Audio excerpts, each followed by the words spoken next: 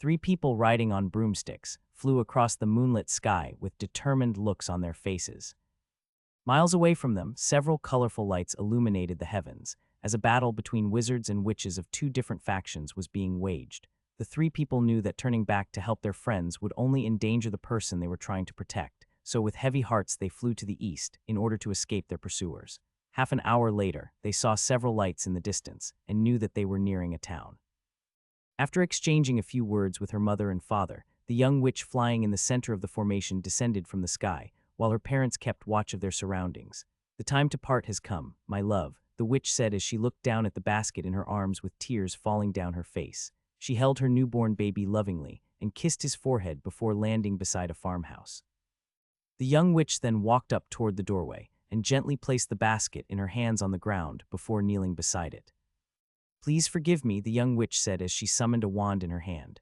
"I pray that you will grow up to live a normal and happy life. Know that no matter where I am, I will always think of you and love you with all of my heart." If possible, she didn't want to do this, but in order to let her child live, she had no choice but to do the unthinkable. "Ars vim extermina," the young witch said softly before lightly tapping the tip of her wand on the child's chest in order to destroy his magic circuits, making it impossible for him to use magic at any point in his life.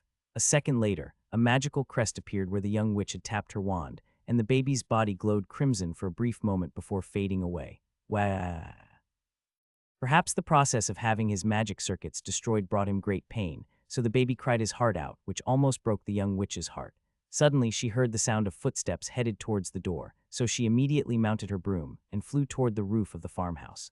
Her baby's frantic cries of pain only grew louder, as if sensing that one of the people who love him the most left him behind. The young witch covered her lips with her left hand, as she too wept bitter tears. It was at that moment when she heard the door opening, and a shout of surprise that came from a woman reached her ears. "It's okay, little one," the middle-aged woman said softly as she picked up the basket of the crying baby in her arms. "Please don't cry." The middle-aged woman lightly rocked the basket as she searched her surroundings, hoping to see the person who left such a small and frail baby on her doorstep in the middle of the night. "A baby?" a middle-aged man asked as he walked beside his wife to look at the child that was crying sadly in her arms. "Who could be so heartless as to leave a child like this? Dear, please don't shout. You will only make the child cry louder." "Ha, fine. Let's go inside first. It's too cold here, the baby might catch a cold." As the couple entered the house, the young witch raised her wand to erase any traces of magic in the surroundings before mounting her broom once more to join her parents in the sky.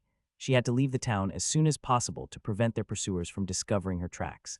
The farther she was away from her child, the safer he would be. Soon, the young witch's parents flew by her side as the three of them headed northwards.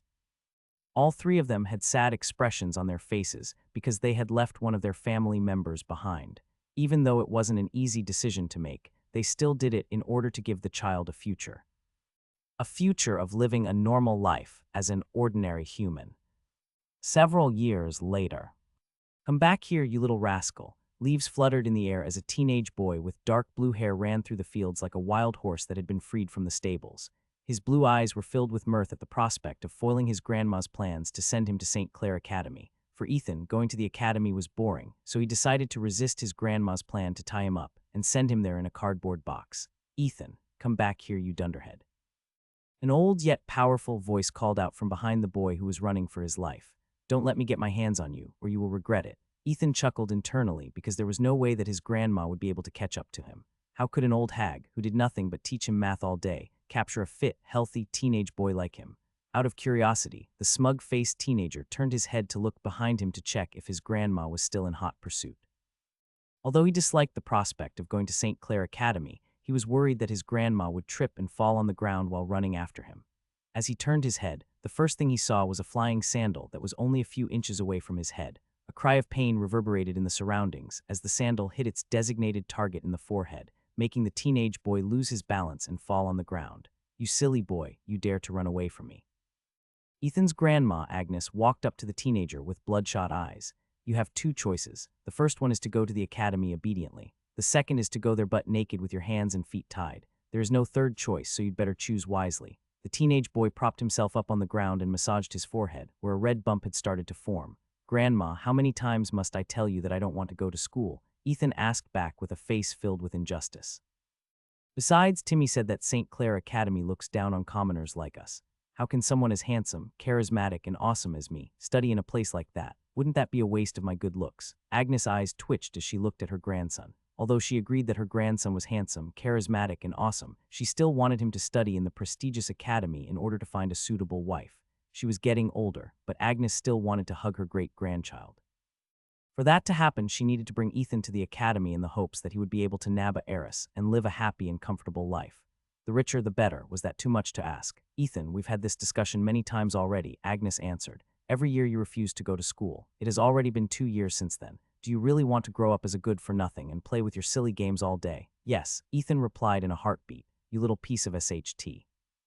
Agnes roared in anger. Agnes was usually a very calm old lady, but when it came to her grandson, her temper was always short. Out of anger, she reached under her skirt and pulled out a spiked club that was over 2 meters long. Ethan shuddered when he saw his grandma pull out a 2-meter-long spiked club out of that place. His first reaction was to say Ewa, but he knew that now was not the time to do that. The spiked club posed a real threat to him, and if that hit his face, what would happen to his good looks? Although he found his grandma's actions unladylike, the threat of getting hit by something that long, hard, and spiky made his liver itch. Grandma, I realized just now that as a respectable young man who had just turned 17 a month ago, I should properly study at a learning institution, Ethan said in a righteous voice, as if he was a fearless warrior that was about to fight an army that numbered in the thousands. It is my duty as a citizen of the realm to study and ensure that our country will prosper for many years to come. Agnes, who was about to swat her grandson silly with the spiked club, was flabbergasted by his eloquent speech. For a brief moment, she thought that using the spiked club to discipline him was overkill. However, that thought only lasted for a brief moment. She knew how pretentious Ethan was, so she took the matter in her own hands and kicked his bum repeatedly.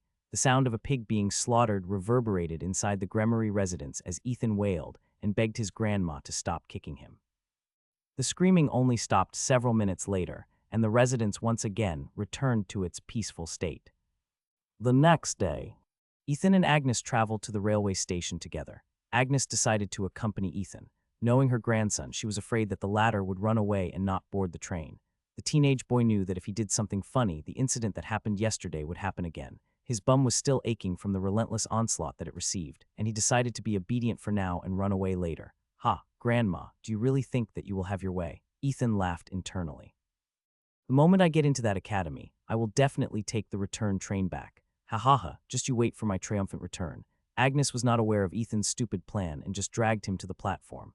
If she knew what her good-for-nothing grandson was planning, she would definitely tie him to the train to ensure that he learned a lesson he wouldn't forget. Go, make sure to call me once you arrive at the academy, Agnes said as she patted Ethan's head. I know that you disagree with me, but that is understandable. Ethan, the world is big, far bigger than you can ever imagine. For you to stay cooped up on the farm is a waste of your good looks. How can my handsome and awesome grandson not accomplish anything in his lifetime? Ethan looked at his grandma with a smile. He felt touched when the old hag called him handsome and awesome. Because of that, he decided to stay in the academy for 2 days before going back home. Here is your ticket, Agnes said as she handed a red envelope to him. Just ask one of the conductors for directions if you are unsure about what train to ride. Agnes smiled and kissed her grandson's forehead. When you return, make sure to bring home a beautiful lady. I'll make sure to take good care of her. Ethan rolled his eyes before waving his hand to bid Agnes farewell. Clearly, his grandma still hadn't given up on hooking Ethan up with a beautiful girl so she could hold her great-grandchild. As Ethan walked towards one of the conductors in the station, he saw something running towards him out of the corner of his eye. Before he could even react, he was pushed down abruptly and fell on his butt, which made him cry out in pain because his bum, that had been repeatedly kicked yesterday by his grandma, had suffered another beating before he could even leave his hometown behind. Enduring the pain, he glared at the one responsible for the incident and gave them a piece of his mind. Hey, watch where you're going. Ethan wasn't able to continue his shouting as his gaze landed on the person that bumped into him just now. A young lady with long, silver blonde hair slowly stood up from the floor and glanced in his direction. This glance only lasted for a brief moment before she picked up one of the small red envelopes on the ground and hurried away. You could have at least said sorry, Ethan grumbled before picking up the red envelope lying on the ground beside him. Ha, what a bad start.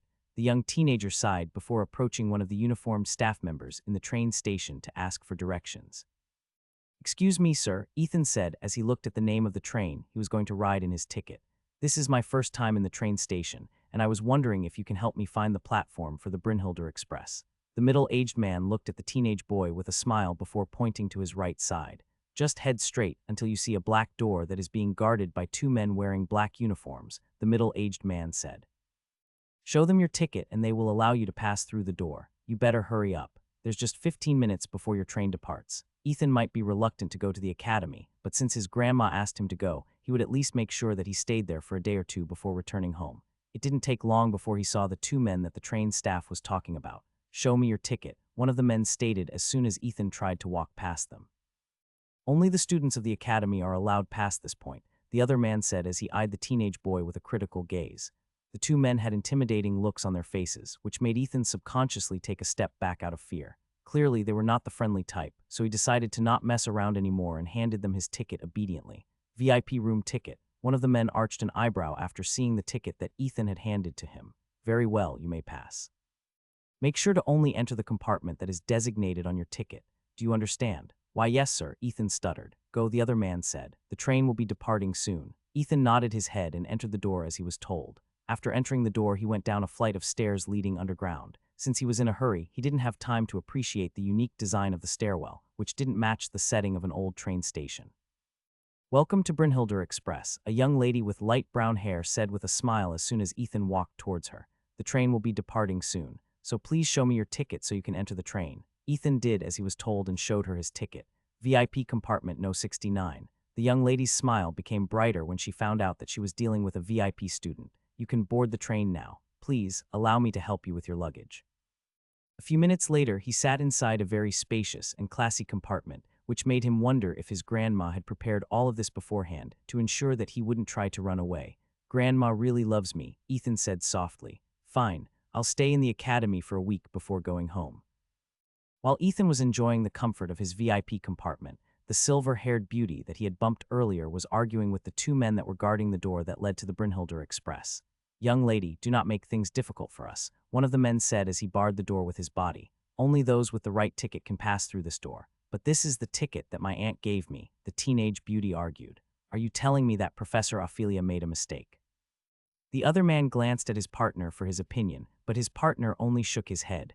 Sorry, young miss, but rules are rules, one of the men said. It will be best if you Just before the men could tell the young lady to go home, a middle-aged lady called out to her from behind. Alice, why are you still here? Aunt, you're finally here. They won't let me ride the train. Professor Ophelia, one of the professors of Brynhilder Academy, frowned before looking at the two men that were preventing her niece from boarding her train. Gentlemen, is there some kind of problem? Professor Ophelia asked. One of the men gave an awkward smile before bowing respectfully to the professor. Professor, did you perhaps make a mistake when you gave your niece the ticket? The man asked. Her ticket isn't meant for the Brynhilder Express. It's meant for the St. Clair Express. Excuse me, Professor Ophelia asked back before taking the ticket from her niece to take a better look at it. A glance was enough to tell her that the ticket was indeed meant for a different train, which made her frown. Sorry, Professor, but rules are rules, one of the men said. I really can't make an exception, even if it is you, Professor. The words of the guard broke Professor Ophelia out of her daze, which made her nod her head in understanding. Sorry about this, Professor Ophelia replied with a smile. It seems that my age is catching up to me. I'll personally take my niece to the academy. Alice, let's go. Professor Ophelia held her niece's hand and walked away from the two men at a brisk pace. She might be getting old, but she was certain that she gave Alice the VIP ticket that would allow her to have a comfortable journey to the academy. When they were out of anyone's sight, the professor summoned a wand out of thin air and waved it around them, creating a dome of invisibility, preventing anyone from seeing or hearing the things that they were about to discuss. What happened? Professor Ophelia asked. Tell me how you suddenly got the wrong ticket. Alice, who had kept her silence since she was taken away by her aunt, raised her head to answer her question. A while later, Professor Ophelia's face became pale when she heard her niece's explanation. It was also at that moment when the faint whistle of a departing train was heard, making her face become paler. We have to hurry, Professor Ophelia said as she grabbed Alice's hand in order to leave the train station. We must get to the academy before the Ordinarius is screened by the scrying crystal.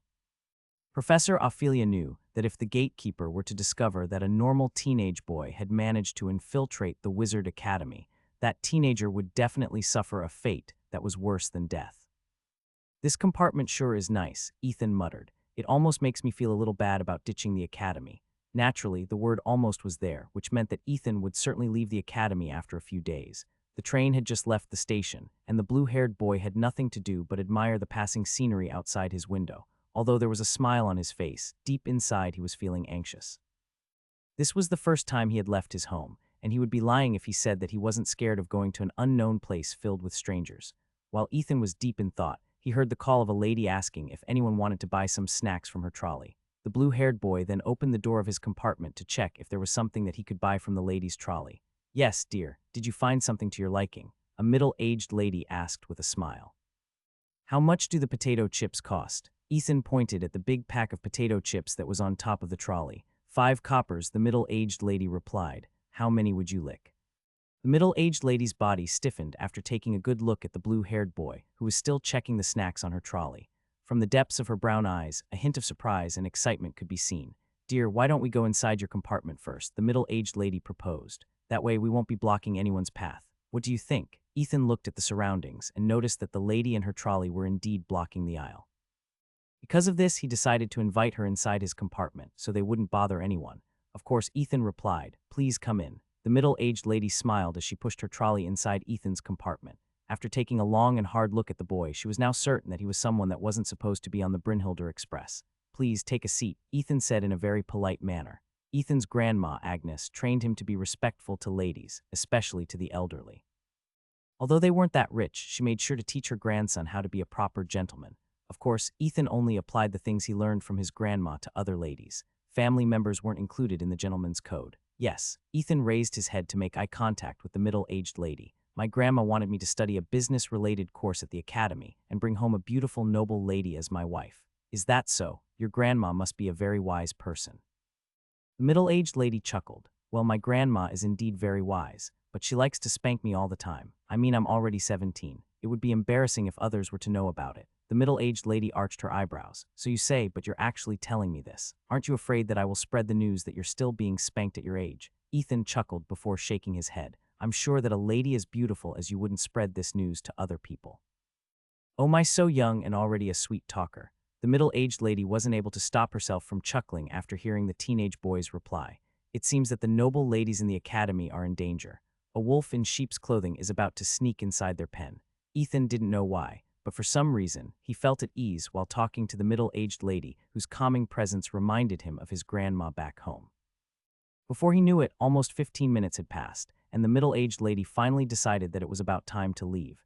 "Since it's your first time going to the academy, you can have this one for free," the middle-aged lady said as she gave Ethan the biggest pack of potato chips on her trolley. "Also, take this as a souvenir of our meeting." The middle-aged lady took out a black bracelet from her pocket and personally attached it to Ethan's wrist. "Ethan, remember this."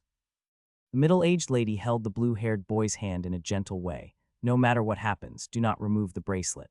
It is a good luck charm that will keep you safe in the academy." Ethan felt touched because, aside from his grandma, this was the first time that an older person had given him something for free. At first, he wanted to refuse, but the kind lady's words touched his heart, making it hard for him to reject her generosity. The middle-aged lady smiled. "Very well. I will keep your words close to my heart. I look forward to meeting you again in the future." After those parting words, the middle-aged lady finally left the VIP compartment and continued to make her usual rounds. She had been assigned by her superiors on the Brynhilder Express to look for those who had lost their way and ensure that all of them would be kept safe from harm. "I better tell my superiors as soon as I get off the train," the middle-aged lady muttered. Things are going to get interesting in the academy. Ethan, who wasn't aware of the lady's other motives, was in a good mood because he got some free snacks as well as a souvenir for free. "What a kind lady," Ethan said as he opened his bag of chips. "I wish there were more people like her in the world." At that exact moment, the train entered a tunnel. Although it was dark, Ethan didn't mind it one bit. He just ate one potato chip after another until the train finally left the tunnel. It was at that moment when the blue-haired boy's eyes widened in shock because the scenery he saw outside of the window looked surreal. Floating islands with flowing waterfalls appeared in his vision. It was the first time he had seen something so beautiful, and it made him wonder if he had fallen asleep when the train entered the tunnel. Suddenly, he heard a loud roar which made him shift his gaze to his left side. Ethan's jaw and the potato chip he was about to eat dropped when he saw a giant eye looking at him from outside his window. A few seconds later, the eye moved away, revealing a large creature with red scales and 2 magnificent wings on its back. The blue-haired boy had seen something similar in the fairy tale picture book that his grandma had given him while he was still young. Although he didn't know if he had fallen into some kind of daydream or not, one thing was for sure. What he was seeing right now looked so real that it would be very hard for him to know if he was really dreaming or not. With another loud and mighty roar, the dragon flapped its wings and flew westwards, leaving the Brynhilder Express and the shocked teenager behind. Okay, Ethan, calm down, Ethan said as he lightly patted his chest. First, let's see if I am dreaming or not. The teenage boy pinched his arm so hard that he almost cried out in pain. It was then when he confirmed that he wasn't dreaming. There must be some logical explanation for all of this, Ethan muttered as he picked up the bag of chips that had fallen on the carpeted floor. I mean, since I saw it, others might have seen it too, right? But why isn't anyone on the train shouting? The blue-haired boy thought long and hard and came to a conclusion. Dragons flying near trains was a very normal thing to happen. Maybe it's because I was raised in the countryside, so I'm not aware of something so common, Ethan muttered. Maybe this is the norm for people in the big cities. Maybe Grandma was right. Perhaps I should see the world more, so I won't remain ignorant. After finally finding an explanation that could satisfy him, the blue-haired boy once again started to eat his potato chips, while admiring the picturesque scenery outside of his window. Although he was still feeling doubtful about what he had just seen a while ago, he believed that he would better understand the situation once he arrived at the academy and learned a few things from it. Astrius, I know that it will be difficult, but please, do your best to arrive at the academy before the Brynhilder Express does, Professor Ophelia said as she lightly patted the back of her griffin. My reputation and that boy's life are at stake. The griffin gave a low shriek of acknowledgement as it flapped its mighty wings to traverse the Rostrever forest. The professor, as well as Alice, hurriedly left the station and went to the nearest magic gate in order to go to the wizard world. Fortunately, Professor Ophelia left her mount, Astrius, near the magic gate at the station.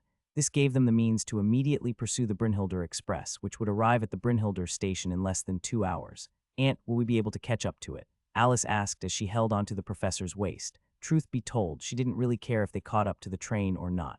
For her, what happened in the station was the blue-haired boy's fault. If he hadn't blocked her path, she wouldn't have bumped into him, and they wouldn't find themselves in the current mess they were in. You should pray that we do, Alice, Professor Ophelia said anxiously. If not, your father will be very displeased. The beautiful young lady who didn't think that what happened earlier was that big of a deal immediately shuddered after hearing her aunt's reply. Of all the people that Alice didn't want to offend or disappoint, it was none other than her father, who was the current minister of the Magic Bureau, who managed the concerns of the entire wizard world. An hour later, Astrius gave a resounding shriek, as if informing Professor Ophelia about something. Hearing her mount's report, the professor took out her wand and lightly tapped it on the monocle on her right eye. Immediately, her vision zoomed in on the distance. There she saw the train that they were trying to catch up to, which gave the professor renewed hope. Unlike the train that was fixed to how the railway was built, a griffin could take shortcuts and soar over mountains, allowing for faster travel. Now that her target was in sight, Professor Ophelia asked her loyal mount to take the shortest route to the station where the children would disembark. As Astrius was about to give a positive reply, a mighty roar reverberated in the surroundings, which forced the griffin to take a nosedive towards the ground. A moment later, searing hot flames flew past the place where the griffin was flying earlier. If Astrius didn't descend right away, it might have been roasted to oblivion alongside the 2 witches that were mounted on his back. An adult red dragon. Alice cried out in alarm as the monstrous beasts started to chase after them. Adult dragons were one of the apex predators of the wizard world, and they took great pleasure in hunting down any hippogriffs and griffins that happened to cross their way. Professor Ophelia knew that this was a matter of life and death, so she took out her wand and instructed Alice to do the same. Repeat after me, Nubs Atrofumus, do you understand? Professor Ophelia asked as she pointed her wand at the red dragon who was following behind their back. Alice nodded and also pointed her wand at the dragon. At the count of 3, Professor Ophelia stated, 1, 2, 3, Nubs Atrofumus. Jet black smoke erupted from the tip of their wands, blocking the dragon's sight. The smoke then expanded in their surroundings, covering the entire forest in a cloud of black smoke. This wasn't the first time that Professor Ophelia had used this spell while traveling in the wizard world, and her mount, Astrius, already knew what to do in this situation. Using the smokescreen as cover, the griffin flew as low as possible, nearly touching the ground in the process. It was looking for a safe place to hide in order to escape the dragon's pursuit, while the black smoke was still active. Fortunately, its keen eyesight allowed it to find a dense patch of trees in the distance, which was a perfect cover from the red dragon that was hot on its heels. A moment later, a loud roar of annoyance reverberated in the surroundings, scaring almost all of the wildlife in the forest. As all the creatures, big and small, ran to find a place to hide, Astrius landed on the ground and squeezed itself into the dense patch of trees before crouching down. Professor Ophelia covered Alice's mouth with her hand as she carefully observed their surroundings. The spell she cast was a multi-purpose spell that not only blocked one's vision, but also erased any scent in the environment. Its effect would linger for half an hour before dispersing completely, which was enough time for them to evade the dragon's sharp sense of smell. Suddenly, a black shadow passed over the trees they were hiding in. Professor Ophelia gripped her wand tightly, while her other hand remained over Alice's lips, preventing the girl from uttering a single word that might alert the dragon of their whereabouts. Finally, after what seemed like an eternity, Astrius gave a short shriek, telling the professor that it could no longer sense the dragon in the surroundings. "Fly low for now, Astrius. Run if you have to," Professor Ophelia said as she sighed in her heart. "That dragon might still be around. It is best that we keep out of its sight for the time being." The griffin nodded its head in understanding and began to run through the forest like a horse, while looking for a place where it could freely open its wings to fly. Professor Ophelia felt very bitter about the appearance of the red dragon because it was the worst timing ever. If the red dragon hadn't appeared, they would have definitely been able to beat the train to the station and apprehend the boy before the Magic Bureau got wind of his existence. "Everyone, we have arrived at our destination," the train conductor said as he shook a handbell in his hand. "Make sure that you don't leave any of your luggage behind you as you depart the train. I repeat, we have arrived at our destination. Make sure that you don't leave any of your luggage behind as you depart the train. We have arrived at Brynhildr Station." Ethan opened the door of his compartment and walked down the aisle, carrying his bags. Was it supposed to be Brynhildr Station? Ethan thought. If I remember correctly, it should be Stanmore Station. From there, it would be a 5-minute walk to the gates of St. Clair Academy. The blue-haired boy still had his doubts, but since they arrived at the train's destination, he had no choice but to disembark. As soon as he left the train, he saw all the teenage boys and girls being ushered to several carriages that lined up the side of the station. "Each carriage can be shared by 4 people," the station master said as he and his subordinates helped guide the students who had arrived at the station. "First years to the left, second years to the right, third years and above, you already know where to go. Don't tarry here and go to your own lanes." Ethan, who had been enrolled as a first year by his grandma, lined up on the left where several teenage boys and girls that were around his age had lined up as well. "Please prepare your train tickets," the station master stated. "Your carriage will be determined by your train ticket.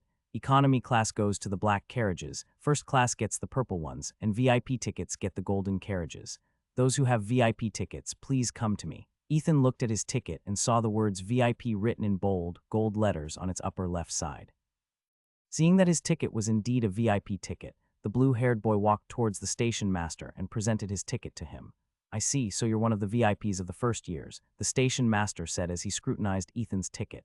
"Very well, come with me." All the first years who had lined up on their respective platforms gazed at Ethan with a look of jealousy and envy. VIP tickets were a form of status. They could only be obtained by people of high status in the magic world. Students who received such a ticket were those who came from highly influential families or those who had high positions in the Magic Bureau. "He's a first year. I better form a good relationship with him later. I hope we were in the same class. If I become his friend, wouldn't that mean that I'll be able to rub shoulders with the nobility? He's quite good looking. Is he perhaps single? Mother said that I should look for high-ranking nobles. Even if they only make me their concubine, I will be secure for life." Murmurs spread throughout the surroundings as Ethan was taken away by the station master. All of them wanted to be on good terms with the blue-haired boy, who seemed to belong to a very influential family in the magic world. However, not all of them were thinking along these lines. A young lady with light brown hair and green eyes looked at the blue-haired boy in the distance in confusion. "How can he possibly be here?" the young lady thought. "Are my eyes deceiving me? Is he perhaps a different person?" The young lady wasn't quite unsure if the blue-haired boy was someone she knew or not. "It doesn't matter." The young lady handed her ticket to the staff member in front of her. "If it is really him, we will meet at the testing site later." "Grandma, you are the best," Ethan muttered as he sat on a very comfortable couch inside the golden carriage that was assigned to him. "Man, I almost feel sorry about my plan to leave the academy after a few days." While the young man was feeling a bit guilty about what he planned to do after arriving at the academy, his carriage started to move. Ethan looked at the passing scenery, but the only thing he could see were trees on both sides of the carriage. Several other carriages were traveling down the road as well, but all of them were on the right side of the road. The golden carriage traveled on the left, free from any kind of obstruction. A few minutes later, the carriage arrived at its destination, and Ethan disembarked while admiring the academy in front of him.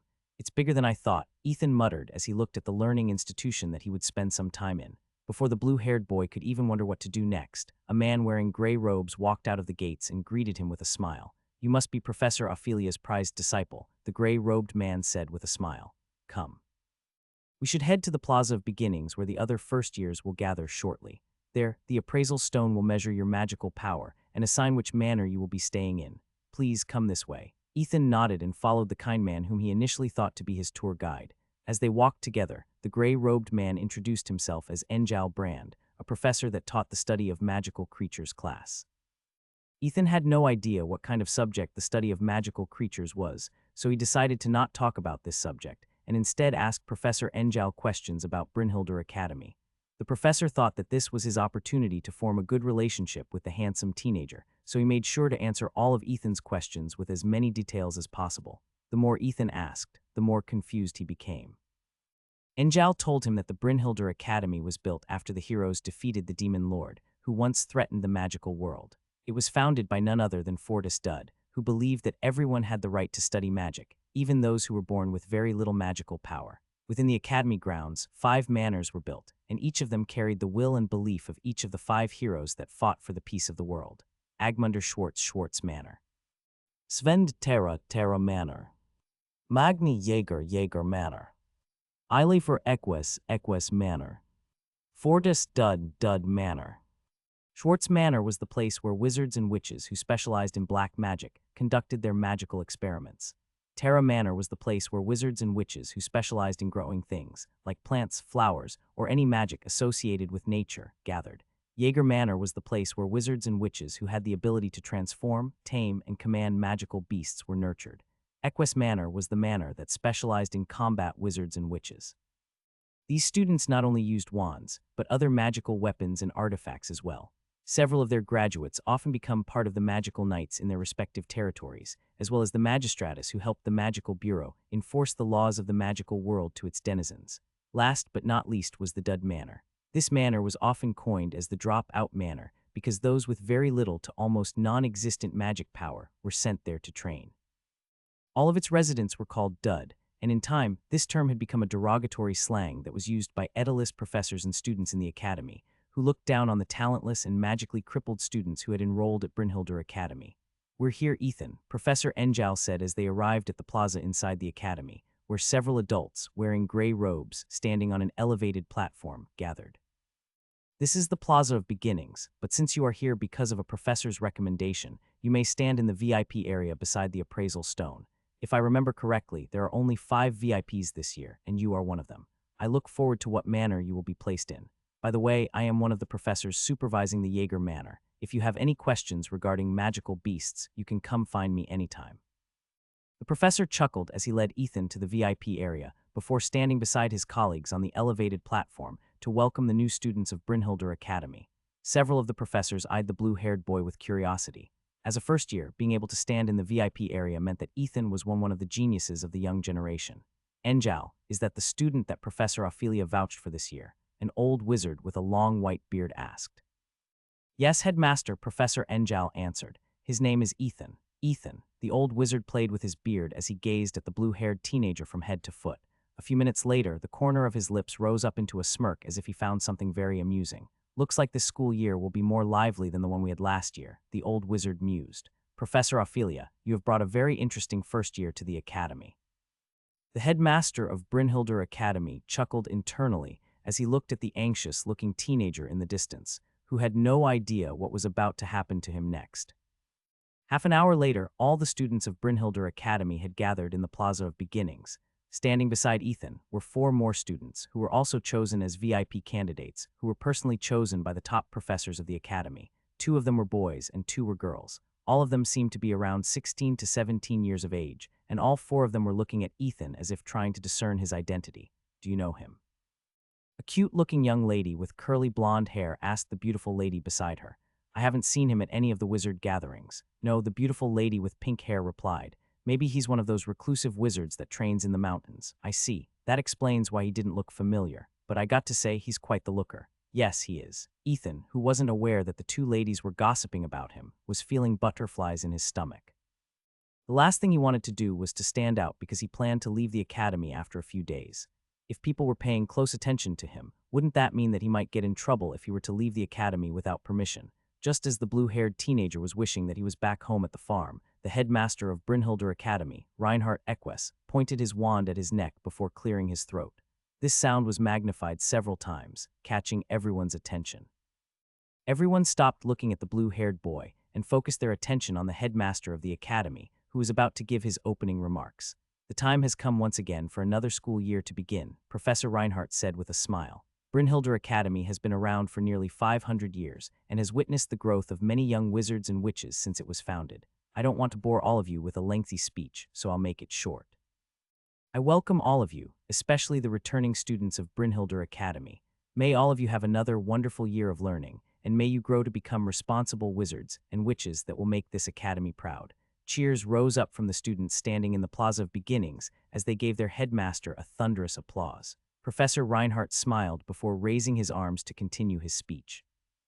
Joining us today are the first years, who will start their magical education within the academy's walls, Professor Reinhardt stated. The study of magic isn't just about learning more powerful spells and concocting potions. True magic is the magic that comes from everyone's hearts, for this is the unique magic that allows you to be different from the rest. Although the study of magic branches out into different paths, all roads lead to Yggdrasil. The magic that had been given to you by the great world tree of magic on the day of your birth will one day usher in a new era of prosperity. Because of this mission, Brynhilde Academy was founded, so it's fine to fail. It is fine to make mistakes. It is fine to feel helpless. Know that this is all part of the learning process. I promise you 1 year from now, when you walk out the doors of the academy, all of you will have become a brand new and better version of yourselves. Reinhardt then raised his wand and pointed at the sky. The other professors behind him did the same. One by one, the second years, third years, fourth years also pointed their wands to the sky as they joined the professors in signaling the start of the school year of Brynhilde Academy. May the flames of magic burn forevermore. Professor Reinhardt shouted, Ethan Principium, Ethan Principium. The professors as well as the second-year students and above all shouted in unison. A few seconds later, a dazzling ray of light burst forth from the tips of countless wands and flew towards the sky, creating an aurora of different colors.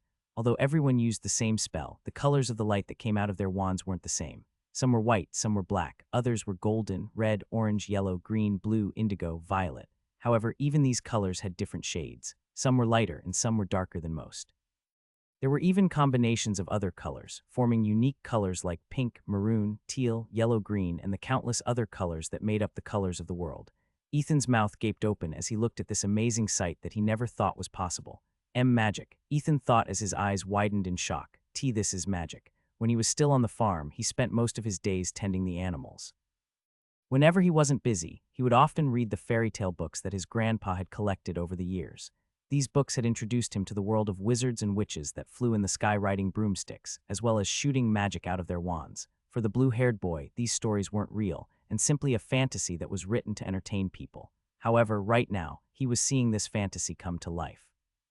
When the aurora faded, several colorful particles of lights descended upon the sky and landed like snowflakes to the students in the Plaza of Beginnings, blessing them with the beauty of magic as they embark on another school year inside Brynhilde Academy, where they would continue to learn the many ways they could improve their magic. Everyone, we will now start the sorting of the first years, Professor Reinhardt said with a smile. Once I call your name, please place your hand on the appraisal stone. It will tell you which manor you will be staying at. However, know this, the manor is only a place where you will spend your days to rest within the academy grounds. It is not a label that defines you for what you are. No matter how powerful or how weak your magic is, let your heart lead the way to greatness. Another round of applause reverberated in the Plaza of Beginnings. Even Ethan clapped his hands because he felt touched with the headmaster's words.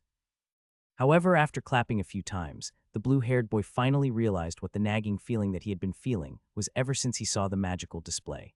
Grandma, I think I rode the wrong train, Ethan said internally as the feeling of anxiety increased with each passing second. He never thought that a normal farm boy like him would suddenly find himself in the midst of wizards and witches, who all excelled in the power known as magic. Now, first years, it's time for all of you to be sorted with the appraisal stone, Professor Reinhardt said. However, before that, let me introduce to you the 5 pillars of the first years. Professor Reinhardt pointed at the 5 people who were standing at the VIP area near the appraisal stone. Every school year, the chosen professors would look for the most talented wizards and witches in the magic world that were between the ages of 15 and 17. These students would be brought to the Brynhilde Academy, and their school tuition and other school expenses would be waived by the academy.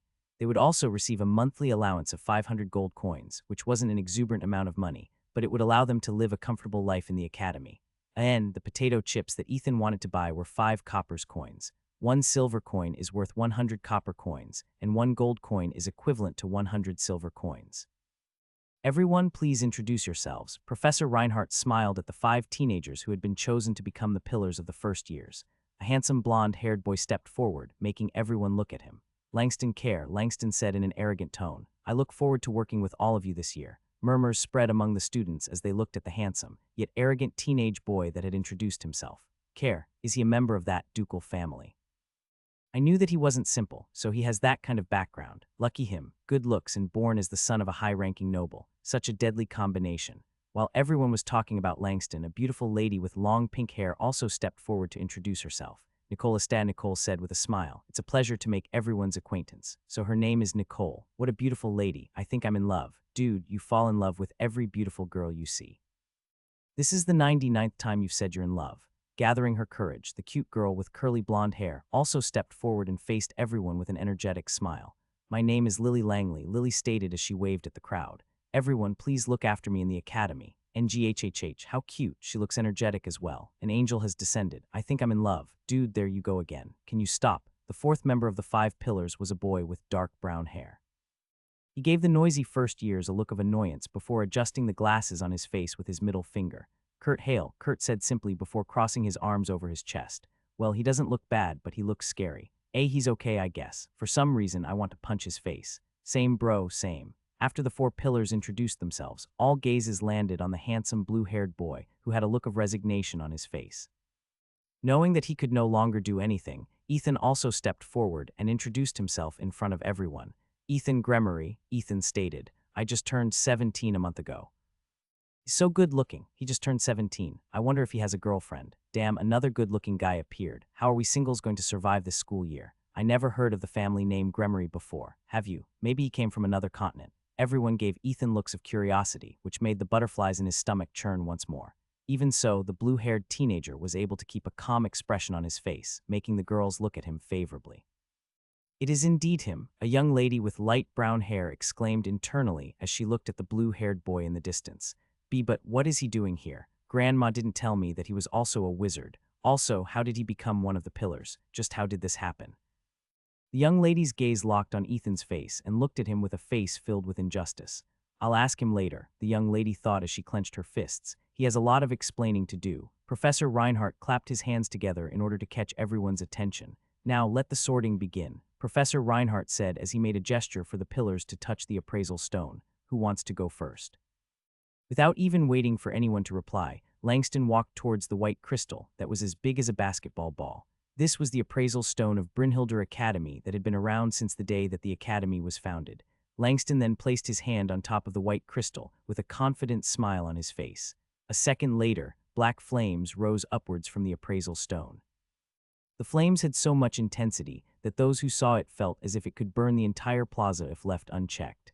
However, contrary to the first year's expectations, the flames disappeared without a trace after 10 seconds and 2 words shining in black letters hovered in the air. Schwartz Manor.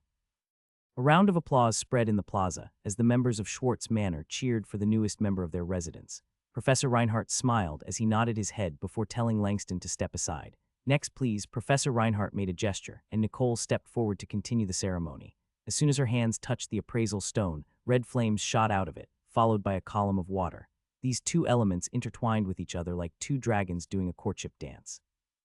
Everyone who saw this scene was mesmerized due to how beautiful it was. When the 2 dragons melded together, the words, Equus Manor appeared in front of everyone. Such a promising young witch, one of the professors sighed as she clapped her hands. She will definitely be the darling of her house. Suddenly, the cute girl, Lily, ran towards the appraisal stone and playfully touched it with her hand. An illusionary white fox with 4 tails appeared and ran in circles in the air, going higher and higher until it burst out in a shower of white sparks, falling down on everyone like snowflakes. A moment later, the words Jaeger Manor appeared, making the members of her manor cheer for her. So troublesome, the boy with dark brown hair with spectacles muttered as he also placed his hand on the appraisal stone. Suddenly, several vines filled with thorns appeared around him and spread in the surroundings. They were like venomous snakes that were out to bite anyone that drew near them. The vines even reached the place where the first years were, which made several of them cry out in alarm. However, before the vines could even touch any of them, they all turned into green light that merged together forming the words, Terra Manor. It's your turn, Ethan, Professor Reinhardt said kindly as he urged the blue-haired teenager to touch the appraisal stone. Oh, okay, Ethan stuttered as he walked rigidly like a robot towards the appraisal stone, which made several girls giggle as they looked at the handsome teenager who was walking in a weird manner. Ethan stood in front of the appraisal stone and took a deep breath. Here goes nothing, Ethan thought as he raised his hand. He no longer cared about anything and had thrown caution into the wind. Just as the boy was about to touch the appraisal stone, a loud shriek spread in the surroundings. Stop. Professor Ophelia shouted as her griffin descended from the sky. Due to the commotion, Ethan turned around to look at the person who shouted at him. However, the moment he did that, his gaze landed on the beautiful silver-haired girl, who looked surprisingly familiar to him. It's you, Ethan almost shouted as he pointed her finger at the girl whom he had bumped into him in the station. The silver-haired lady held his gaze, and a faint trace of anger appeared on her beautiful face. Clearly, she wasn't happy about her near-death encounter that had happened a few hours ago. Right now, Alice wanted nothing more than to slap the blue-haired boy's face and make him apologize for taking her place. It's you, Ethan shouted as he pointed at the silver-haired young lady that was mounted on top of a creature, who was half eagle, half lion. Ah, Professor Ophelia, perfect timing, Professor Enjal said with a smile. The candidate you chose is about to get sorted. You must be looking forward to it, right? Professor Ophelia's body stiffened after hearing Professor Enjal's reply. She had done her best to arrive at the academy as soon as she could, and the moment she arrived at the plaza, the blue-haired boy, who had accidentally picked up her niece's train ticket, was about to place his palm on the appraisal stone.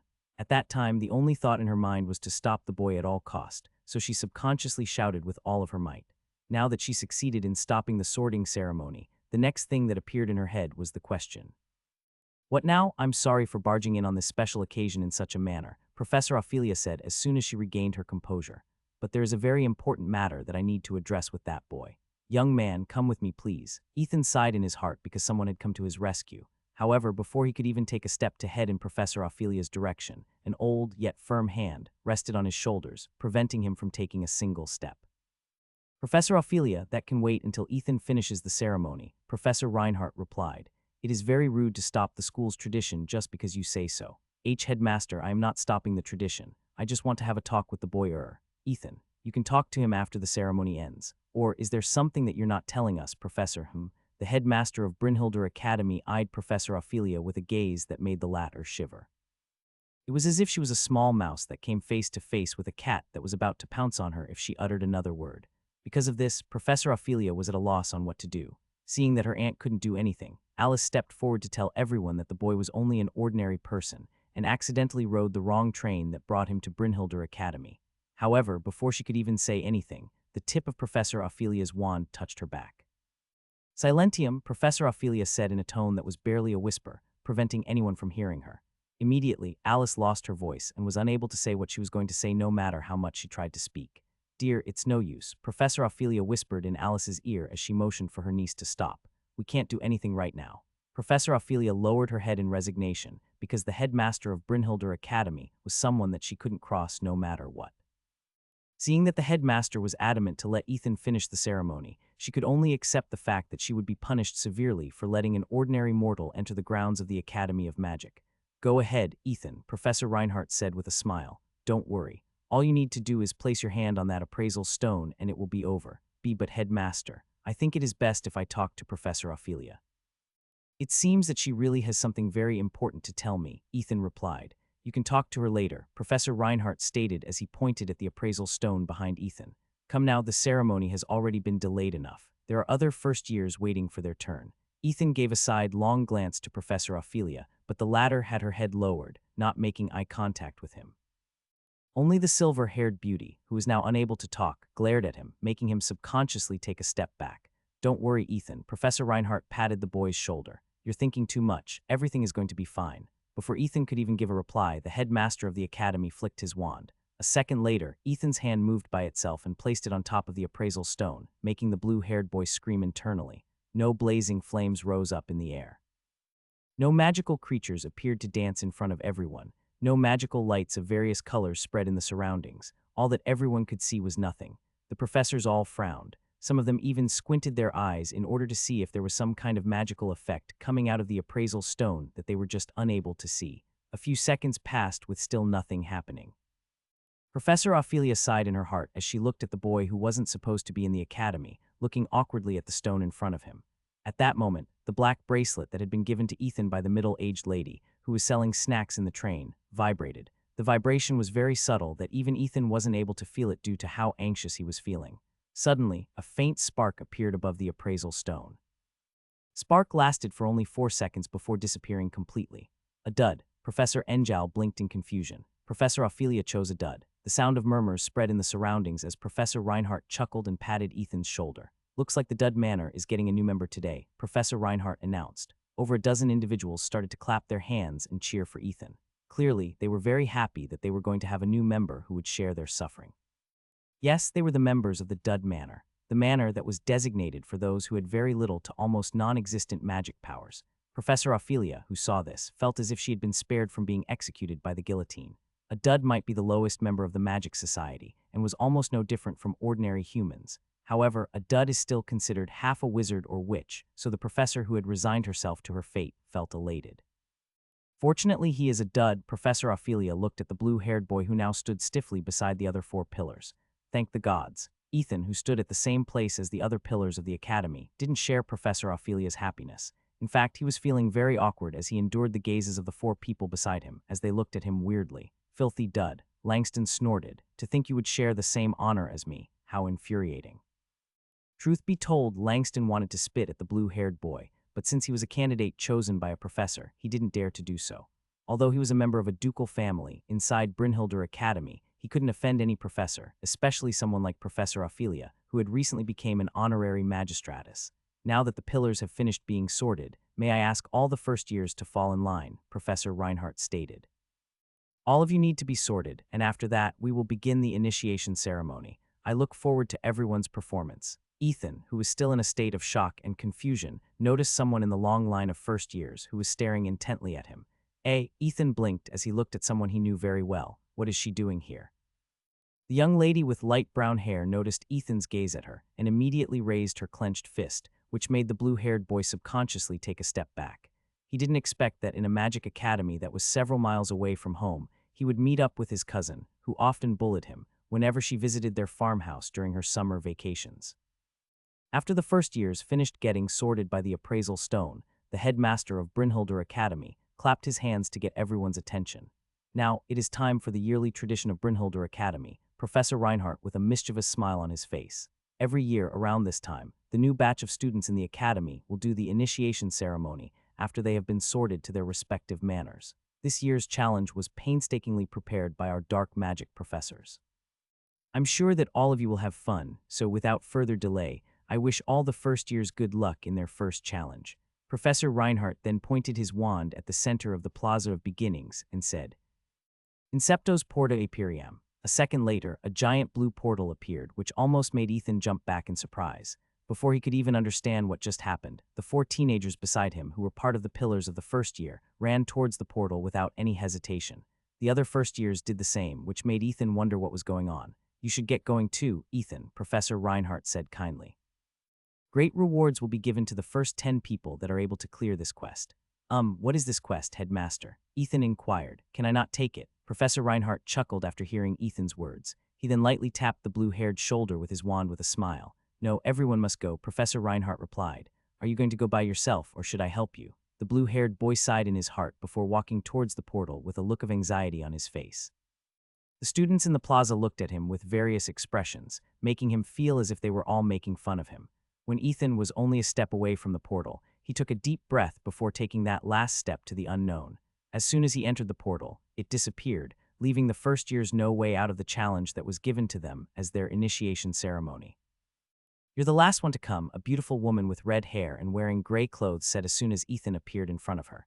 Do you have a wand with you, or would you prefer to use a magic weapon instead? You will need it in order to clear the exams. Wand, weapon. Ethan blinked in confusion. What kind of exam are we doing? The beautiful woman smiled as she gave the blue-haired boy a long and hard look. Have you ever been to a dungeon before? The beautiful woman asked. Dungeon, what's that?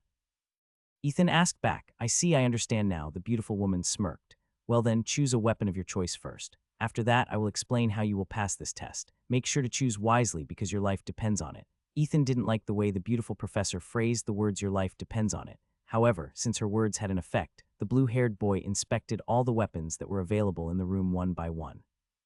After seeing everything, he looked back helplessly at the beautiful woman and asked a question. Did you have a pitchfork? Ethan asked. A pitchfork? The beautiful woman arched an eyebrow. Why do you need a pitchfork? I grew up on a farm and it's the tool I am most familiar with, I see. Well, if that is what you want, then I'll accommodate you. The beautiful professor smiled as she grabbed something from the air. A minute later, she was holding a round, metallic ball and handed it to the blue-haired boy, who looked at it in confusion. This is called a molding ball, the beautiful professor explained. It is made from magical cold iron and will transform into any shape that the user desires. This cost me 200 gold coins to make, but I'll lend it to you free of charge. Now, close your eyes and visualize a pitchfork in your head. Ethan obeyed the professor and closed his eyes. The molding ball in his hand felt cold, and yet there was a sense of familiarity in it. A moment later, the metallic ball transformed into an iron pitchfork. Ethan felt the moment the ball transformed, and when he opened his eyes, he was holding a pitchfork in his hands. Amazing, Ethan thought as he gave the pitchfork a few practice swings as he tested its weight. It has the right length, weight, and balance. It is as if this pitchfork was perfectly made for me. Seeing how amazed the blue-haired boy was, the beautiful professor wasn't able to stop herself from giggling. How innocent, the professor thought. It reminded me of the time when I first discovered magic. The professor wanted to reminisce, but she knew that now wasn't the time. She then began to explain to Ethan what the test was about and made sure that the teenage boy understood every word of it. So I just have to find the exit in order to clear this test, Ethan inquired. Yes, the professor replied. Monsters will be spawning randomly inside the dungeon, and you either run from them or fight them. The choice is yours to make. This test also has a deadline. After 2 hours, the test will end and all the students will be kicked out of the dungeon automatically. So you don't have to worry about not being able to get out if you get lost. Just do your best to survive. Ethan patted his chest after listening to the professor's words. So I just need to wait 2 hours and I'll be kicked out of the dungeon, right? Yes, the professor replied. But you should do your best, young one. There are some amazing prices that we prepared this year. They are much better than that molding ball you're carrying right now. Well then, time for you to go. The clock is ticking. The beautiful professor didn't even wait for Ethan's reply and dragged him towards the only door in the room. Good luck, I'm rooting for you. Those were the last words that the professor said before she pushed Ethan through the door, making the latter's head almost fall headfirst on the ground. As soon as he regained his balance, the blue-haired boy looked at his surroundings and came across a young lady with light brown hair who was leaning on the wall of the dungeon. Took you long enough, the young lady walked towards Ethan with a huff.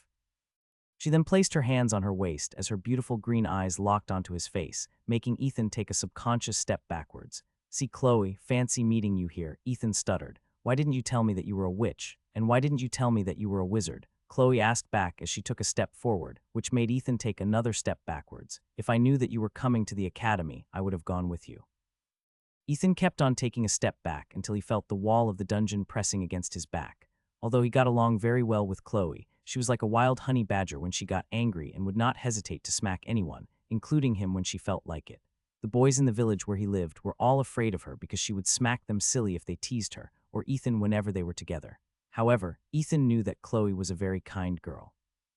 She just had this bad habit of punching people when she became embarrassed, especially because their friends called her Ethan's summer girlfriend whenever she visited the farm during her summer break. Wait, Chloe, there is a good explanation for this, Ethan said. Actually, I got here by accident. As soon as Ethan was going to say that he got there by accident, he suddenly found himself unable to talk. This was similar to what happened to Alice in the Plaza of Beginnings when her aunt used a silencing spell on her. Chloe, who saw that something seemed to be wrong with her cousin, lightly tapped his chest with her wand. A moment later, a faint purple glow shone on Ethan's chest, which made Chloe frown. After thinking for a few seconds, she made a gesture for the blue-haired boy to lower his head so that she could whisper something to him. Someone used a special silencing spell on you, Chloe whispered. Let's talk about it later. First, we need to find the exit of this dungeon. Although Ethan was still a bit confused, he nodded his head and agreed with Chloe's proposal. The professor earlier said that this dungeon is dangerous, Ethan said before holding Chloe's hand. Let's go and find the exit together. Okay, Chloe replied and allowed herself to be pulled by the blue-haired boy to start exploring the dungeon. Since Ethan was looking in front of them, he didn't see the faint blush that appeared on Chloe's face as they walked hand in hand in a place where the undead sought the warmth of the living. Since when did you know you were a witch? Ethan asked as he walked hand in hand with Chloe inside the dungeon. Since I was 12, Chloe replied. Do you remember that kidnapping incident a few years ago? The one when you and a few of your friends were kidnapped when you were on a field trip? Yes, that one. Chloe stopped walking, which made Ethan look at her with concern. I don't know if I was lucky or unlucky to be involved in that incident, Chloe stated as she recalled what happened in the past. One moment we were laughing together, the next we were knocked unconscious by a spell. When we regained our consciousness, we were all tied up in a warehouse with dozens of other children who were around the same age as me. We tried to scream and call for help, but for some reason, no sounds came out of our lips. All of us had been silenced, and the only thing we could do was cry. Chloe paused as she looked down on the ground under her feet, as if making sure that her hands and feet were no longer bound by ropes. A minute later, she continued her tale. While everyone, including me, were crying our hearts out, we heard loud explosions outside the warehouse. It was very chaotic back then. There was shouting, there was cursing, and there were explosions. Perhaps due to how intense the battle was, a stray spell hit the warehouse, creating a spark that ignited a blaze. Since we were tied up, there was no place we could go. Back then, I felt so sad that I would not be able to see my parents again. I was sad because I would not be able to see you again. Chloe looked at Ethan, who was still holding her hand, and smiled faintly. It's strange. Even though I should have been worrying about myself, the only thing that was on my mind was seeing my families and your sad faces. Perhaps I was more afraid of that than dying. Chloe then sighed as she looked down on the ground. When the fire was about to engulf us all, I felt something stir inside me. The young lady then raised her wand and twirled it in front of her, creating a ball of flame which almost made Ethan jump back in shock. The fireball then opened up like a flower in full bloom, and from inside it emerged a little golden fox that was only half a foot tall. That is when I met Khan. Chloe smiled as she lightly patted the golden fox, which seemed to enjoy being petted by her master. She saved us from the flames and gave the wizards and witches enough time to save us all. That was how I discovered I was a witch. The young lady then held Ethan's gaze as she asked him the question that was on her mind. How about you? Since when did you know you were a wizard? Chloe asked. You're even chosen as one of the pillars. Did someone vouch for you? The blue-haired boy couldn't help but scratch his head as he looked at his cousin, who was more like a childhood friend to him. It's complicated, Ethan replied. I mean, do I even count as a wizard? I'm one of those duds, right? Yes, you are a dud, but that's fine. Chloe smiled. If you weren't a dud, then we wouldn't be here together right now, so I guess it's a good thing. Ethan didn't know what Chloe was thinking because he was busy trying to make an excuse for how he ended up in Brynhildr Academy. For some reason, something was preventing him from telling the truth, which made him frustrated. While the blue-haired boy was busy thinking of what to say next, something moved at the corner of Chloe's vision, which made the latter become pale. Watch out, Chloe shouted as she pushed Ethan towards the wall of the dungeon. Before the blue-haired boy could even process what just happened, a human-like creature with rotting flesh went past him. Aegnes Fulmine. Chloe stuttered as she hastily pointed her wand at the zombie, who suddenly appeared out of nowhere to attack them. A fire bolt that was as big as a tennis ball erupted from the tip of the wand and hit the ground a meter away from the zombie. Chloe's hand was shaking, so she wasn't able to aim properly. Clearly, she wasn't proficient in casting spells in order to protect herself. Fortunately, the little golden fox Khan was there. Chloe's guardian immediately spat a small fire bolt at the zombie, hitting its chest, making it take a step back. The smell of burnt flesh permeated in the surroundings. However, the zombie seemed oblivious to the damage it received. Instead of writhing in pain, it lunged at Chloe, making the latter scream. At that moment, a pitchfork smashed against the side of the zombie's face, severing its head completely from its body. Ethan didn't pause and followed up with another strike. This time he aimed for the zombie's chest, which sent it flying. Is it dead? Chloe asked as she grabbed onto Ethan's robe while looking at the unmoving body on the ground. Instead of answering her, Ethan stabbed the zombie's head on the ground beside his feet with his pitchfork, making it turn into particles of green light. The body of the zombie also disappeared, which made Chloe sigh in relief. There are a lot of things we need to talk about, but let's find the exit first, Ethan said as he gazed at the dimly lit path in front of them. Stay close to me. I'll protect you. Okay, Chloe said as she removed her hands from the blue-haired boy's robe. Her heart was beating wildly inside her chest, and she didn't know if this was due to the zombie attack or because of how cool Ethan looked right now. No, it is I who should be protecting Ethan, not the other way around, Chloe thought as she lightly patted her chest in order to regain her composure.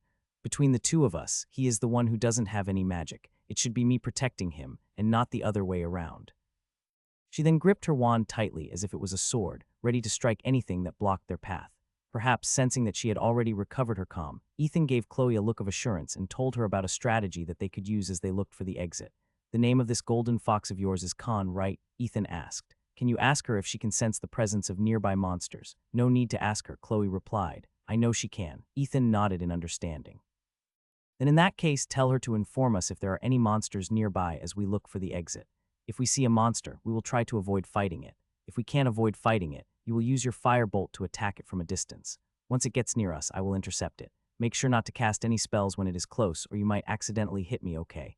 Understood. Chloe gave Ethan a brief nod in order to inform him that she understood the strategy very well.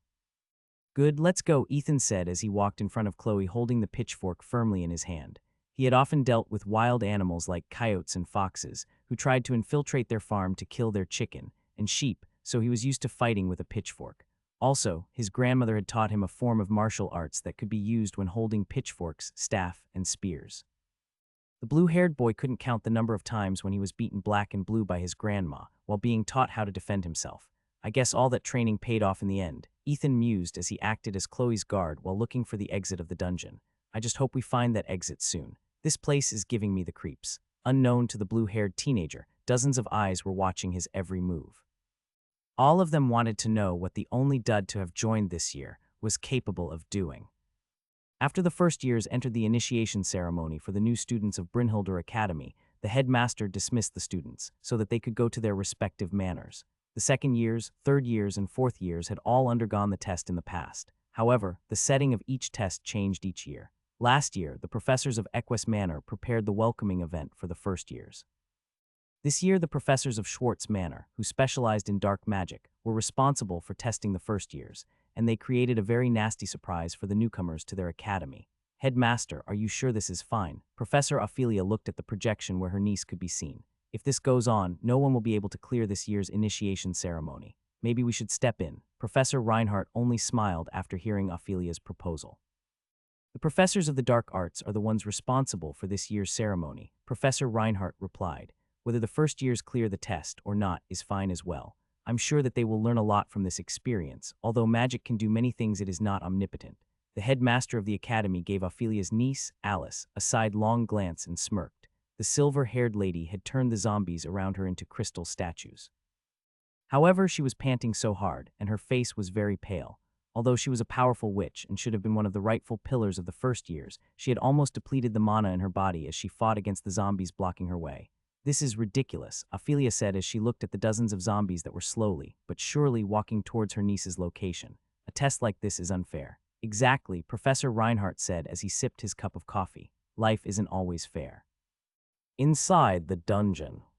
Ignis Fulmine, Chloe shouted as she pointed her wand at the approaching zombie. It took her 3 attempts before the monster turned into particles of light and disappeared from their sights. Ha ha ha, Chloe panted for breath as she leaned on the wall of the dungeon. Just how many must I kill before this test ends? Ethan looked at her with pity and used his handkerchief to wipe the sweat on her face. Don't use magic anymore, Ethan said. I'll handle the rest. Khan was also worried because her master's face was quite pale due to exhaustion. Because of this, she rubbed herself on Chloe's leg, as if telling her that everything was going to be fine.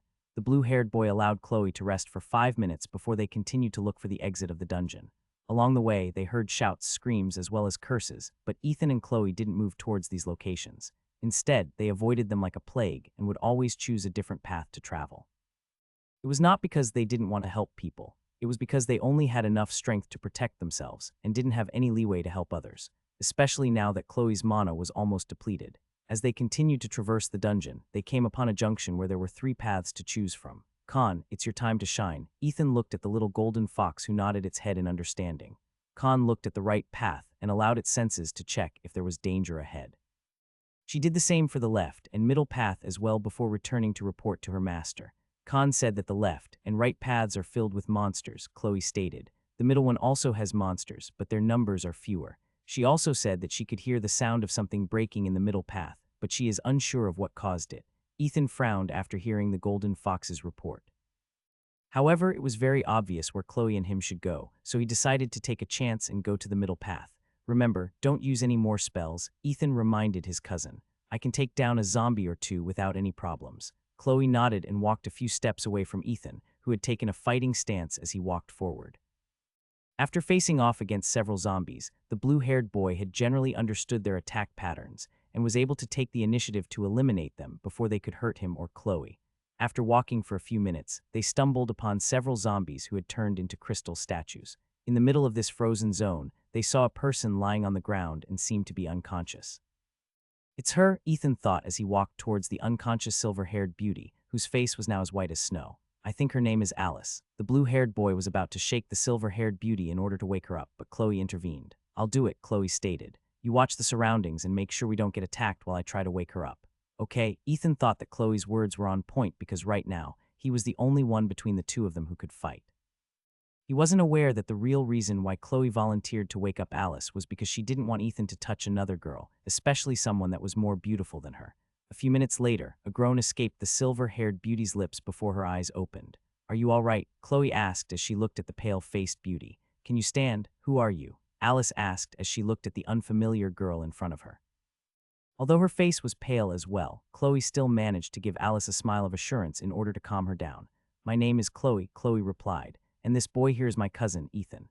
Alice's gaze landed on the blue-haired boy who was standing a few meters away from them while keeping watch on their surroundings. "It's you," Alice said as she tried to prop herself up, but was unable to do so because she was feeling very weak. "Don't force yourself," Chloe stated as she supported Alice's body. "You are suffering from mana deficiency. You need some time to rest." After realizing her current condition, Alice closed her eyes and took a few deep breaths in order to calm herself down. A minute later, she opened her eyes once more and looked at her surroundings. The zombies that she had frozen were still there, and this gave her a sense of security. "This dungeon is filled with zombies," Alice explained. "The more zombies you kill using magic, the more they will swarm at you. It is negligible at first, but those with strong magic powers will find themselves fighting against multiple zombies at once. This is why I froze them instead of killing them. When you guys encounter zombies, it is best to run away or simply avoid them." Chloe shuddered after hearing the silver-haired beauty's explanation. Fortunately, she had only killed a few zombies, and the rest were handled by Ethan. They had also noticed that the number of zombies that attacked them seemed to increase each time Chloe killed them. However, when Ethan took over, the numbers of the zombies attacking them decreased drastically.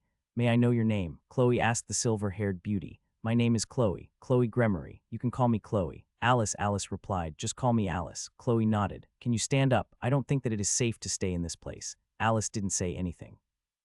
Instead, she tried to stand up on her own, but seeing that she was unable to do it alone, Chloe offered a hand, which Alice didn't reject. "Lean on me," Chloe said. "Don't worry, my cousin is strong. He can take us to the exit on his own." "You can thank us after we find the exit," Chloe replied before shifting her gaze to the blue-haired boy who stood a few meters away from them. "Cousin, the rest is up to you." "I'll do my best, ma'am." Ethan gave Chloe a playful salute, which made the latter smile helplessly. A few minutes later, the three teenagers began to look for the exit, while most of the first years were being eliminated by the zombies whose numbers had increased exponentially. "I think we've outdone ourselves this time," one of the professors of the dark arts smiled as she looked at the 8 remaining people inside the dungeon. "If all goes according to the plan, no one will be able to clear this year's initiation ceremony. We can never be too sure," a professor wearing glasses said as he looked at the projection of the 5 pillars and 3 other people that remained inside the dungeon. "I'm sure that they have all realized by now that the more they've used magic, the more zombies would gather in their direction." "Indeed," another professor commented, "but I'm leaning more on the fact that they no longer have much mana remaining. Looks like even the one child prodigy who will be coming to our manor later will not be able to survive. Such a shame." The professors of Schwartz Manor gazed at the handsome blonde-haired boy with amused expressions. Currently, Langston was surrounded by 5 zombies and was panting for breath. Even so, his eyes burned with determination as he unleashed a dark fireball at the nearest zombie that approached him. The zombie was immediately annihilated, but the 4 other monsters lunged at him, leaving him no chance to break free from their grasp. A moment later, one of the zombies bit on the blonde boy's neck, making him scream in pain. His screams echoed within the dungeon, making the surviving students hear his voice. However, just like those who had been eliminated by the zombies, his screams didn't last long and stopped completely. Ethan, Chloe, and Alice, who heard Langston's dying scream, paused for a bit before continuing their journey. There were 2 ways to survive the dungeon. One was to find the exit, and the other was to survive for 2 hours. After 2 hours, those who didn't manage to find the exit would be expelled from the dungeon, signaling its end. These survivors wouldn't receive any rewards because they didn't manage to complete the task assigned to them.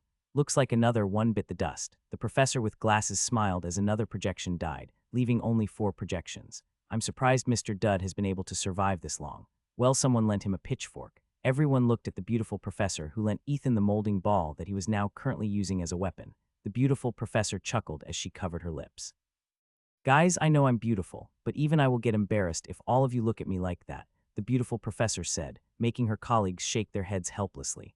It was not only the professors of Schwartz Manor who were paying close attention to the last remaining survivors. The students who had retired into their own manors were also watching the projections and even making bets on who would manage to reach the exit before the deadline. For some reason, all of them voted for the beautiful girl with long pink hair, Nicole, who would be joining Equus Manor this year. The wand in the girl's hand had turned into a rapier, and she easily dealt with the zombies attacking her with powerful decapitating strikes that cleanly severed their heads off of their bodies. Actually, the main reason why the people in Schwartz Manor created this kind of test for the first years was to teach them the lesson that they shouldn't rely on magic for everything. They wanted the new students to realize that there might come a time when they would be forced to face situations that couldn't be resolved by magic. Truth be told, the dark arts professors had already expected that students of the Equus Manor would shine in the test they had prepared. In their eyes, only the magic knights, who both excelled in magic and martial arts, would be able to pass their test. However, there was one more person that they didn't add to the equation, and that was none other than the blue-haired boy, who was also calmly dealing with the zombies that obstructed their path in the dungeon. 15 minutes later, only 2 projections remained. One was the projection that showed Ethan, Chloe, and Alice to everyone. The other one was the projection showing the pillar of the first years of the Equus Manor, Nicole. Looks like things are now going to get interesting, Professor Enjal, who belonged to the Jaeger Manor, commented with a smile. To think that all of them would reach the gate at the same time. Just like the professor said, Ethan, Chloe, Alice, and Nicole arrived at a big bronze gate at the same time. I didn't know that there will be others who will reach this place, Nicole said as he eyed the handsome blue-haired boy with a weird expression on her face. Where did you get the pitchfork? It's a long story, Ethan replied. Is this the exit of this dungeon? Nicole nodded at first, but shook her head after a few seconds. This is indeed the exit of the dungeon, but that's only half right, Nicole explained. Have you ever been to dungeons before? Never. Is that so? How about the 2 ladies beside you? Chloe also shook her head, while Alice kept her silence. Their reply made Nicole smile before shifting her gaze back to the blue-haired boy that hadn't lowered his guard around her, which she found to her liking. As someone who has been in a dungeon before, allow me to enlighten all of you about what this door represents, Nicole stated. This is what you call the boss room. Inside this, we will be facing the leader of the zombies. He will be a lot stronger than the zombies that we have fought before. So I have a proposal. Why don't we all team up to beat it? Chloe, who heard Nicole's offer, was about to agree to her proposal. However, before she could even voice out her acceptance, Ethan cut her off and answered Nicole before Chloe did. Oh my, are you perhaps scared of the dungeon boss? Nicole asked. Don't worry, I've fought a few boss monsters before. With my help, all 3 of you will be able to exit this dungeon in no time at all. I'm not afraid of the boss monster, Ethan answered. What I am more afraid of is you. Chloe was about to try to convince Ethan to reconsider, but Alice, who had been leaning on her body, covered her lips to prevent her from saying anything. Naturally, Chloe looked at the silver-haired beauty in confusion, but the latter only shook her head. You're more afraid of me. Nicole looked at Ethan with amusement. How can a man like you be afraid of a frail girl like me? A frail girl can't possibly have this kind of bloodlust, Ethan stated. I can see in your eyes and body language that you are just barely holding yourself back from attacking us. Ethan had once helped his grandma fend off a pack of wolves that attacked their sheep during the night. He had been very scared back then, and although it didn't show on his face, he was feeling that same fear as he faced off with the beautiful lady in front of him. In Ethan's eyes, Nicole was like an alpha wolf who had found a herd of sheep that she couldn't wait to gobble up. Alice had also raised her guard upon meeting Nicole and had been holding her wand firmly, ready to strike at any time. Truth be told, Nicole wasn't really afraid of Ethan. She was afraid of Alice. Although the silver-haired beauty's face was as pale as snow, the pink-haired girl could feel that Alice might be able to land a spell on her if she worked together with the blue-haired boy who was armed with a pitchfork. Interesting, Nicole said as she pressed her hand on the gate and pushed it open. I guess I'll see the 3 of you on the other side. She gave Ethan a sidelong glance before going inside the boss room to challenge it alone. Only when the door had firmly closed did Ethan pat his chest and breathed a sigh of relief. That is one crazy girl, Ethan muttered. She's crazier than Chloe when she's angry. Oi, did you forget that I'm standing next to you? Chloe lightly punched Ethan's shoulder, making the latter chuckle. They were not aware that the crazy girl that had entered the boss room on her own killed the boss monster in just 10 seconds, making her the first one to clear the initiation ceremony, which had eliminated 99 of the first years of Brynhildr Academy. When Nicole entered the gate of the boss room, several lights appeared on its surface. According to Alice, this meant that there was someone inside the dungeon room. When the lights disappeared, it meant that there was no longer anyone in the room and anyone could enter. Just 15 seconds after Nicole entered the room, the lights on the gate disappeared, which meant that the battle had ended. This made Alice frown because, as someone who had entered a dungeon in the past, this could only mean one thing. Either the boss killed Nicole, or Nicole killed the boss. Are we really going to challenge the boss monster? Chloe stuttered as she looked at Ethan, who had a solemn expression on his face. Ethan pondered for a while before shifting his gaze to Alice, who had a determined look on her face. Seeing that she still had some fight left in her, the blue-haired boy then glanced at his cousin and asked her a question. Can you still use magic? Ethan asked. Chloe didn't answer right away. Instead, she looked at the little golden fox beside her feet in askance. As if understanding what her master wanted to know, Khan barked and nodded her head. I think I can use Firebolt 2 more times, Chloe replied. More than that, I will probably suffer from mana deficiency. Ethan nodded and glanced at Alice, whom he believed is the most powerful among the three of them. I have enough mana to cast 2 more spells. If given the opportunity, I might be able to freeze the boss monster for a short period of time, Alice stated. But after that, I'll probably faint. Understood. Ethan took a deep breath before looking at the gate with determination. Let's go. The blue-haired boy pushed the door open and entered first. Chloe and Alice followed close behind him. When all three of them were inside the room, the door closed behind them. A few seconds later, torches lit up in the surroundings, and a zombie that was at least 3 times bigger than the ones that they had fought before appeared opposite them. Without even waiting for the 3 teenagers to get their bearings, the zombie charged at them like a bull. Ignis Fulmine, Chloe shouted, and a firebolt shot out of her wand and flew in the direction of the boss zombie, hitting its chest directly. The zombie took a step back from the impact and howled angrily. It then resumed its charge towards the young lady with light brown hair, as if enraged by her attempt to hurt it. Imbreg Glacies, Alice chanted, and several icicles formed around her. With a flip of her wand, she made the icicles rotate before sending them flying in the direction of the boss monster. As if learning from its previous mistake, the boss dodged the first icicle, swatted the second, but got hit by the third on the shoulder, and the fourth icicle embedded itself in its leg, slowing its movements. Ethan then ran towards the monster and slashed the side of its head with his pitchfork. However, the zombie grabbed his weapon and held it firmly in its hands, stopping Ethan's attack completely. A moment later, the zombie lifted the pitchfork, along with its owner, and threw both of them away. Ethan. Chloe shouted as her cousin nearly smashed at the wall of the boss room. She was about to run to check his condition, but Alice grabbed onto her arm, preventing her from living. He's fine, Alice said. We need to deal with this monster first. Can you aim for its head? I can't, Chloe replied. I'm bad at aiming. While the 2 girls were talking, the zombie pulled out the icicle that was stuck on its shoulder and leg. Then sprinted towards the 2 girls, but due to the injury it received in its leg, its speed was nowhere as fast as it was earlier. Aim properly, Alice said as she pointed her wand at the approaching monster. If we can destroy its head, we will be able to beat it. The golden fox Khan jumped onto Chloe's dominant arm that was holding the wand. She then transformed into a fireball that was the size of a bowling ball that hovered at the tip of her master's wand. When the zombie was only dozens of meters away from them, Chloe cried out and unleashed her unique ability. Vulpes Ignis. The fireball shot out like a cannonball, ready to annihilate anything it hit. However, just as Chloe and Alice thought that they would be able to kill the boss monster, something unexpected happened. The zombie tripped, falling face first on the ground, completely evading Chloe's spell that contained all of her magical power. The young lady's face then turned extremely pale as she collapsed on the ground, panting for breath. Alice gritted her teeth as she gathered all of her mana to unleash her own unique spell, Glacies Carcerum. Just as the zombie was about to raise its body, the ground around it turned to ice, spreading up to its body, encasing it slowly in a prison of ice. Alice's face had almost lost all of its color as she channeled all of her strength to completely encase the boss monster in ice. However, she was already a spent candle. She only managed to freeze half of the monster's body before she collapsed on the ground, unconscious. The boss monster shouted in anger as it tried to break free from the ice that covered its body. Cracks soon appeared in the ice that was holding it in place, causing Chloe to despair. It's over, Chloe muttered as she looked at the monster that was about to break free from the shackles that bound it. Suddenly, out of nowhere, a flaming pitchfork slashed the side of the monster's neck, cutting halfway through its flesh. Die, Ethan roared as he pulled back the pitchfork and slashed the monster's neck a second time, cutting it off completely. The horrendous head rolled on the ground for a few seconds before turning into particles of light. Before Ethan could even reply to Chloe's question, they heard the sound of someone clapping within the room. Bravo. The beautiful professor who gave Ethan the molding ball said as she clapped her hand happily. Is this the power of love and friendship?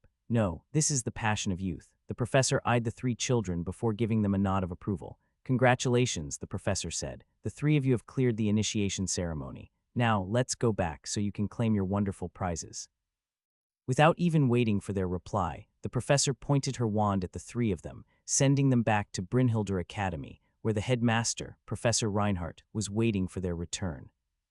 Well done, the 4 of you, Professor Reinhardt said with a smile. Well, what do you think of the initiation ceremony, Ms. Nicole? The beautiful lady with long pink hair gave Ethan a sidelong glance before giving her reply. It was more fun than I expected, Nicole replied. I've always known that the initiation ceremony would be challenging, but I never expected something like this. The professors of dark magic looked at the beautiful girl with amused expressions on their faces. What a big fat lie. Challenging? You bulldozed your way through without even breaking a sweat. I knew we should have used adamantium golems for this quest. If only Professor Reinhardt didn't reject my proposal, no one would have managed to clear this year's ceremony. What a scary little girl. Equus Manor got a good seed this year. Professor Reinhardt then shifted his attention to Ethan, Chloe, and Alice, who only managed to defeat the boss monster by working together. The three of them were drinking potions that were concocted by the healer of the academy, allowing them to recover from their injuries, as well as replenish some of their mana. How about you, Ethan? Professor Reinhardt. How was your fight with the boss monster? I thought I was going to die, Ethan answered in a heartbeat. Professor, is it possible to change academies? I don't really like doing things that can potentially kill me. Ha ha ha. Good joke, Mr. Ethan, Professor Reinhardt said as he patted the young man's shoulder. Don't worry, you will adapt to being here soon. Ethan subconsciously shuddered after hearing Professor Reinhardt's words. For some reason, he had a feeling that the headmaster had no intention of letting him leave the academy. How about you, Ms. Chloe? Professor Reinhardt glanced at the young lady who had an anxious expression on her face. Did you enjoy the initiation ceremony? Not really, Chloe replied. I'm glad you liked it, Professor Reinhardt chuckled. By the way, I've heard that Mr. Gremory is your cousin. Is it on the mother's side of the family? Yes, my grandmother and his grandmother are sisters. Family relationships are important. Please look after Mr. Gremory here in the academy. I will. Ethan could feel his liver itch when Chloe gave him an expectant gaze. Truth be told, he wanted to leave Brynhilder Academy as soon as possible and go to the academy that his grandma wanted him to go to. He would rather socialize with beautiful noble ladies than stay in Brynhilder Academy, where everyone could kill him with a single spell, including his cousin that could shoot fire bolts from the tip of her wand. The headmaster of the academy looked at the silver-haired beauty and held her gaze for a time before speaking his thoughts out loud. Ms. Alice, regardless of what your father's position is in the Magic Bureau, know that you will not be given any special treatment here, Professor Reinhardt stated.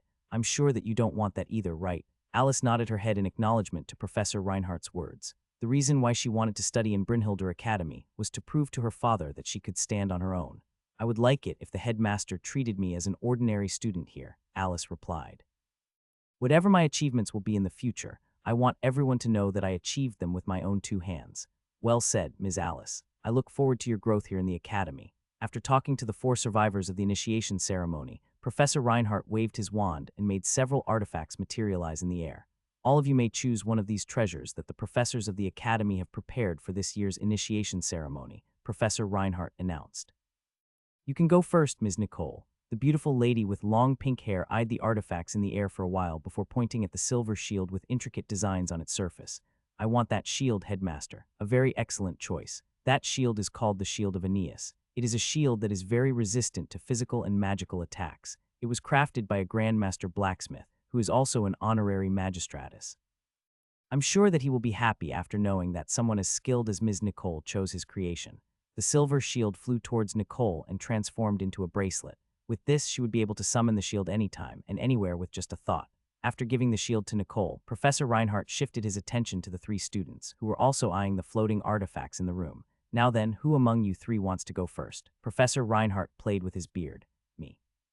Chloe raised her hand. Okay, Ms. Chloe, Professor Reinhardt winked. You go first. I want that golden goblet over there that is spewing fire. Ah, the goblet of fire. Very good choice. Since you specialize in fire magic, this artifact will aid you greatly. Congratulations, you are now its new owner. The goblet of fire flew towards the young lady with light brown hair and transformed into a golden necklace. Chloe held the necklace and eyed the small golden goblet that would glow faintly with a red color from time to time. She could feel the power of its flames resonating with her body, so she immediately summoned her wand and conjured a firebolt. Back then, the size of her firebolt was only that of a tennis ball. Now it was the size of a volleyball, which made Chloe incredibly happy. It's your turn, Ethan, Professor Reinhardt said. You may choose any of these magical artifacts. You can only choose one, so choose wisely. The blue-haired boy carefully checked the artifacts one by one until his eyes landed on a blue ring with a runic symbol on its surface. Headmaster, what is this? Ethan asked as he pointed at the blue ring in front of him. That is a storage ring, Ethan, Professor Reinhardt replied in amusement. You can store things inside it. You can even say that it is one of the basic pieces of equipment for wizards and witches. However, although many wizards and witches have storage rings, this one is a bit special. Special? Nicole eyed the blue ring with curiosity. What makes it special, Professor? Good question. Professor Reinhardt played with his beard as he looked at the floating ring. This ring is one of the creations of the founder of this academy, Fortis Dud. It has a storage space the size of the training ground of this academy. That big. Chloe's eyes widened in shock. My storage ring only has space the size of a cardboard box. The headmaster of Brynhilder Academy waved his wand and made the ring fly towards him. Truth be told, I don't know all of this ring's abilities, Professor Reinhardt stated. Not many can use this ring because Sir Fortis added a special condition to it. Only those that the ring recognizes as its master will be able to wear it. According to the records, this ring has 7 abilities. As for what the other 6 are, only those who gain its acknowledgement will be able to unlock its mysteries. Professor Reinhardt then tried to put the ring on his ring finger, but before he could do so, it flew away from him and landed on Ethan's palm. See, Professor Reinhardt shook his head helplessly. Not everyone can wear it, even I couldn't do it. Ethan gulped as he looked at the ring on the palm of his hand. As an artifact that was personally made by one of the founders of Brynhildr Academy, it would certainly not be an ordinary thing. Go on, my boy, Professor Reinhardt said. Try to wear it. Maybe, just maybe, you will inherit the legacy of one of the founders of this academy. Ethan nodded and did as he was told. He picked up the ring on his palm and slid it onto his ring finger. The ring didn't offer any resistance, and before Ethan knew it, he was wearing the ring. A few seconds later, he felt something warm on his finger, and that feeling washed over his entire body, making him groan in comfort.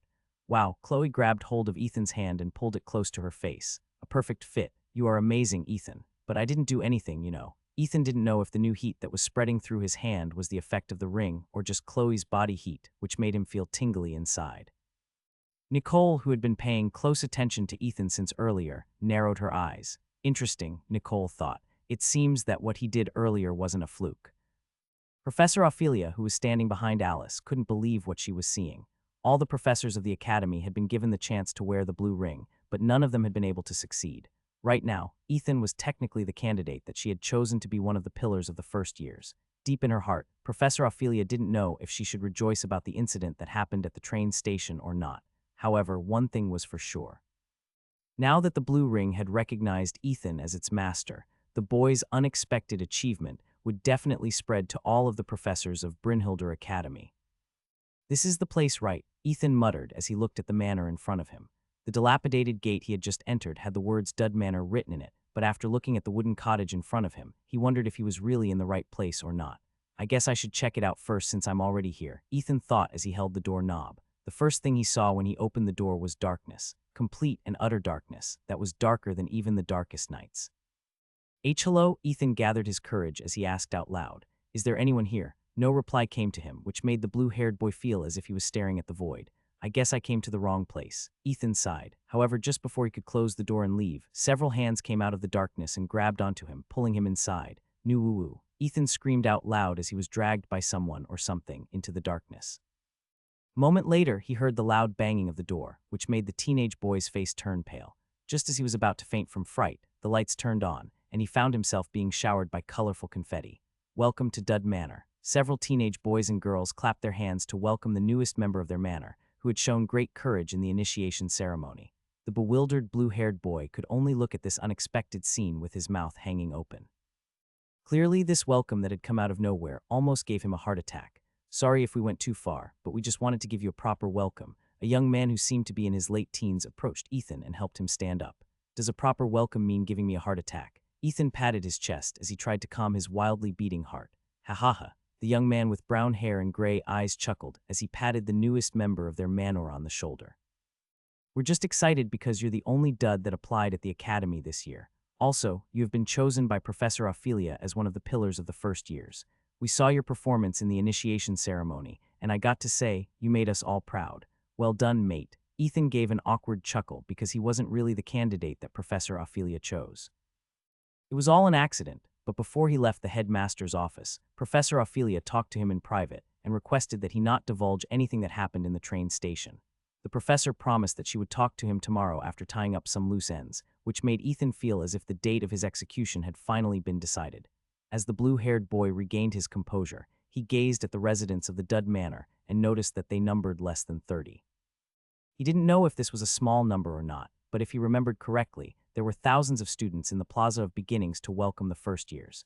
The first years alone numbered around 500, which meant that the number of people inside the Dud Manor was pitifully low. As if sensing his confusion, the young man who seemed to be the head of the manor patted Ethan's shoulder as if giving him some kind of assurance. Relax, I'm sure you'll fit right in, the young man stated. By the way, my name is Henry Weiss, and I am the prefect of Dud Manor. Pleased to meet your acquaintance. Ethan replied. Ethan Gremory. Henry shook Ethan's hand before presenting him to the other students that called the manor their home. Everyone please guide Ethan and tell him everything about the academy, Henry stated. Since there are very few of us, we must show the other manners how united we are. As if wishing for Ethan to easily be part of the group, he introduced the members of the Dud Manor one by one. This guy's name is Noah, Henry said as he pointed at a handsome guy with short silver hair. He doesn't speak much, but he's pretty chill. The guy beside him is Oliver, then George. This guy here is. Henry introduced all the boys before introducing all the girls. All in all, there were 15 guys and 7 girls inside the Dud Manor.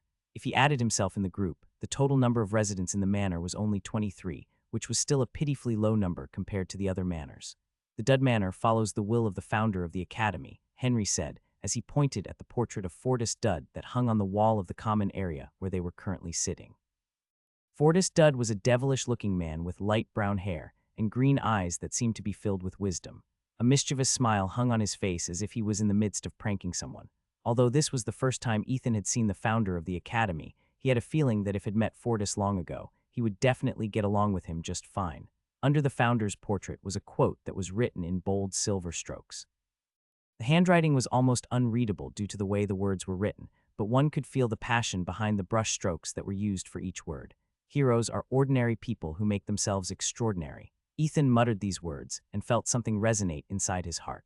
It made him feel as if a small flame was ignited in his heart, a flame that would help him cope with the challenges that were waiting for him in the future. Soon, everyone in the common room was chugging mugs of fruit juice and eating the snacks that they had snuck out from the academy's kitchen. Although Ethan still didn't know if he would be staying at the academy or not when morning came, he was very happy to share this moment in the company of those that the magic world had deemed unfit to be called wizards and witches. While the residents of the Dud Manor were happily celebrating the arrival of their newest member, the same was happening in the other manors as well.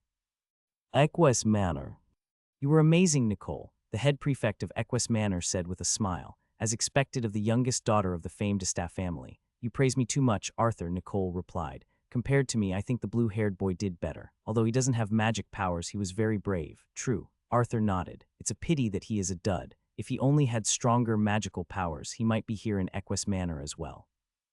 Arthur didn't really look down on those who didn't have any magical powers in their bodies. The Equus Manor was a place for fighters and knights. For him, as long as someone did his best to uphold the code of chivalry, despite the overwhelming odds stacked up against him, that person was worthy of Arthur's recognition. Take better care of yourself, Arthur stated. If you need anything, don't hesitate to ask me or any of your dorm mates. All of us here can be considered your second family. Nicole nodded before taking her leave. As she made her way towards the second floor where the individual rooms were located, several members of Equus Manor greeted her and tried to form connections with her. However, she just apologized to them and said that she was tired and wanted to rest. Because of this, everyone backed down and allowed her to get some rest. They weren't in a hurry to form connections. After all, Nicole would be staying in the manor till she graduated from the academy. A few minutes later, Nicole finally arrived at her room. As soon as she closed the door behind her, a mocking smile appeared on her lips. I expected the initiation ceremony to be more challenging, but it seems that the dark arts professors still held back in the end, Nicole muttered as she took off her robe. The sound of rustling clothes permeated the room as the beautiful lady took off all of her clothes before standing in front of the full-body mirror, which reflected her naked beauty.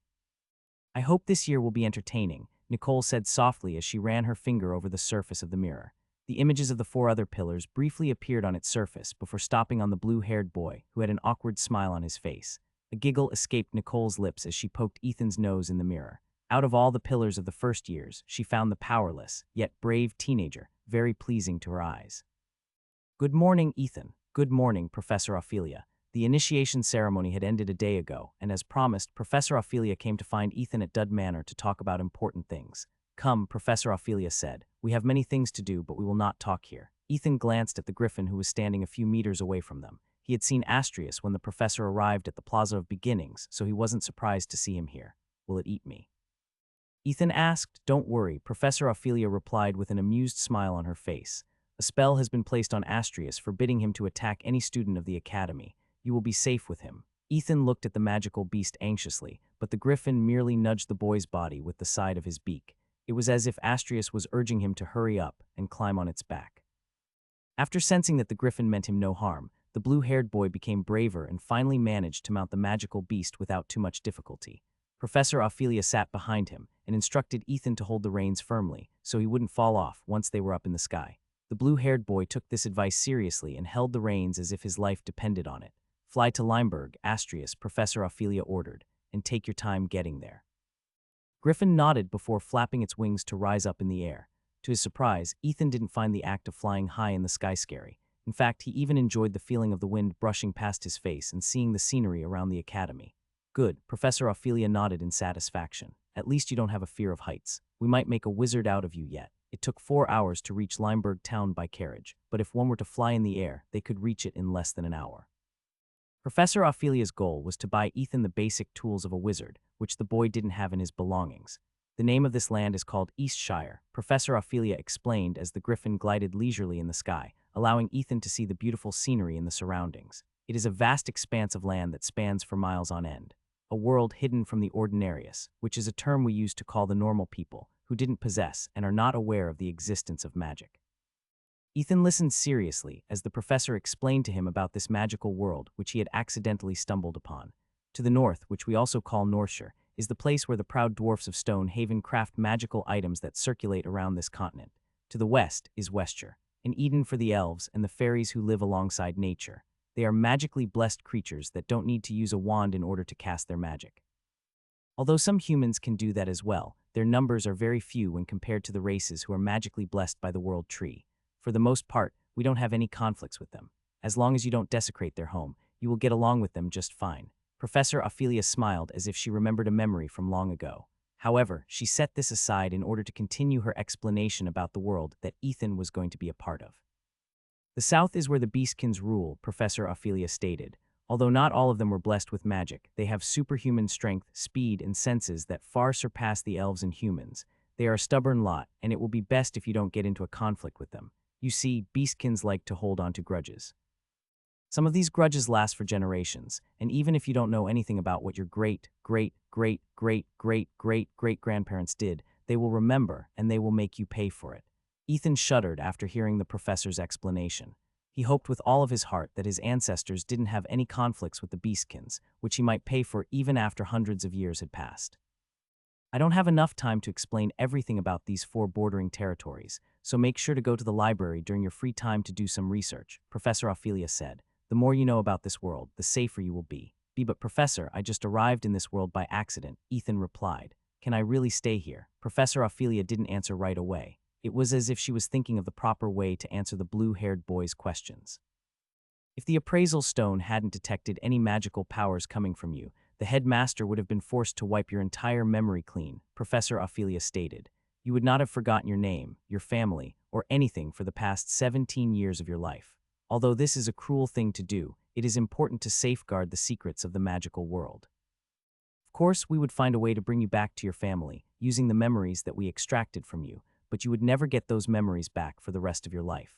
The only silver lining is that you are still alive. If you happen to go to a different magical academy by accident, they might just use your body as fertilizer to grow some mandrakes. Ethan shuddered a second time after hearing the professor's revelation. If not for the fact that the appraisal stone managed to show a spark of magical power inside him, he might have lost all of his memories by now. But you don't have to worry about that anymore, Professor Ophelia said softly. Although you have nearly no magic power in your body, a spark was seen in the appraisal stone, which saved your life. Although you are a dud, people like you are still considered to be half wizards and half witches in his world. Neither Ethan nor Professor Ophelia were aware that the spark that they had seen during the appraisal ceremony was caused by the black bracelet that the blue-haired boy had received from the middle-aged woman on the train that was selling snacks from her trolley. Sometimes, ignorance was bliss, and this saved Ethan from being punished by the wizards of Brynhildr Academy. Professor Ophelia continued to tell him more about the wizard world until they arrived at the town of Limburg, where Ethan would acquire the magical tools he would need in order to properly study in Brynhildr Academy. First of all, we need to get you a raven, Professor Ophelia said as she walked side by side with the blue-haired boy, who was busy looking at his surroundings like the country bumpkin that he was. A raven? Ethan asked. A raven as in a bird raven. Yes, Professor Ophelia. Although common people use these telephones that were invented not long ago, wizards and witches still use ravens to deliver messages to people in the magic world. You will be staying in the academy for a time, so it will be useful if you use a raven to send letters to your family. Ethan nodded his head in understanding. When his grandma forced him to go to a normal academy in order to study, he planned to leave after a few days of his arrival. But now, he couldn't leave because there was a chance that the professors of the academy would make their move and hunt him down, involving his grandparents in the situation he was involved in. This was something that Ethan didn't want to happen, so he decided to stay in the academy for the time being and better understand the mysteries of the magical world. Are all ravens the same? Ethan asked with curiosity. I mean, in my eyes, all of them looked the same. Black birds that my grandma said were the messengers of death and misfortune. The corner of Professor Ophelia's lips rose as he listened to Ethan's words. Well, your grandma is half right, Professor Ophelia replied.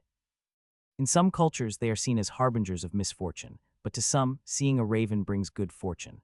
They are very loyal and intelligent creatures. We have a saying here in the magical world that a raven knows how to hold a grudge, so you better treat them well. We had an incident where a student mistreated a raven, and the bird decided to fight back by telling its kind to attack that student on sight. Well, they didn't really hurt the child, but he found himself constantly on the lookout for bird droppings every time he found himself in an open field. Very ugly business, I tell you, especially since the academy has thousands of ravens in its aviary. The blue-haired boy gulped after hearing this story. It was at that moment when he vowed to treat his raven well, so that he wouldn't find poop on his head every time he left Dud Manor. 10 minutes later, they arrived at a large manor where countless ravens could be seen circling in the sky, and countless more were perched on its windowsills and rooftops. Some of these ravens were sleeping, while some were curiously watching the passers-by, as if they found entertainment in watching people walk past their manor. Professor Ophelia ignored the countless stares and walked towards the door with steady steps. Ethan, on the other hand, was close behind the professor, doing his best to not stare at the black birds who were staring back at him. Ah, Ophelia, to think that I would see you so soon after you purchased a raven for your niece, a middle-aged man said with a smile as soon as Ophelia and Ethan entered the manor. What can I do for you on this ominous day? Don't say the word ominous, Mr. Robert, Professor Ophelia replied. When you use the word ominous, the day really becomes ominous. Ha ha ha. Don't worry, Ophelia. The ravens tell me that the one that will suffer an ominous day is not you, but the boy beside you. Oh, that's good then. I thought you were talking about me. Ethan blinked in confusion as he heard the exchange between the two adults. If his understanding was correct, the middle-aged man said that today was going to be an ominous day for him. Have we met somewhere before, child? Robert asked as he eyed Ethan from head to toe. For some reason, I feel like I've met you in the past. Sorry, sir, Ethan answered. I'm very certain that this is our first meeting. I grew up on a farm, you see, and this is the first time I've been away from home.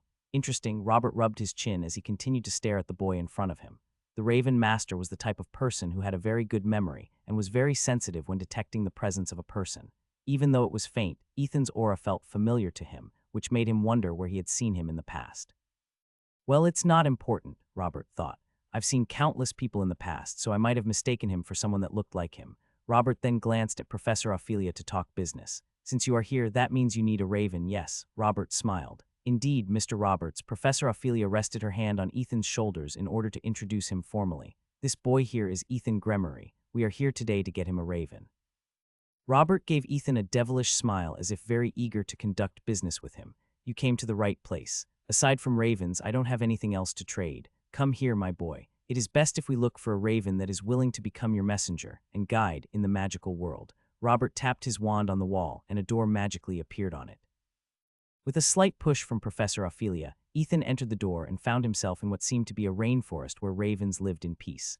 I formally welcome you to Robert's aviary, Robert said with pride, serving the magical community since 1449. Now, wear this leather gauntlet and try to call out to the ravens here. This gauntlet shares your senses and thoughts with the ravens, allowing them to better understand you. They are very smart creatures, and once you resonate with one of them, they will perch on your gauntlet, which means that they recognize you as someone worthy of their services. I told you earlier that ravens serve as guides as well. In time, you will understand what I'm talking about. For now, just focus on finding your lifelong friend. Ethan nodded and wore the gauntlet on his hand. As soon as he did, he felt as if he was connected to countless living things, whose beating hearts synchronized with his own.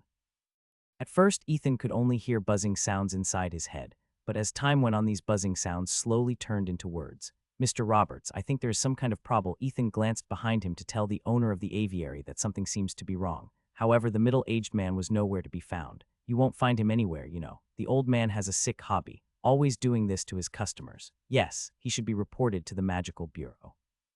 Silly if we do that, who's going to take care of the shop? Right, this is what they call capitalism. Well, I guess we just have to let him go then. Agreed. I second this notion. I third it. Everyone, we shouldn't talk all at once. Just look at the poor boy, he looks like he's about to pee himself. Ethan vehemently shook his head and refuted the assumption of one of the voices that was talking in his head. I'm not about to pee myself, Ethan stated. Who are you guys? Why are you all talking in my head? Calm down, little boy, one of the voices replied. There's still an hour before lunch, so we'll make this quick. You are here to be interviewed, and whether one of us recognizes you will depend on your answer. Who wants to ask the first question? Me. Listen, boy, what are your future plans? A snarky voice asked. Lunch, Ethan replied. I'm a bit hungry. The owner of the voice scoffed. No, silly, something long-term.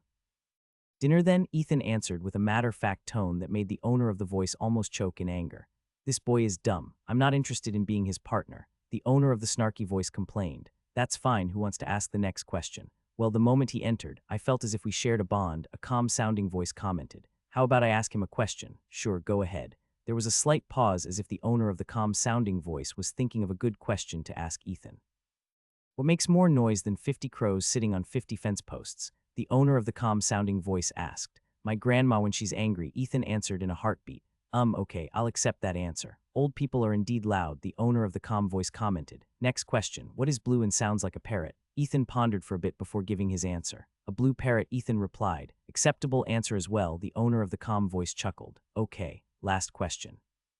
What is the answer to this math problem?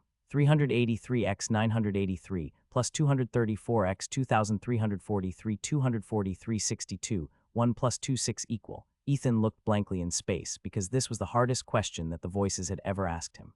Finally, after 3 minutes, the blue-haired boy finally managed to squeeze an answer with great uncertainty. 4,674,135.94. Ethan blinked. Yep, this person is dumb, the owner of the calm voice sighed, not interested in making him my partner, the one acting as mediator sighed as well before asking for someone else to ask questions. Who wants to ask question next?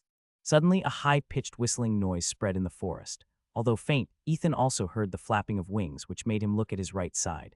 There he saw something that made him wonder if he was just seeing things. A white raven glided in his direction before nimbly landing on the leather gauntlet in his hand.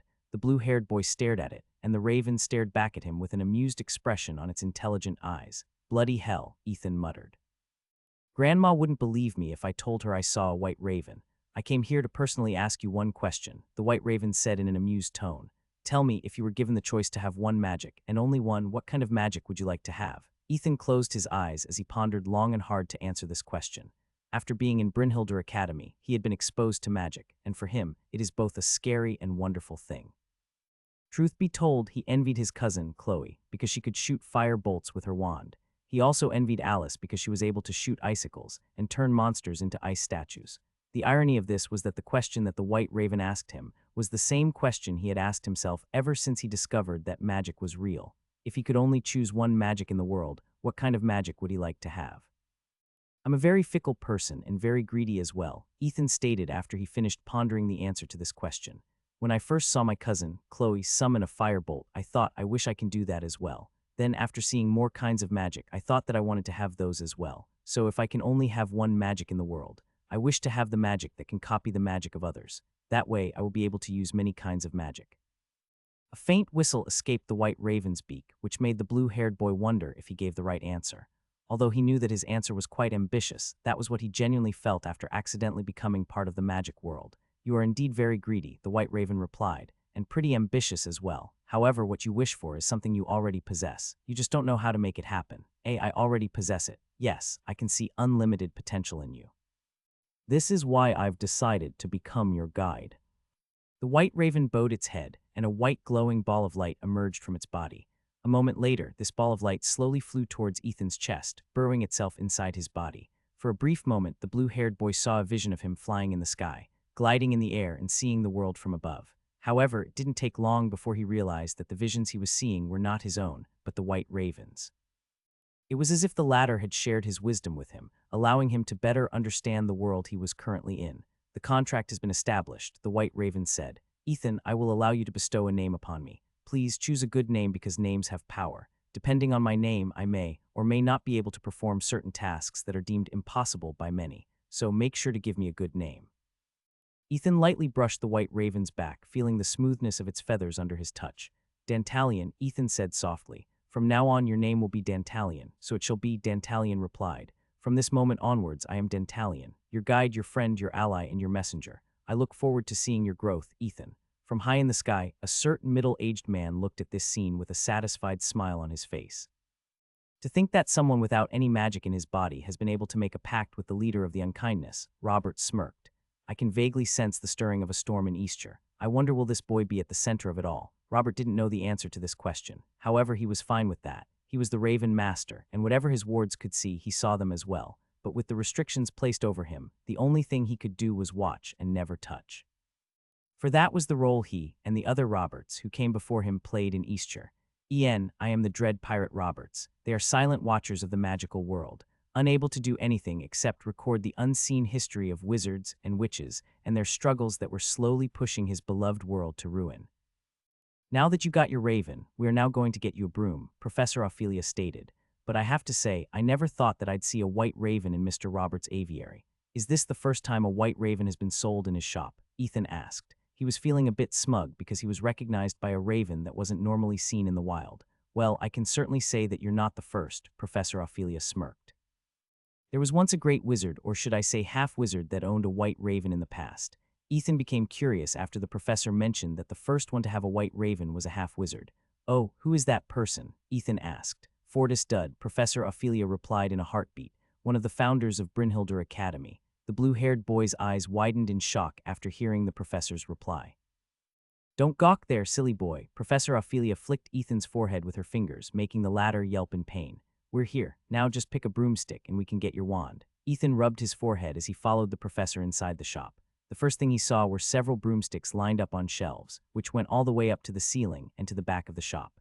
Just as he was about to grab a random one from one of the shelves, the clerk of the shop greeted them with a smile.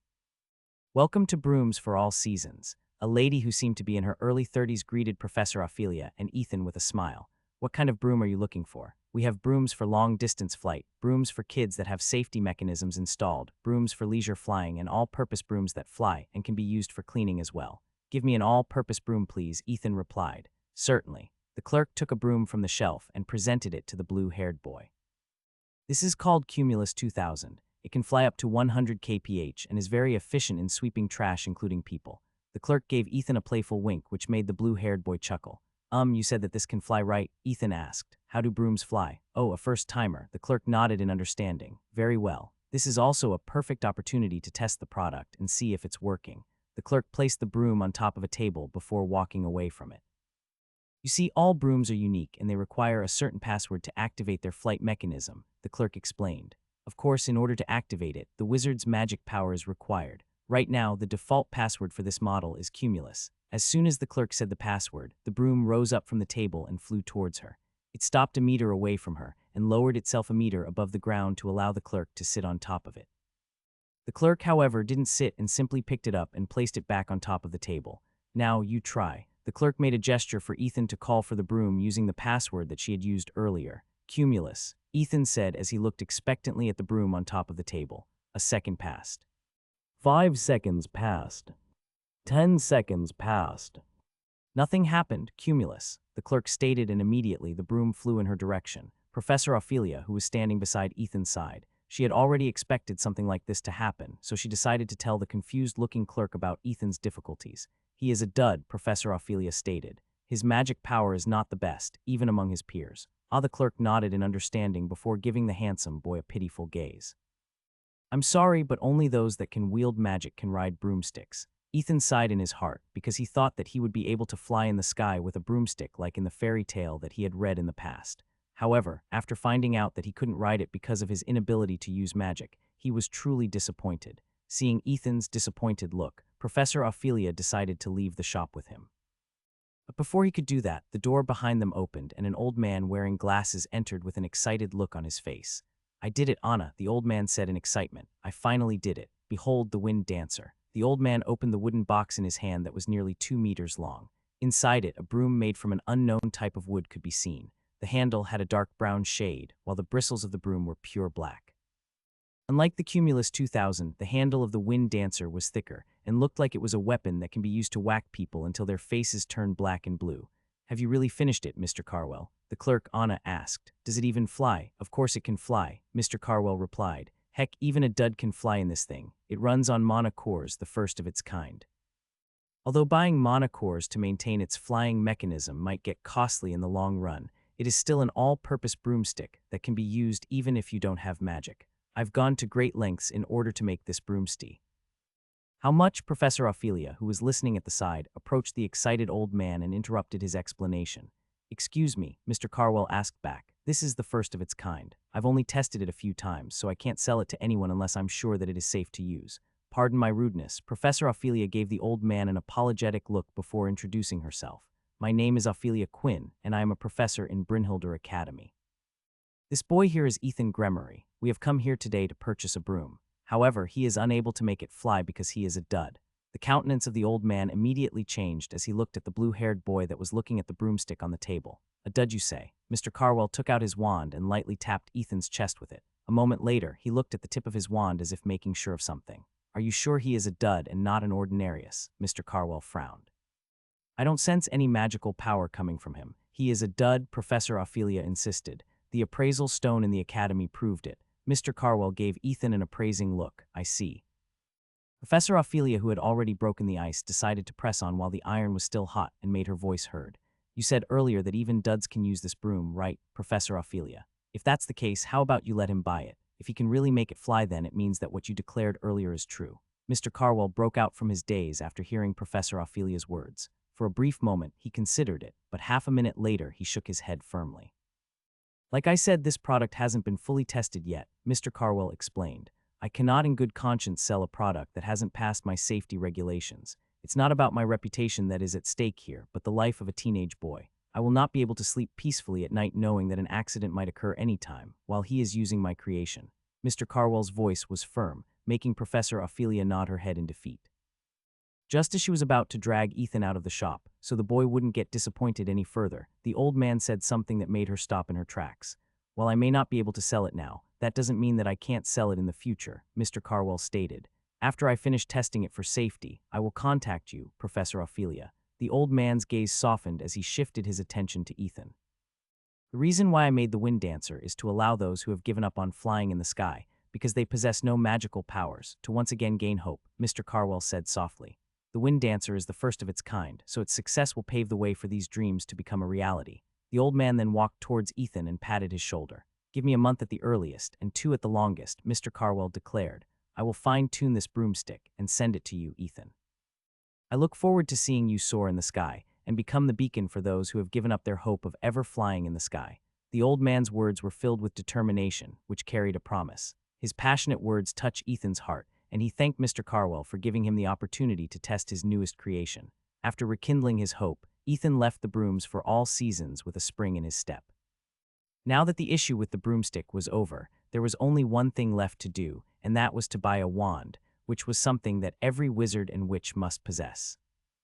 Ever since Ethan arrived in the magical world, he wondered if having a wand would be able to let him use magic. However, as he and Professor Ophelia walked towards the magic wand store, the professor told him that wands were similar to flying broomsticks. Even if you had a magical wand in your possession, if you didn't have an ounce of magical power, you would never be able to cast spells. This dampened Ethan's mood, and he no longer felt excited about acquiring a wand. However, since they were already there, Professor Ophelia was determined to get him one. Right now, Ethan was technically her chosen candidate.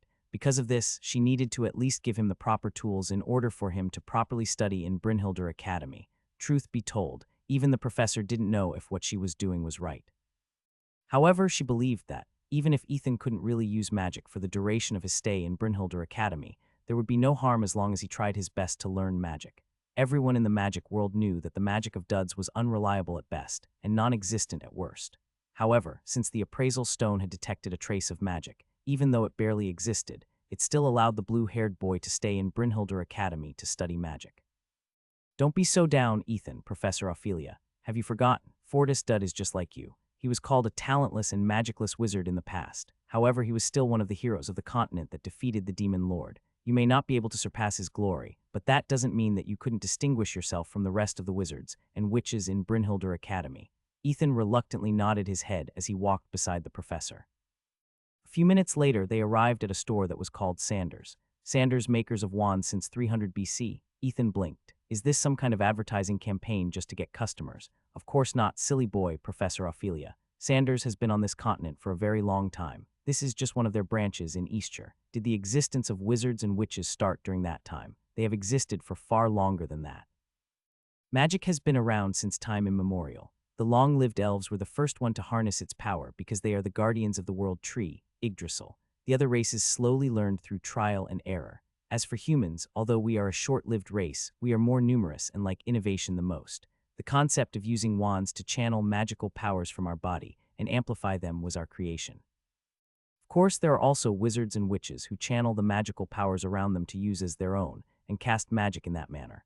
Ethan, who was listening seriously to the professor's explanation, suddenly had a brilliant idea. Professor, can I also channel the power in my surroundings and use it as my own to cast my magic? It is possible. This information gave Ethan hope that he would still have a way to use magic, even if he didn't possess any magical powers inside his body.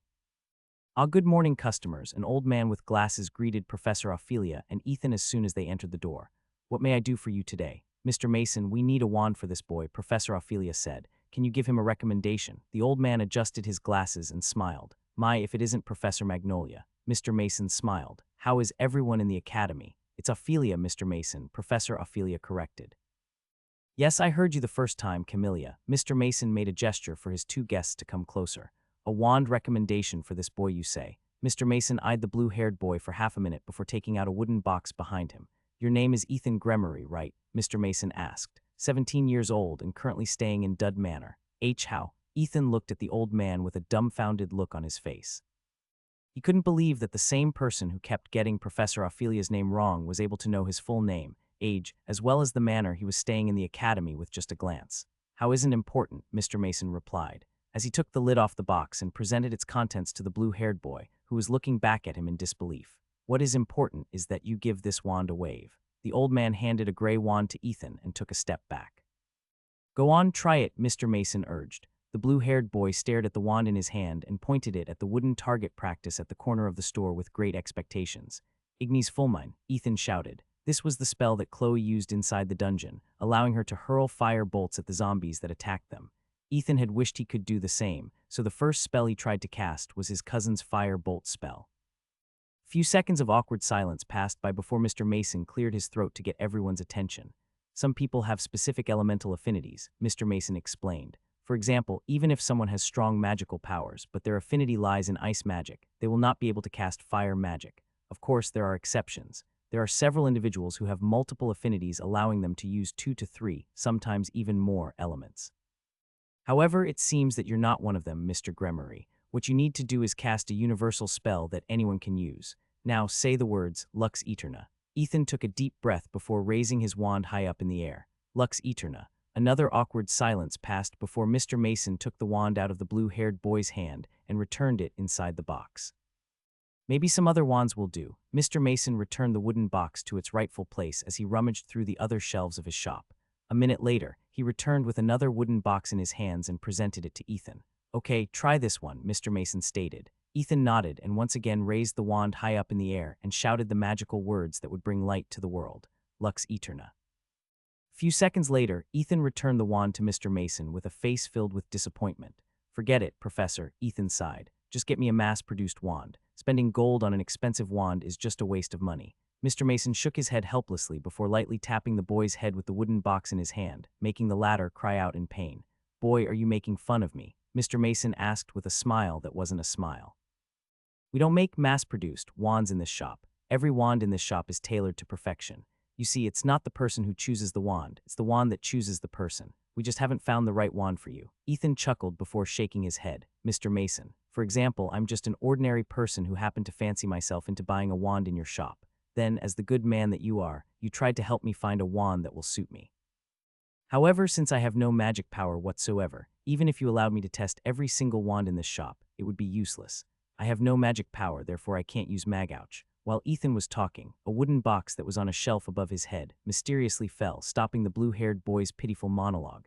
Mr. Mason hurriedly picked up the wooden box to see if the wand inside it was damaged. However, after seeing its model, a thought came into his head.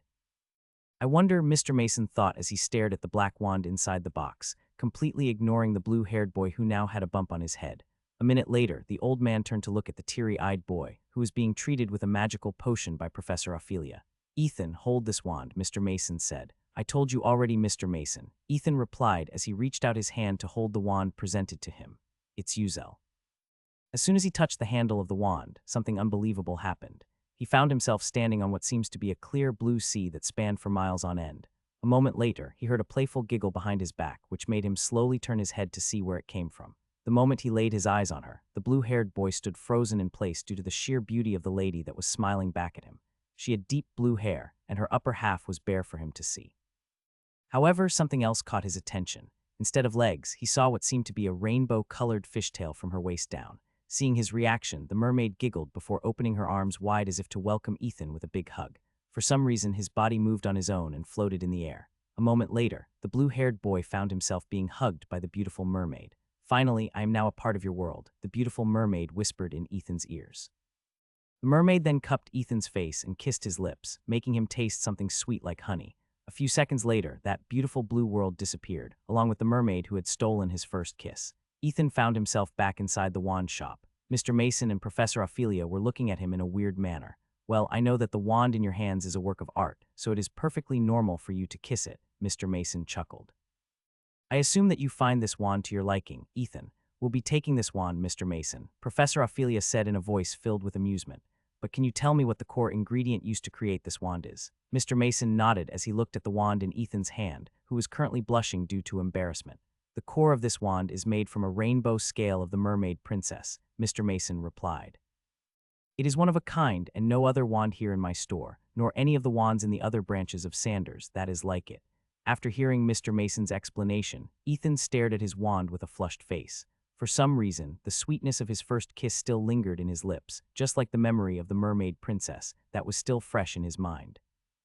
After they finished their shopping trip, Professor Ophelia and Ethan flew back to Brynhilder Academy to rest.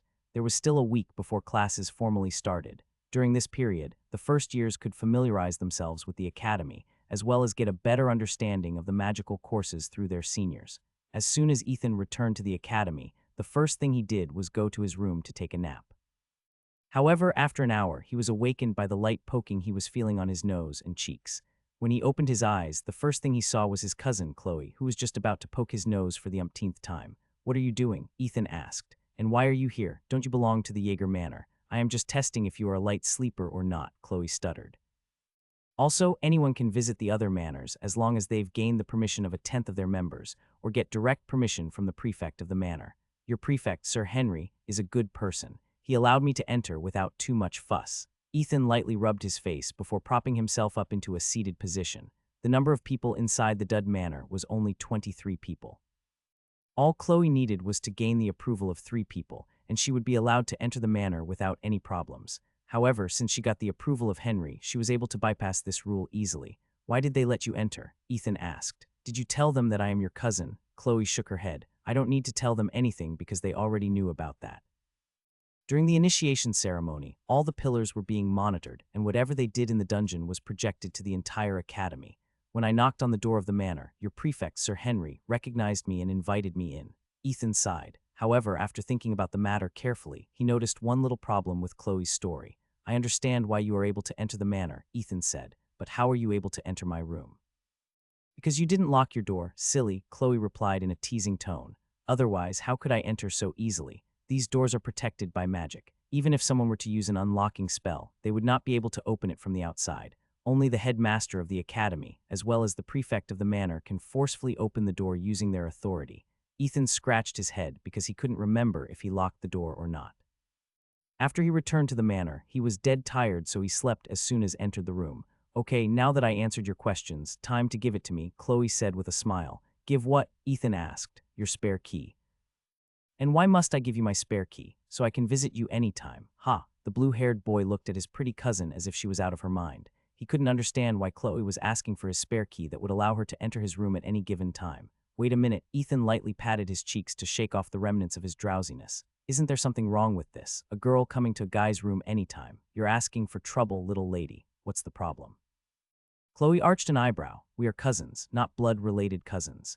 "And your point?" Chloe crossed her arms over her chest as she eyed the blue-haired boy in disdain. It's not like I'm asking for your room key to spend the night with you or anything, Chloe stated. Don't get the wrong idea, okay? Also, if you don't give me your spare key, I'll write a letter to Grandma Agnes and tell her that you bullied me. Here is the key. Ethan took the key from inside his pocket and handed it directly to Chloe. For some reason, his grandma had always spoiled Chloe and would often side with her in everything. There was even a time when he accidentally heard his grandma talking to Chloe's mother that he and the young lady, to whom he had just given the key to his room, should get married when Ethan turned 18. Chloe was a year younger than him and had just turned 16 this year. She was indeed very pretty, and Ethan had no doubt that in a year or two, his cousin would bloom like a beautiful flower that would attract dozens of bees. The young lady with long, light brown hair deftly hid the spare key inside her pockets and flashed her cousin a sweet smile, which made Ethan feel as if he was about to be eaten up while he was sleeping. I was unable to ask this before due to the circumstances that you were in, but how did you meet Professor Ophelia? Chloe asked.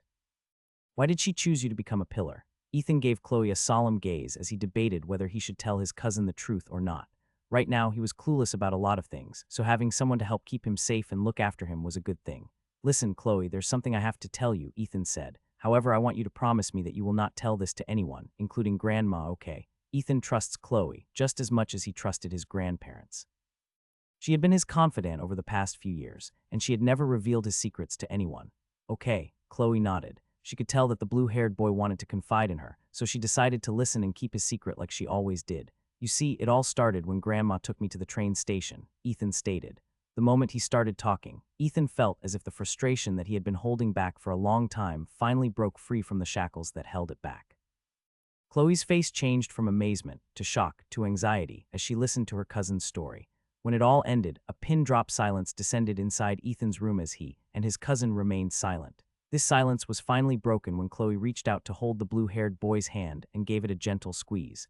I'll keep this a secret for you, Chloe stated. However, I don't think you need to worry about anything. The appraisal stone has classified you as a dud, so you can stay here in the academy without fear.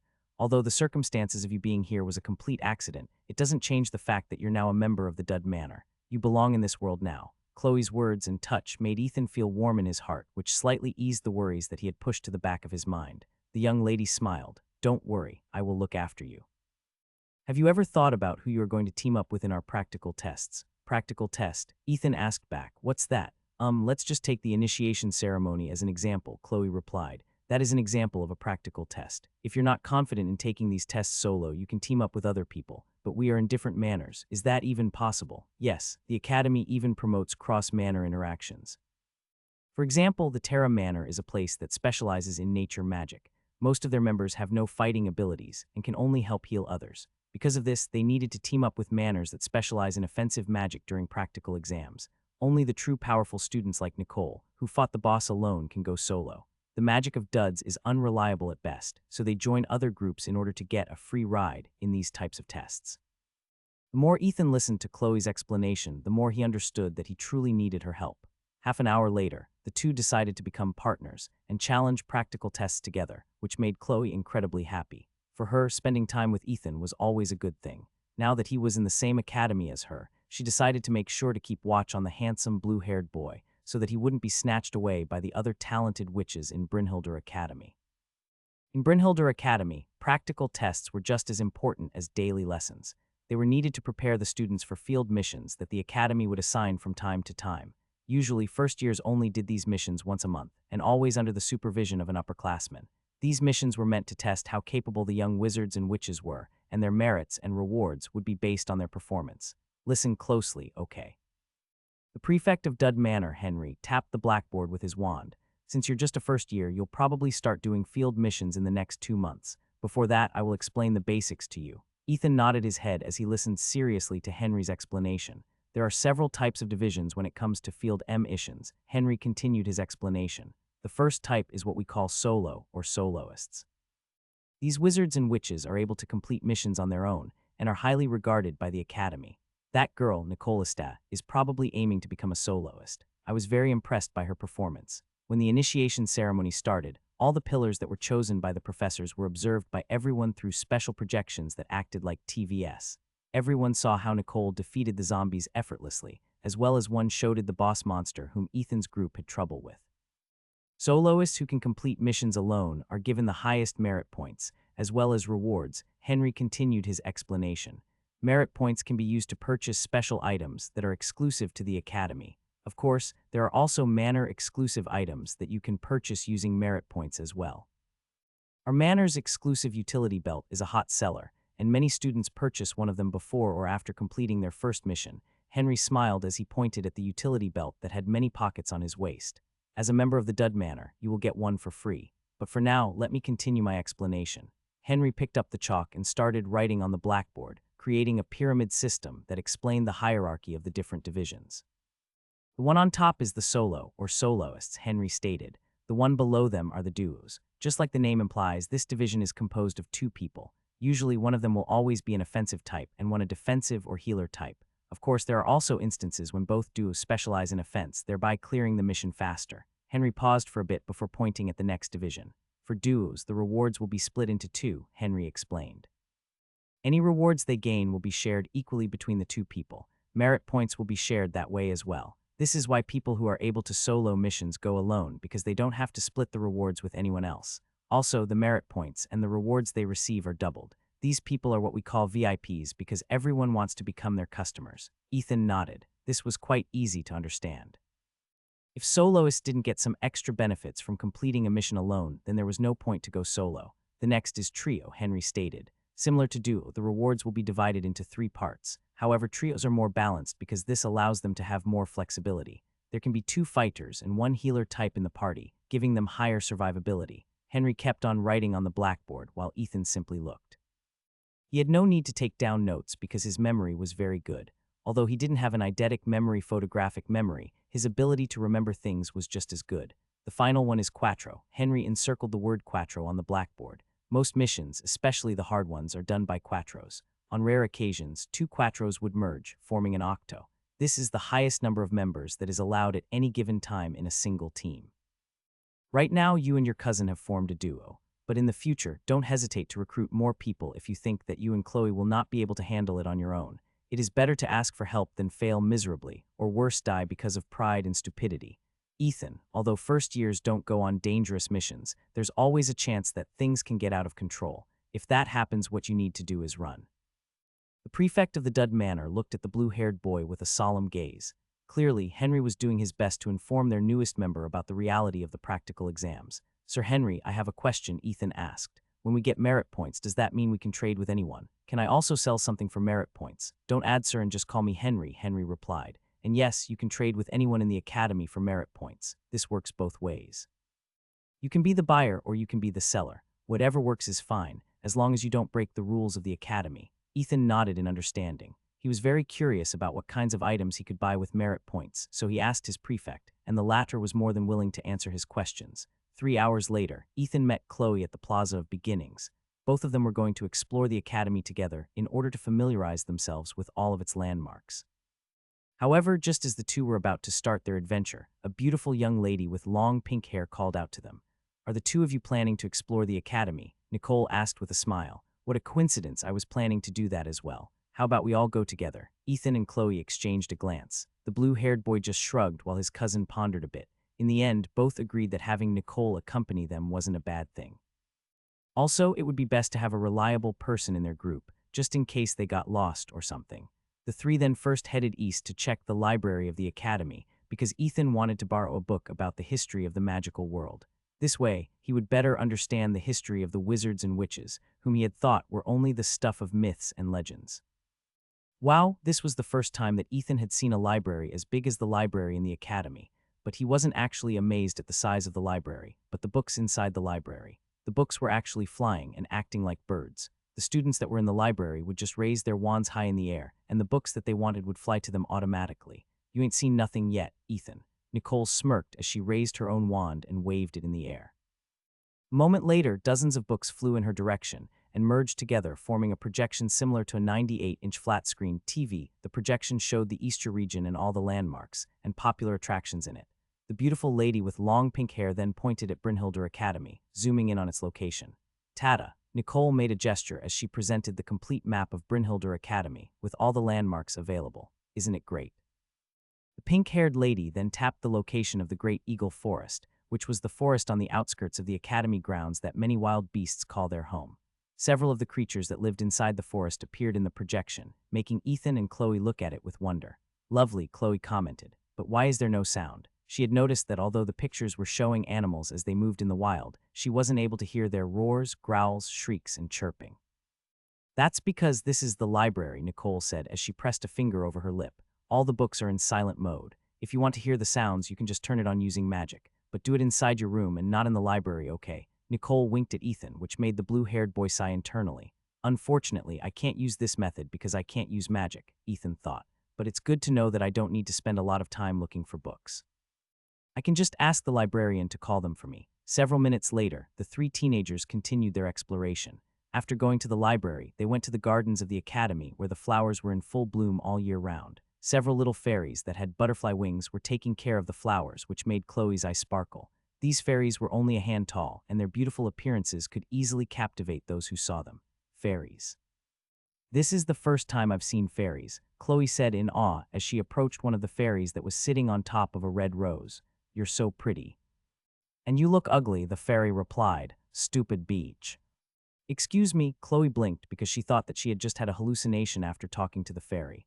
Wow, you're so pretty, the fairy said with a smile. Do you have candies? Sorry, I don't have candies with me. Then what are you doing here? Scram, ugly. The fairy then blew something on the palm of her hand, creating a pollen cloud that hit Chloe's face, making her sneeze repeatedly. Ha ha ha, serves you right. The naughty fairy laughed as she flew around Chloe, hurling insults at her.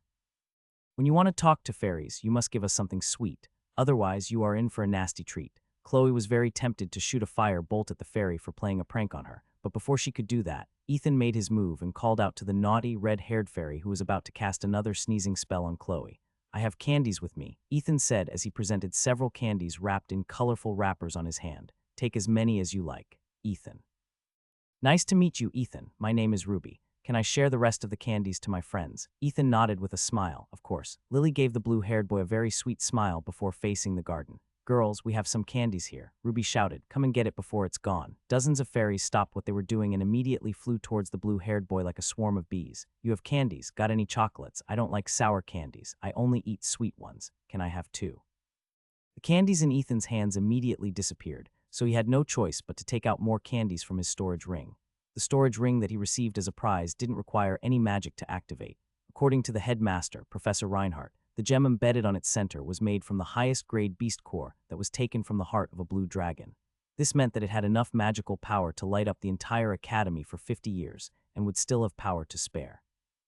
I'll never look at fairies the same way again, Chloe muttered. They're nasty little buggers. Nicole giggled after hearing Chloe's words. Fairies are natural pranksters, Nicole commented. It is very rare for them to get along with other races. They also have a peculiar ability to know which people are good or bad. They especially hate those who are mean to little children and will not hesitate to use their own magic to punish them if need be. They also like to hold grudges and will often call for backup to get revenge on those who wronged them. There is even a saying in the magical world, you are better off offending a dwarf than offending a fairy. Nicole then glanced at the blue-haired boy who was walking by her side with a smile. The fairies wouldn't have approached you if you were a bad person, Ethan, Nicole stated. It seems that you got the fairy's stamp of approval. Chloe pouted. Does that mean that I'm a bad person because the fairy attacked me? Of course not, Nicole giggled. If you were really a bad person, that fairy would not have used a sneezing spell on you. They would have immediately unleashed wind blades that can easily cut a bamboo tree in half. Unlike us, they don't need to use wands to cast magic. They can do it just by thinking or waving their hands. After leaving the gardens, the three continued to explore the academy until they arrived at the training grounds where wizards and witches practiced their offensive magic on test dummies. There was also an arena on the far right side of the training ground, which Nicole explained to be the place where magical duels took place. Currently, there was a crowd gathering at the arena, which meant that a magical duel was taking place. It seems that Langston is up to his old tricks again. Nicole frowned after seeing the handsome wizard with short blonde hair and blue eyes standing in the arena. Now, just who is his opponent this time? Nicole shifted her gaze to a lady with long red hair who had a scowl on her face. He's facing off against Garnet. The corner of Nicole's lips rose up to a smile because she recognized who the red-haired lady was. Looks like we're about to see something fun. Look closely, Ethan, Chloe. This is a fight that you should pay close attention to. Nicole had heard stories of the second-year student from the Equus Manor who specialized in fire magic.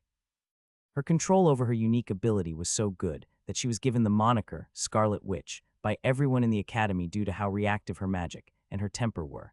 Ethan had never seen a magical duel before, so she listened to Nicole's advice and paid attention to the two combatants that were about to hurl spells at each other. Unknown to the students, two professors were paying attention to the duel that was about to happen. One of them was the beautiful professor that gave Ethan the molding ball that he used during the initiation ceremony. The other was a professor wearing knightly clothes, who oversaw everything that was happening in the training grounds. "Who do you think will win?" the beautiful professor asked. "I have no clue," the knightly professor replied. "All I know is that this is the first duel that has happened inside the academy since the new school term began. This year's first years are a rowdy lot." The beautiful professor laughed because she agreed with her acquaintance's reply. She had indeed seen some promising first years, and one of them was paying close attention to the match that was about to start. "I've heard that the Scarlet Witch was one of the pillars of last year's first years," Nicole said as he gave Ethan a sidelong glance. "She must be good to have been personally chosen by a professor of the academy." The blue-haired boy pretended that he didn't hear Nicole's statement and simply focused his attention on the two duelists in the center of the arena. "Isn't that first year one of the pillars? I believe his name is Langston Care. Isn't that the noble family that holds great influence over the other nobles in Eastshire? Indeed. It seems that he challenged one of the pillars last year in order to redeem himself from failing the initiation ceremony. What a feisty kid. Just because he is handsome and his family is of noble standing, he thinks he can do anything he wants here in the academy. Is that jealousy I hear? I'm sure that if you had his qualifications, you'd probably do the same." Ethan listened to the chatter in his surroundings and understood a bit of what was happening. It seemed that Langston had taken the initiative to offend the Scarlet Witch, Garnet, forcing her to challenge Langston in a duel. "Are duels here very common?" Ethan asked Nicole, who seemed to be very knowledgeable about the rules of the academy. "Yes," Nicole replied in a heartbeat. Since using magic to attack someone in the academy is against the rules, they needed to find a proper avenue to settle disputes. Of course, the victor isn't always the one who is in the right. Having duels in the arena gives people the chance to duke it out with each other, without fearing punishment from the academy. "What happens to the loser of the duel?" Chloe inquired. Nicole didn't answer right away. Instead, she narrowed her eyes to look at the two combatants in the arena. "It really depends on the contract they made before starting this duel," Nicole replied. "Usually, a professor mediates and acts as the referee of the match. Since the one that was offended is Garnet, she'll probably ask Langston for some kind of compensation if he loses." "And what if she is the one that loses?" Ethan asked. "I don't know," Nicole replied. "But in cases like this, it is the offender that will be the one compensating instead of the offended." Ethan rubbed his chin as he pondered Langston's motive for offending the second-year witch, who was known to have a quick temper. Is it really just because he wants to get some fame? Ethan thought. Being able to defeat a second year, who is also a pillar, would definitely show everyone that he is an exceptional wizard. But does it really have to be this way? What Ethan and the others didn't know was that Garnet was the daughter of a baron. Langston belonged to the Care family, a ducal family, and Garnet's family, the Estrias, was a member of an opposing faction. Naturally, Langston wanted to humiliate the second-year witch, as well as send a message to the children of the nobility in the academy that if they didn't align themselves with his faction, they were his enemies. This was very common in the magical world, because nobles prided themselves in being exceptional wizards and witches, which often led to conflicts with other nobles. Suddenly, a middle-aged woman riding on a flying broom descended into the center of the arena. She was none other than Professor Ophelia. "I will be the referee of this duel," she declared. "The match will end if someone surrenders, loses consciousness, or is unable to continue the match. The safety mechanism of the arena is now activated. As long as it is active, neither of you will die. Anyone who is about to receive a deadly blow will be automatically kicked out of the arena. Are both of you ready?" Langston nodded before looking at his opponent with a mocking smile. "I've always wanted to see how strong the previous pillars of the first years were," Langston said as he pointed his wand at the red-headed lady in front of him. "Scarlet Witch, is it? After this match, you'll just be called Scarlet Beach. Mr. Care, inappropriate words are not allowed here in the academy," Professor Ophelia stated. "Watch your words or I will be forced to take disciplinary actions." "Understood, Professor," Langston replied with a cheeky smile. Garnet, whose patience had reached her limit, had also taken out her wand and pointed it at the ground in front of her.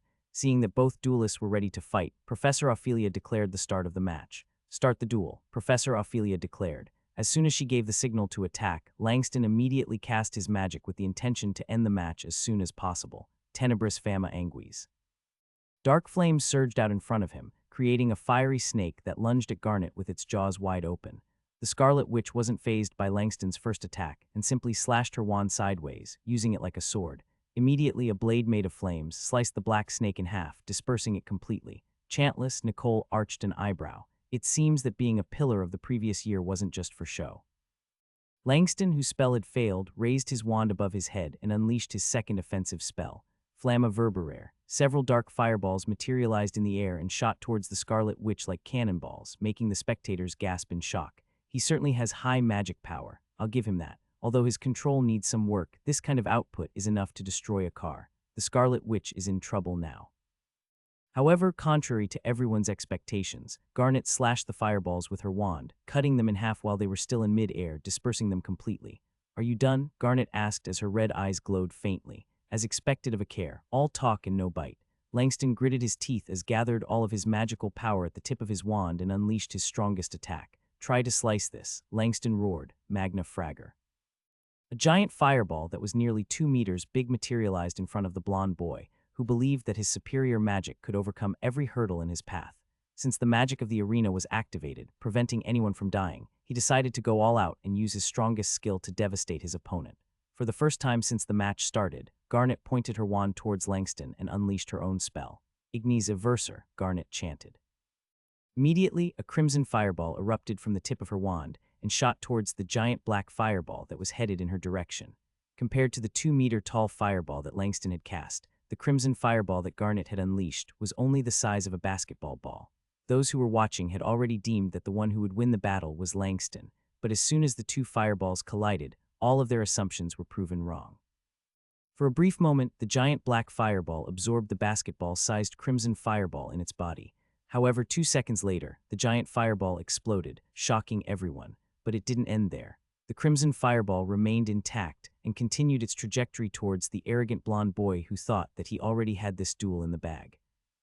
A scream of disbelief and anger escaped Langston's lips before he was ejected from the arena, preventing the crimson fireball from burning him to a crisp. "Winner, Garnet Estria," Professor Ophelia declared before shifting her gaze towards the blonde teenager who was glaring hatefully at the red-headed witch who stood in the arena. "Mr. Kerr, I hope that you will follow the agreement written on the contract. Failure to do so will result in your immediate expulsion from the academy." "Do I make myself clear?" Langston gritted his teeth, but he had no choice but to nod his head. He was the one that provoked Garnet first, so the academy wouldn't sit idly if he didn't honor the details of the duel's contract. Although the Kerr family was an influential ducal family in the magical world, they didn't dare offend the backers of Brynhildr Academy, who could easily make them regret ever sending their son to study there. Amazing, Ethan thought as he gazed at the Scarlet Witch, who had easily defeated Langston, whom many believed would be the winner of the match. "She's so strong." As if sensing his gaze, Garnet glanced in Ethan's direction and gave the blue-haired boy a curt nod before leaving the arena. Chloe, who noticed that Ethan was staring hard at the departing Scarlet Witch, pinched his waist, making the latter cry out in pain and shock. "What do you think you're doing?" Ethan asked as he rubbed his poor waist, which had suffered an injustice. "You had a stupid look on your face, so I thought that someone cast a befuddle spell on you," Chloe replied with a smile. It seems that it was a false alarm. Ethan wanted to flick Chloe's forehead so badly as a way to return her favor. However, after remembering that the pretty lady with light brown hair was like a honey badger when provoked, he decided that it wasn't worth it getting beaten up for something so stupid.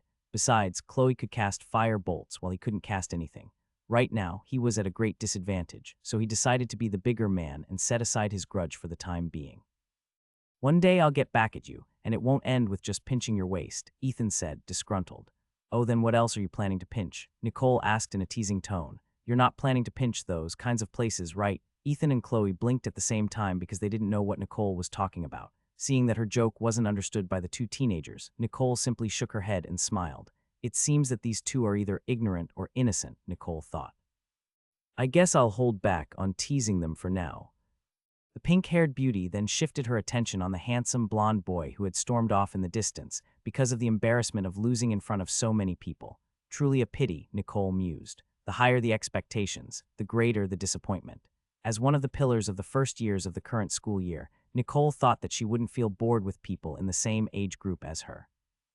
But after seeing Langston's lackluster performance, she hoped that there was someone among the first years who could give her a duel that she would never forget. Inside the great dining hall, Ethan was eating alongside the members of his manor. Since their number was smaller compared to the other manors, they had a table reserved for themselves that sat up to 30 people. The other manors, of course, had their own section where they ate. However, on this particular day, there were 2 extra people sitting at the Dud Manor's table, which made their members look at them with curiosity. "What are the two of you doing here?" Ethan asked Chloe and Nicole, who sat beside him. Don't you girls have your own table over there? The food served to everyone is the same, Chloe replied. It doesn't matter if I eat there or I eat here. The taste will not change. She's right, you know. Nicole supported Chloe's statement. Also, this place is a lot quieter compared to the other factions. Over there, it's like constantly hearing a buzzing in your ears while everyone eats and talks at the same time. This is heaven compared to that place.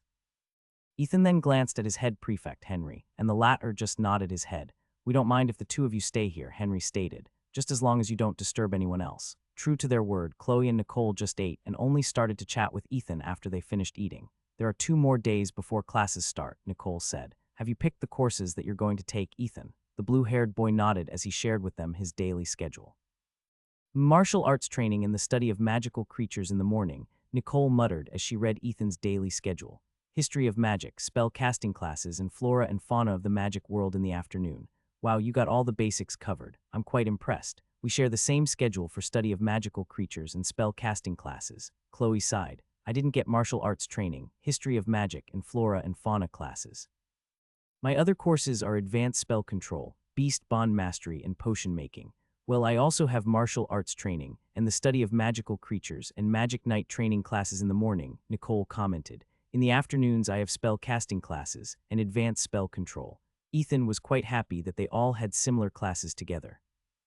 He didn't know how his academy would turn out once classes officially started, but he was really looking forward to the possibility of learning how to use magic. He didn't set his expectations too high because what happened in the flying broom shop still made him feel anxious. Also, he had tried to cast magic using the wand that had recognized him in secret, but the results were quite disappointing. The blue-haired boy wasn't able to create even a small spark, and the vision of the mermaid he saw back then never appeared again. It was as if everything that happened was just a daydream, making him almost lose heart in his current situation. In the end, Ethan made a decision. He would stay in Brynhildr Academy for a year, and if things didn't turn out well for him, he would not continue through his second year and just go to a normal academy instead. Since he was a dud, he wouldn't be missed, and the professors in the academy wouldn't find his decision an impulsive one. In fact, some of them even supported this change in pace, because duds that studied in Brynhildr Academy often felt depressed due to their peers being able to use magic, while they could only watch from the side. It's fine to dream, Ethan thought as he walked back to his manor, while being accompanied by Chloe, but I don't want to chase an impossible dream. Truth be told, it was hard to not feel envious of his cousin, who could use magic whenever she wished. They had also decided to become a duo during practical tests. His role would be to act as the close combat fighter, while Chloe dealt with magical bombardments. Hey Chloe, does your family have the lineage of wizards and witches? Ethan asked. According to the book he read in the library, most wizards and witches inherit their magical powers from their parents. Of course there were exceptions, when a wizard or witch was born from completely normal parents, who didn't have a drop of magic in their blood. Yes, it runs on my mother's side of the family, Chloe replied. Have you not wondered why our surnames are Gremory instead of our father's name? It's because the women born from the Gremory family will always carry their surname to their own children, regardless of the surname of their husband. Ethan stopped in his tracks after hearing Chloe's explanation. He had indeed wondered why his grandma still had the surname Gremory even though she was married to his grandpa.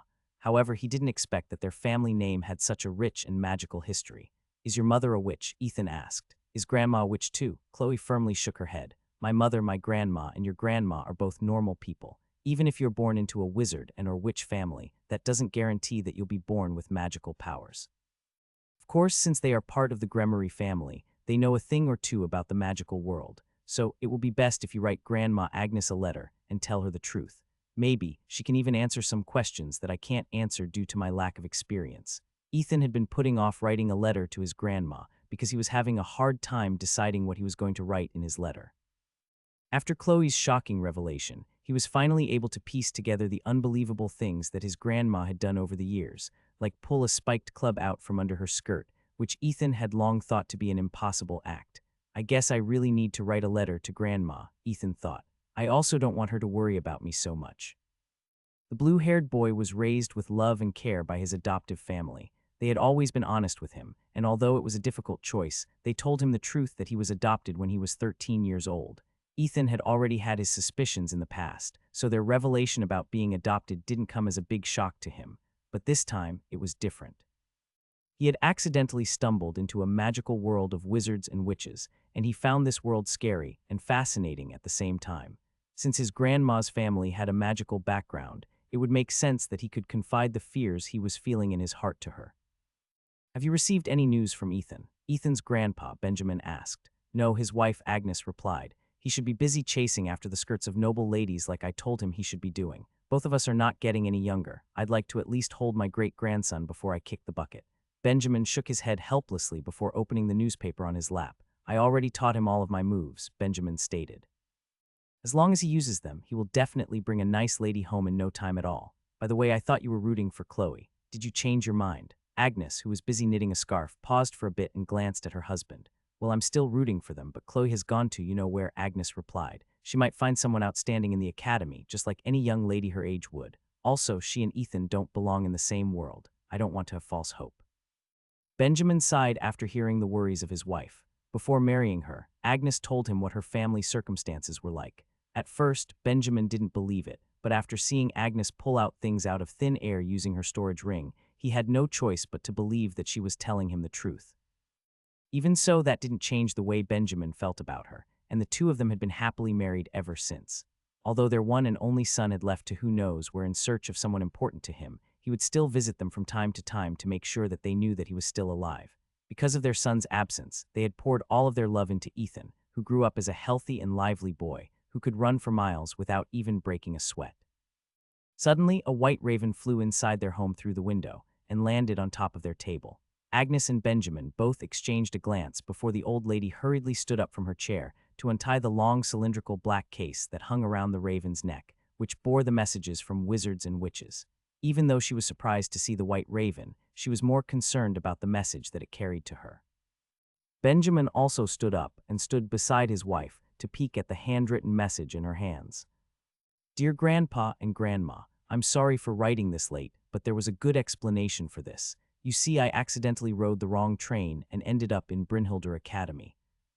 Agnes almost dropped the letter in her hands after reading the familiar name of the academy her sisters had gone to when she was young.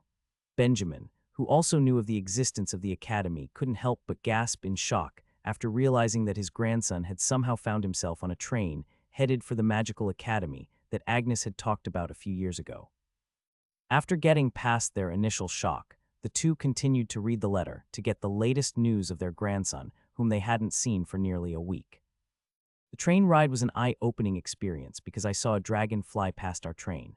I thought I was just seeing things, but when I arrived at the academy, I saw more unbelievable things, which made me realize that magic was real. To my surprise, the appraisal stone that determined which manor a student would belong to found an inside-wincy spark of magic in my body. Because of this, I was sent to the Dud Manor, allowing me to stay here at Brynhildr Academy to study magic.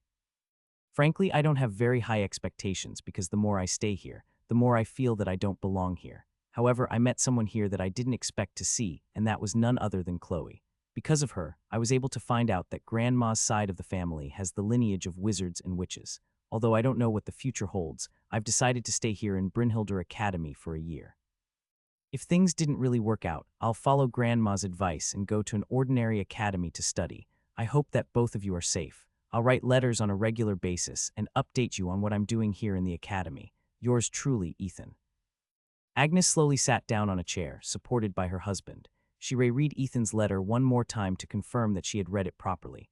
Benjamin fetched a bowl of water and a piece of bread to give to the raven, who had traveled a long way in order to deliver their grandson's message to them. "I can't believe it," Agnes said softly. "Our Ethan is a dud, and he is now studying in Brynhildr Academy to learn magic." The old lady then shifted his attention to the white raven who was busy pecking the bread that was given to it. "Is he really doing well in the academy?" Agnes asked the white raven, who immediately stopped pecking the bread. It bowed its head twice towards Agnes, telling her that the blue-haired boy was doing fine. "What is the name he bestowed upon you?" Agnes asked. She was familiar that the ravens of the magical world weren't ordinary creatures because they held a bit of power themselves. Dantalion. That was the name that Agnes heard inside her head before the raven returned to peck the bread that was already half-eaten. "Make yourself at home, Dantalion," Agnes said as she stood up to look for a piece of paper and a quill to write a reply letter to her grandson. There were many things she wanted to ask that she needed to put on paper. She understood that a magical academy was very different from an ordinary one, and she needed to give Ethan some pointers on what to do and what not to do when it came to dealing with senior and adult wizards and witches.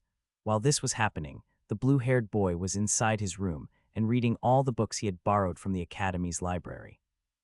There was only one day left before classes started, and he wanted to cram as much knowledge inside his head as possible to better understand the magical world that he was currently living in. Finally, Ethan said as he fixed his uniform in front of the mirror, "Today is the day." The long week was finally over, and classes had officially begun. Everyone in Dud Manor had told Ethan everything he needed to know, and he was very thankful for their guidance. After leaving his room, the blue-haired boy had breakfast with the others from the manor before going to the training grounds of the academy for his first class of the day, which was martial arts training. When he arrived, he found at least 100 people, whom he believed were first years just like him. As he was about to look for a place to stand, she found a familiar pink-haired lady waving her hands at him. "Over here, Ethan." Nicole waved her hand at the blue-haired boy, which made everyone around her look in Ethan's direction. "Isn't that the Dud Pillar?" Well, his performance wasn't half bad during the initiation ceremony. Well, most duds always attend the martial arts training lessons because their magic sucks really bad. More murmurs spread through the surrounding area as Ethan walked towards Nicole, whom everyone recognized as one of the strongest first years of the current school year. "You're so popular," Nicole said in a teasing tone. "See, everyone is talking about you." The pink-haired beauty then made a gesture with her hands, hinting at the people behind her. "You're quite fearless, Nicole," Ethan commented.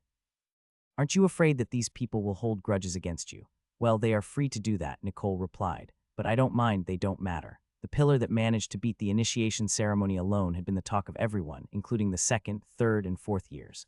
Although the ceremony was meant to welcome the first years of the academy, it was also a test to see the cream of the crop, and Nicole stood out beautifully among her peers.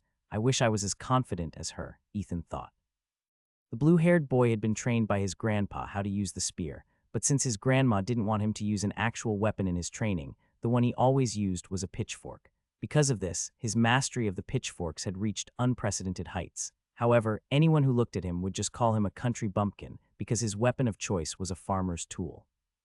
The beautiful professor who had lent him the molding ball that could transform into any weapon he desired had come to talk to him last night. She said that after careful consideration, she decided to give him the artifact as commemoration for clearing the initiation ceremony. This news made Ethan very happy because he no longer needed to buy a weapon for his martial arts classes. Although there were blunt weapons that were readily available to be used by anyone, the blue-haired boy much preferred the molding ball because the weapon it transformed into had the perfect weight, balance, and length. The beautiful professor said that the weapons were made from magical cold iron, which was said to repel evil spirits, fairies, and other supernatural creatures. Just as Ethan was wondering when their professor would arrive, he faintly heard the flapping of wings in the distance. Nicole also heard it and glanced in the direction where it was coming from. Suddenly, a loud screech spread in the surroundings, catching everyone's attention. "Good morning, ladies and gentlemen." A young man who seemed to be in his early 20s with dark blonde hair and gray eyes shouted while riding a hippogriff. The magical creature, which was much smaller than a griffin, landed on the training grounds with a flare, sending gusts of winds flying in every direction. The hippogriff had the front half of an eagle and the hind half of a horse. According to one of the books that Ethan had borrowed from the library, this magical beast was a favorite companion of magic knights who could wield both weapons and magic. "My name is Lionel." Lionel introduced himself with a curt nod. "Feel free to call me Sir Lionel, for I am a knight that has sworn to protect Brynhildr Academy from anyone or anything that poses a threat to its safety. Although being called Professor Lionel is also good, I still prefer to be called Sir Lionel, so let's leave it at that." The knightly professor then urged his mount to walk slowly towards the students who were eyeing him with awe and wonder. Even Nicole, who prided herself as an aspiring magical knight, couldn't help but smile after sensing how strong Sir Lionel was. "Since today is the first day of class, let's start with a very easy lesson," Sir Lionel stated. "Do all of you see those yellow flags over there?" The knightly professor pointed to the east, and everyone gazed in the direction where he was pointing at. "I don't see any yellow flags," a brown-haired teenager with freckles on his face said with a frown.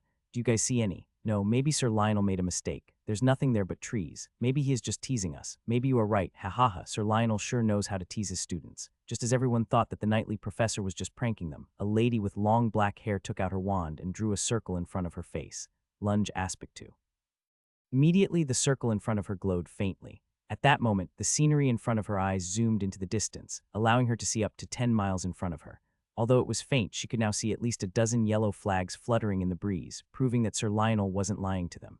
"I think the flags are located at least 12 miles from here," the black-haired teenage girl said. "12 miles. Are we supposed to run 12 miles? How about we just ride our broomsticks? We can get there faster if we do that." I'll just summon my magical beast. As long as I ride on its back, it will only take me half an hour to reach those flags. I can also enhance my body constitution and use a spell that allows me to run faster. All the students were now discussing with their peers the fastest way to reach the yellow flags in the distance. For them, this was a playful way to start the first day of class, and they very much enjoyed the challenge. Sorry to disappoint all of you, but no one is allowed to ride any flying brooms, ride any magical beasts, use any spells, artifacts, or any other means that would allow you to travel magically, Sir Lionel said with a smile. All of you will just run. Anyone caught cheating will be automatically disqualified from this practical lesson. Those who manage to get one of the flags before class ends will get 200 merit points. So start running before time is up, okay? As soon as the first years heard that they were not allowed to use magic, artifacts, and magical beasts to help them reach their destination, they immediately started to complain that this was unfair. However, Sir Lionel only chuckled and told them, well, life is never fair. If you have a problem, you can just skip today's class if you want. However, anyone who will skip class will be penalized 50 merit points, bringing your total merit points into the negatives. I'm sure that none of you want to have negative points on the very first day of class, right? The students went into an uproar and cursed the knightly professor, but Sir Lionel just shrugged off their complaints. While this was happening, Nicole glanced at Ethan and gave the blue-haired boy a cheeky grin. Well, are you going to run? Nicole asked. I might not be confident in using magic, but I am confident in my stamina, Ethan replied. Running is one of my specialties. Nicole arched an eyebrow after hearing Ethan's confident reply. Then how about we bet with each other? Nicole asked. The loser will give the winner 20 merit points. How does that sound? Deal. Ethan nodded. The two held each other's gaze for half a minute before kicking off into a sprint, which caught everyone by surprise. Soon, the other students reluctantly followed behind, leaving the knightly professor with an amused smile on his face. Nicole was truly speechless as she watched the blue-haired boy running ahead of her.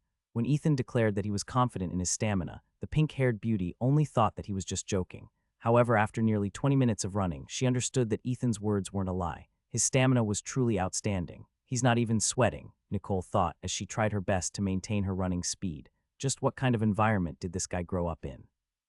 Nicole was confident in both her physical and magical abilities because she had been trained by her family to be a magical knight. The Estaf family was a knight family, and all of them were blessed with great magical powers. Because of this, it was very natural for them to transition into being magical knights, who sometimes helped the magistratus deal with monster outbreaks, as well as hunt rogue wizards and witches, who committed crimes using their magic. Nicole was their pride, and they expected a lot from her. Because of this, she strived to be the best in everything, allowing her to be hailed as a genius in their family. This can't go on, Nicole thought. I refuse to lose to Ethan. Nicole then glanced behind her, checking to see if any of the first years had managed to catch up to them. However, with the exception of the first years from the Equus Manor, the other students who were not physically fit lagged far behind. It was at that moment when Nicole thought of something good. The pink-haired beauty took out her wand and waved it behind her. Aqua carcerum. A moment later, cries of shock and disbelief spread in the surroundings as the two teenage boys, who were a dozen of meters behind Nicole, were trapped in a cage made of water. Nicole, we're from the same manor, one of the teenage boys shouted. Why are you doing this? For fun, Nicole replied with a devilish smile on her face. Just running is a bit boring. Although we can't use our magic to help us reach our destination, Sir Lionel didn't say we couldn't use it to hinder the competition, right? Nicole waved at the two imprisoned boys before running away, making the two glare at her. Damn it, she's too evil. Mama was right. All roses have thorns. The more beautiful they are, the pricklier they get. At that moment, the two imprisoned boys saw the other first years catching up to them and decided to take them down with them. Impediendum, Ilaquir. One of the spells hit a chubby boy, paralyzing him and making him fall to the ground. The other spell created several vines that rose up from the ground, which wrapped themselves around a girl, binding her in place. Shouts of anger, curses, and indignation were heard as the other first years all took out their wands and hurled spells at each other. Of course, none of them were offensive spells that were meant to harm people. The only spells that they used were to immobilize, block, or prevent others from advancing forward. Ha ha ha, Sir Lionel laughed. Now this is more like it. That girl really knows how to spice things up. Truth be told, this running exercise was not only meant to test the stamina of the students, it was a test on their ability to take advantage of the rules that he had set in place. Just as Nicole suspected, their practical test didn't prevent them from using magic in order to delay others from reaching their destination. They were, after all, wizards and witches, so using magic was always an option. Still, I'd better keep a lookout on the students to make sure they don't use magic to hurt each other, Sir Lionel thought. Come, wind dancer. A shriek answered the knightly professor's call, and a hawk landed on his gloved hand.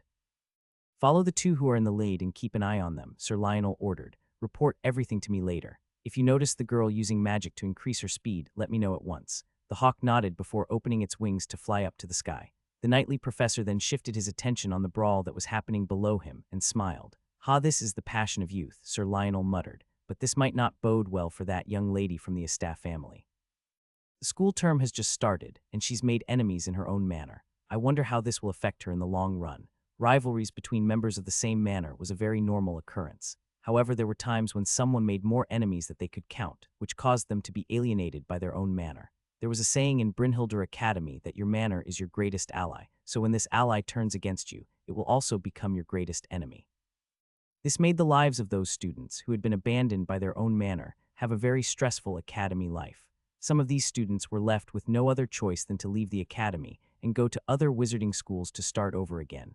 As the brawl behind her intensified, the smile she had on her face earlier disappeared. She had only stopped for a few minutes to deal with the two wizards that were about to catch up to her from behind, but in that span of time, Ethan had already lengthened the gap between them, making the pink-haired beauty unable to see where he was. How can this be? Nicole thought as she once again increased her pace. He shouldn't have been able to go so far in that short period of time. I knew it. I should have eliminated him first. What Nicole didn't know was that Ethan had this uncanny sixth sense that tells him when someone wanted to do bad things to him. In the beginning, he tried not to increase his speed too much and allow Nicole to keep up with him. However, when the pink-haired beauty suddenly stopped to cast spells on the two teenage boys behind her, Ethan knew that things were starting to not look good. Because of this, he immediately sprinted like there was no tomorrow, increasing the gap between him and Nicole. The blue-haired boy knew that the farther he was from the pink-haired beauty, the better. Because of that, he threw caution to the wind and ran like a mad lad. They were running in a forest, so it was hard for Nicole to see him, but Ethan was, at the very least, a kilometer ahead of her already. "I am confident in my stamina," Ethan replied. "Running has almost been an everyday part of my life." "You run every day?" "Yes. That is the only way that I can avoid getting hit by Grandma's sandals." The pink-haired beauty had run as fast as she could, but she had been unable to keep up with Ethan, whose stamina was greater than hers. The blue-haired boy, on the other hand, still looked fine, despite the fact that he had run at full speed in order to lengthen the gap between him and the crazy girl, who had planned to hunt him down. "Congratulations, the two of you," Sir Lionel said as soon as his hippogriff landed a few meters away from the two teenagers. "Only the two of you managed to clear my task before class ended. As promised, both of you will get 200 merit points each." The knightly professor took out his wand and pointed it at Ethan's and Nicole's badges that had been pinned on their robes. The badges glowed, briefly indicating that the transfer had been successful, making the blue-haired boy smile happily. Nicole then lightly tapped the badge on her uniform before pointing her wand at Ethan, transferring their wager of 20 merit points. "Next time I will win," Nicole said before raising her hand to summon her flying broom. "See you in the next class, Ethan." Without another word, the pink-haired beauty flew towards the academy in order to get to her next class. "Well then, Ethan, do you want to hitch a ride?" Sir Lionel asked. "I know that you duds don't do well with flying brooms, so for your safety I'll take you back to the academy." The knightly professor chuckled and helped the blue-haired boy mount his hippogriff. A minute later, they were both flying in the sky, headed to the academy so that Ethan could go to his next class as well. "You know, I had a friend once," Sir Lionel said. "He was a dud just like you. The man had the heart of a lion, the shaft of a horse, and the legs of a cheetah. Although he wasn't proficient with magic, he became an elite adventurer. Unfortunately, he took an arrow to the knee and was forced to look after his kids back home while his wife went dragon slaying. Even so, he's lived a good life. So when there comes a time when you feel that you are lacking because everyone around you can use magic, remember that even wizards and witches can't do everything. Today's trial was a way to teach them that they shouldn't over-rely on their magic powers, because if they were put in a situation where they were unable to use magic, the only things they have left to rely on are their physical ability and wits. So hang in there, okay? Show these wizards and witches that even a dud can amount to something." Ethan felt something warm spread inside his chest, because this was the first time that someone had subtly told him that even a dud like him can do something amazing in a magic academy filled with talented wizards and witches. A few minutes later, Sir Lionel ordered his hippogriff to land at the outskirts of the Great Eagle Forest where Ethan's class would be starting. "Well then, I'm off," Sir Lionel said with a smile. "Don't let a giant eagle eat you for lunch, okay?" The knightly professor laughed as his mount soared towards the sky to return to the training grounds. Such a good-natured professor, Ethan thought. I wish all the professors were like him. Just as the blue-haired boy was deep in his thoughts, he heard a familiar voice calling him from above. "You're earlier than I expected," Chloe said as her flying broom descended towards the blue-haired boy who had arrived before her. Although this wasn't the first time Ethan had seen a flying broom, seeing Chloe sitting on top of it looked surreal. "How was your first class?" Ethan asked. "If I remember correctly, it was potion making, right?" "Yes," Chloe replied. "It wasn't that bad. The moaning mandragora was weird though." Moaning what?" "Moaning mandragora. Wizards and witches use them to create stamina potions and aphrodisiacs." Chloe's face suddenly turned beet red after realizing what she had just said. We made stamina potions today," Chloe explained with a flushed face. "Professor Magnolia said that it is still too early for us to make aphrodisiacs, so we will just focus on making stamina and minor health potions this week." Sounds fun," Ethan replied. He didn't take the potion-making class because he wasn't that good at memorizing things. Also, he didn't have the patience to mix things together to try to create potions. The two of them made small talk until they arrived at the clearing inside the forest where the other students were waiting for class to start. "Nicole," Chloe waved at the pink-haired girl who waved back at her with a smile. However, her gaze became cold when it landed on the blue-haired boy standing beside Chloe. The young lady with light brown hair didn't notice the change in Nicole's gaze. She was busy dragging Ethan towards the pink-haired beauty, who had a sweet, yet deadly smile plastered on her face. Ethan did his best to not look at Nicole's smile, and simply sat beside Chloe while waiting for their professor to arrive. Not far from them, the other first-years from Equus Manor gave Nicole sidelong glances. None of them had forgotten what she had done a few hours ago. Each manor had an unwritten rule that all members must do their best to help each other. Nicole broke that unwritten rule, and because of this, they planned to get back at her when the right opportunity presented itself. In the magic world, there are certain things you must pay attention to whenever you are out doing fieldwork, the magical beast professor, Professor Enjal, said. Sometimes the most dangerous creatures are not the dragons, griffins, giant eagles, giant spiders, and other ferocious creatures that make your heart beat wildly inside your chest. No, the most dangerous creatures are the creatures that you never thought would harm you. Today we will talk about fairies. Ruby, if you please. A beautiful fairy with red hair suddenly flew down from the tree, flapping her beautiful butterfly wings.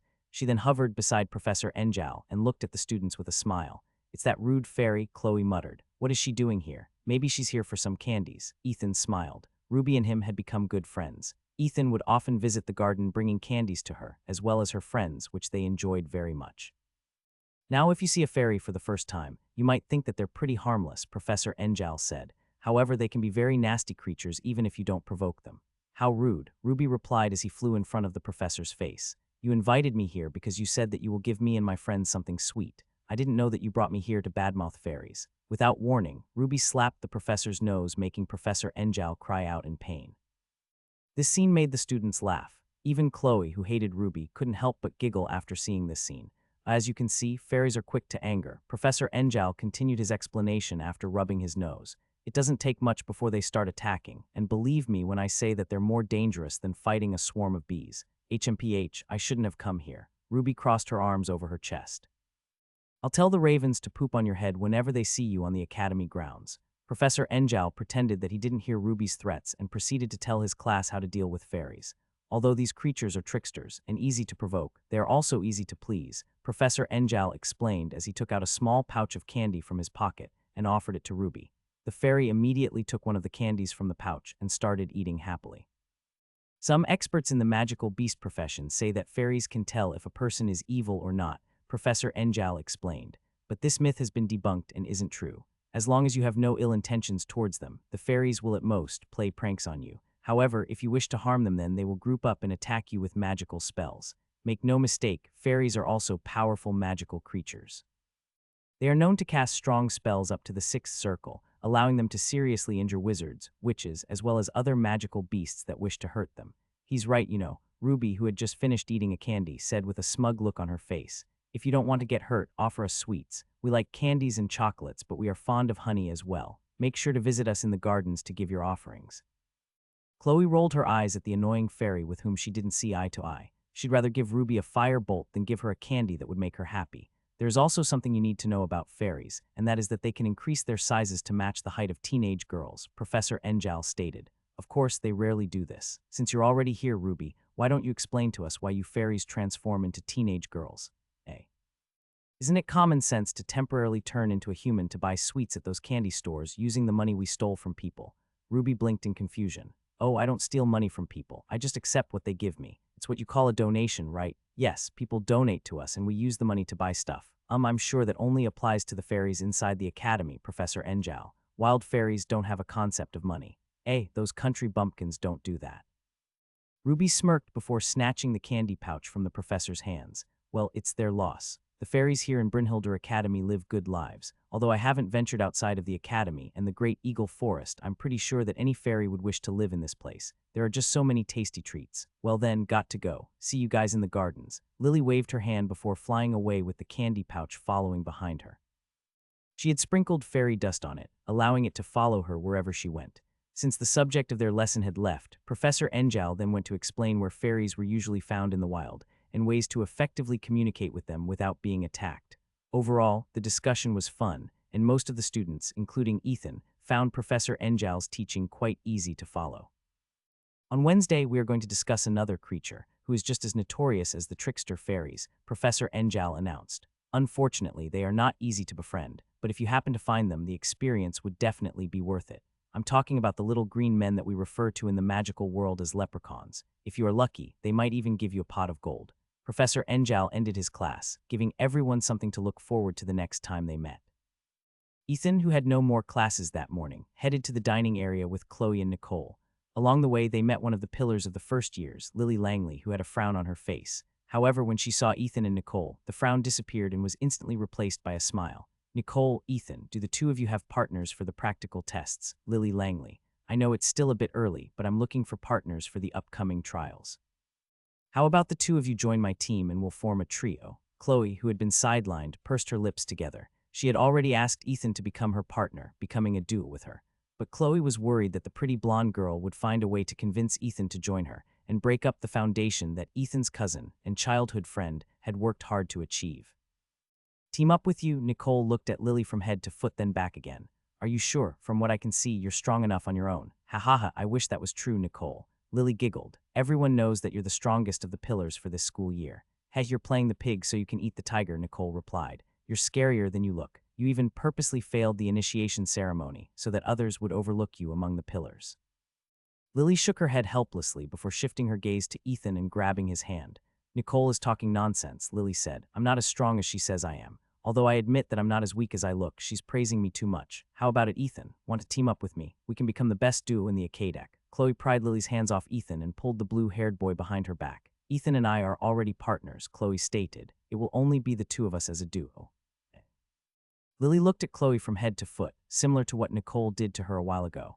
Well, I did hear that the two of your cousins. It is really a shame. I believe that Ethan and I would have been a wonderful pair, isn't that right, Ethan? Lily gave Ethan a wink, which made the latter blush. This reaction made Chloe pinch his waist, making the blue-haired boy cry out in pain. Nicole and Lily both giggled after seeing this scene, but decided to not say anything. How about it, Nicole?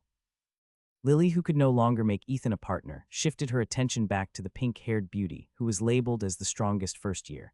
We will definitely be the best team ever. Your offer is tempting, but I have to pass, Nicole replied. I prefer to go solo. Ha, such a shame. All the strong and good-looking people are taken. Lily sighed exaggeratedly before walking away.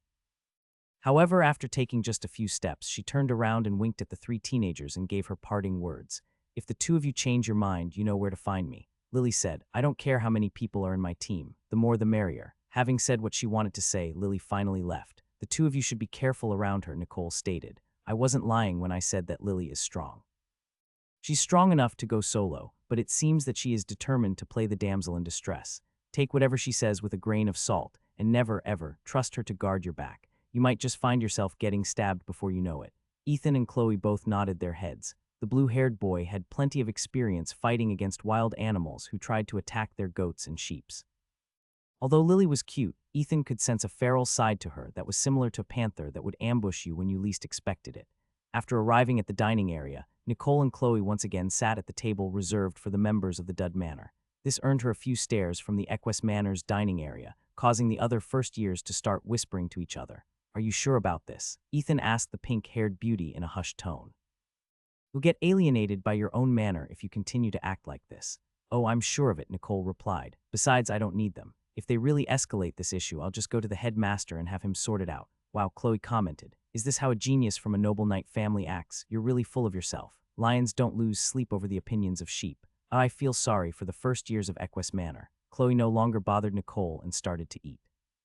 It was perfectly fine for her to stay in the Dud Manor's dining area, because the entire school now knew that she and Ethan were cousins.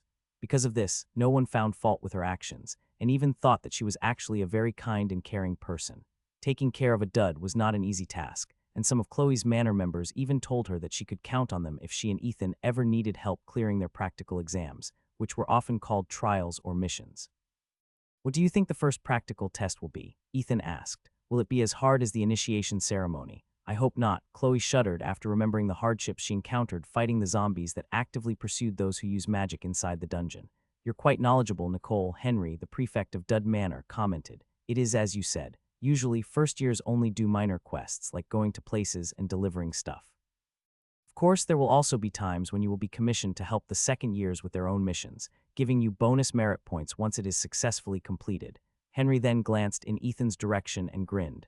"Actually, it is best that you form good connections with the other manors," Henry advised. "If you do, they can take you on their missions and allow you to earn easy merit points by simply accompanying them. Of course, not everyone wants a dud in their party unless they are there to carry stuff. I've had my share of those experiences as well, but the thing is, if you are able to get along well with the other manors, many opportunities will open up for you." The other senior students of Dud Manor nodded their heads in agreement. Some of them even actively told Ethan whom to talk to if he ever needed the kind of help that a manor specialized in. For example, when he needed healing or needed some antidote to counter poisons, he could go to their friends in Terra Manor, where the best healers in the academy could be found. The talk went on until lunch ended, allowing Ethan to learn many things. He was quite thankful because his seniors were very kind and helped him learn a thing or two about getting along with the other manors in the academy. A few minutes later, the three headed to their next class, which was the spell casting classes.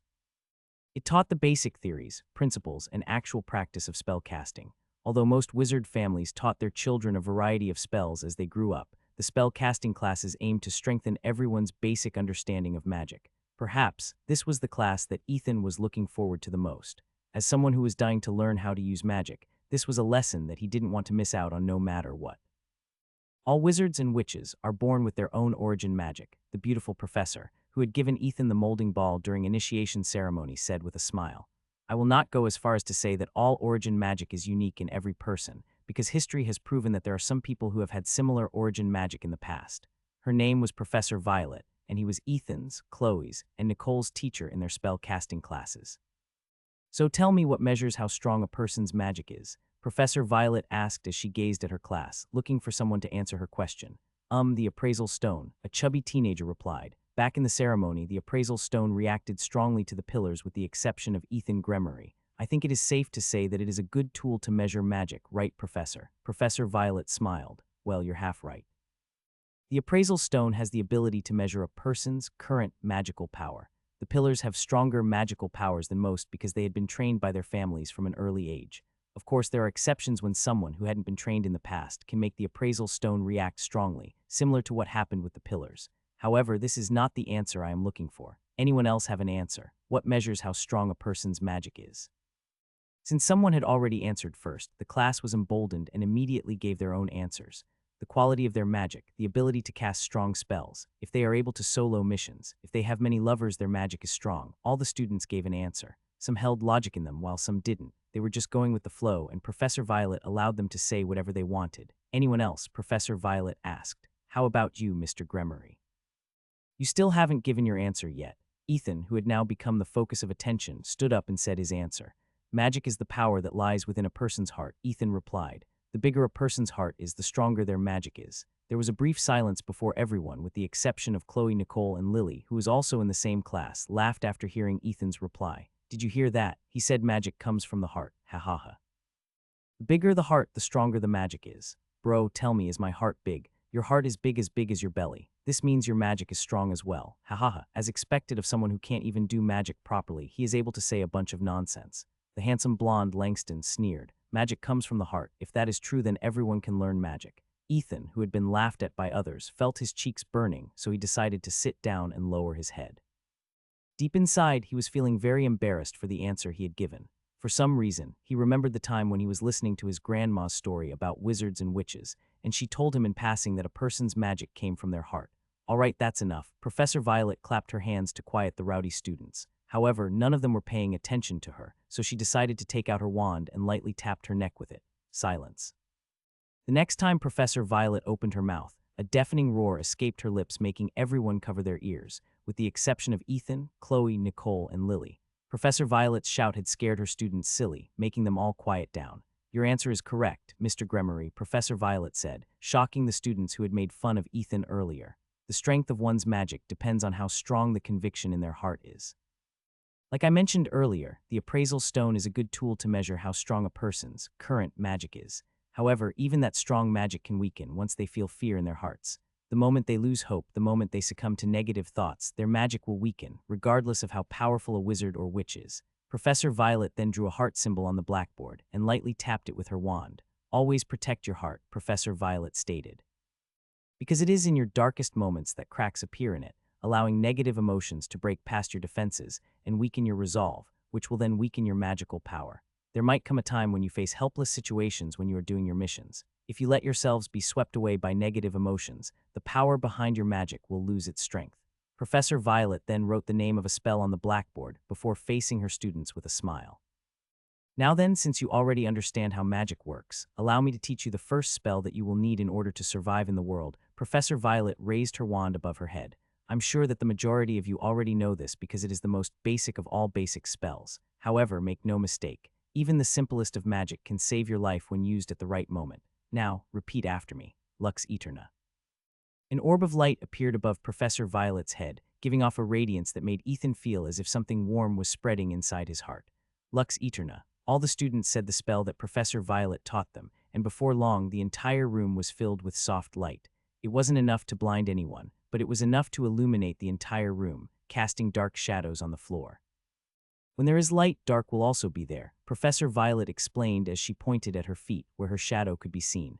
That's why we should always be vigilant, because there is darkness in every person's heart. Sometimes this power can be harnessed to do great things, but no matter how miraculous or how powerful you become with this power, never, ever let it consume you, because when that happens, you are no longer a person. You will become a devil whose sole purpose in life is to extinguish the light of others in order to temporarily regain what you have lost in the darkness. The professor then taught the students how to freely control the orb of light that hovered in the air, creating a fun activity for everyone. However, amidst the smiling faces, a blue-haired boy sighed in his heart. He had already set his expectations very low, but every time he saw someone use magic, that faint hope in his heart would flutter every now and then, only leaving him to be disappointed once again. Ethan's expression didn't escape Professor Violet's gaze, but she didn't do anything about it. This was the fate of all duds, and they had to find a way to overcome this obstacle before they could have a fulfilling academy life and be able to more fully explore the world where magic ran wild and free. Lux Eterna, it had been 2 days since Ethan had started his classes. Whenever there was an opportunity, the blue-haired boy would practice magic. Of course, all of his attempts failed, failing to create even the tiniest spark of magic. Maybe I should just stop and accept it, Ethan sighed. While he was feeling depressed, he heard a knocking sound on the window of his room.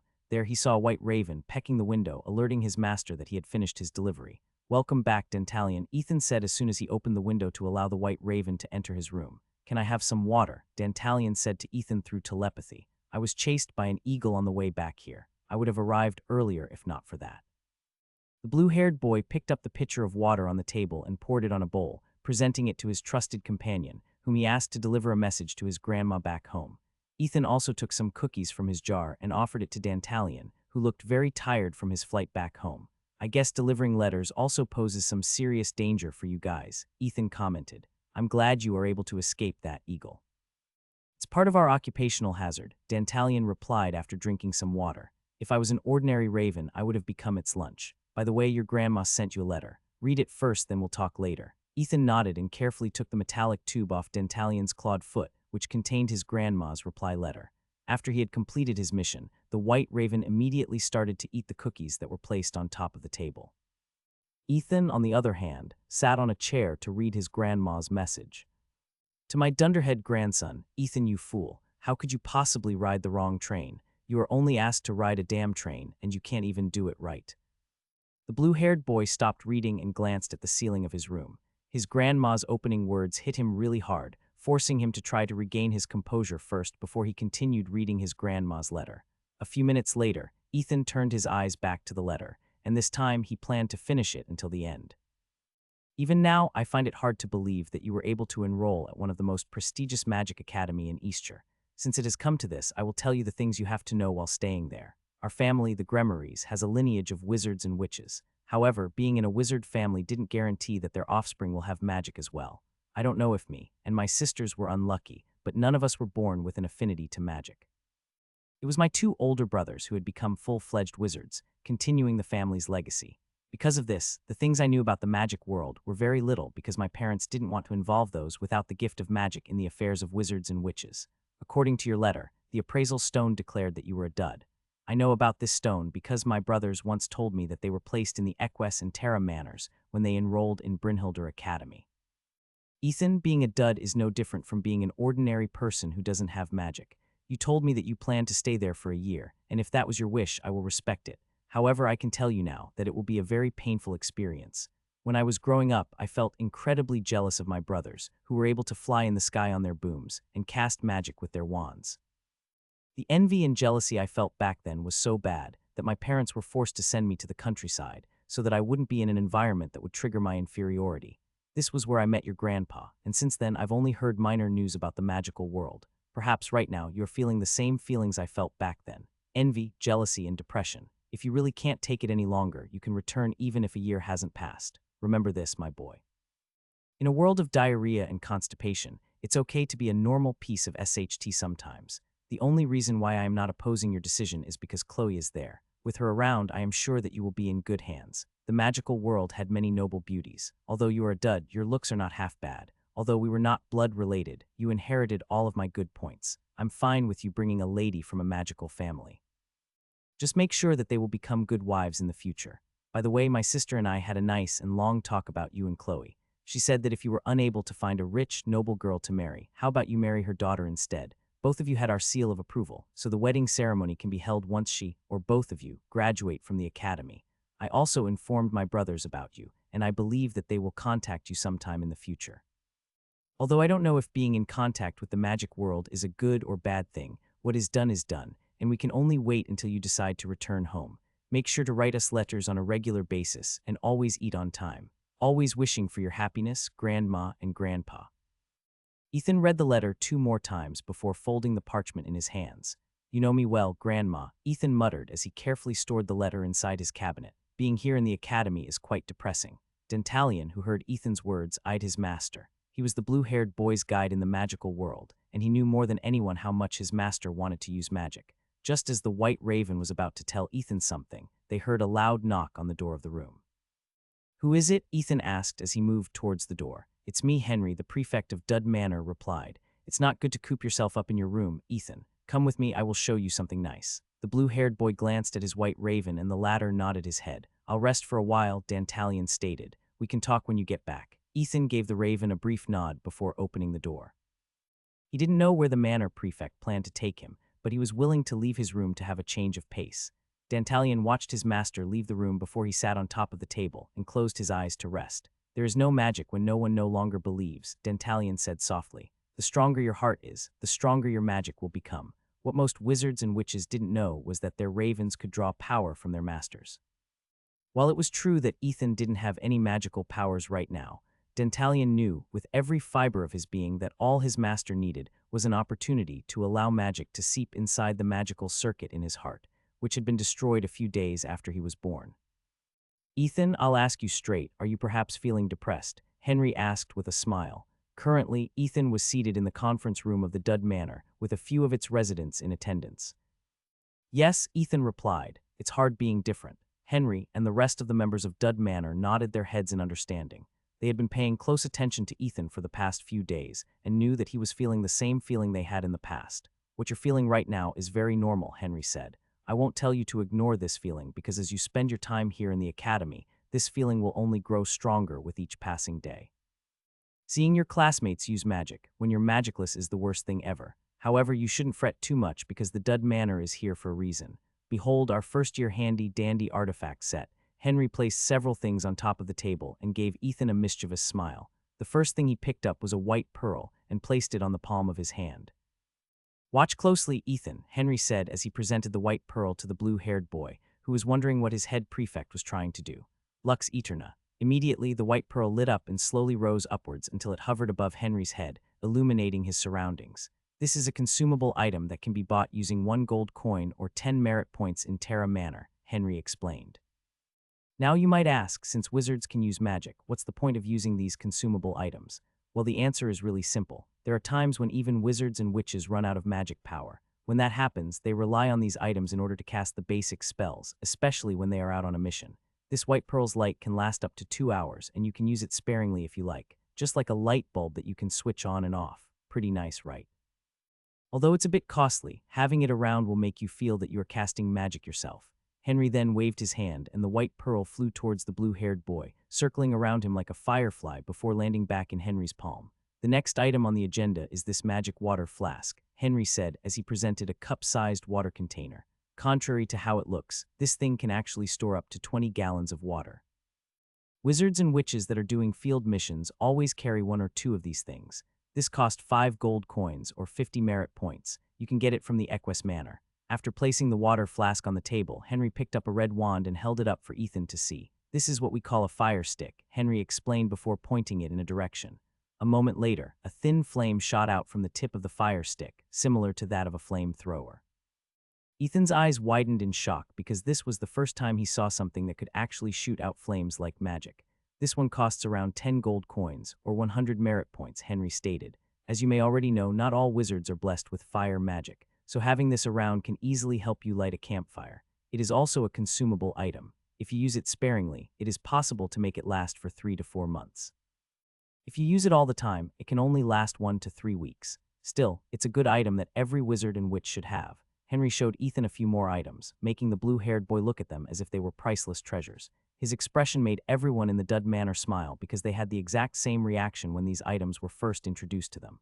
Although these things are at most cheap tricks and imitations, for us duds, they are a godsend, Henry said softly. So as your prefect, I am giving all of these to you free of charge. Put them to good use and use them however you see fit.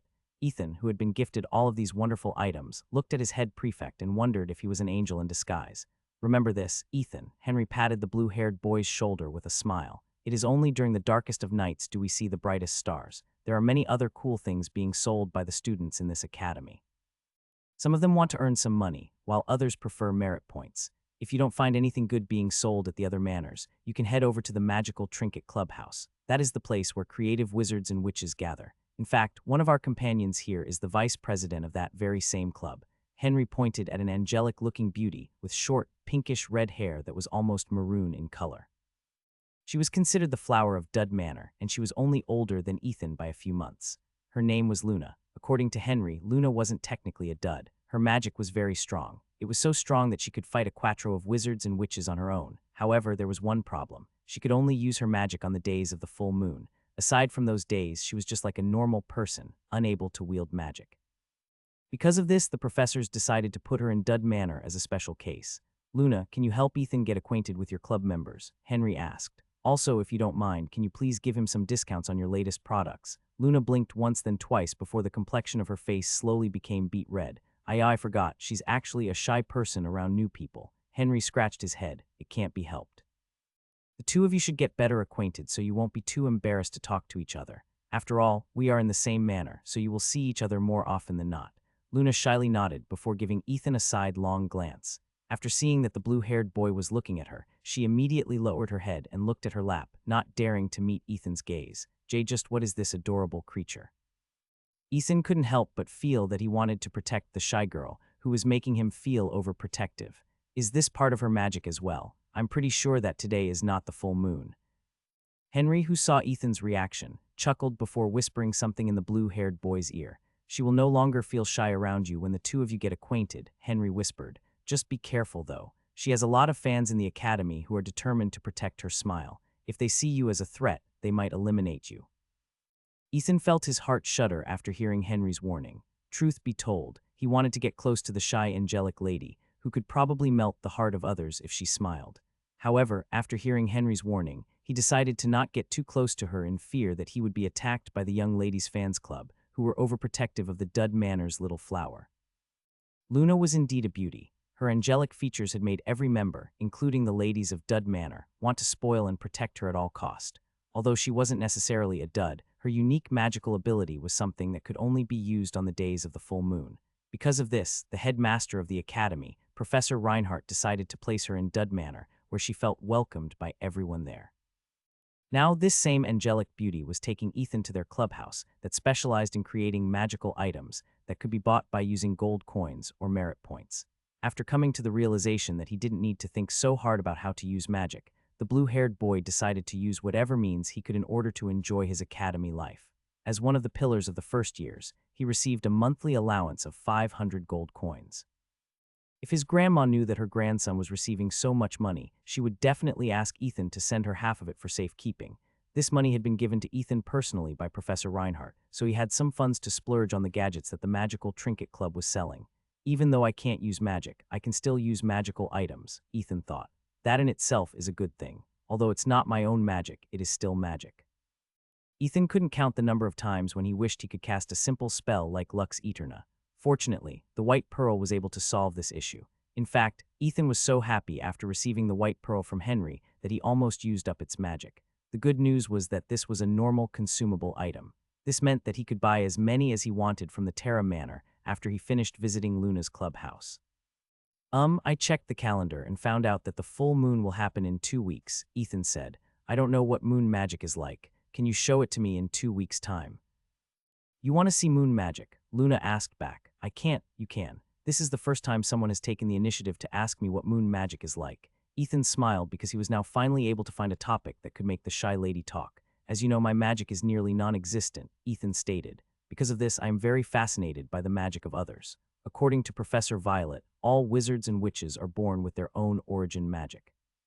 I am very curious about what your origin magic is like. I see, Luna lowered her head. Although she tried to hide it, the blue-haired boy was able to see the tinge of red creeping up her cheeks, which made her look more endearing in his eyes. This adorable creature must be protected at all cost, Ethan thought. He didn't know if Luna was subconsciously releasing some kind of pheromone, but whatever she was releasing, it was enough to make Ethan feel overprotective of her. 10 minutes later, the two finally arrived at the Magical Trinket Clubhouse, where a crowd of wizards and witches was busy buying the items that they had for sale. Just as Ethan was about to fall in line, Luna grabbed hold of his arm and shook her head. You don't need to line up, Luna said in a volume that only he could hear. We don't sell all our stocks in the front store, so you don't need to go there. I will take you through the back door. Ethan could have hugged Luna then and there, but knowing how shy she was with strangers, he simply placed his hands behind his back and followed her. True to her word, Luna took him to the back door of the clubhouse, away from the eyes of the teenage boys and girls who were still lining up outside the front of the store. Naturally, there were people who noticed Luna's and Ethan's figures, but after recognizing who they were, they didn't call out to them and simply stayed in line, waiting for their turn. Come with me, Luna said as he guided her new friend to the maze of the clubhouse. There was a special magic placed in the interior of the club, which made it impossible for non-club members to navigate their way around it. This was made to prevent theft and deter anyone who wanted to get the blueprints of the items that were made by their club members. 5 minutes later, Luna opened a door where she was immediately welcomed by a lady with long red hair, wearing glasses. You're finally here, Luna, the lady said, and it seems that you've brought a friend, or is he perhaps your boyfriend? He's not my boyfriend. Luna immediately reddened. We live in the same manor. His name is Ethan. Oh, don't worry, little Luna, I know very well who he is, the lady gave Luna a hug. He's one of the pillars of the first years, the newest member of the Dud Manor, Ethan Gremory. He's quite famous in the academy, you know. Ethan, who heard that he was famous, immediately straightened his posture and acted like a refined, elegant, and charismatic young man, which made the red-haired lady giggle. You're more handsome up close, the lady said with a smile. How about it? Our little Luna is still single. She's also from a good family. You won't lose out if you make her your girlfriend. So what do you think, Mr. Pillar? Do you want to sweep her off of her feet? Ethan was very tempted to say yes, but because he knew that it would trouble Luna, he simply smiled and nodded his head. I'm sure that any teenage boy in the academy would want Luna to be his lover, Ethan stated. If someone dares to call her ugly, the entire Dud Manor would be out for blood. Including you? The red-haired lady asked in a teasing tone. Ethan nodded. Yes, including me. I'd definitely smack anyone who dared to call Luna ugly. The blue-haired boy and the red-haired girl then both glanced at the shy, young lady, whose entire face was now beet red due to Ethan's words, which she hadn't heard before in her life. So you're here to buy magical items, the president of the Magical Trinket Club, Cassandra, said with a smile. As a dud, you and our club will certainly have more collaborations in the future, so how about you do us a favor? In return, I will give you a discount. What do you say? Let me hear the favor first, Ethan replied. Sorry, but my grandma told me that if someone asks me for a favor, I should ask them what it is so that there will be no misunderstanding. Your grandma is very wise. She's also an expert in throwing flip-flops. She never misses her targets. Cassandra giggled after hearing Ethan's witty comment. Truth be told, she already had her eyes on the magicless pillar of Dud Manor, but she didn't have any idea how to form a connection with him. Fortunately, Luna and Ethan were living on the same manor, and the former had already brought the blue-haired boy to their club, which made things easier for Cassandra. As you already know, we are a magical club that creates different kinds of magical tools. Originally, our founder only planned on creating magical trinkets and accessories. However, as the years went by, we decided to expand our product line and create some tools that are useful for everyday life. However, we have one problem. We usually don't have enough time or manpower to fully test our new products. Usually, the members of the Dud Manor help us out because they are in great need of such items. In fact, your head prefect, Sir Henry, is one of our VIP customers. Alas, he can only stay in the academy one more year, so we need a new guinea pie, someone new who could help test our creations for years to come. You will only find benefits in this collaboration. How about it? Ethan's interest was piqued by Cassandra's proposal. As someone who wasn't able to wield magical powers, having discounts, as well as being able to beta test the Magical Trinket Club's new inventions was quite appealing to him. Deal, Ethan replied. I am willing to test your new gadgets for you. Great, Cassandra clapped her hands happily. Since that is the case, I will ask Luna to bring you some of some of the products that are still undergoing fine-tuning. Luna, can you take the you-know-what's from the warehouse? I'm sure that this handsome boy here will be very happy to test them out. P. President, are you talking about the dangerous stuff that we labeled as not safe to sell to the students of the academy? Ara, what are you talking about, Luna? Cassandra said while adjusting her glasses. Those are just products that require fine-tuning. After we know what makes them after we know what makes them not work properly, we can work on them and start selling them like hot cakes. I see, Luna stuttered, feeling intimidated by Cassandra's smiling face, which often scared the people who come to their club to make fun of their inventions. Without another word, the angelic young lady went to their warehouse to bring the items that her president had asked for, leaving the blue-haired boy and the red-haired sadistic lady alone together. Please, don't bully Luna so much, Miss Cassandra, Ethan said after making sure that his new friend was no longer around. Have you joined the We Love Luna fans club? Cassandra covered her lips and chuckled. You're being overprotective of her, just like the other members of Dud Manor. Don't worry, I understand that feeling. I love Luna too, but this and that are different. I'm more interested in you right now. The red-haired lady took a step forward and used her finger to raise Ethan's chin, making him look straight into her eyes. Strange, although I don't really sense any magical powers in you. I feel something that attracts me to you, Cassandra said softly. Don't misunderstand. I am feeling attracted to you not because you are handsome, but something else. I just can't put my finger on it. Hey, can I touch you for a bit? Maybe I'll understand this feeling I'm getting through body contact. I don't mind, Ethan replied, as long as you don't touch any inappropriate places. Worry not, I'm not that bold of a girl, Cassandra smirked. But if it's you, I wouldn't mind experimenting a bit. The red-haired lady with glasses then released her hold of Ethan before walking around him in circles. She then started to lightly pat his arms, his chest, his back, and his shoulders as if confirming something. Ethan, you already know about Luna's magic, right? Cassandra asked after having her fill of touching Ethan's body. The blue-haired boy nodded. His head prefect had already told him about Luna's magic power, but didn't explain fully what she was capable of. The only thing he knew was that Luna could use her magic only on the days of the full moon. Moon magic is an ancient kind of magic, Cassandra explained. It also has the ability of bringing out the potential in people. Although you are a dud, it is very possible that Luna can awaken any dormant magical power inside of you, even for a brief moment. Who knows, maybe you will be able to use a little bit of magic after she has used her magic on you. Also, I heard something interesting. The yearly exhibition matches of the different manors will start in 2 weeks. This is more like a casual thing, rather than a true competition. However, it doesn't change the fact that it is an event that everyone is looking forward to. Ethan blinked in confusion. He was still a first year and didn't know much about the events of the academy. Because of this, she asked Cassandra to explain what the exhibition match was about, which the red-haired lady was more than happy to explain to Ethan, whom she found to be quite an interesting person. The exhibition match, better known as the Clash of Manors, is an annual event held during the first quarter of the school year, Cassandra explained. Each manor will send one representative for their first years, second years, third years, and fourth years. They will fight a round-robin match, and the winners of the exhibition match will receive 20,000 merit points each. 20,000 merit points. Ethan was shocked after hearing Cassandra's explanation. Currently, he only had 220 merit points, and he already thought that it was already a lot. Yes, each member will get 20,000 merit points. Cassandra shrugged. But this is just an opening ceremony to motivate the first years to be diligent in their studies. At the end of the year, a grand battle between the manors will take place, and the winners will receive 200,000 merit points each. Now, that is what I call a grand prize. T 200,000 Ethan was at a loss of words. His concept of money right now was blurred. After getting settled into the academy, he received an allowance of 500 gold coins a month. Since he thought that this was too much money, he decided to give half of it to his grandma so she could use it to fix their house, the other farm structures and equipment, which were in need of constant maintenance. Basically, as long as one had merit points, they wouldn't need to spend anything else inside the academy aside from that. Poor wizards and witches also used merit points as currency in the academy, allowing them to have a little leeway with their finances. In general, copper, silver, and gold coins were only used when one left the academy grounds. Wait, earlier you said that each manor will send one representative for each school year to participate in the exhibition match, right? Ethan asked. Right.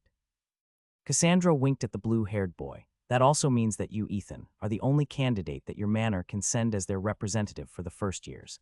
Now, I have some good news and bad news for you. Which one do you want to hear first? Ethan nodded. The bad news first. Cassandra giggled because she had already expected this answer from the blue-haired boy who was 2 years younger than her. The bad news is that it is almost guaranteed that the ones you will be facing in the first-year bracket are the pillars of the academy, Cassandra replied. Langston Kerr, Lily Langley, Kurt Hale, and last but not the least, Nicola Sta, whom everyone thinks is the strongest first year in the academy. Your chances of beating them are very slim. However, the good news is that the magical tools and artifacts that are manufactured within the academy can be used in these matches. With our club backing you up, your chances at victory are no longer zero. Isn't that great? You really hit the jackpot when you agreed to cooperate with me. Also, there is one more thing. Luna being the representative of the second years for the Dud Manor is nearly set in stone. Although she's just a normal girl on the days without the full moon, her knowledge in using our magical items is second to none. It will be best if you ask her for pointers. Cassandra then glanced on the door and placed a finger over her lips. A few seconds later, Luna returned carrying a wooden box which she had taken from their club's warehouse. President, I got them all, Luna reported, but I'm really not sure if we should let Ethan use them. It's fine, Luna, Cassandra assured her vice president. You know what they say, no risk, no gains. I'm sure that Ethan understands this as well, right, Ethan? Yes, Miss Cassandra, Ethan replied. Just call me Cassandra. We are now business partners, so dropping the miss is the right thing to do. I'll also just call you Ethan. Very well, Cassandra. I look forward to our collaboration. The red-haired lady then took the wooden box from Luna's hands and passed it to the blue-haired boy, moving her head close to him. Don't forget what I told you earlier, Cassandra whispered. Luna might be able to help you awaken your magic. Make sure to ask her for help on the next full moon. Understood, Ethan whispered back. I'll ask for her help when that time comes. Luna, who didn't hear what the two were whispering about, pouted. Although she was quite happy that Ethan was getting along with her club's president, she felt that the two of them were planning something behind her back, and it made her feel uncomfortable.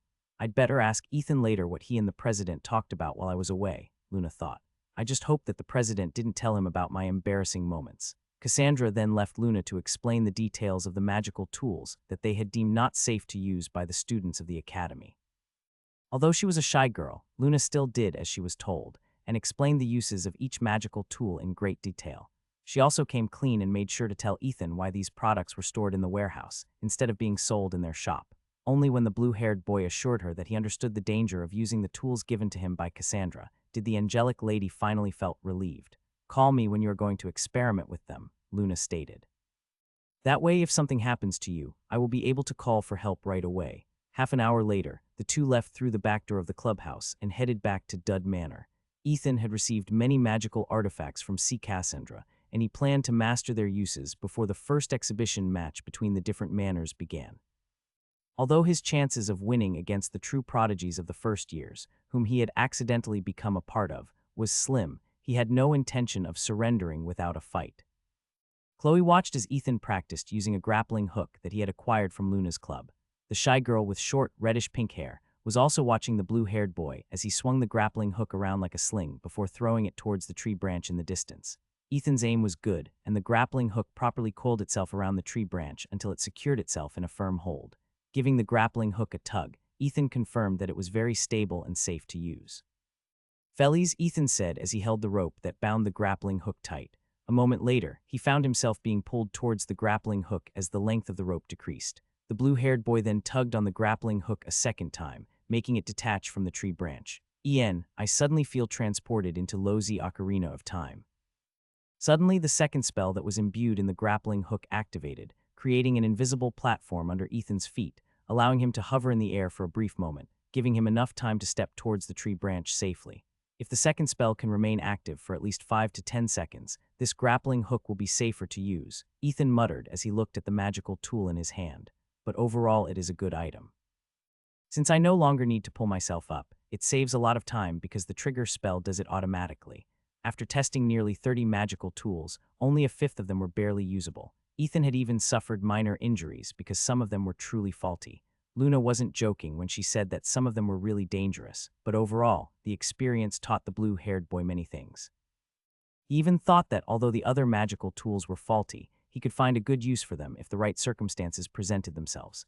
Still, Ethan wrote down some notes, giving suggestions about how to make the other gadgets safer, and passed this to Luna, who was very happy to have Ethan's personal opinion. Unlike the blue-haired boy, most wizards and witches weren't that athletic, with the exception of those that were training to become magical knights and battle mages. They had tried to ask for volunteers to test their products in the past, but after these volunteers were injured, the headmaster told Cassandra that any dangerous inventions must pass safety regulatory measures before they could be sold in their club's store. Right now, they were in dire need of a guinea pig to test their inventions, and Ethan was the perfect person for the job. Understood, Luna smiled. I'll hand your report to the president. Chloe, who was watching this interaction between her cousin and the angelic beauty, pouted. It hasn't even been a month and you're already attracting the bees, Chloe thought grumpily. Maybe him studying here in the academy isn't a good thing after all. Chloe couldn't help but feel that Ethan was good at getting close to the beautiful ladies in the academy, Nicole and Luna. These were the two ladies that Chloe felt to be the closest to Ethan aside from her. Both were beautiful in their own right, and any boy would definitely jump at the opportunity to become their lover. Fortunately, I already asked him to become my partner for the practical exams and missions, Chloe thought. Nicole is too proud to form a team with anyone, so she is bound to go solo. As for Luna, she has had a team since her first-year days, so I'm also safe in that department. The angelic lady was already a second year and had formed many connections with other people. Because of this, Luna didn't lack friends who could help her clear hard missions when they let her tag along with them. Just as Chloe was about to walk up to the two teenagers who were exchanging views about the ways the magical grappling hook could be modified, the head prefect of Dud Manor appeared. Ethan, I was looking for you, Henry said with a smile. Since you are still new to the academy, I'm sure that you don't know about the upcoming exhibition matches between the different manors. Actually, I already know about it, head prefect, Ethan replied. The president of the Magical Trinket Club told me yesterday. Although Henry had insisted that Ethan just called him Henry, the blue-haired boy found this disrespectful and reverted to calling him head prefect instead. Seeing that Ethan had no intention of changing his mind, Henry no longer insisted and allowed the newest member of their manor to refer to him in any way that he liked. Oh, that makes this simple then, Henry said. 2 weeks from now, the exhibition match will start. Since you are the only first year in our residence, that automatically makes you our candidate for the first-year division. Luna, it seems that they are moving the battle near the day of the full moon, so there's a possibility that you will be able to participate. However, I'm not raising my hopes up. Last year, they were very curious about what you could do, and the professors decided to start the match on the day of the full moon. We all know what happened next. Henry gave Luna a smirk, which made the shy girl turn beet red due to embarrassment. Before I forget, there is one more thing that I need to tell you, Henry stated. Your opponents will probably be the other pillars of the first years. Know that our chances of winning the exhibition match are very low, so don't feel bad if you lose your match, okay? Ethan nodded because he had already come to terms with this fact. There was really a huge gap between an ordinary person and someone who could use magic. As long as you don't set your expectations too high, you can accept your loss with grace. Just as Henry was about to leave, the handsome guy with short silver hair, Noah, who was a second year like Luna, arrived at the training grounds of the Dud Manor with some interesting news. Did you hear the latest news? Noah asked as soon as he saw everyone in the training grounds.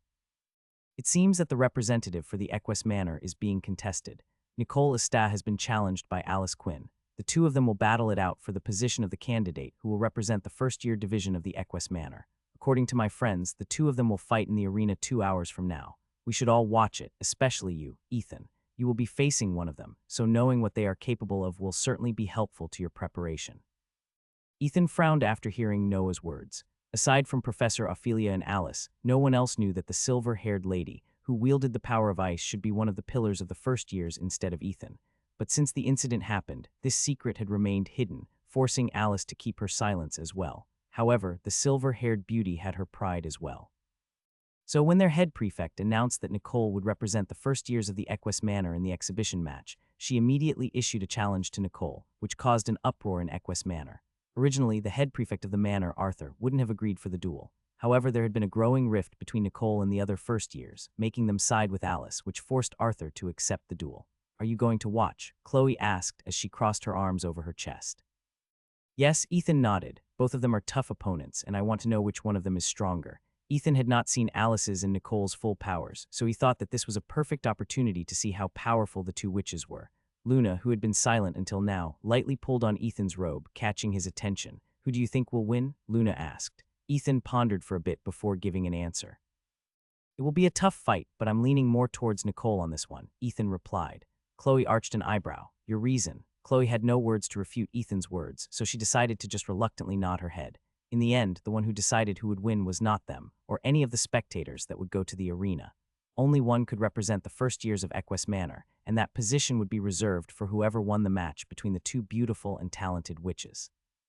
Nearly 2 hours later, the arena was jam-packed with people who wanted to see the duel between Nicole and Alice.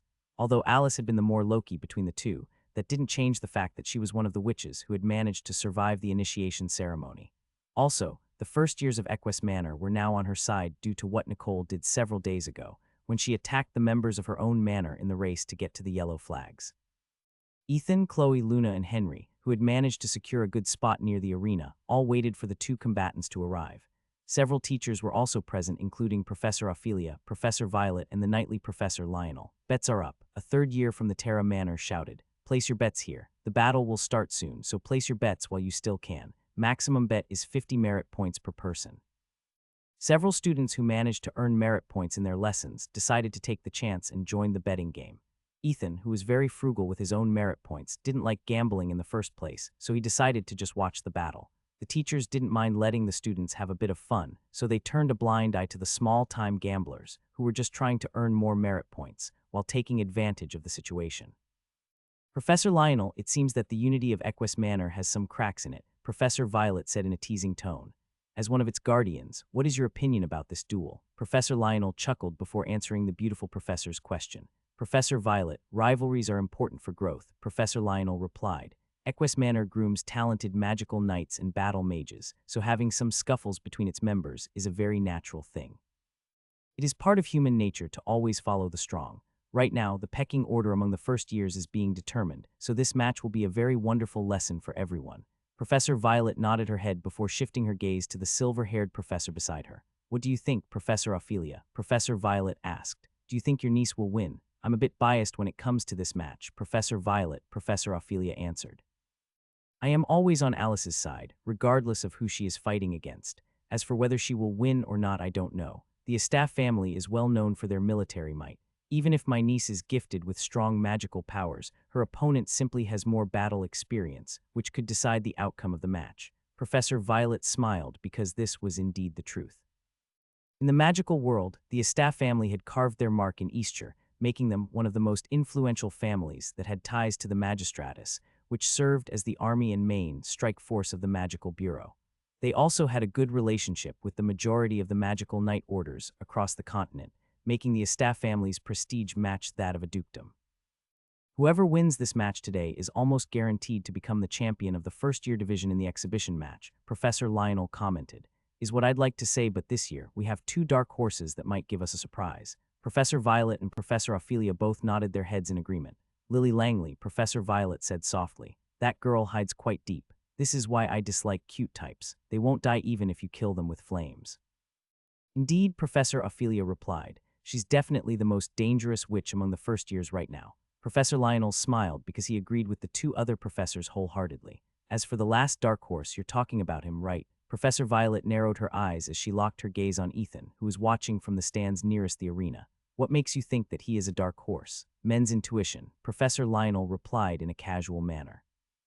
"Also, I like to side with the underdogs. Don't we all?" Professor Violet sighed. "I even gave him my molding ball, which I received that same day. If not for the fact that Professor Reinhardt promised to give me a better one, I would have definitely asked Ethan to give it back to me." the three professors continued their idle talk for 5 more minutes before the people in the arena started cheering. "Here they are," Henry said with a smile, "the main stars of today's battle." Nicole walked confidently up the arena amidst the resounding cheers of the crowd. A smile was plastered on his face, and yet one could tell that she was very eager to start the match as soon as possible. On the side of the arena opposite hers, Alice walked up with a calm expression on her face. She had been labeled the cold beauty by the teenage boys of the first years, and many found her cold attitude very attractive. The daughter of the Quinn family versus the daughter of the Estaf family, Professor Reinhardt muttered as he watched what was happening in the arena through the round mirror in his office. "It seems that this year will not be as calm as the last. There are too many talented students popping out of the woodwork. What do you think, Professor Enjal? Will we have our hands full this year?" The professor that once escorted Ethan to the Plaza of Beginnings grinned. "This year is going to be an exciting year for us," Headmaster Professor Enjal replied.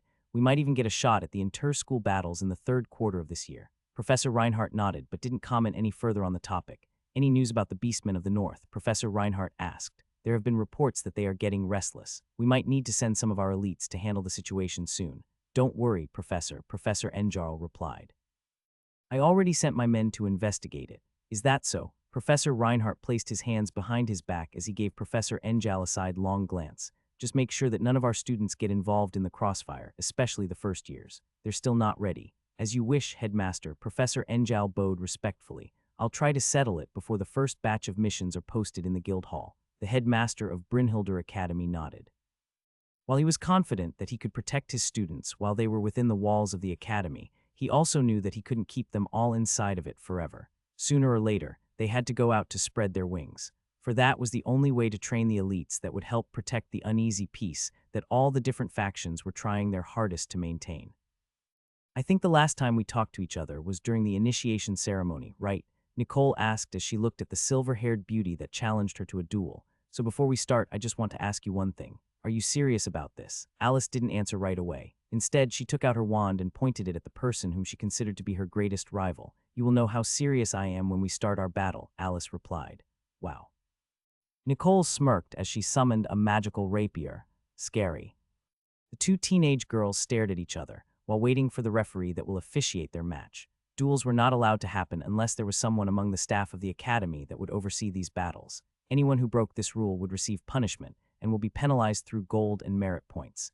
"It's good to see that you two are eager to battle." A middle-aged man with gray hair appeared at the center of the arena with his arms behind his back. "I will be the referee of this match. Are both of you ready?" Ethan, who was not familiar with the middle-aged professor, asked Chloe, who was seated on his right side.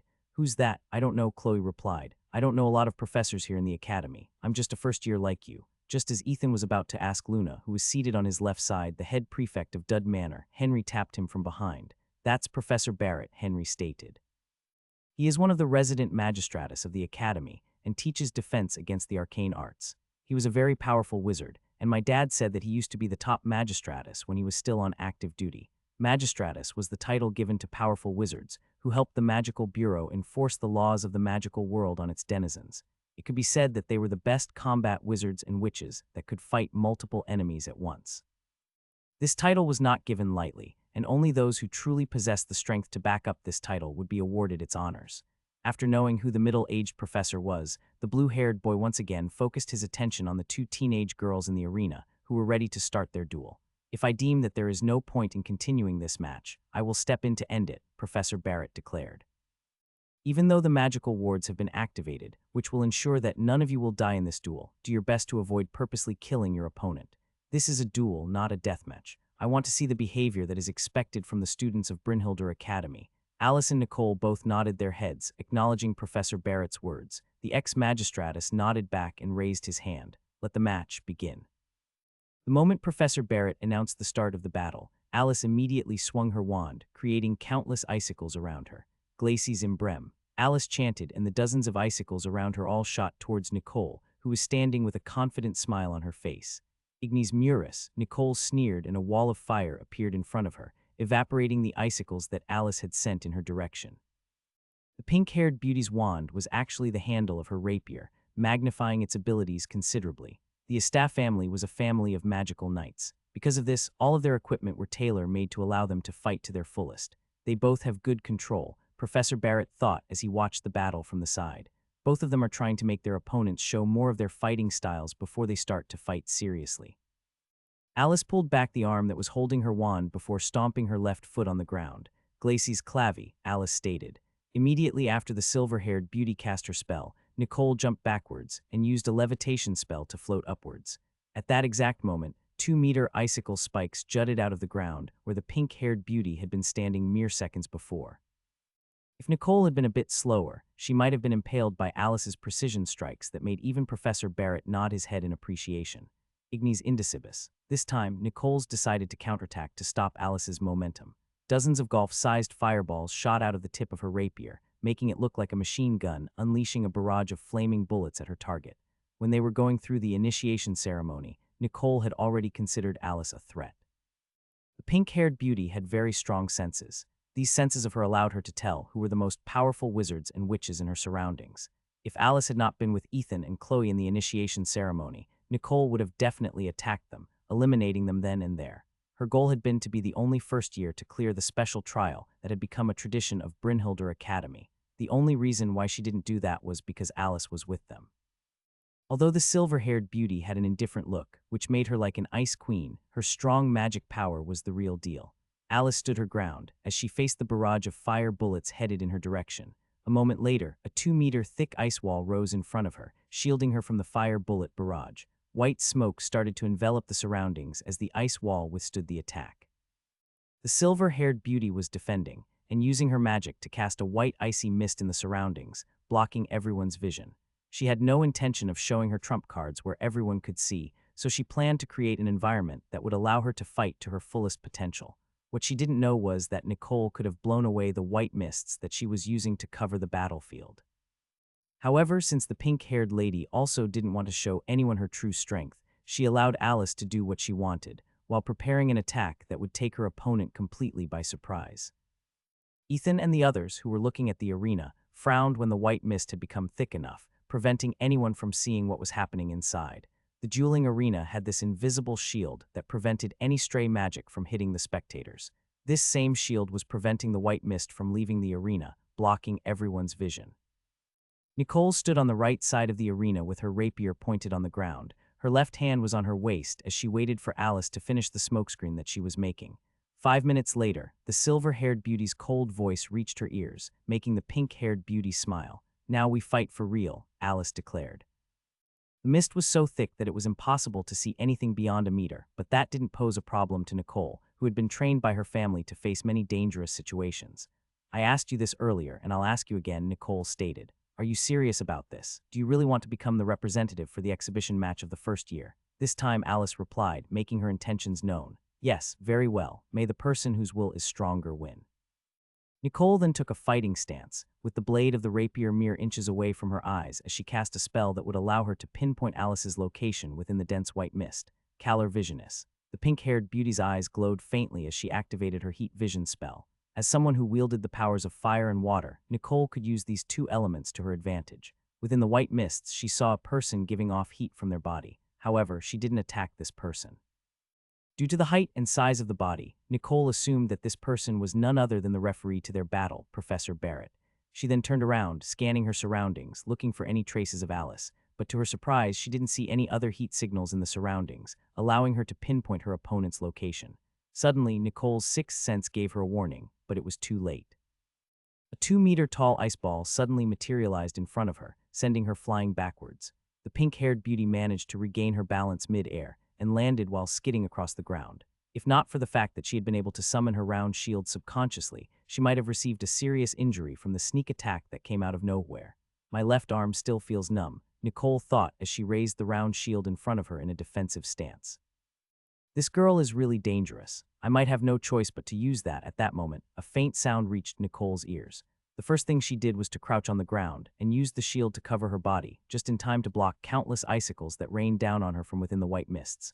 While the spectators outside the arena weren't able to see anything, they could hear tinkling sounds, like the sound of coins being shaken on a glass cup. "I can't see anything," Chloe complained. "This mist is in the way." "Yes," Ethan agreed. He really wanted to see the two witches fighting each other because it might give him an insight on how to defeat them if they were to face him in the exhibition match. Although he knew that his chances were slim, he still believed that if an opportunity presented itself, he would be able to snatch a win from them. Right now, Alice is forcing Nicole to fight defensively. Luna, who was seated beside Ethan, commented, "You can see them." Ethan asked the angelic beauty beside him, which made the latter shake her head. "I can vaguely sense the flow of magic in the arena," Luna replied as she pointed at a location within the mist. "Someone is using offensive spells in that direction." Luna then pointed to the far right corner of the arena before continuing her explanation. "The spells are hitting something in that direction, which is creating the tinkling sounds that we are hearing," Luna explained. "Since the magic being used is ice magic, I am assuming that it is Alice who has the upper hand right now. But what?" Ethan inquired. "Nicole seems to be casting some magic, and I can feel it getting stronger with each passing second," Luna answered with uncertainty. "If I have to make a guess, it is a spell that deals magical damage to a large area, or it can also be a—" Luna wasn't able to finish her words because a loud screech reverberated inside the arena. Although the white mist was blocking their view, they were able to see something red and fast, moving within the mist. Not long after, sounds of explosions and hissing sounds spread in the surroundings as Alice found herself facing a 4-meter-long fire snake that Nicole had summoned to hunt her down. "Found you." Nicole smirked as she pointed her rapier in the direction where her fire snake was currently at. Magna Fragger, a great fireball that was as big as a wrecking ball, shot out from the tip of her rapier and flew straight towards her target. Nicole planned to finish the battle as soon as possible because she didn't want her opponent to know anything more about her trump cards. However, just as she fired the great fireball, she felt something cold pressing against the back of her neck, making her body stiffen. "I win," Alice said in an icy tone. Nicole, who thought that she had pinpointed her opponent's location, was caught completely by surprise, unable to react to the silver-haired beauty's declaration. "How?" Nicole asked in disbelief. "I didn't even sense you coming at me from behind. Do you really think I will answer that question?" Alice replied with the same icy tone. The white mist slowly dispersed in the surroundings, allowing the spectators to see what was happening in the arena. Soon, loud cheers erupted the moment they saw Alice pressing an icy dagger against the back of Nicole's neck. "Alice! Alice! Alice!" The first years of the Equus Manor started shouting Alice's name, making it resound in the surroundings.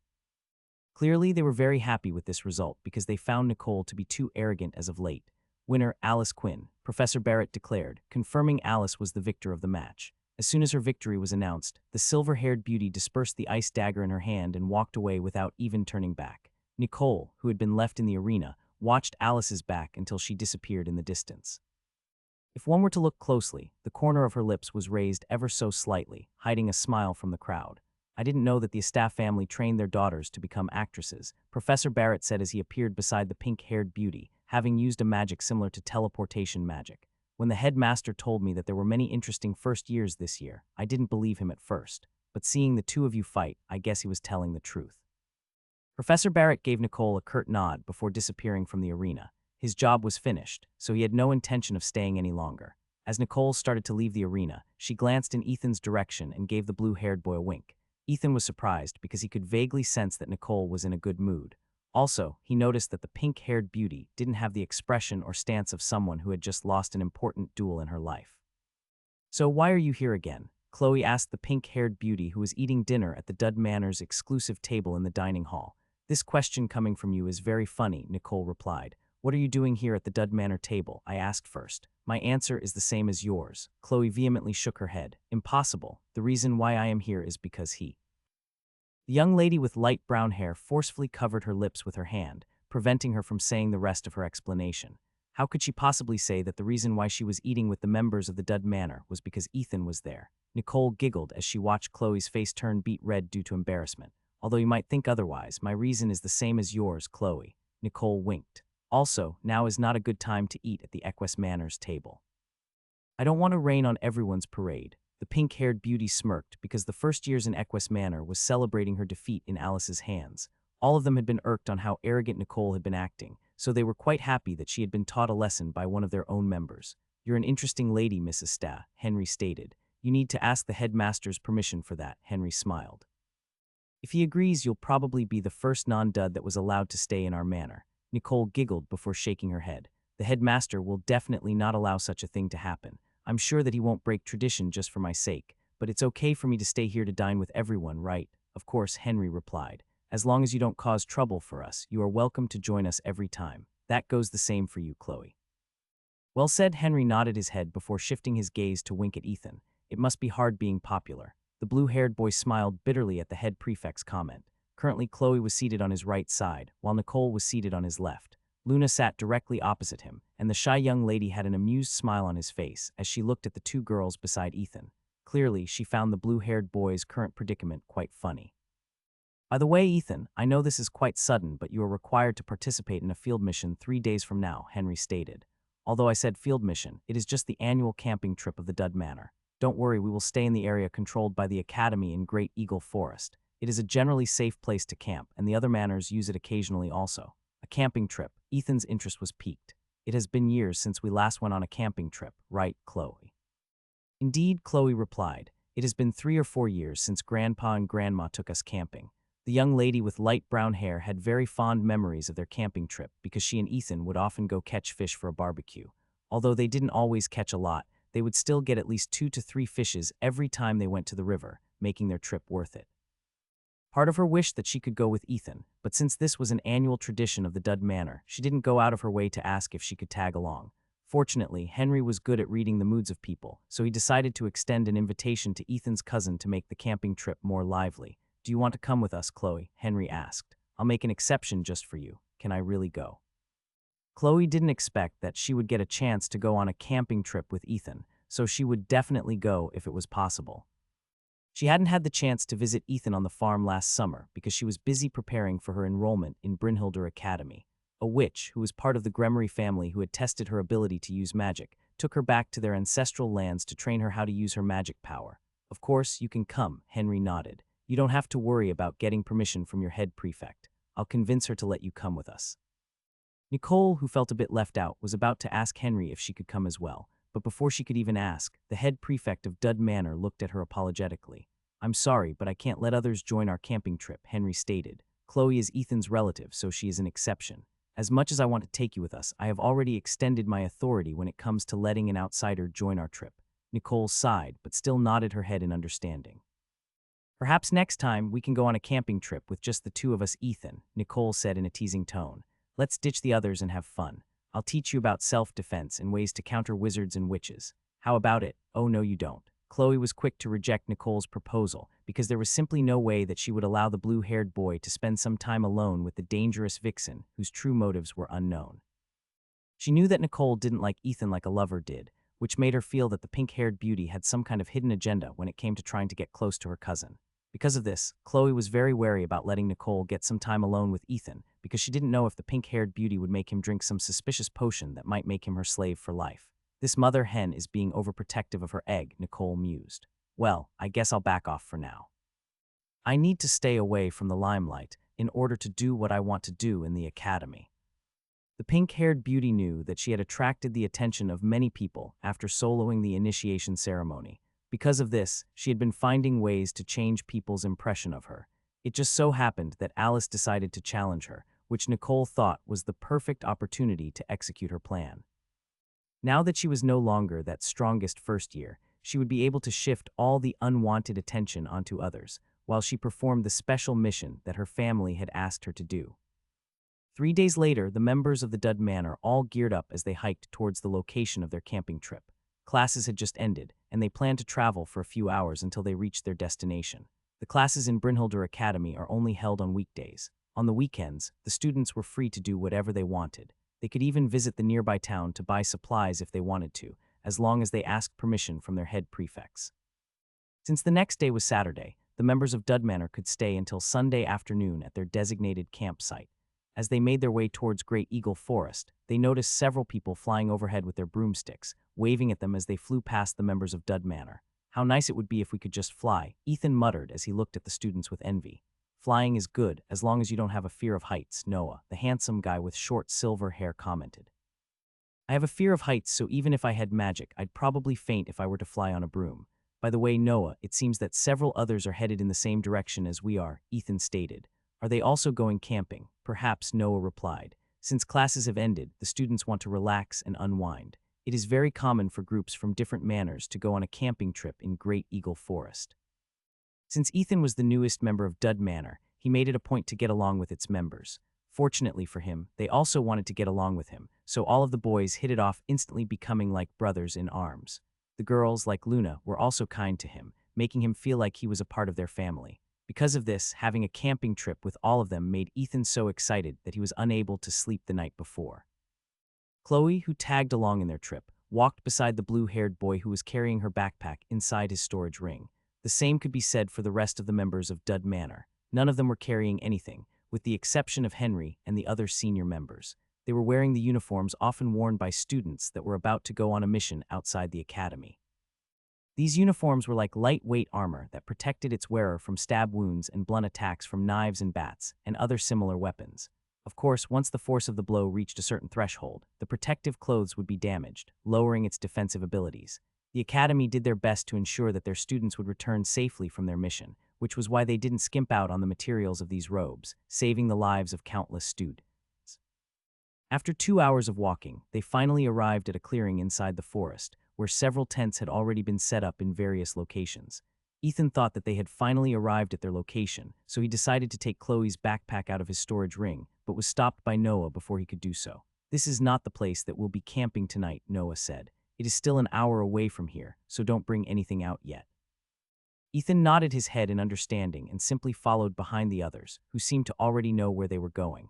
The people in the campsite glanced in the direction of the members of Dud Manor and started whispering to each other. Everywhere in the academy, there were places reserved for the members of the different manors. This included the manors themselves, the tables in the dining hall, as well as several other facilities in the academy. Ethan didn't know that there was not a place for the Dud Manor to camp in the clearing that they were currently in. Because of this, the previous members decided to look for their own campsite, which they could call their own. The problem was that in their search for this place, they had no choice but to venture deeper inside Great Eagle Forest, where many wild magical creatures could be found. Half an hour after leaving the clearing, a loud roar reached Ethan's and Chloe's ears, making them almost jump in fright. In front of their group's formation, a 4-meter-long dire bear charged in their direction with the intention of attacking them. Henry and the rest of the senior members of Dud Manor looked at this creature with calm expressions on their faces. "George," Henry said. "On it," George replied before taking a black ball from the utility belt that hung around his waist. The third year of Dud Manor then threw the black ball towards the dire bear like a baseball, hitting the magical creature's face, dead center. Immediately, the black ball exploded, creating a black mist, which made the dire bear roar in pain. A moment later, George's best friend, Oliver, took a silver shield from his storage ring and charged at the large bear, which had reared back on its hind legs, while swiping left and right to disperse the black mist that surrounded it. A metallic ring resounded in the surroundings as Oliver slammed the silver shield into the dire bear's family jewels, making the fierce creature fall down on the ground, writhing in pain. Ethan and Noah couldn't help but wince after seeing the dire bear's dire situation. Even the blue-haired boy thought that this was too much, but before he could say anything, Henry's voice reached his ears. "The Great Eagle Forest is a place filled with dangerous creatures," Henry stated. "It follows the law of the jungle. Although being merciful is nice and good, not all magical beasts follow this rule. Because of this, we have to teach them the hard way that there are things that they can and cannot do, especially when facing the students of Brynhilder Academy." After finishing his explanation, Henry approached the dire bear, who was still writhing on the ground, and kicked its jaw without any mercy, making the giant bear stop moving completely. "Is it dead?" Chloe asked. "No," Noah replied, "but it will be unconscious for a while." After dealing with the bear, the group continued their hike. Ethan understood why their seniors were wearing their full battle regalia now. The annual trip of the Dud Manor inside the Great Eagle Forest was not just a simple camping trip. It was to teach their newest members, especially the first years, that even though they were magically crippled individuals, they still had the power to protect themselves against fierce magical beasts who would attack anyone in sight, regardless of whether they knew how to wield magic or not. "Luna, did you also go on this annual camping trip of Dud Manor a year ago?" Ethan asked. Luna nodded her head. "Yes, last year was an eye-opening experience. The previous head prefect could smash a dire wolf's head like a watermelon with a single punch. It was the first time I saw someone use might over magic, and it was truly an unbelievable sight." The corner of Ethan's twitched after hearing Luna's explanation. He thought that the members of Dud Manor could not protect themselves without magic, but it seems that his assumption was completely wrong. As if proving this fact, he heard several wolf howls in the distance, which made the third and fourth years take a defensive formation, surrounding Ethan and the second years of their manor, placing them at the center of the formation where they were protected. "Take a good look, Ethan," Chloe, Noah said. "You will be taking on missions in the future, so pay close attention to how two teams of Quattros work together. When doing missions for the Academy, people could choose to go solo or team up with others, forming a duo, trio, or quattro. The highest number of people that a team could have was 8 people octo, which was composed of 2 quattros. Suddenly, dire wolves that were bigger than normal wolves leapt out of the shadows and attacked the 3rd years and 4th years, who were keeping their younger members safe. Ethan had also taken out his molding ball and transferred it into a pitchfork, while Chloe had already summoned her fire fox, Khan, ready to fight at a moment's notice. However, to their surprise, the seniors made short work of the dire wolves by kicking, stabbing, smashing, punching, and slashing them with the magical weapons in their possession. The battle only took 1 minute before the surviving dire wolves deemed that enough was enough and retreated. Out of the 24 dire wolves that attacked them, 8 were lying on the ground, dead, which almost made Chloe puke. Noah, Luna, check for beast cores, Henry ordered. We'll keep watch just in case the bastards come back. The 2 second years nodded their heads and took out small daggers from their storage ring. The first thing they did was stab the head of the dire wolves, checking if they had any beast cores inside their body.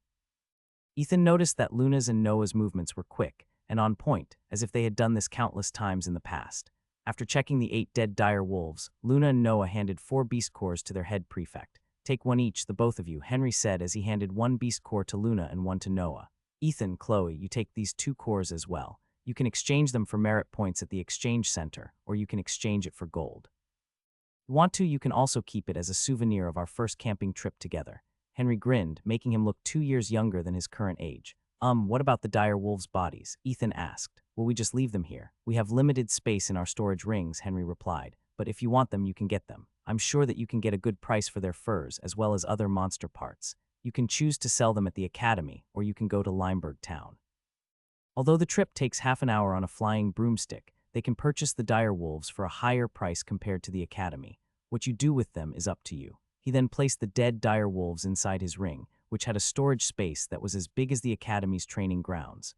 After making sure that the dire wolves had really gone away, the group continued their journey at a leisurely pace.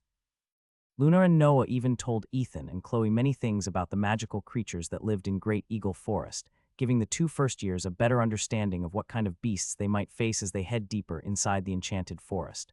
Since this is the Great Eagle Forest, do they have giant eagles here? Ethan asked. Yes, Luna replied. They are the apex predators of this place, but you don't have to worry about them attacking you. The giant eagles in Brynhildr Academy have some sort of pact with each other, which prevents both sides from antagonizing each other. There was even a time when the giant eagles extended their help to the academy when demons tried to invade Eastshire. Oh, and we're here. Ethan and Chloe looked at the thick wall of trees in front of them and wondered what Luna meant when she said we're here. However, it didn't take long before the answer presented itself to the 2 first years whose mouths hung open due to shock and disbelief. The thick trees in front of them started to move. Henry, one of the giant trees, bent its body to look closely at the head prefect of Dud Manor. Is it that time of the year already? Yes, Mr. Oak, Henry replied. It's that time of year again. The giant oak tree nodded as he walked to the side, creating a path for the teenagers to pass through. The other trees did the same, causing Ethan and Chloe to look at them in wonder. Treats, Chloe stuttered. I've only read about them in books. This is the first time I'm seeing the real thing. There's a first time for everything, young lady, one of the treats replied as it lowered its body to take a good look at Chloe. The frightened girl hurriedly hid behind Ethan's back, which made Henry and the other seniors of Dud Manor chuckle. This girl is a witch, the treat replied.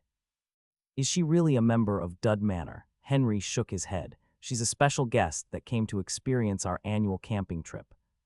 See, the treat slowly nodded its head before standing up tall. Be careful, Bigfoot is active right now. If you need assistance, just shout.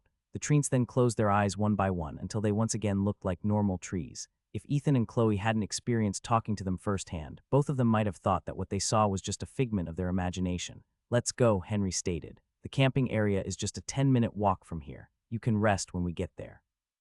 True to his word, they did reach a clearing with a small brook flowing merrily a short distance away.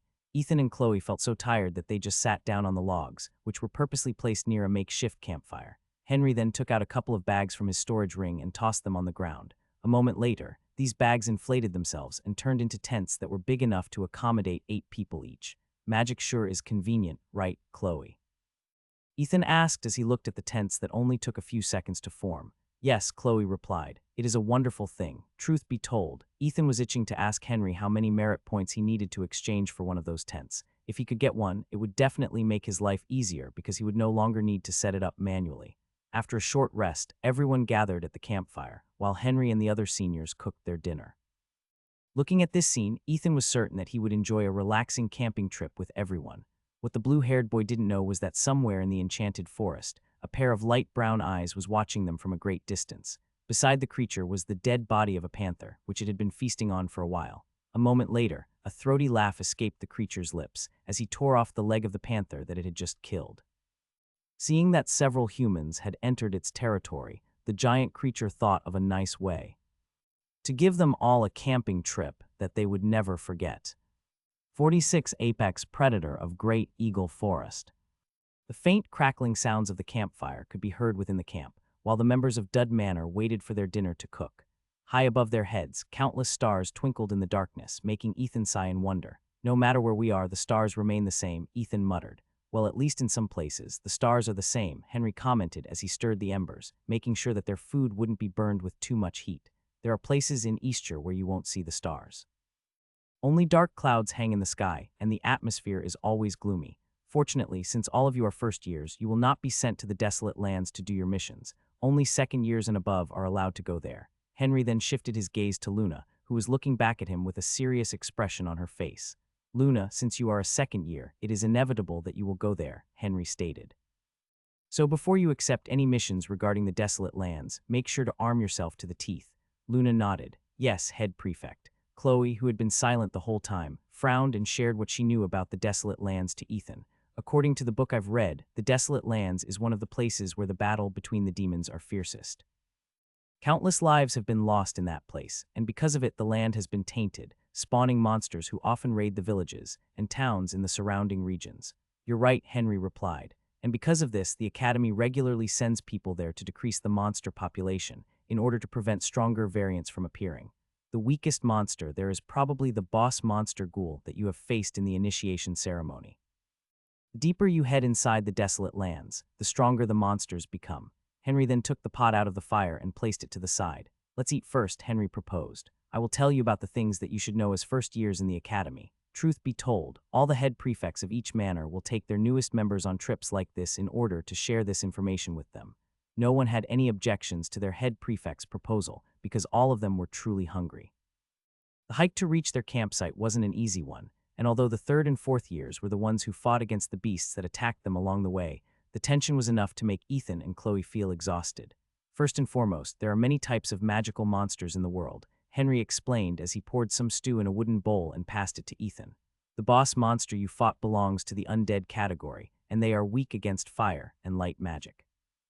Usually wizards and witches fight these monsters by taking advantage of their weaknesses whenever they fight against them. Of course, some wizards simply use their superior magic to overcome everything. After Henry had finished giving everyone their share of stew, he poured himself a bowl and began to 2,244 eat. It's the same for other monsters. Dire bears are inherently stronger, but dire wolves are faster. Also, the wolves are a bigger threat because they usually move in packs, overwhelming their enemies through sheer numbers. You'll learn more about this in your study of magical creatures classes. After Henry had finished giving everyone their share of stew, he poured himself a bowl and began to eat. Noah, who had finished eating his food halfway, decided to continue where their head prefect left off to give Ethan a better understanding of the different monsters that he might face in his missions. Just like head prefect said earlier, as long as we know how to effectively use the monster's weakness against them, we can repel their attacks or subdue them completely, Noah stated. But if we can run or hide, it is preferable to just do so. Since we duds can't rely on our magic powers, avoidance is our top priority, especially when we are facing strong monsters that have certain immunities to magic. In the upcoming missions, the first years are only allowed to enter an area with very weak monsters. This is also true for dungeons. Don't worry, when you are first given missions, you will be accompanied by a senior. This task usually falls to second years or third years that specialize in offensive magic to ensure the safety of the group. They will be acting as your supervisors and will only give you tips for how to handle certain situations. Rest assured. If things really get dangerous, they will step up to handle the situation. Ethan nodded as he continued to eat the delicious stew that Henry had cooked. Although he had eaten his grandma's cooking, which he considered very delicious, the taste of the meat he was eating was richer and the vegetables tastier. When they finished eating, the third years shared their experiences of the missions that they had undertaken in the past. As people who couldn't depend on their magic even if their lives were at stake, they had developed certain strategies to deal with different situations. The knowledge they imparted was quite interesting, and Ethan took it all to heart. Henry joined and told Ethan which of the monsters were pacifists, and those that he should avoid at all cost. Earlier, Mr. Oak the Tree told us that Bigfoot is currently active, Henry said with a serious expression on his face. The true overlords of the great eagle forest are the giant eagles. Very few magical creatures in Eastshire can contend with them. However, there is one other monster here in the forest that is just as strong, and maybe even stronger than the giant eagles. The Academy and the creatures of the forest refer to him as Bigfoot. There have been sightings of him in the past, and he is considered a very strong magical creature. Henry paused for a bit to allow Ethan and Chloe to digest his words before continuing his explanation. The Academy hasn't given any missions to subjugate him because he hasn't attacked any students from the Academy, Henry stated, but there were some close calls. If you see a monster that resembles a giant gorilla that is around 4 meters tall, you should hide or run away from it as fast as you can, although it hasn't killed anyone from the Academy yet. That doesn't mean that it will not kill anyone. Remember, at the end of the day, this is a magical beast, a very intelligent beast that can be considered an apex predator of this forest. One wrong move and you might end up as its lunch if you're not careful. Just as Ethan and Chloe were about to nod their heads in understanding, an amused voice reached everyone's ears. He's right, you know. Ethan's body uncontrollably shuddered because the voice he heard was coming directly behind him. The blue-haired boy slowly turned his head to the side, with his heart wildly beating inside his chest. The first thing he saw was a body covered in white hair that faintly glistened due to the light of the campfire.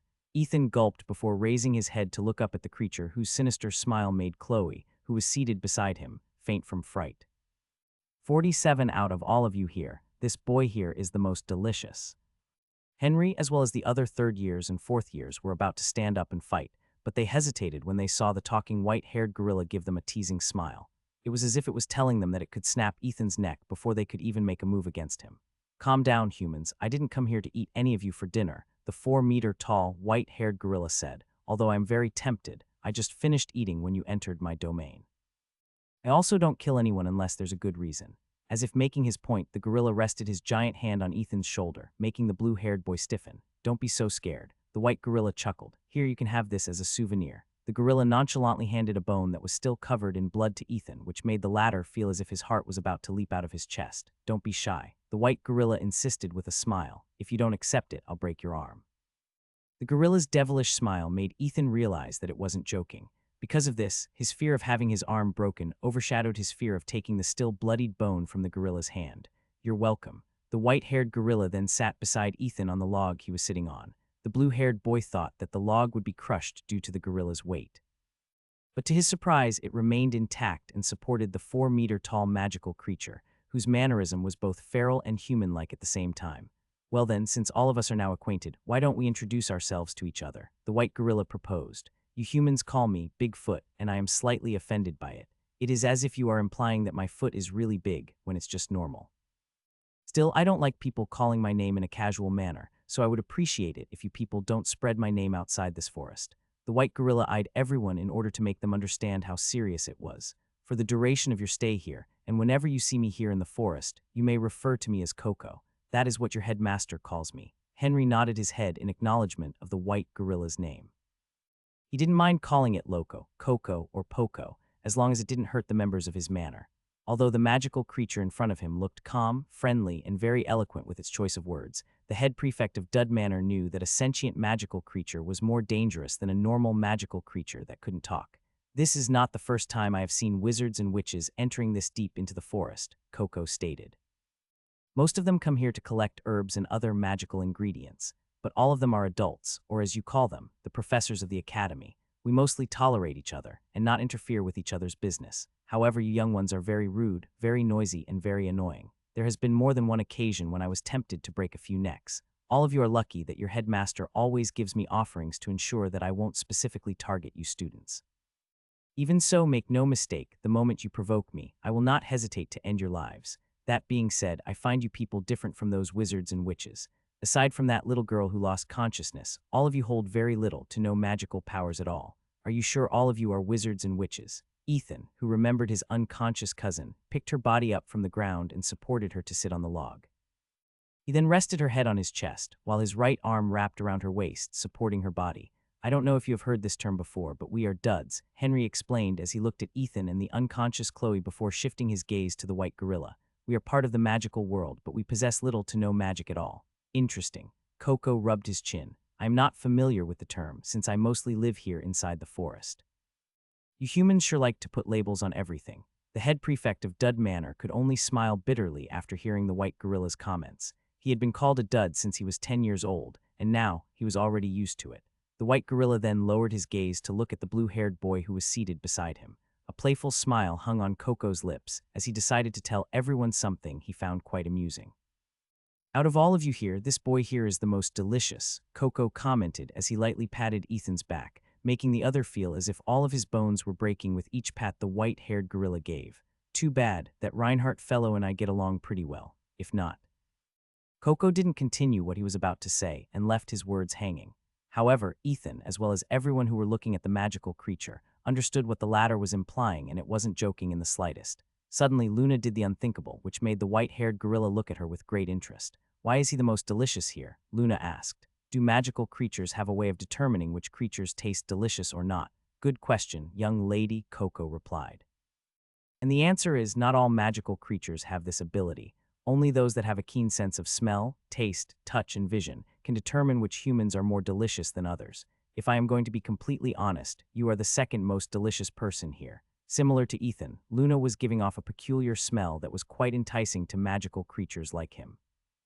"I regret making a promise to that Reinhardt fellow now," Coco thought as he held back the strong urge to eat Ethan and Luna then and there.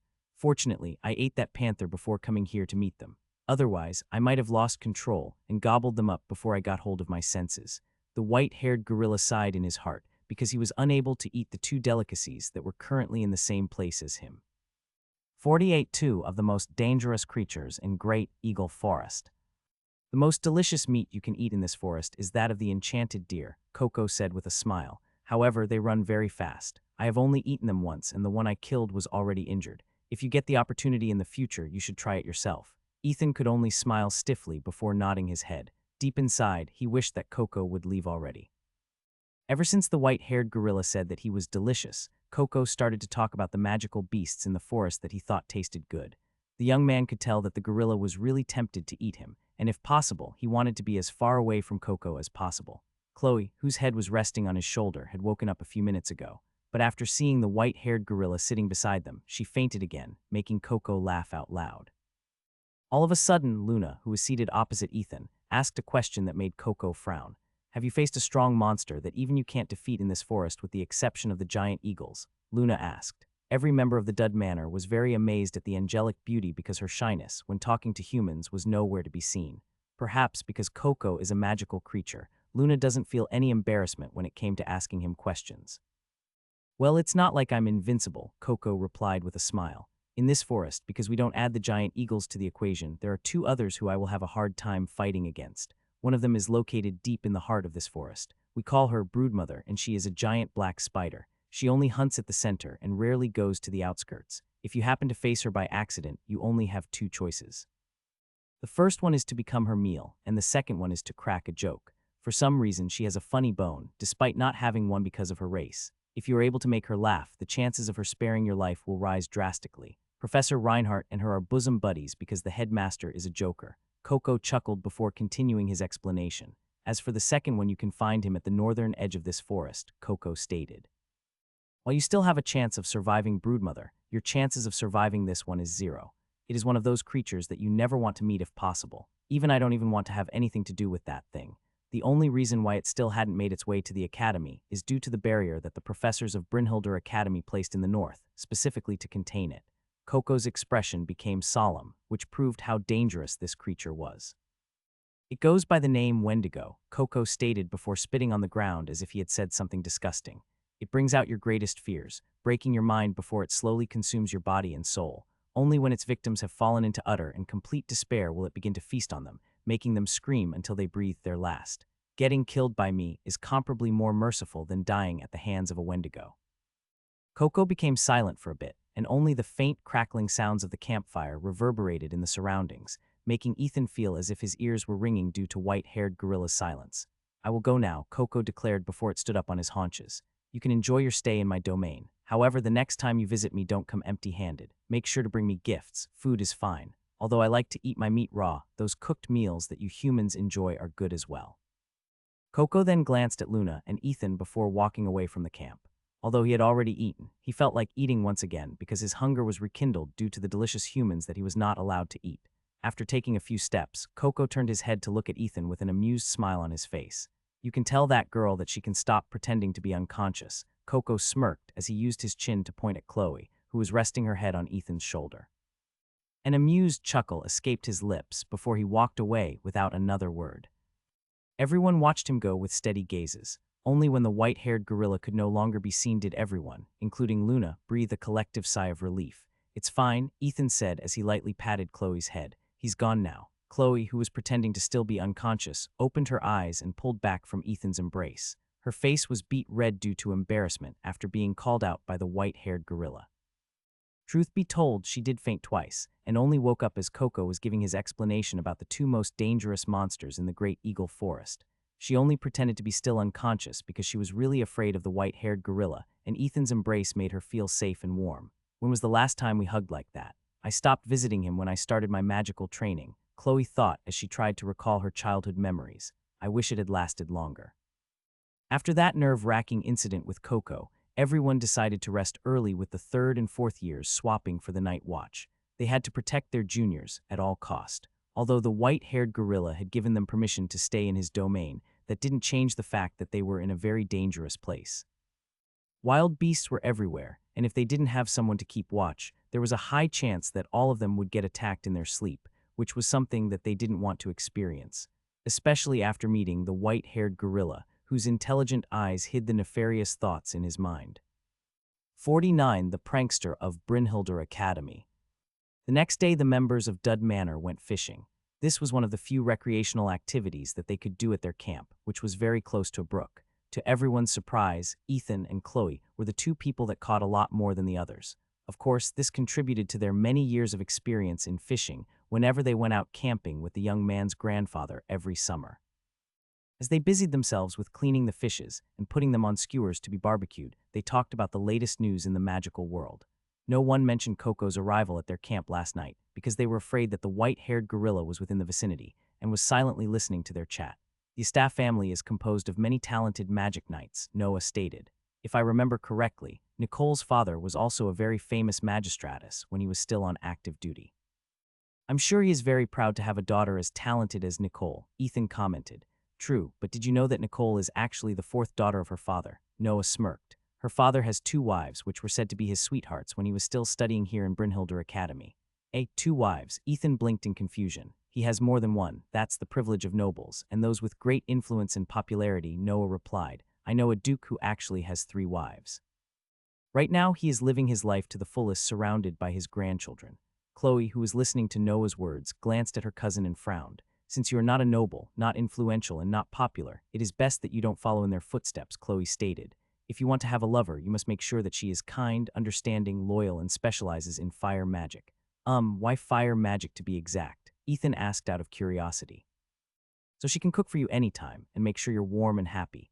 "Then do you know any witches who specialize in fire magic? How about you introduce them to me?" "I think someone who knows moon magic is good as well," Luna interjected. "They can do a lot of things that other branches of magic cannot do." Chloe glanced at the angelic lady with reddish-pink hair with a smile. Although she was smiling, deep inside she felt alarmed because her handsome cousin was starting to attract the bees in the surroundings.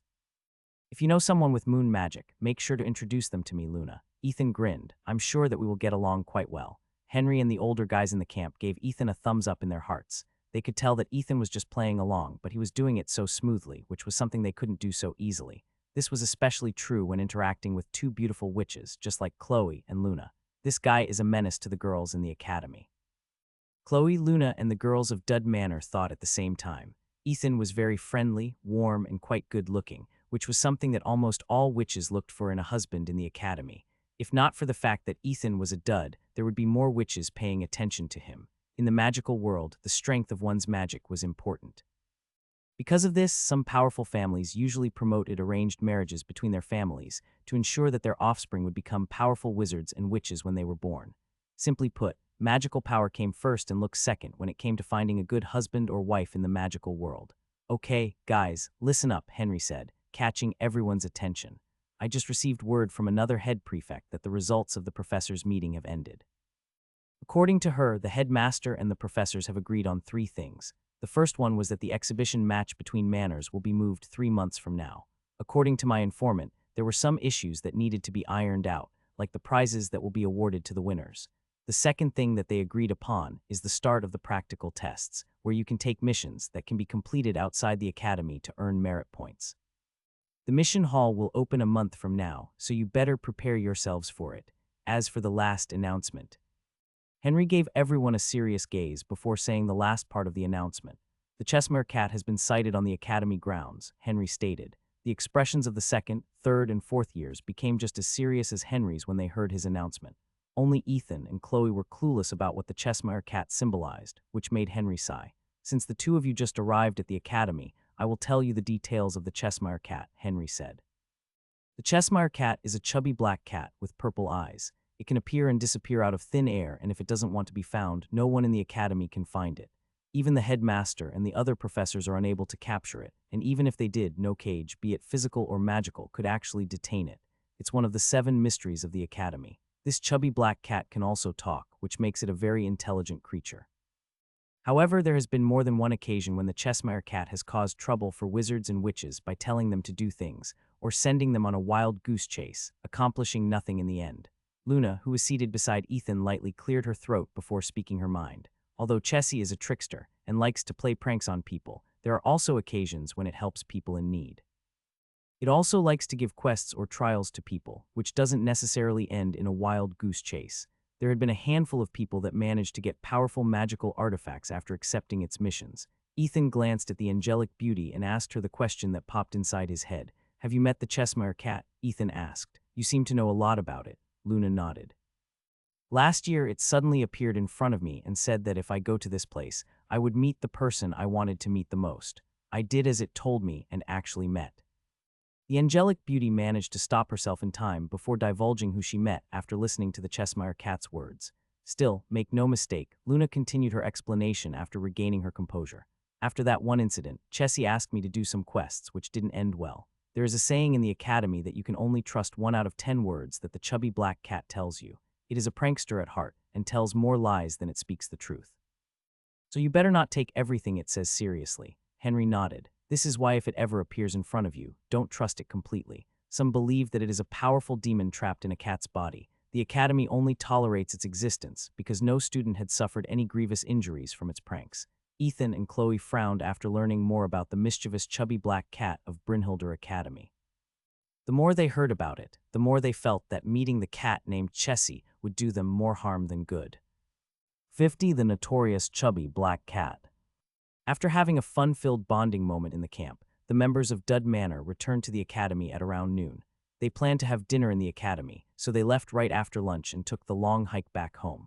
Unlike their journey to the camp, the return trip was smooth, and they didn't encounter any wild beasts who wanted to take their chances to eat the wizards and witches, whom they considered to be delicacies.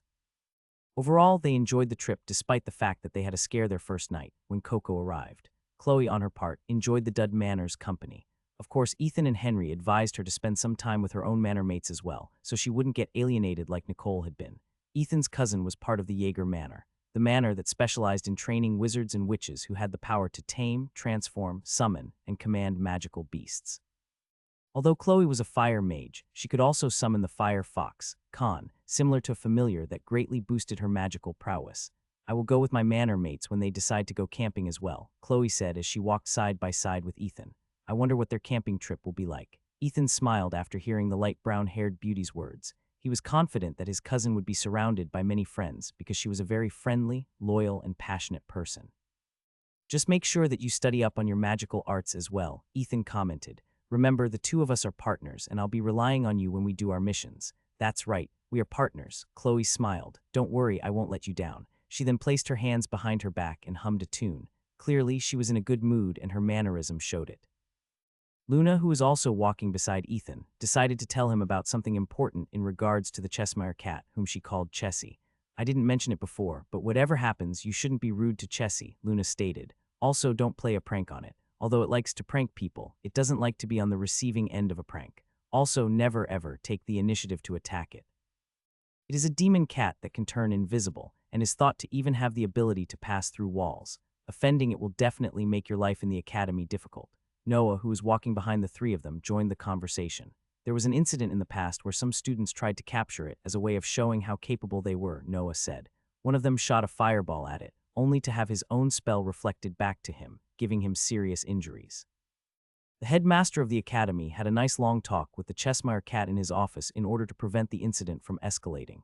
Since then, the headmaster had decreed that no one is allowed to attack Chessie, and the Cheshire cat in turn promised that it wouldn't take revenge on the offenders that attacked it first. Henry, who was leading the group, mentioned something that he and the other head prefects had noticed about the Cheshire cat. Chessie is not always in the academy, Henry explained. It will stay in the academy for half a year, usually during the start of the school year. After that, it will disappear and not show itself again until the next school term. After doing some research, we found out that after half a year, it goes to Southshire and mingle with the Beastkin for the rest of the year. Some even say that the Cheshire cat is a spy for the Beastkin, telling them everything that has been happening inside Brynhildr Academy over the course of the first half of the year. Of course, this is just a conspiracy theory, and no one knows whether it is true or not.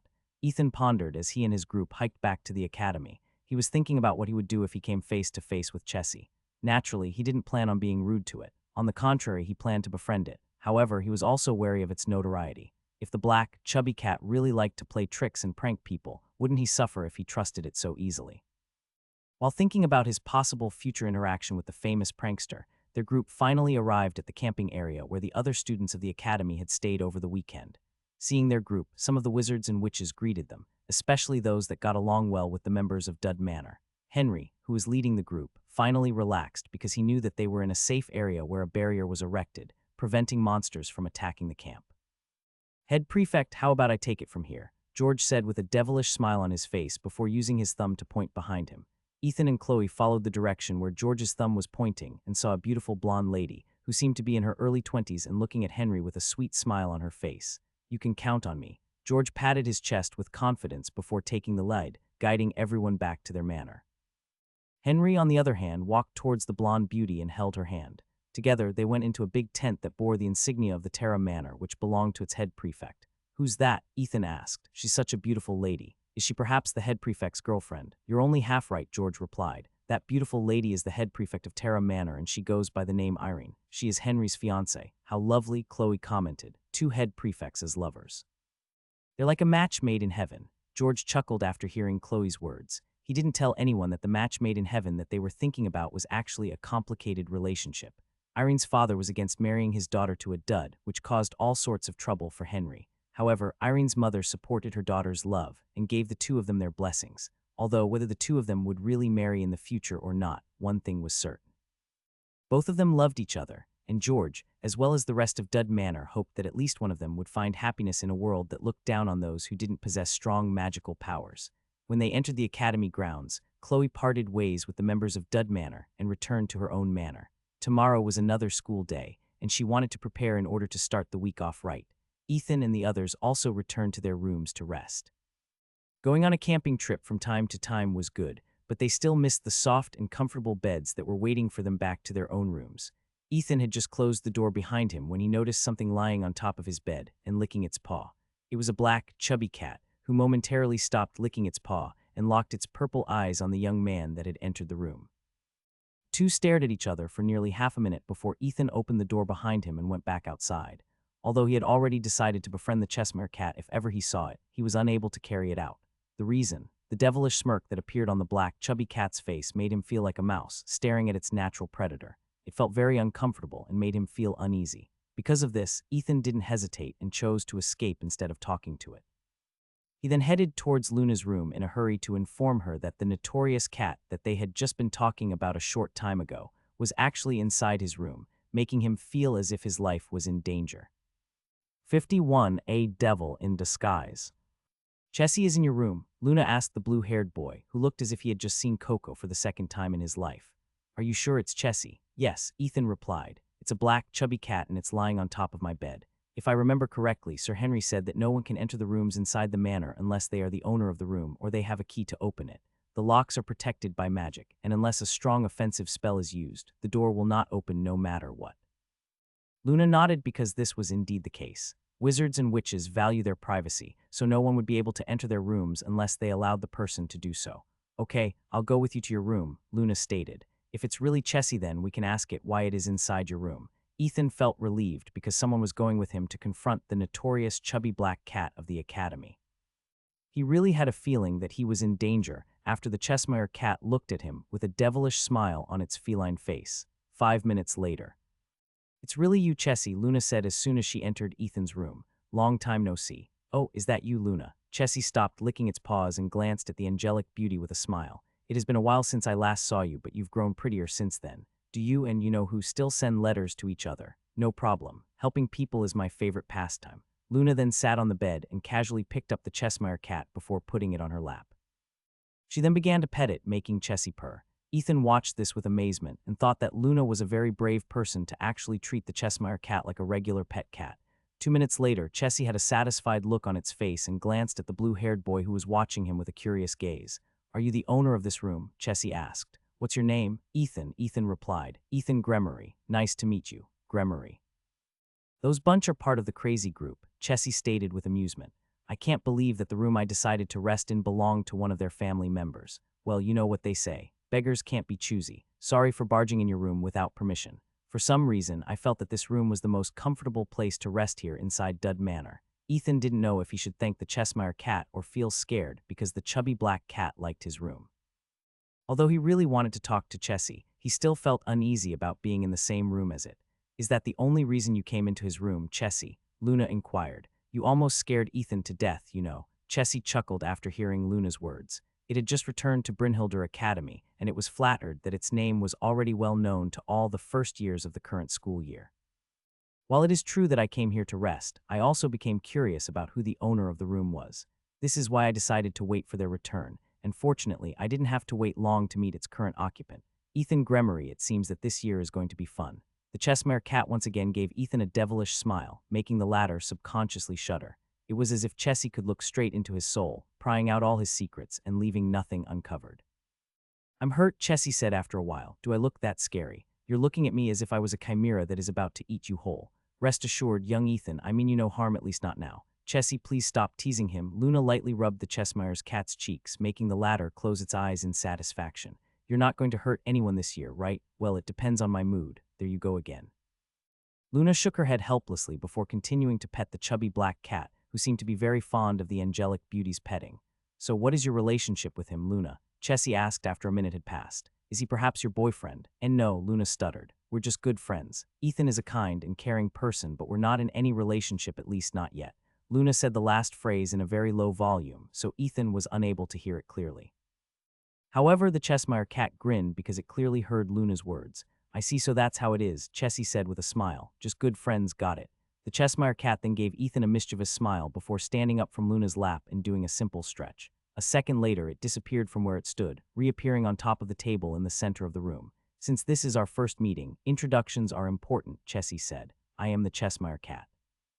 I go by many names, but I find the nickname that Luna gave me to be my favorite. Listen well, young Ethan. I give you permission to call me Chessie, and I will call you Ethan. What do you think? In that case, I'll just call you Chessie as well." Ethan gathered all of his courage as he replied to the Cheshire cat's proposal. "Very good." The Cheshire cat nodded its head in satisfaction. "Since you're here in the Dud Manor, you're probably a dud. However, what if I tell you that there is a way for you to use magic? What are you willing to pay in order to know this information?" Ethan blinked once then twice after hearing Chessie's words. "Is there really a way for me to use magic?" Ethan asked. "If you're just making fun of me, please don't do that. I don't want to have false hope." "False hope," Chessie narrowed its eyes. "Although I can't say that I am 100% certain that the method that I will tell you will work, I can at least say that it is worth a try. After all, you won't lose anything by listening to my advice, right?" The Cheshire cat's words were as smooth as silk and as sweet as honey. It made Ethan wonder if the chubby black cat was actually a devil in disguise, someone who had the ability to grant his wish in exchange for something that he held sacred in his heart. 52. Has anyone told you that your handwriting sucks? Ever since Ethan had been enrolled in Brynhilder Magic Academy, he longed to be able to use magic as well. He didn't want anything grand, or to become as powerful as the true pillars of the first years, who were hailed as geniuses. All he wanted was to be able to use magic, no matter how insignificant it was. This was why the Cheshire cat's words managed to sway his heart, prompting him to ask how he would be able to make his dream come true.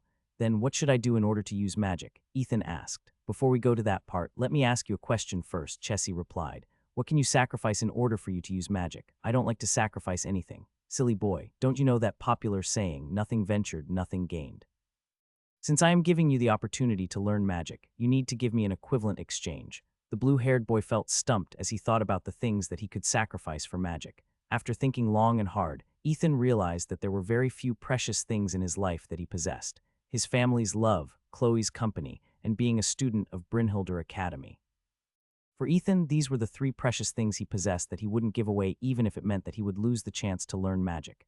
Chessie, don't bully Ethan, okay? Luna said softly. You already know that duds can be desperate when it comes to learning magic, and you still tease him in this manner. How about instead of sacrifice, you ask him for a favor instead? A favor, the Cheshire cat pondered. Well, now that you put it this way, a favor isn't necessarily a bad thing. Very well.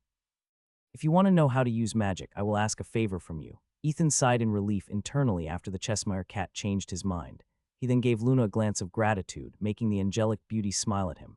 What favor do you want from me? Ethan asked. How about you give me your firstborn? The Cheshire cat asked back. That's not a favor, you're asking for a sacrifice, Luna commented from the side. Chessie clicked its tongue because it thought that the half-elf would agree to its exchange. However, since Luna was there, it then decided to think of a favor that it could ask Ethan in exchange for the information that would allow him to use magic.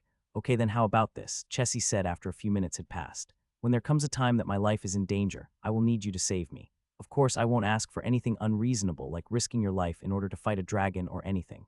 However, you must do everything in your power to save me, even if it fails.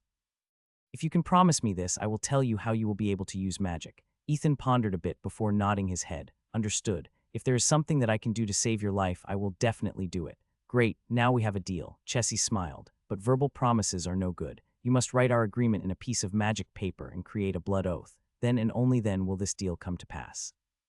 As if waiting for that moment, Luna procured a magic scroll from her storage bag and handed it to Ethan. Chessie didn't look surprised after seeing the magic scroll in Luna's hand. In fact, it was expecting her to have it. This was one of the reasons why the Cheshire cat agreed to the angelic beauty's proposal to accept a favor, rather than demanding that Ethan sacrifice something. In the past, the chubby black cat and Luna had a similar agreement, and their contract was made with a blood oath. What should I write on it? Ethan asked as he spread the scroll on top of the table and dipped his writing quill in ink. Just keep it simple, Luna commented. Write something like, I, Ethan Gremory, do hereby swear to help save the Cheshire cat if its life comes to be in danger to the best of my ability. In exchange, the Cheshire cat will teach me how to be able to use magic. Is that good, Chessie? The Cheshire cat nodded well. It's a bit rough on the edges, but it will work. I'm fine with this agreement. Ethan wrote what Luna had said word by word. He then gave it a second read-through before handing it to the Cheshire cat so that it could read its contents. Has anyone told you that your handwriting sucks? Chessie asked before shaking its head. You should practice more in your calligraphy classes. Ethan could feel his cheeks burning due to embarrassment because of the chubby black cat's words. Calligraphy was indeed not his strong point, and the same could be said for his drawing abilities. At most, Ethan could only do stick drawings, which was something that he wasn't proud of. Luna giggled after seeing that Ethan's face had turned beet red. This was the first time she saw Ethan look this embarrassed, and for some reason, it tickled her heart knowing that the handsome teenager had shown her something that he rarely showed to others. Chessie heaved a long and deep sigh before raising its right paw. It then started to chant something. After it finished its incantation, a small drop of blood appeared on its paw. It then pressed its paw firmly on the magic scroll, leaving its footprint. The mark that the Cheshire cat had left glowed briefly for a few seconds before turning crimson, leaving a red mark on the magic scroll's surface. Your turn, Chessie stated. Just prick your thumb with a needle or something to draw blood, then you leave your fingerprint behind. Ethan nodded and did as he was told. Few seconds after he put his thumbprint on the magic scroll, the latter rose in the air before shrinking and forming into 2 drops of blood. One of the drops of blood flew to Ethan's chest, while the other flew to the Cheshire cat's chest. For a brief second, Ethan felt as if cold water had been poured over his head, washing through his entire body. It felt so refreshing and magical at the same time, making him wonder if this was the effect of the blood oath. The oath has been sealed, Chessie announced. Now it's time for me to tell you how you can awaken the magic power inside your body. Of course, there is a chance that this won't work because you are a dud. But like I said earlier, we won't know until we try. I forgot to mention this, but you need someone's approval first to make this awakening ceremony work. I didn't do it on purpose. I simply forgot to tell you because of how horrible your penmanship is. The corner of Ethan's lips twitched after hearing the Cheshire cat's lame excuse. Clearly, the chubby black cat did it on purpose, making Ethan feel as if he had been tricked. We don't need a blood oath between us. I need someone's approval first, Ethan asked back. I need someone to give me approval so I can use magic. No need to ask twice, are you dumb? Chessie replied. Don't worry, I know that person well, and knowing her tendencies, there is a high chance that she will approve of helping you. So who is that person? Ethan inquired. Her Chessie answered as it used its chin to point in Luna's direction. Ethan glanced at the angelic beauty who looked back at him in confusion. Me, Luna asked. What do you mean, Chessie? It's a bit complicated, but all you need to do is cast a certain spell on the night of the full moon, Chessie stated. This spell will draw out any kind of magic power that is lying dormant within a person. Of course, this won't always work. You can even say that the ancient wizards and witches used this method in order to find magically endowed people during their time. This ceremony is also very common among small magical communities who are looking for people with potential to use magic within the ordinarious. Luna was genuinely surprised by Chessie's explanation. She didn't know that there was a method to awaken the dormant magical power of a person who possessed the gift of magic. If such a miraculous spell exists, why doesn't everyone use it? Luna asked. My dear, if it was that easy, everyone including their mother, father, grandma, and grandpa would be tested for magical power. Chessie shook its head. Only a dozen or so people within each generation had this ability. Only those who possessed moon magic, star magic, sun magic, and divine magic are able to use this spell. I have a feeling that when you graduate from Brynhildr Academy, the Magical Bureau will approach you and ask for your help in this regard. The only reason why they aren't doing this now is because your own power still hasn't fully awakened. The Cheshire cat smirked as it glanced at the angelic beauty, who seemed to be overwhelmed by the flood of information that she learned just now. A few minutes later, Luna finally managed to regain her composure and asked Chessie a question. You just said that my power still hadn't fully awakened, Luna stated. Even so, can I still draw out the power lying dormant inside Ethan's body? It won't hurt anyone if you try, Chessie replied. Also, like I said earlier, even if you manage to awaken his power, he would only be able to use it for a short period of time. Perhaps it will last for only a half a day. He'll be lucky if he can use it for an entire day. Luna glanced at Ethan and saw the handsome teenager looking back at her with a hopeful gaze. His gaze was enough to convey the raw emotions that he was feeling at the moment, needing no words to be spoken between them. I will do my best, Ethan, Luna replied. If I am able to help you use magic, I will definitely do everything in my power to help. The Cheshire cat chuckled before licking its paw. When it saw Ethan, the chubby black cat felt something familiar and unfamiliar at the same time. It was as if it had met Ethan before, but it was certain that this was the first time he had seen the blue-haired teenager. Maybe I'm just overthinking things, Chessie thought as he gave the handsome teenager a sidelong glance. Still, why does he seem familiar? The Cheshire cat had met many wizards, witches, and magical creatures in its life. It also had an eidetic memory, allowing it to recall anything it had seen, heard, tasted, and felt in the past with high precision. Clearly, if it had really seen Ethan in the past, it would recall this memory right away. The fact that it couldn't put its paw on the nagging thought at the back of its head proved that it had no memory of Ethan whatsoever. But the feeling of familiarity wouldn't go away no matter how much it tried to deny it. Okay, settle down, the Cheshire cat said. I might not be here during the day of the full moon, so I will pass the spell to you, Luna. However, remember this. No matter what happens, do not let other people know that you learned this spell. This spell is only known by those old farts at the Magic Bureau and the high-ranking magistratus. Letting them discover this secret will put you at great risk. If you don't want to become a tool who has lost its freedom, make sure to keep your lips shut tight. That includes you as well, boy. The Cheshire cat narrowed its feline eyes at the handsome teenager. Although it liked to play pranks on people, it didn't want Luna to get hurt. After all, she was one of the few people in the academy that truly cared for it. I promise I won't tell anyone, Ethan replied before shifting his gaze at the angelic beauty, who might be able to help him make his dreams come true. We can create a blood oath if you want to, Luna. Luna firmly shook her head. I trust you, Ethan. I believe that you will not do anything to harm me. I won't. I know. This is why we don't need a blood oath between us. Luna then walked towards Chessie, who was on top of the table, and lowered her head. This was not the first time that the Cheshire cat had passed a spell to her, so she already knew what to do. Chessie smiled before raising its paw and lightly pressed it over Luna's forehead. The two stayed in this position for nearly half a minute before the chubby black cat lowered its paw and nodded its head in satisfaction. It is done, Chessie stated. Just wait until the night of the full moon in order to do this. Also, remember this. A phenomenon might happen when you activate this spell, which might attract others' attention. If you're going to do this ceremony, make sure to do it in a place where no one can see it. Doing it inside the Dud Manor is no good because these walls are protected by magical enchantments. If something unexpected happens, it might trigger its defensive abilities and things will get messy after that. The secret hideout that I told you about, Luna, will do well for this task. It is a good distance away from the academy and is relatively safe. No one will find you guys there. Luna nodded. She often visited the secret hideout that Chessie was talking about whenever she wanted to practice her moon magic, away from the eyes of others. Now that its role was done, Chessie bid goodbye to the two teenagers and vanished without a trace. It still had plenty of people to visit inside the academy. People that loved and hated it for the things it had done in the past, and the things that it would do in the future. Since the next full moon would happen in 2 weeks' time, Ethan and Luna decided to keep what they talked about with the Cheshire Cat a secret from everyone else. Part of this was due to keeping the spell that Luna had learned a secret, and to prevent the appearance of those who would wish to use her as a convenient tool for evil purposes. Still, I can't believe I will have the chance to use magic after 2 weeks, Ethan muttered as he looked at the ceiling of his room. I don't want to raise my expectations, but being here in the academy just makes me wish that I can be like them as well. What Ethan wanted was to be able to use magic, just like the regular students whom he interacted with every day.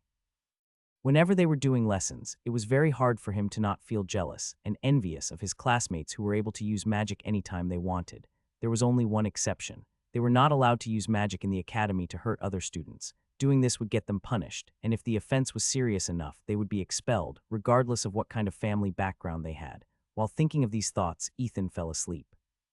After the adrenaline rush of meeting Chessie ended, the blue-haired boy felt as if all the tension in his body had disappeared, leaving him drained of strength.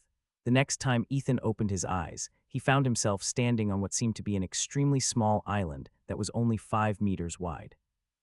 Calling it a small island was already pushing it, but for the time being, the blue-haired boy didn't seem to mind because his gaze was locked in on a beautiful lady who was looking at him with a sweet smile on her face. "You are," Ethan muttered as he gazed at the same person whom he saw when he was choosing his wand for the first time. "You're that mermaid from back then." The mermaid, who was sitting on what seemed to be a small throne floating on the water's surface, nodded her head. "Yes," the mermaid replied. "May I know your name?" Ethan asked as he gazed at her beauty, which made him unable to look at anything else. Soon the mermaid answered with the same sweet smile on her face. "You will know it soon." After the mermaid gave her reply, the world became blurry, and once again, the blue-haired boy's consciousness fell into deep sleep. This time he had a dreamless sleep and slept like a log. Somewhere in Brynhildr Academy. "I guess I shouldn't send the first years to Southshire for now," Professor Reinhardt said while looking at the map of the continent that was spread on top of his table. "The beastkins have been becoming more and more restless as of late," Cheshire commented before licking its paw. "It will be dangerous for mere first years to traverse their territory, especially those that are not combat-oriented. Although the possibility of them getting attacked is low, the possibility still exists. The Beast King is already old and bedridden. All those who have ambition are now eyeing his position, waiting for the right time to bare their fangs and become the next king." Professor Reinhardt sighed. "How long do you think before a bloody fight for the throne will start in Southshire?" Chessie didn't answer right away, as if pondering the answer to this question. A few minutes later, it eyed the map on top of the table before stating its opinion. "Truth be told, it can happen any time," Chessie replied. "It can happen today, tomorrow, next week, or next month. With how high the tension in Southshire is right now, all it needs is just one spark, and a bloody battle for the throne will immediately begin. Perhaps the only reason why this is still not happening is the fact that those who wish to rule over their kind are all powerful individuals. They are keeping each other in check, but if the balance tips in their favor, I'm pretty sure that they will not hesitate and make their move. That is the nature of beastkins, so if you value your students, only allow 3rd and 4th years to go do missions in their domain. 2nd years and below are just helpless ducklings in front of them." Professor Reinhardt nodded his head in understanding. "I'll talk to the professors later and ask the mission hall supervisor to be strict when giving missions to the students, especially missions that will be conducted in Southshire." You do that." The Cheshire Cat gave the headmaster a mischievous smile. "No need to thank me. After all, this is business. I expect you to give me the compensation that I deserve before this week is over." "Naturally," Professor Reinhardt replied. "I will leave it in the same place as always." "Good." The Cheshire Cat was about to go when it suddenly remembered something important. "You know someone with the name of Ethan Gremory, right? The first year in Dud Manor. Have you met him already?" Professor Reinhardt had a surprised expression on his face because he didn't expect that the notorious cat would meet with one of the pillars of the first years in the current school year. "Since you know him, let me ask you a question." Chessie smirked. "Why is he still in the academy? What are you talking about?" "Cuckoo, so you plan to play dumb, eh? Fine. I won't pry because you are the headmaster of the academy. If you allow him to be here, then it means that it is fine for him to be here. However, you are taking a big gamble in letting him stay here. If the Magic Bureau or the Magistratus got wind of this incident, you might find yourself in a very uncomfortable position." This time, it was Professor Reinhardt's turn to smile mischievously. "Again, what are you talking about, Chessie?" Professor Reinhardt asked. His eyes were filled with amusement as he looked at the chubby black cat, who held powers that even he couldn't fathom. Chessie shook his head helplessly and decided to drop the subject. His encounter with Ethan was purely by accident, but after seeing him, he knew then and there that the blue-haired boy was someone who wasn't supposed to be in the academy, for his presence might lead to consequences that even Professor Reinhardt didn't expect from the blue-haired boy who just wanted to learn how to use magic. Since all of you will be taking your first practical trials in a few weeks, I have decided to impart to you a simple and effective spell that will help you in more ways than one, Professor Lionel said as he gazed at the first years inside the training ground. Those who are aiming to become magic knights may already know this spell, Professor Lionel added, but for those who don't know, today is your lucky day. The knightly professor then took out his magic sword and held it in front of him. Amplifico. Professor Lionel's body briefly glowed before he gave everyone a calm gaze. Amplifico is the name of the spell that boosts your strength, stamina, flexibility, as well as overall body performance, Professor Lionel explained. However, it doesn't increase your mana capacity or the strength of your spell. It is more of a physical boost than a magical one, but remember this, just saying the name of the spell won't trigger its effects. You need to have a clear picture of what you want to have happen inside your head. If you only think of increasing your speed, only your speed will increase. If you just want to be stronger, only your physical strength will increase. In order to maximize this spell, you need to envision yourself to become strong in all aspects: strength, speed, flexibility, stamina. Of course, this spell can also enhance your thinking capacity, allowing you to multitask.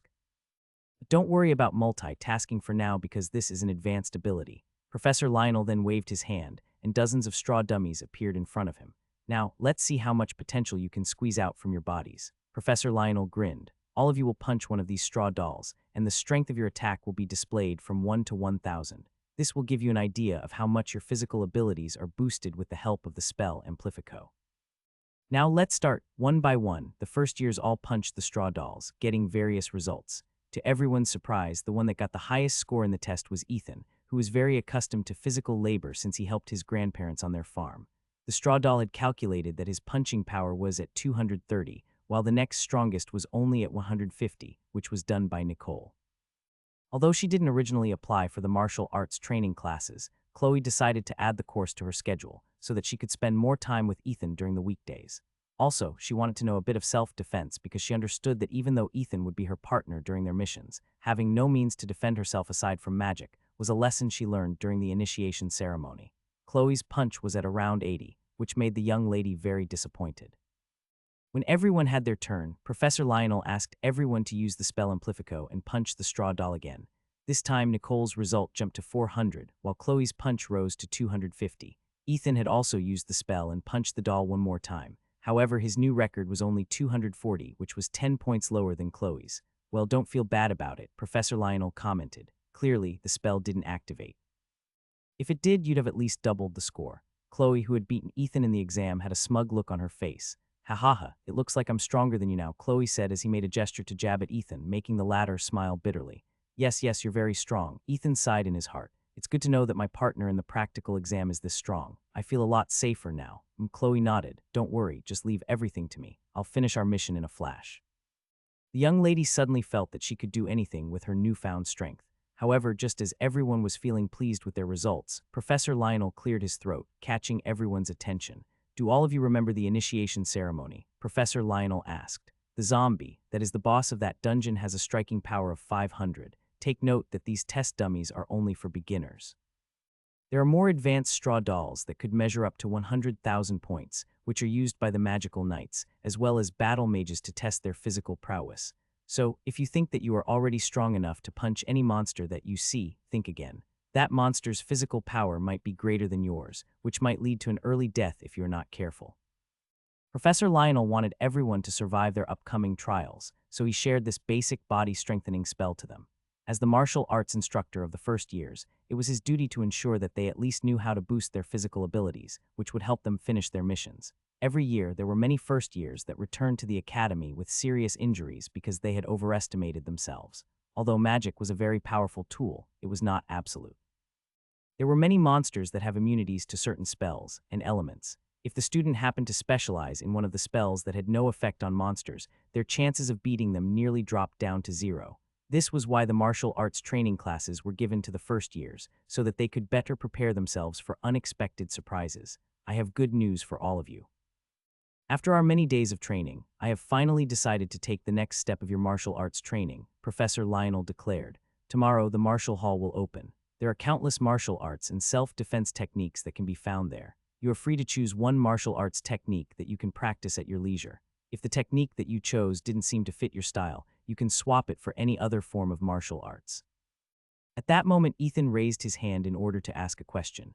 Go on, Ethan. Professor Lionel nodded. Professor, is there a way to find the right martial arts for us? Ethan asked. Like the method of finding the right wand for wizards and witches. Professor Lionel smirked after hearing Ethan's question. Good question, Professor Lionel replied. Just like how wizards and witches find the right wand for them, the same can be said for martial arts.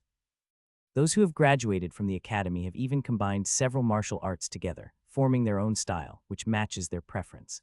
Unlike finding wands, there will be no wand master to teach you how to find what fits your style the most, but you can tell the martial director what kind of weapons you like to use, or if you're looking for a particular martial arts. He will help you find those scrolls inside the martial hall. Just remember this: avoid becoming a jack of all trades. While having multiple fighting styles is good, don't try to learn all of them. This will only diminish your fighting prowess, especially those who are aiming to become magical knights. As for those who don't want to be magical knights and battle mages, I propose that you look for the self-defense techniques in the martial hall. Creating barriers and binding spells are also the tried and tested methods to fight against people in close quarters.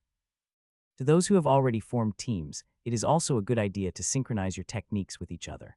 Only those who prefer to go solo don't need to have matching martial techniques that will empower all of its members. Professor Lionel then summoned more straw dolls, giving one to each student to practice on. For the duration of our class, I want you all to practice using the spell Amplifico, Professor Lionel stated.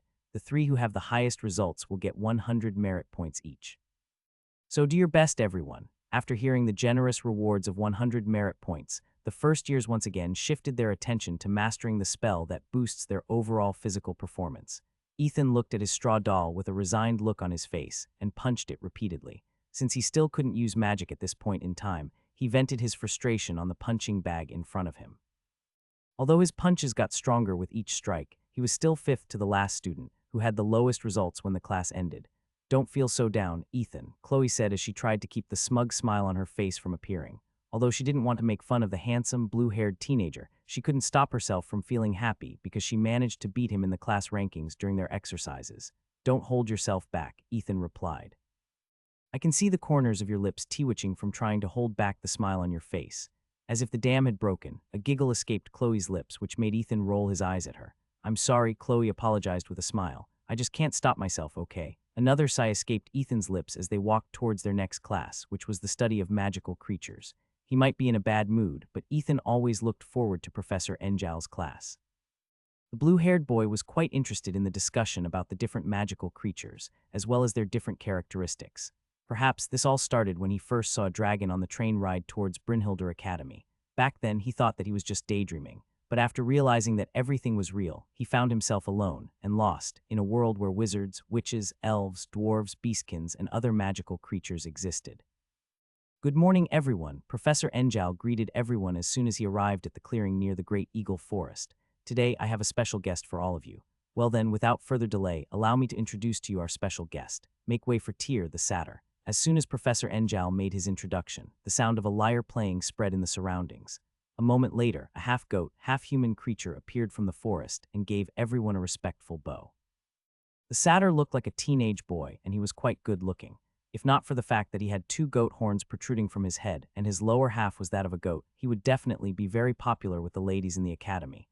The name is Tyr. Tyr introduced himself, and I am one of the satyrs of Great Eagle Forest. It's a pleasure to meet everyone, especially the beautiful ladies here today. The satyr gave the ladies a sweet smile, which made them giggle. As you can see, these folks are very good at sweet-talking the ladies, Professor Enjal. Also, girls, make sure to stay away from satyrs if you are exploring the wilderness alone. They are well known for seducing ladies and getting under their skirts. You make it sound like we are womanizers, Tyr replied with a helpless tone, but I can't refute these words for they are very true. If I find myself in the company of a lady, I am afraid that I will do my best to woo her. As for what happens next, that would depend on the lady's wishes. Tyr didn't shy away from the truth, for this was their way of life. There had been many instances where satyrs had seduced women, and even men, and almost everyone in the magical world knew that their libido was always high. Satyrresses, the lady version of the satyrs, would also not hesitate to woo any men whom they found 1047 in the wild. However, they were extremely rare to find. Some magical beast researchers even said that one satyress is born one out of hundreds of thousands of satyrs, making them the flower among the thorns of the satyr race. Of course, even though they had a bad reputation, those who had interacted with satyrs for a long time knew that these creatures were really passionate about their way of life. As long as someone was not swayed by the satyr's sweet words and gentle touch, they would be fine being in their company. So I will tell everyone here, especially the ladies, how to protect yourselves from these womanizers, Professor Enjal. Excuse me, can you not call us womanizers? Tyr commented. I prefer the term affectionate individuals. Fine. Professor Enjal scratched his head before shifting his attention back to his students. First and foremost, satyrs are often found in forests and other kinds of woodlands. Of course, some of them also like to travel, and even go to human cities to get to know our way of life. Professor Enjal then began to explain a satyr's strengths and weaknesses. Satyrs' main weakness is their uncontrollable lust on certain days of the month, Professor Enjal. Their usual partners are the dryads and the nymphs of the forest, but if there are any other demi-human females around, they will certainly take their chances and pounce on them without a second thought. Because of this, a barrier is placed upon the academy to protect the students from any unexpected situations. The good news was that ever since the satyrs moved into the Great Eagle Forest, no accidents have occurred between them and the ladies of the academy. Tyr nodded his head as if to affirm this information.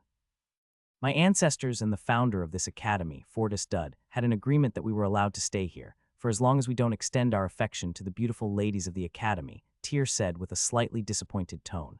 However, if any of you ladies want some good company, feel free to find me in the eastern regions of the Great Eagle Forest. That is where our home is located. Don't worry, you will be safe in our company as long as you don't stay overnight. If you do that, it would mean that you are consenting to be with us and to share a night to remember. The handsome satyr winked at the ladies, earning him a round of smiles and giggles from them. The boys, on the other hand, didn't feel offended or disgusted by the satyr's openness to court the ladies of their class. In fact, they found it quite refreshing that Tyr was telling them their way of life. Satyrs use weapons like short bows and short swords. Professor Enjal continued his explanation. Do not be deceived by Tyr's calm and gentle nature. Satyrs are very agile, especially inside the forest. They can move very quickly and attack you in your blind spot if you engage them in combat. Those horns on his head are also not for show. If given the opportunity, he will ram them into your bodies to deal a deadly blow that would give you serious injuries. They also kick real hard, strong enough to break bones. Likewise, if you use a binding spell on their legs, they won't be able to do anything, which would make it easy for you to attack them. However, you must hit them first. If not, your chances of defeating them are nil. Tyr nodded his head. We also have another weakness, and that is none other than being weak to the ladies. We can kill men without batting an eye, but we would do our best not to harm women, for we treat them as precious things. This is why most magical beast poachers, who capture magical creatures, especially satyrs, are all women. The class continued on a happy note, and Tyr answered everyone's questions. Of course, some of the boys asked him some indecent inquiries, which made the ladies look at those people with contempt. Ethan, who learned a great deal about satyrs on that day, vowed to himself that if he and Chloe ever met a satyr in the wild, he would definitely drag his cousin away before the lustful creatures could even think of seducing her with their sweet words and passionate promises of pleasure. The next day, Ethan and Chloe went to the Martial Hall. Chloe planned to look for magical defensive arts that would teach her how to create barriers in order to deal with unexpected surprises on their mission. Ethan, on the other hand, browsed the different martial skills for polearms, spears, and even quarterstaff weapons. Now, let's see what kind of martial arts suits me, Ethan thought as he eyed the map of the training hall to find the location of the techniques that he was looking for. Since the only tool that he considered to be a weapon in his life was a pitchfork, Ethan planned to check out weapons that had similar styles to it. The martial hall only allowed a student to take one martial scroll at a time, so Ethan just took one of the most popular spear techniques available, which was called the Rising Dragon. This technique sounds powerful, Ethan mused. I wonder if it is easy to use. The martial scrolls had a special feature, and all you needed to do was to say the name of the martial art technique, and the scroll would activate. However, it was advised that you activate it somewhere private because you would be dazed for a few minutes after you used it. The reason for this was due to the fact the magic scroll would allow the user to see someone using the technique step by step, showing them how to execute it properly. Depending on the user's preference, they could even conduct a mock battle in a holographic world with the person that was teaching them how to use the technique. This was a very efficient way of getting personal with the technique itself. However, there was a catch. The scroll's effect would only last for an hour at most, meaning you could only train in the holographic world for an hour and would need to continue the rest of the training on your own. The scrolls could also only be used once a day, so although it was quite efficient, it was also severely lacking in many places. Even so, Ethan wanted to be useful when he and Chloe went to do their mission, so he took his learning seriously. The first skill of the Rising Dragon is the Rising Thrust, a man with short brown hair said as he demonstrated how to thrust the spear properly. Putting your weight behind the thrust gives it more power, allowing it to pierce through unprotected flesh with ease. Almost all spear techniques start with this step because its main advantage is its long reach. Only if you become proficient with the Rising Thrust will we proceed to the next step. The man with short brown hair demonstrated the thrusting motion several times, and Ethan followed his every move. In the holographic world, Ethan was also holding a spear, which allowed him to practice as much as he wanted. Technique over time. This learning style was similar to muscle memory. The more you do, truth be told, the martial scroll's main purpose was to embed the technique in the person's mind, allowing them to master the technique over time. This learning style was similar to muscle memory. The more you do something, the more proficient you become in doing it, until it becomes second nature to you. This looks simple enough, Ethan muttered as he began to imitate the spear thrust that the instructor was showing him. However, the more he did it, the more he felt as if something was out of place. The blue-haired boy pondered for a bit and looked at the spear in his hand. A moment later, the spear became a pitchfork, making him nod his head in approval. I still feel comfortable using a pitchfork, Ethan mused. As he tried to execute the technique using the pitchfork in his hand, Ethan found himself remembering the time when he and his grandma defended their sheep from the wolves who raided their farm one night. That night was a night he wouldn't forget because his grandma was like a demon who brandished her spiked club as if she was a goddess of war. Every time she swung her spiked bat, a wolf would be sent flying, while yelping in pain. When the wolves tried to surround her, his grandma executed a flurry of blows that protected her entire body, hitting even the wolf who tried to attack her on her blind spot. Ethan's role back then was to guard the rear and defend against the wolves who managed to get past his grandma's defenses. Of course, the blue-haired boy was able to have a bit of the action, but the most he did was fight against a wolf, which he had a hard time beating on his own. After that night raid, his grandma taught him how to use the pitchfork, which allowed him to improve by leaps and bounds. Now, he was using that same pitchfork to master a skill that was meant for a spear, which he found funny. Although it is a bit rough on the edges, you still got the basics of the rising thrust right, the man with short brown hair said. Now, we will move to the rising swipe. The man then demonstrated by making an upward swing with the spear, creating a swooshing sound. Ethan found this technique to be quite interesting because it looked like you were using the spear to dig something out of the ground before swiftly raising it upwards like an uppercut. But instead of using one's fist, one would use the spear to strike upwards. Most of the time, you won't be using this skill, the man said. However, it is still useful in some situations, so learning how to use it well can catch your opponent by surprise. Actually, this is very useful, Ethan replied. This is just like scooping hay at the farm. Of course, the projection didn't reply because its script was limited. It could only teach the people how to use the technique and answer very limited questions, which the makers of the martial scroll had anticipated to be asked by those who were learning the technique. An hour later, Ethan was able to spar against his holographic trainer using the two techniques that he learned. However, the result was a one-sided beating, which made his heart ache. In order to make the fight as realistic as possible, the blue-haired teenager chose to feel 50 of the pain that was inflicted to him by the attack, which made him feel like dying. Even so, he was quite happy that he actually got some hands-on training, even if it was just in a holographic world. When his 1-hour session had ended, Ethan went to the training ground of the Dud Manor and practiced what he learned using the molding ball that was gifted to him by Professor Violet. Due to how focused he was on his training, he didn't notice that Luna was watching him from the entrance of the training hall with a serious expression on her face. Can I really awaken his magic a few days from now? Luna thought. I hope that Chessie isn't playing a prank on me like last time. As a member of Dud Manor and Ethan's friend, the angelic beauty truly wished that she could help the blue-haired boy realize his dream. Unfortunately, she wouldn't know if the spell that the Cheshire cat thought of would work until the day of the full moon, which was the only time of the month when Luna could use her power to the fullest. The days flew by, and before Ethan knew it, there was only one day before the night of the full moon.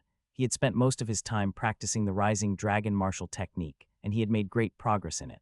Although he was still far from being an expert warrior, he was now proficient with 6 out of the 10 basic stances of the martial arts that he chose. This made him feel that he was making great progress, which motivated him to do better.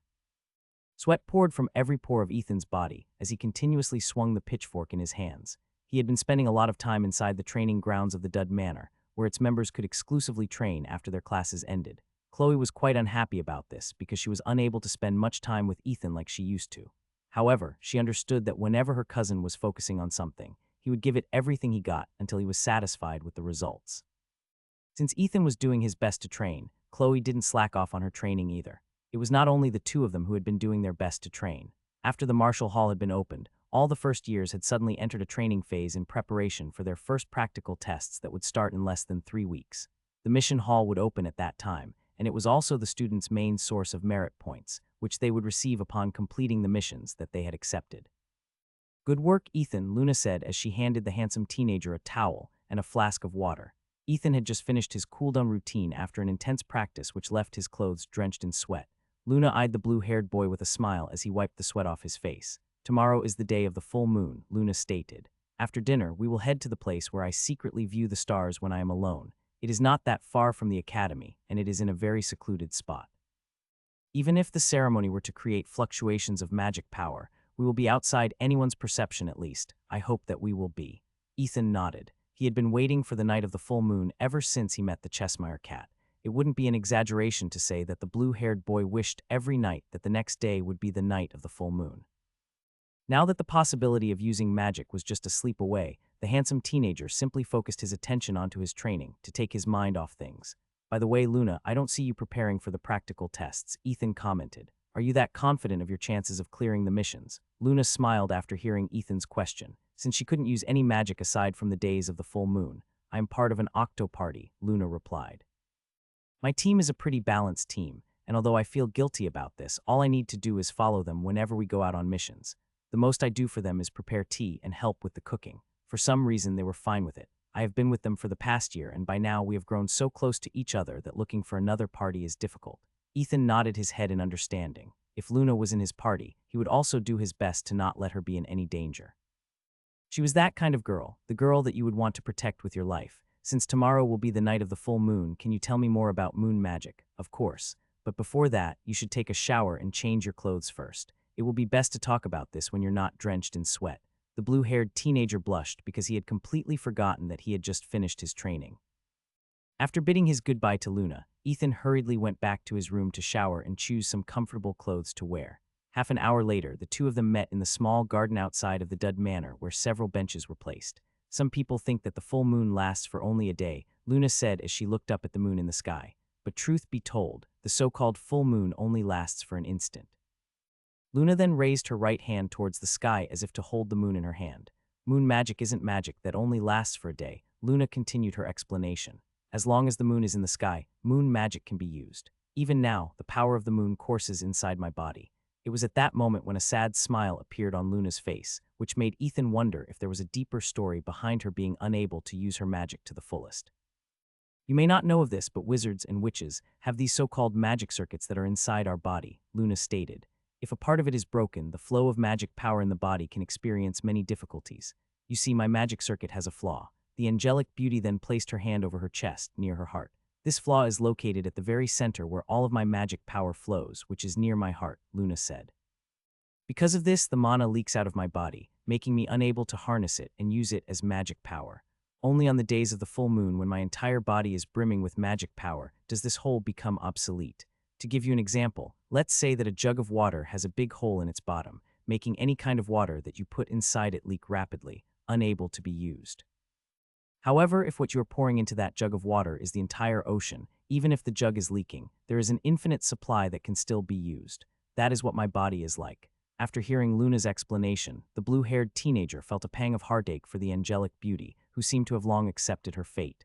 Perhaps seeing his sad expression, Luna giggled and told him that everything was fine. "Like I said earlier, although the full moon only lasts for an instant, I am able to use magic for up to 3 days," Luna commented. "Why?" "Because here on Earth, we can see the full moon for up to 3 days. Is moon magic powerful?" Ethan asked out of curiosity. "Very powerful," Luna replied in a firm tone filled with confidence. "You could even say that if all the pillars of the first years fought me on the day of the full moon, they would not be able to win against me even if they all cooperated with each other." Ethan didn't know if he should believe Luna or not, but since she sounded very confident about it, he decided to ask her for a favor. "Can you show me the full extent of your power tomorrow?" Ethan asked. "I want to see how strong your magic truly is." Luna pondered for a bit before nodding her head. It won't hurt even if I show it to you. Truth be told, Luna was also looking forward to showing Ethan her true power. For some reason, she wanted to show him what she could really do. This was the first time she felt this way, and even she didn't understand why she was feeling this way. Because both of them were looking at the sky, Ethan wasn't able to see the faint flush that had appeared on Luna's face, which raised her charm considerably. If only Luna's party members could see her right now, all of them would definitely tie up Ethan and roast him over an open fire. They were the hardcore members of Luna's fans club, and any guy who tried to get close to their angel would become their public enemy number one. The next day, Ethan was feeling more excited and more tired than normal. After watching the moonlit sky with Luna several hours ago, the Ethan had been unable to sleep until dawn. "You look different today, Ethan," Chloe said. "I'm sure that today isn't your birthday, so why do you have that cheeky smile plastered on your face?" "Cheeky smile?" Ethan asked back as he touched the corner of his lips. Chloe sighed and made a circular motion with her wand, Magici Speculum. A magical mirror appeared in front of Ethan, which reflected his face. A single glance was enough to tell him that Chloe was right. There was indeed a cheeky smile plastered on his face. "I don't see it as a bad thing," Chloe stated. "In fact, I like it when you smile. I just want to know if something special happened today which makes you happy." "Well, nothing special has happened yet," Ethan replied, "but maybe something special will happen later." "Oh, what will happen later?" No comment. Chloe pouted and lightly pounded Ethan's shoulder because the handsome teenager was keeping a secret from her.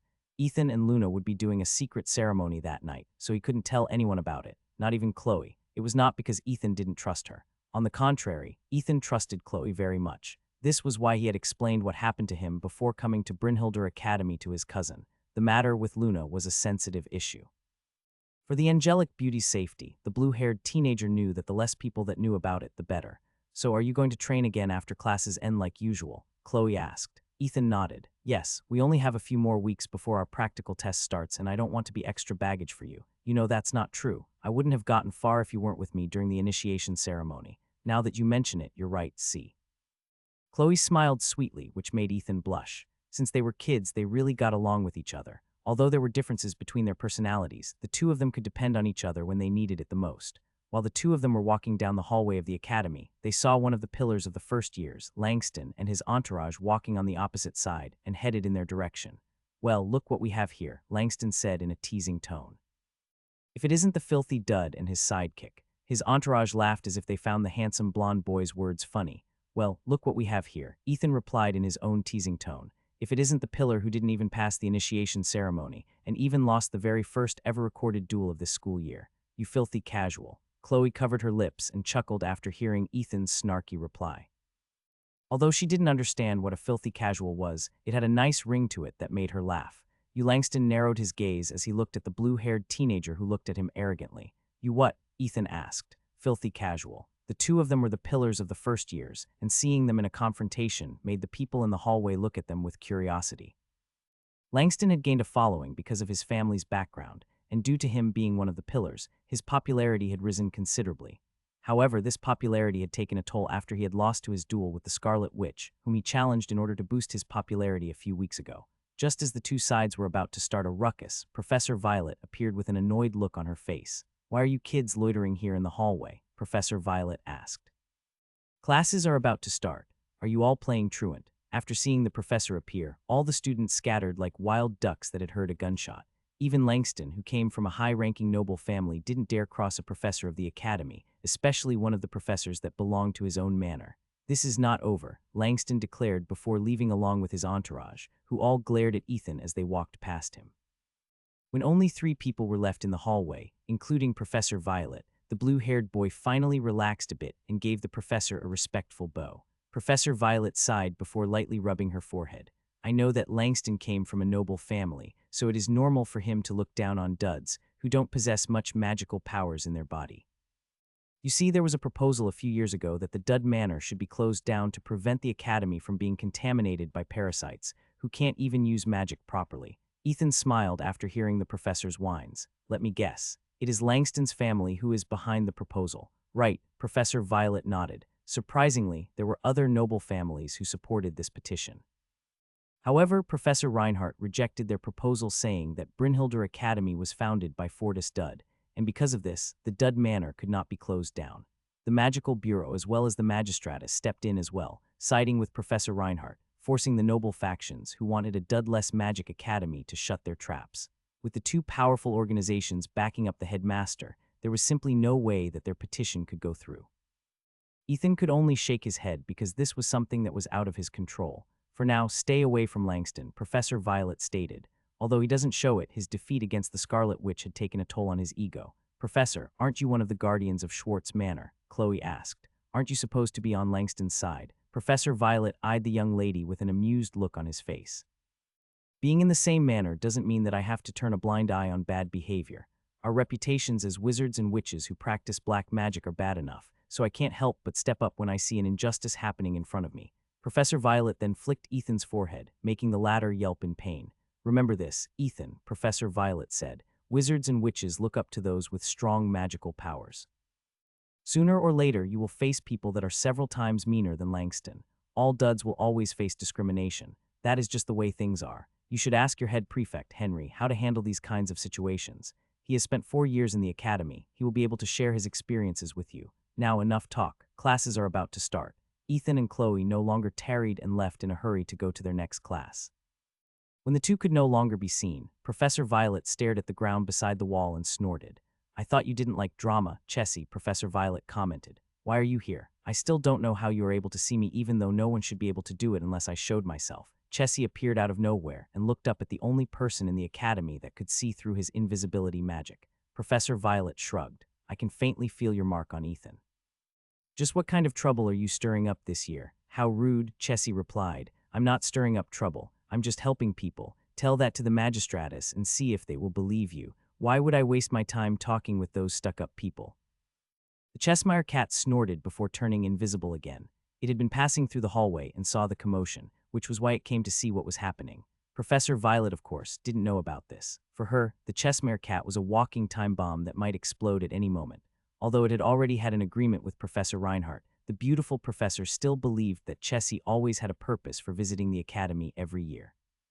As for what that purpose was, no one, except the Cheshire cat, knew what it truly wanted in Brynhilder Academy.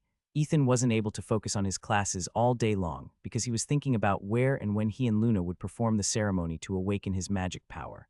For him, this was the most important day of his life, ever since he stepped foot inside Brynhilder Academy. Because of this, he had been nagged a bit by his professors, because he noticed that his mind was wandering during classes, to the chagrin of his classmates. Finally, when the bell rang, signaling the end of the classes, Ethan felt as if he was about to enter the gates of heaven. After saying his goodbye to Chloe, Ethan hastily returned to the Dud Manor in order to train his martial arts to help him calm down. The ceremony wouldn't be happening until 8 in the evening because Luna said that she had some work to do in the Magical Trinket Club. 2 hours later, Henry reminded Ethan that it was time for dinner, so the handsome teenager returned to his room to take a shower and went to the grand dining hall of the academy to eat alongside his friends. I'm very happy to see that you are being serious about your training, Ethan, Henry said. However, you shouldn't forget to eat. I'm sorry, head prefect, Ethan replied. I'm just looking forward to this weekend. Are you going somewhere? A mail arrived this morning from the owner of Brooms for All Seasons. He said that I should come over to see their latest product. Ethan felt that today was a very good day. Not only would he get the chance to awaken his magic, the owner of the magical broomstick shop, Mr. Carwell, sent him a letter asking him to see him during the weekend. According to the old man, he had tested the Wind Dancer and deemed it to be safe to use even for duds. Of course, in order to test this fully, he needed Ethan's assistance to fine-tune the flying broomstick that even duds could use. Henry blinked in confusion after hearing the handsome teenager's reply. Ethan, duds can't ride flying broomsticks, Henry said in a serious tone. Even if you manage to get one to fly, there is a possibility that you might crash later because our magic powers are unstable. I understand, head prefect, Ethan replied. I'll still go and check out what Mr. Carwell wants me to see. I won't raise my expectations. Henry nodded. As long as you understand. Duds didn't really ride broomsticks because there had been several accidents that had happened in the past due to their unstable magic power. Because of this, Professor Reinhardt was forced to make a decree saying that all duds weren't allowed to ride on broomsticks without someone supervising them. This was to ensure that there wouldn't be any accidents, especially in the academy where duds were being oppressed by some of the noble factions who wanted them out for good. Are you going alone? You want me to come with you? Chloe asked. I'm free tomorrow. Why not? Ethan smiled. We have been in the academy for a few weeks, so going out once in a while is good as well. Chloe nodded her head, but deep inside she was also very happy. Although Ethan didn't think much about it, for Chloe, this was similar to going out on a date, which she hadn't experienced in the past. However, her happiness was short-lived because someone didn't know how to read the mood, or was perhaps doing this on purpose to rain on her parade. I'm also free tomorrow, Nicole said. Mind if I tag along? The more the merrier, Ethan replied without even batting an eye. It is nice to spend some time with Fry Ah. The blue-haired boy cried out in pain after Chloe pinched his waist and gave it a twist. What's wrong with you, Chloe? Ethan asked as he looked at his cousin with a face filled with injustice. HMPH. Chloe ignored him and focused her attention on eating. She bit on it angrily as if the food was her mortal enemy, making Nicole giggle. Ethan sighed in his heart because he didn't think that Chloe would react in that manner. Although he admits that he might have been too casual in agreeing to Nicole's proposal, he thought that Chloe would be fine with it, since she and Nicole could be considered friends. As Ethan was about to continue eating, Luna entered the dining hall with an exhausted look on her face. Club activities? Ethan asked as soon as the angelic beauty sat in front of him. Luna nodded. Every time I am able to use magic, the president asks me to help recharge the magic batteries of our club. Although I don't mind doing it, being drained of your magical power for more than an hour can be taxing on one's mental health. I'm sorry to hear that. Here, have some lemonade. Ethan poured a glass of lemon juice for Luna, which the latter accepted gratefully. After drinking the entire cup in one go, the flower of the Dud Manor started to fill her plate with food and ate without speaking a word. Seeing that Luna didn't intend to talk right now, Ethan also focused on eating. An hour later, the handsome teenager and the angelic beauty walked back to the Dud Manor together. Luna was a bit tired from her club activities, so she planned to take a shower and take a short nap in order to regain her strength. If I don't wake up at 8 in the evening, just knock on the door in order to wake me up, Luna said before yawning. And what if you don't wake up? Ethan asked in a teasing tone. Luna smiled. Don't worry. I will also set an alarm clock and put it near my bed. I know how important this day is to you. You might now know about it, but I am also looking forward to seeing you use magic as well. Ethan felt touched after hearing Luna's words and promised to wake her up if she overslept past their meeting time. The two weren't aware that on top of the Dud Manor, the Cheshire cat was observing them from a distance. It's too bad I have to go somewhere tonight, Chessie thought. I won't be able to see the outcome of the ceremony. The chubby cat stretched a bit before once again turning invisible. Professor Reinhardt had asked him to investigate something, and since they had an agreement, Chessie had no choice but to wander deep inside the Great Eagle Forest and see if the Wendigo of the North had managed to find a way to bypass the barrier that was keeping it in place. At exactly 8 in the evening, Ethan knocked on Luna's door in order to wake her up. Fortunately, she was already awake and opened the door with a more relaxed expression than what she had more than an hour ago. Let's go, Luna said with a smile. Ethan nodded and followed her outside of the Dud Manor. The angelic beauty had already told him that they would be going to one of the places she visited whenever she wanted to be alone. A place that would allow her to see the moonlit sky and use her magic freely without fearing being discovered by others. Walking to that place will take a long time, Luna stated, so let's just fly there. Without even waiting for Ethan to reply, the young lady took out her wand and pointed it at Ethan. A moment later, the teenage boy started to float, which almost made him panic. The angelic beauty didn't say the name of a spell, and seemed to have cast the spell using chantless incantation. Many wizards and witches could do it, but only those that had mastered the ways of magic could do such a thing. This was also true for wizards who could cast magic without their wands. They were individuals that could harness the magic inside and outside their body and use it as they pleased. Relax, Ethan, and take a deep breath, Luna said. You will be fine. Ethan took a few deep breaths in order to calm himself. After he regained his composure, he started to experiment a bit and swam in the air, making Luna giggle. Well, that is certainly one way of doing it, Luna commented before she too rose up in the air and flew alongside Ethan. Do you like to swim, Ethan? Luna asked. Sometimes, Ethan replied. When it is too hot, I often go to the river near our home and swim. How about you? Do you know how to swim? Luna flew eastwards, soaring several meters above the ground. Ethan, who had gotten the hang of flying, followed behind her. Nearly 15 minutes later, the two landed on a small island in the center of a lake. I didn't know that this place existed, Ethan said as he landed. Not bad for a secret hideout. Luna nodded her head because she felt the same way. When the Cheshire cat told her that there was a lake located at the back of the academy that not many people visited, she thought that Chessie was just playing a prank on her. But after seeing it for herself, Luna would often go on the island on the nights of the full moon and practice her magic to her heart's content. Luna, you didn't say the name of the spell earlier. Can you do chantless magic? Ethan finally remembered what happened earlier, so he decided to ask the angelic beauty how she was able to do it. Yes, Luna answered. After understanding the key element of the magic, anyone is able to cast them without speaking the spell's name. It is similar to breathing. You don't say breathe and just do it normally. Can you show me more of your moon magic? Of course. Luna slowly raised her wand high as if she was about to conduct an orchestra to create the most beautiful music in the world. Without warning, Luna made a slashing gesture of her wand, and a blade of light appeared, moving in the direction that she had slashed at. This blade of light then transformed into a silver phoenix that circled around the island. Next, Luna spun around, as if she was dancing, and a silver dragon rose up above her head, emitting a soundless roar that made Ethan shudder. With another wave of her hand, a silver tiger appeared. Lastly, she made a sweeping gesture to her right side and a silver turtle appeared. These four creatures then circled around the air, before flying towards Luna and Ethan. Go, Luna grinned as she flicked her wand, sending Ethan flying in the direction of the four silver beasts that were at least 8 meters long.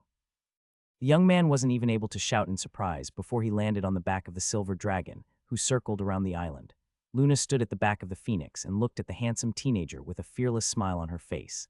This look of hers was quite different from the shy and reserved girl that he often saw back in the academy. Perhaps this is what the true Luna is like, Ethan thought as he admired the angelic beauty who was now able to wield her magic to the fullest. Moon magic is half illusion and half creation, Luna replied. It can create many things that may look real, but in reality are not. However, that dragon that you are riding on can easily kill a dire bear if I commanded it, which makes it real at the same time. It also affects other things like high tide and low tide. To a certain extent, I can also control gravity, and last but not the least, I can also ask nocturnal creatures, who rely on the moon, to assist me if need be. There was even a werewolf that helped me when I got kidnapped in the past. He said that he heard my call for help, so it came to my rescue. That was 10 years ago, and if I hadn't been saved that time, I don't know where I would be right now.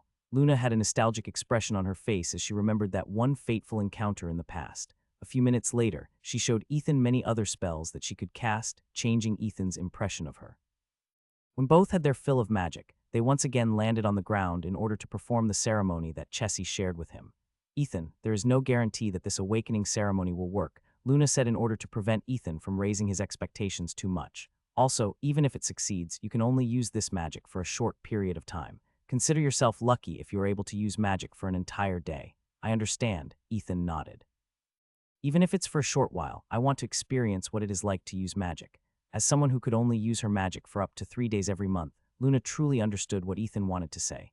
Very well, let's begin, Luna said. Please stand perfectly still while I create the magical runes that will awaken your magic power. No matter what happens, do not make unnecessary movements, okay? Ethan gave the angelic beauty a thumbs up to tell her that he understood. Now that a chance had presented itself for him to use magic, he would not be so stupid as to sabotage the wish that he had been hoping for ever since he arrived in the academy. Luna began chanting, and symbolic runes started to dance around Ethan like moths being attracted to the light. These runes made the blue-haired boy feel a tingling sensation in his heart. This feeling slowly spread to the rest of his body, like cold water making him shudder subconsciously. Slowly but surely, he became aware of a faint sensation of something rising up to his chest, and along with it, the thing that had been sleeping for the past 17 years of his life started to stir and awaken from its slumber. A moment later, Ethan fell into a trance. He was no longer hearing Luna's words or even feeling the tingling sensation that was spreading inside his body like electricity. He just stood there like a statue and waited for his magic to awaken. A magic that only belonged to him. Luna continued her chant and more runes danced around Ethan. Some of them even went inside his body as if they were being absorbed by something. The Cheshire cat had mentioned that this might happen, so Luna didn't think much of it. 10 minutes later, Ethan started to pant for breath. He was still in a trance, but his body was reacting subconsciously to the runes that were circling around him. Luna, who saw this, became a bit worried. However, she couldn't stop the ceremony midway because it might create a backlash that would hurt her, and Ethan as well. 5 more minutes passed, and Ethan was already crouching on the ground on bended knee. He was still clutching his chest, and his breathing was now very ragged. After saying the last part of the chant, a red rune appeared above Ethan's head and slowly descended until it melded with his body. Time seemed to stop as Luna watched with anxiety as Ethan ceased all movements. One by one, the runes that were still circling around Ethan's body also moved to merge with his body. Only when the last rune was gone did Luna hurriedly move to check Ethan's condition. "Ethan, are you all right?" Luna asked worriedly as she crouched down and gently rubbed Ethan's back, as if helping him recover his senses. For a while, Ethan didn't show any reaction. It was only after an entire minute had passed did he slowly raise his head to look at the angelic beauty beside him. Crimson eyes that glowed faintly met the angelic beauty's gaze, making her body stiffen. A moment later, Ethan slowly stood up and even helped Luna to stand as well. The two then gazed at each other for nearly half a minute before Ethan's arms slowly wrapped around Luna's body, pulling her closer to him. Luna found herself unable to resist Ethan's gesture and simply gazed into his eyes, which seemed to hold an infinite amount of magic power that made her heart skip a beat. The handsome young man then lowered his head and pressed his lips over Luna's own lips, which were very soft and filled with promise. After she was kissed by Ethan, Luna regained a bit of her sanity and tried to push him away. However, a part of her wanted to remain in his embrace, which made her unable to muster any strength to genuinely break free from his hold. Soon, Luna no longer thought of resisting and surrendered to Ethan's soft, yet gentle kisses that made her innocent heart beat wildly inside her chest. As the moon hung over the moonlit sky, two people kissed on the small island located in the middle of the lake. Although the night was cold, a certain kind of warmth kept it at bay, and only the sound of soft kissing echoed silently, creating faint ripples of magic in the surroundings. When the rays of sunshine passed through Ethan's window, the teenage boy slowly opened his eyes. He was still half asleep as he looked around his surroundings. It took him a moment to figure out where he was. Stifling a yawn, he walked towards the table where a jug of water and a bowl was placed in order to wash his face. After a few more splashes, he became more awake and tried to recall what happened a few hours ago. The last thing he remembered was standing in place as Luna started the ceremony. That was as far as his memory went, and that was all that he could recall clearly. He also had no recollection of how he returned to his room. He simply assumed that Luna brought him back after he passed out during the ceremony that they had done in secret. I had a nice dream, Ethan thought as he vaguely remembered brief flashes of him kissing Luna's lips. In that dream, he kissed Luna many times, and she also kissed him back in return. Ethan knew that this was impossible to happen in real life because Luna was a shy person at heart. She only opened up to him since they were in the same manner, and he helped her test the latest creations of her club. For some reason, my body feels very light, Ethan mused as he did a bit of stretching to get his blood pumping. It feels as if I'm full of energy. Ethan then suddenly had a thought, so he took out his wand from his storage ring and pointed it in front of him. Lux Eterna. He had used this spell many times in the past, but it was all for naught. Since he wasn't expecting any results, Ethan chanted this spell in a carefree manner. However, what happened next nearly made him drop his wand in shock. A small white orb of light, the size of a small marble, hovered in front of him. Although its light wasn't that intense, it still gave enough light to make Ethan pinch himself in order to make sure that he wasn't dreaming. It hurts, Ethan muttered as realization finally dawned on him. It hurts. Ethan nearly laughed out loud after confirming that he wasn't dreaming. He then tried to cast Lux Eterna again, and every time he did it, a small orb of light appeared, making him feel giddy. Soon, Ethan's room was filled with balls of light that gently floated in the air, giving off light similar to that of fireflies. The ceremony worked. Ethan made a fist pump out of happiness. I can now use magic. I need to look for Luna and thank her. Without even changing out of his pajamas, Ethan decided to look for the angelic beauty and tell her the good news. However, he had just opened the door when he saw Henry, who had a solemn expression on his face. Ethan, you have to come with me, Henry said. Chloe has challenged Langston in a duel. From what I heard, Langston was insulting you in public and Chloe overheard it. Because of this, she became enraged and challenged Langston in a duel to shut him up. Hurry, you need to go to the training area and stop her from going through with the duel. The earlier happiness that Ethan felt after awakening his magic disappeared and was replaced with anxiety. He knew how powerful Langston was, and even though Chloe was a decent witch, her chances of winning against one of the pillars of the first years was very slim. Without even bothering to change his clothes, Ethan sprinted out of the Dud Manor and ran towards the training area where a dueling arena was located. No matter what happened, he had to stop his cousin from fighting against Langston. There was no way that she would win against him. If anything bad happened to her because of him, Ethan wouldn't be able to forgive himself. Chloe was very dear to him, and the mere thought of her getting hit by one of Langston's black fireballs was enough for him to feel as if his heart was being squeezed inside his chest. Luna, who had also just woken up, saw Ethan running past her in the hallway, followed by their head prefect. Just a glance was enough to tell her that something was wrong, so she hurriedly followed behind them to understand what could have happened to make Ethan look as if he was about to murder somebody. That girl is challenging Langston. A pretty girl that belonged to Langston's entourage said in disdain. She must be out of her mind. This is what happens when you spend a lot of time with a dud, a skinny teenager commented. You become as stupid as them. How true. My father even supported that proposal to not allow any dud to study in the academy. If they weren't here, this academy would be a lot better. Seeing them in the dining hall makes me lose my appetite. The mere presence of these defects is enough to make my stomach churn. Ha ha ha, this will be a fun show to watch. Maybe after this, that sorry excuse for a pillar will leave the academy for good. The students talked among themselves as they watched the young beauty with long brown hair face off against the handsome blonde boy, who was one of the pillars of the first years. Even though she knew that her opponent's magical power was stronger than hers, Chloe looked at him with a fearless gaze. If not for the fact that the referee of the match wasn't present, she would have started throwing fire bolts at him to wipe the smug smile on his face. Fighting against a nobody like you hurts my pride as a pillar of this academy, Langston said with a smile. How about we make a bet? If I win, you ditch that dud and become one of my followers. I promise that I will take good care of you. Keep dreaming, Chloe sneered. I'd rather smash my head on a wall than become one of your idiotic followers. Hey.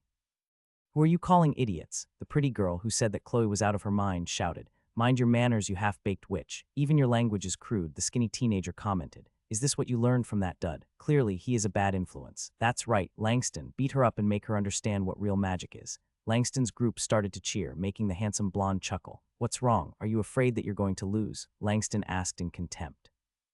If you're just going to waste my time, let's stop this duel. I don't get anything from beating up lowly witches like you. HMPH, running away, Chloe replied. Go ahead and run. I love the expression you made when the Scarlet Witch beat the crap out of you. Langston narrowed his eyes as he fixed his gaze on the young lady in front of him.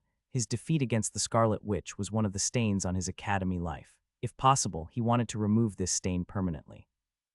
However, after his duel with the second year, he understood that he still needed to learn to control his magic better before asking her for a rematch. I changed my mind, Langston stated as he commented in a chilling tone. We no longer have to make any bets. After this duel is over, I will make you wish you never stepped foot in this academy in your lifetime.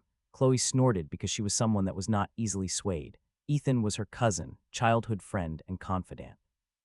If someone were to ridicule him in front of her, she would definitely not stand idle and allow them to trample on one of the few people she cared about in her life. Just as the spectators were getting rowdy, a beautiful professor with purple hair landed on the stage. I will be the referee of this match, Professor Violet stated. If I see that there is no longer a need to continue the battle, I will stop it right away. Are both of you ready? I was born ready, Langston replied as he took out his wand and took a fighting stance. We'll see if you're just all talk or not, Chloe sneered as she also took a fighting stance. After going to the martial hall and taking up one of the defense-oriented magical techniques, Chloe gained a bit of confidence in her ability to protect herself.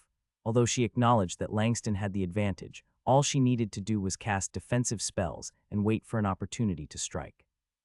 However, just as Professor Violet was about to signal the start of the match, a loud shout reverberated in the training area, making her pause. Ethan, who was still in his pajamas, burst inside the training area and ran straight towards the arena. I don't approve of this match, Ethan shouted as he stood between Chloe and Langston. He then glared at the handsome blonde, whom he wanted to slap very badly due to how angry he was right now. Also, the clown has arrived, Langston snorted. It seems to me that you were having a nice dream not long ago. You should have stayed in bed and waited for the news of your cousin's defeat by my hands. Are you even a man? Ethan asked in contempt. You are always fighting against girls. Tell me, are girls the only ones you can fight? Oh, I almost forgot. You were beaten black and blue by a girl in your last match. Are you here to seek redemption? In my eyes, all I see is someone who lacks the balls to fight a real man. Suddenly, a loud shout came from the spectators, making everyone turn their eyes on her.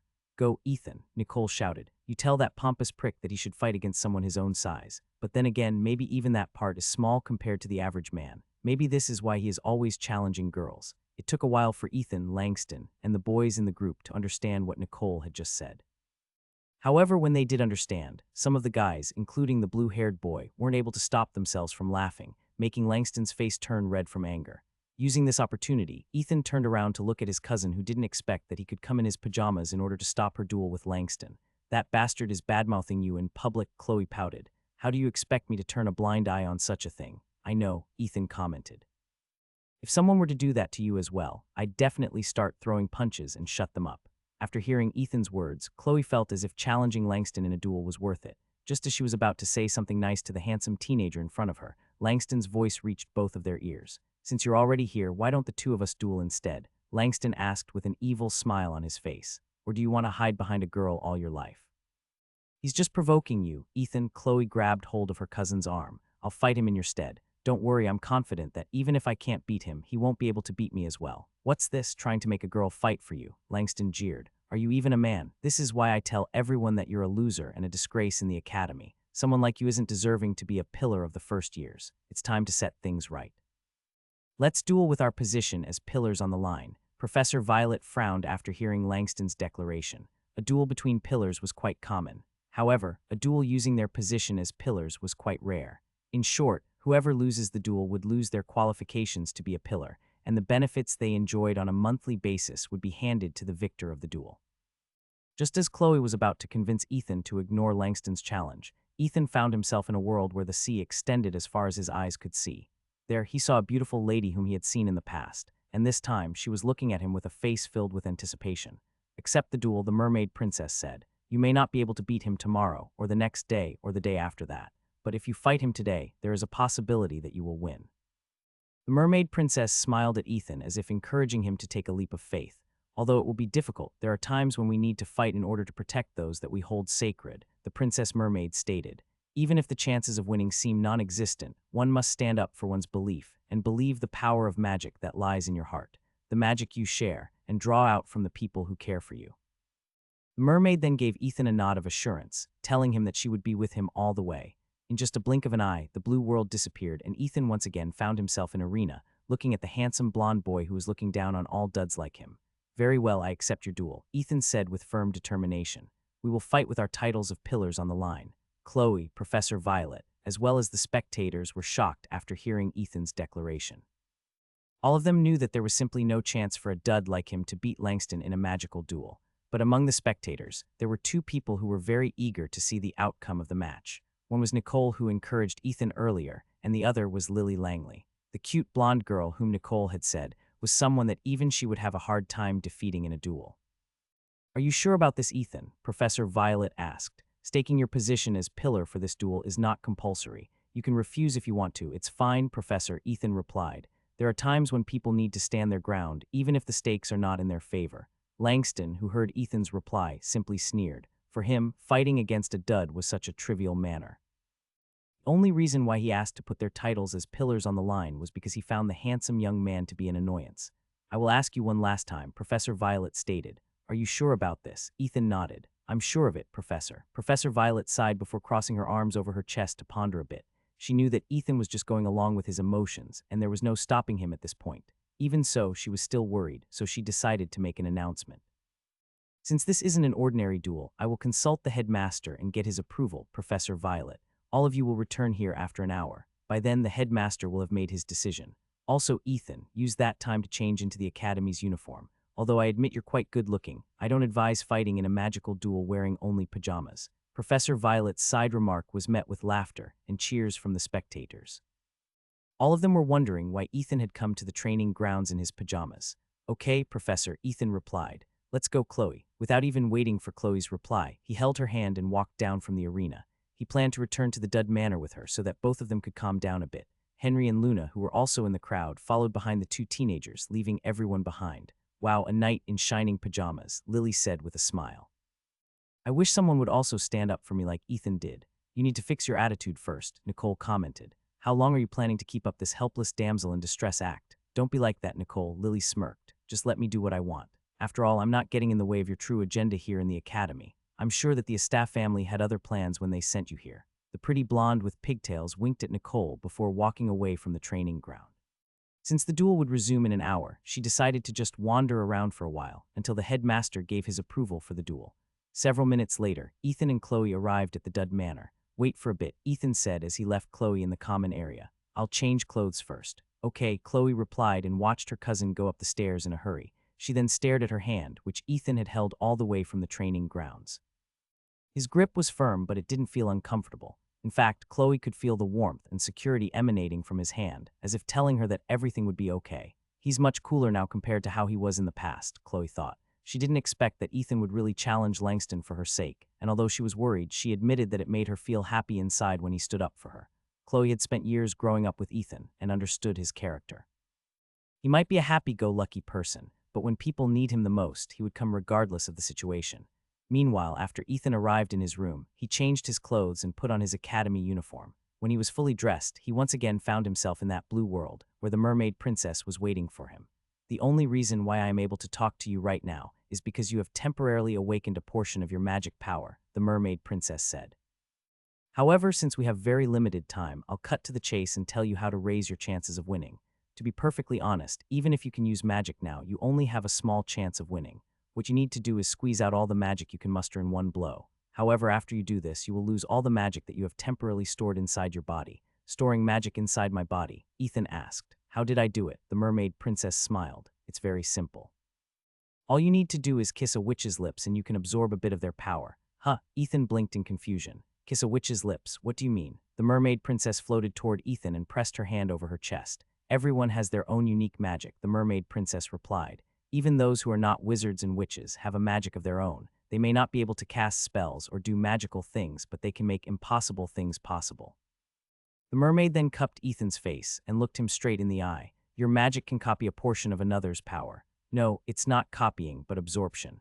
But this is only a temporary thing. The mermaid princess didn't mention that Ethan's magic circuits had been destroyed when he was a baby, so his ability to wield magic had almost become impossible. Fortunately, Luna's moon magic ceremony allowed Ethan to heal a little bit of his damaged magical circuits, giving him enough power to copy the power of others for a short period of time.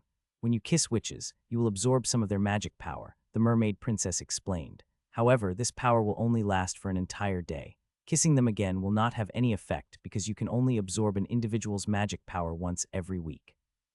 The good news is that you can copy multiple powers at any given time, as long as you kiss other girls. But I don't advise that you use this method. No one likes a womanizer, you know. Also, it only works on witches. Even if you were to kiss all the boys in the academy, nothing would change. Half a minute later, Ethan's body shuddered as if remembering something important.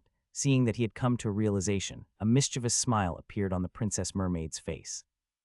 That's right, the mermaid princess said as she pressed a finger over Ethan's lips.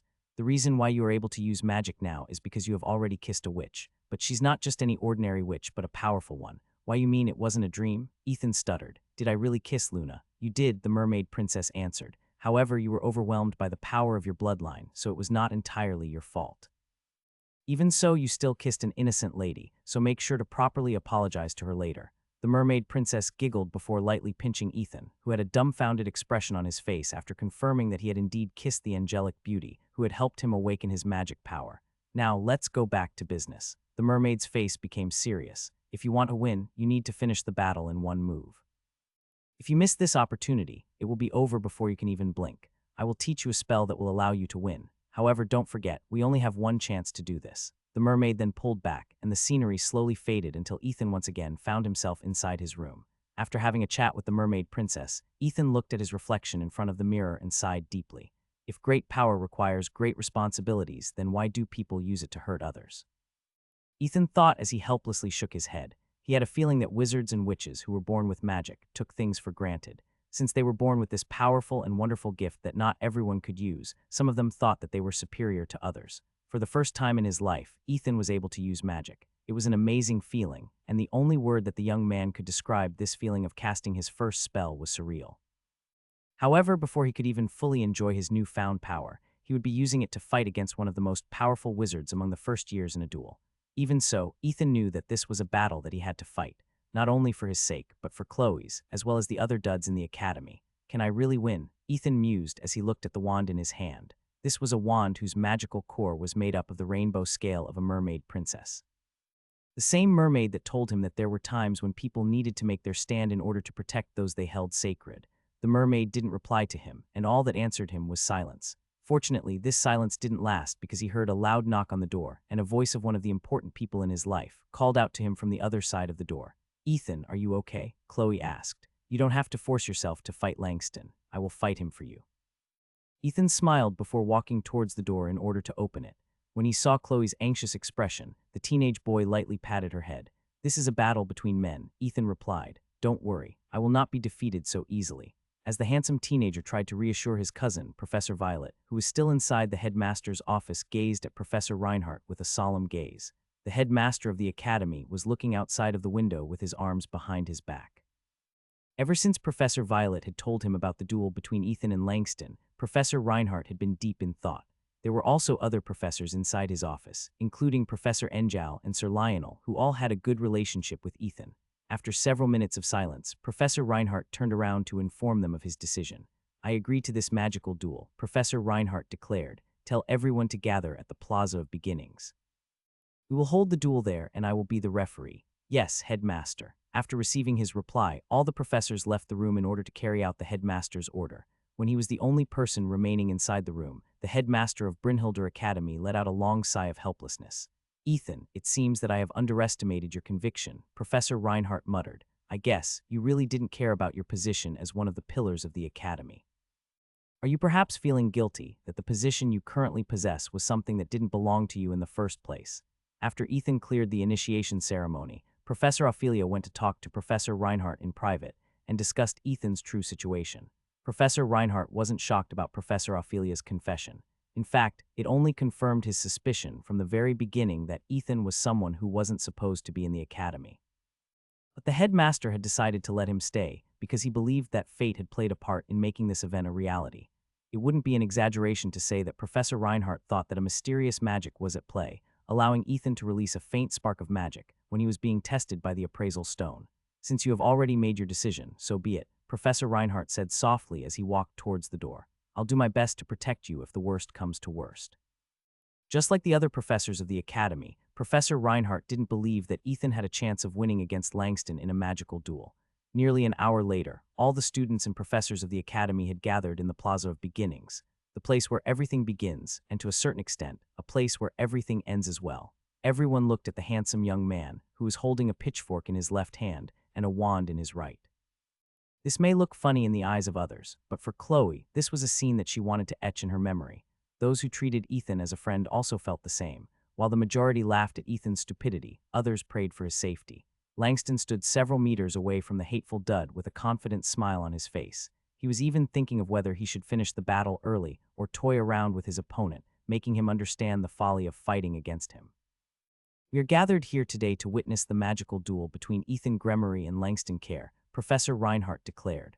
Although magical duels are allowed in the academy, let it be known that you shouldn't make fighting against each other a priority whenever you have a disagreement. Professor Reinhardt then waved his hand and created a magical barrier in the surroundings, protecting the professors, as well as the students from the battle that was about to start. I will serve as this match's referee, Professor Reinhardt declared. If I see that there is no point in continuing the match, I will end it if I see fit. My decision will be final, and I will not take no for an answer. Do both of you understand? Yes, headmaster, Ethan replied. Of course, Langston stated while his gaze was locked on the annoying young man in front of him. Just start this duel already.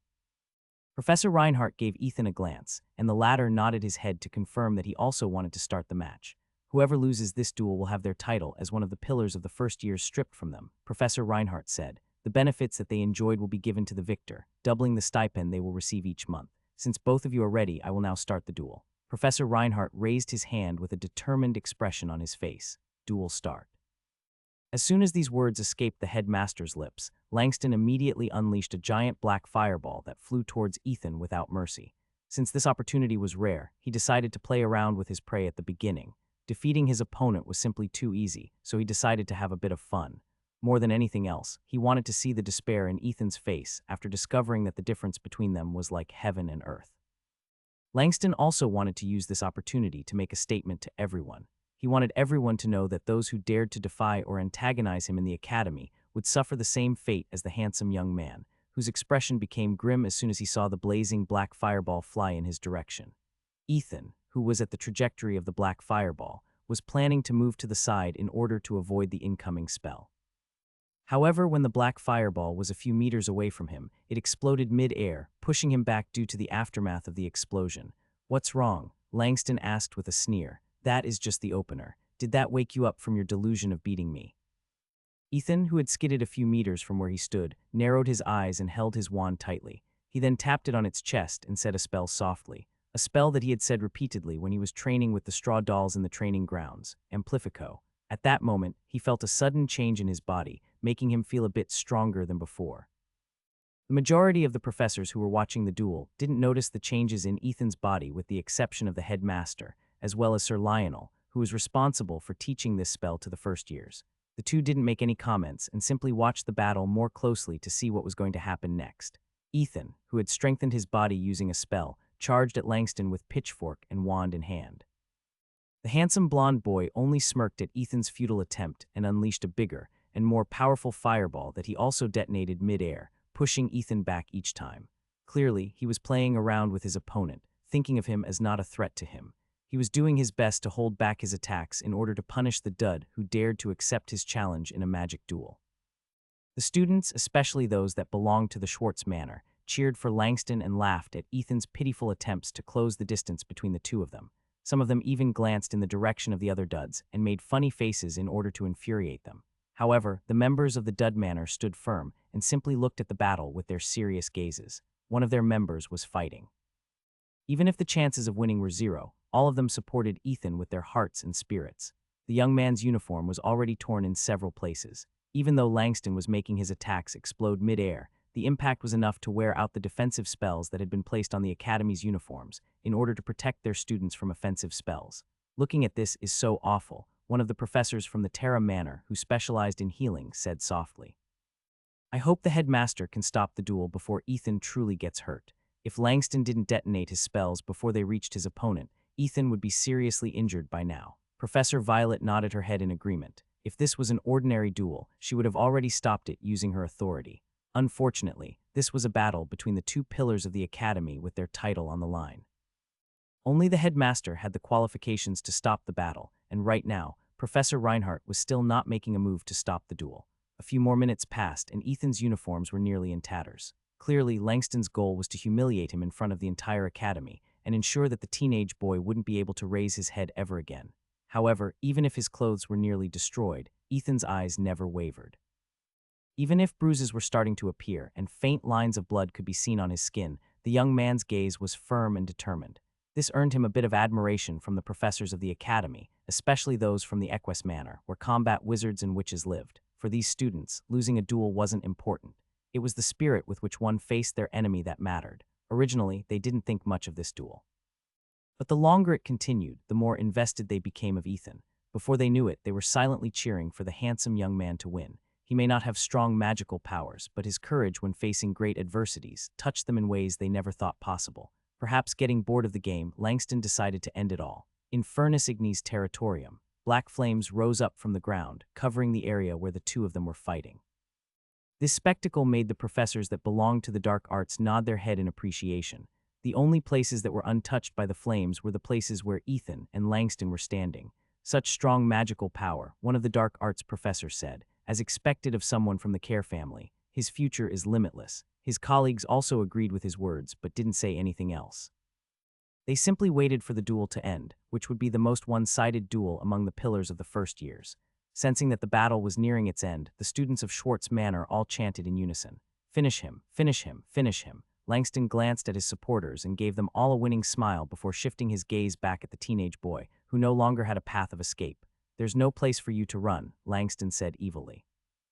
"This match is getting boring, so I'll send you off with my strongest spell. Rejoice, for you will be the first one that will experience the spell that I have mastered recently." Langston then pointed his wand at Ethan, and black flames started to swirl from its tip. Draconis nigri descensus. The roar of a dragon reverberated in the surroundings, making everyone look at the ferocious beast that had formed above Langston's head that was made up of black flames. "Goodbye, you filthy dud," Langston declared. "End him." After hearing its master's order, the black dragon then flew towards Ethan with the intention of ending the match. Chloe subconsciously covered her eyes with both of her hands because she couldn't bear to see her cousin get hit by the flaming dragon, who could turn anything it touches to ashes. All the professors of the Academy looked at their headmaster, who had already taken his wand out. Clearly, he intended to finally stop the battle and ensure that Ethan wouldn't suffer any lasting injuries from the duel. However, before he could even do anything, Ethan leapt towards the black flames that prevented him from going anywhere. However, he didn't leap back or leapt to the side in order to evade the dragon. He leapt forward with the intention of charging towards Langston, who was looking back at him with a sneer. Within the black flames that covered the dueling area, Ethan's roar that was filled with determination echoed in the surroundings, catching everyone by surprise. Illumina. A flash of blue light appeared, and the hellish flames, as well as the deadly black dragon that was meant to deal the final blow to the blue-haired teenager, were cut cleanly in half. In front of everyone's eyes, Ethan swung the pitchfork in his hands, which was now coated with a torrent of water, upwards, as if he was about to sweep away some trash and send it to oblivion. Rising dragon swipe. This time, it was not a dragon's roar that reached everyone's ears. The only thing that they heard was Langston's pained scream, as the torrent of water sent him flying to Kingdom Come. The spectators looked at the handsome young man in a daze as he stood leaning on his pitchfork and panting for breath. Above him, a nearly transparent image of a beautiful mermaid could be seen. The third years, fourth years, as well as the professors of the Academy, all thought of a single word as they gazed at the apparition above Ethan's head. Resonance, Professor Reinhardt muttered as he looked at the image of the mermaid that hovered in the air. There's no doubt about it. This is resonance. Resonance was something that only very powerful wizards and witches could use. In order to do this, they must master their own unique magic and resonate with the core of their magic power. The cores of wizards and witches were the wands that they used to cast magic. Drawing out the unique magic within their body, as well as the magic from outside, this created a phenomenon that later gained the name resonance due to its nature of resonating with the root of a person's magic. The first years and second years were still not aware of this term because only a handful of people could use it in Eastshire. One of them was Professor Reinhardt, the Witch of the Covenant, and the head of the Magistratus. There were two more people who had done this in the past. One of them was the Demon Lord, who terrorized the continent more than a century ago. Last but not the least was the founder of Brynhildr Academy, Fortis Dud, whose resonance summoned an ancient dragon who was immune to any and all kinds of magic. Of course, there were other wizards and witches that could also use resonance. However, these masters preferred to keep a low profile and don't use it unless it was a matter of life and death. I feel like dying. Ethan felt so exhausted and dizzy that he felt like puking. As if to answer Ethan's complaint, the mermaid giggled before turning into a wand that flew back in his hand. Ethan could feel that he was losing his strength in his legs. If not for the fact that he was leaning on his pitchfork, he might have already collapsed on the ground, unable to stand up. Ethan, are you all right? Chloe supported Ethan's body and prevented him from falling down. I'm not all right, Ethan replied. I feel like puking. Don't puke on me or I'll punch you.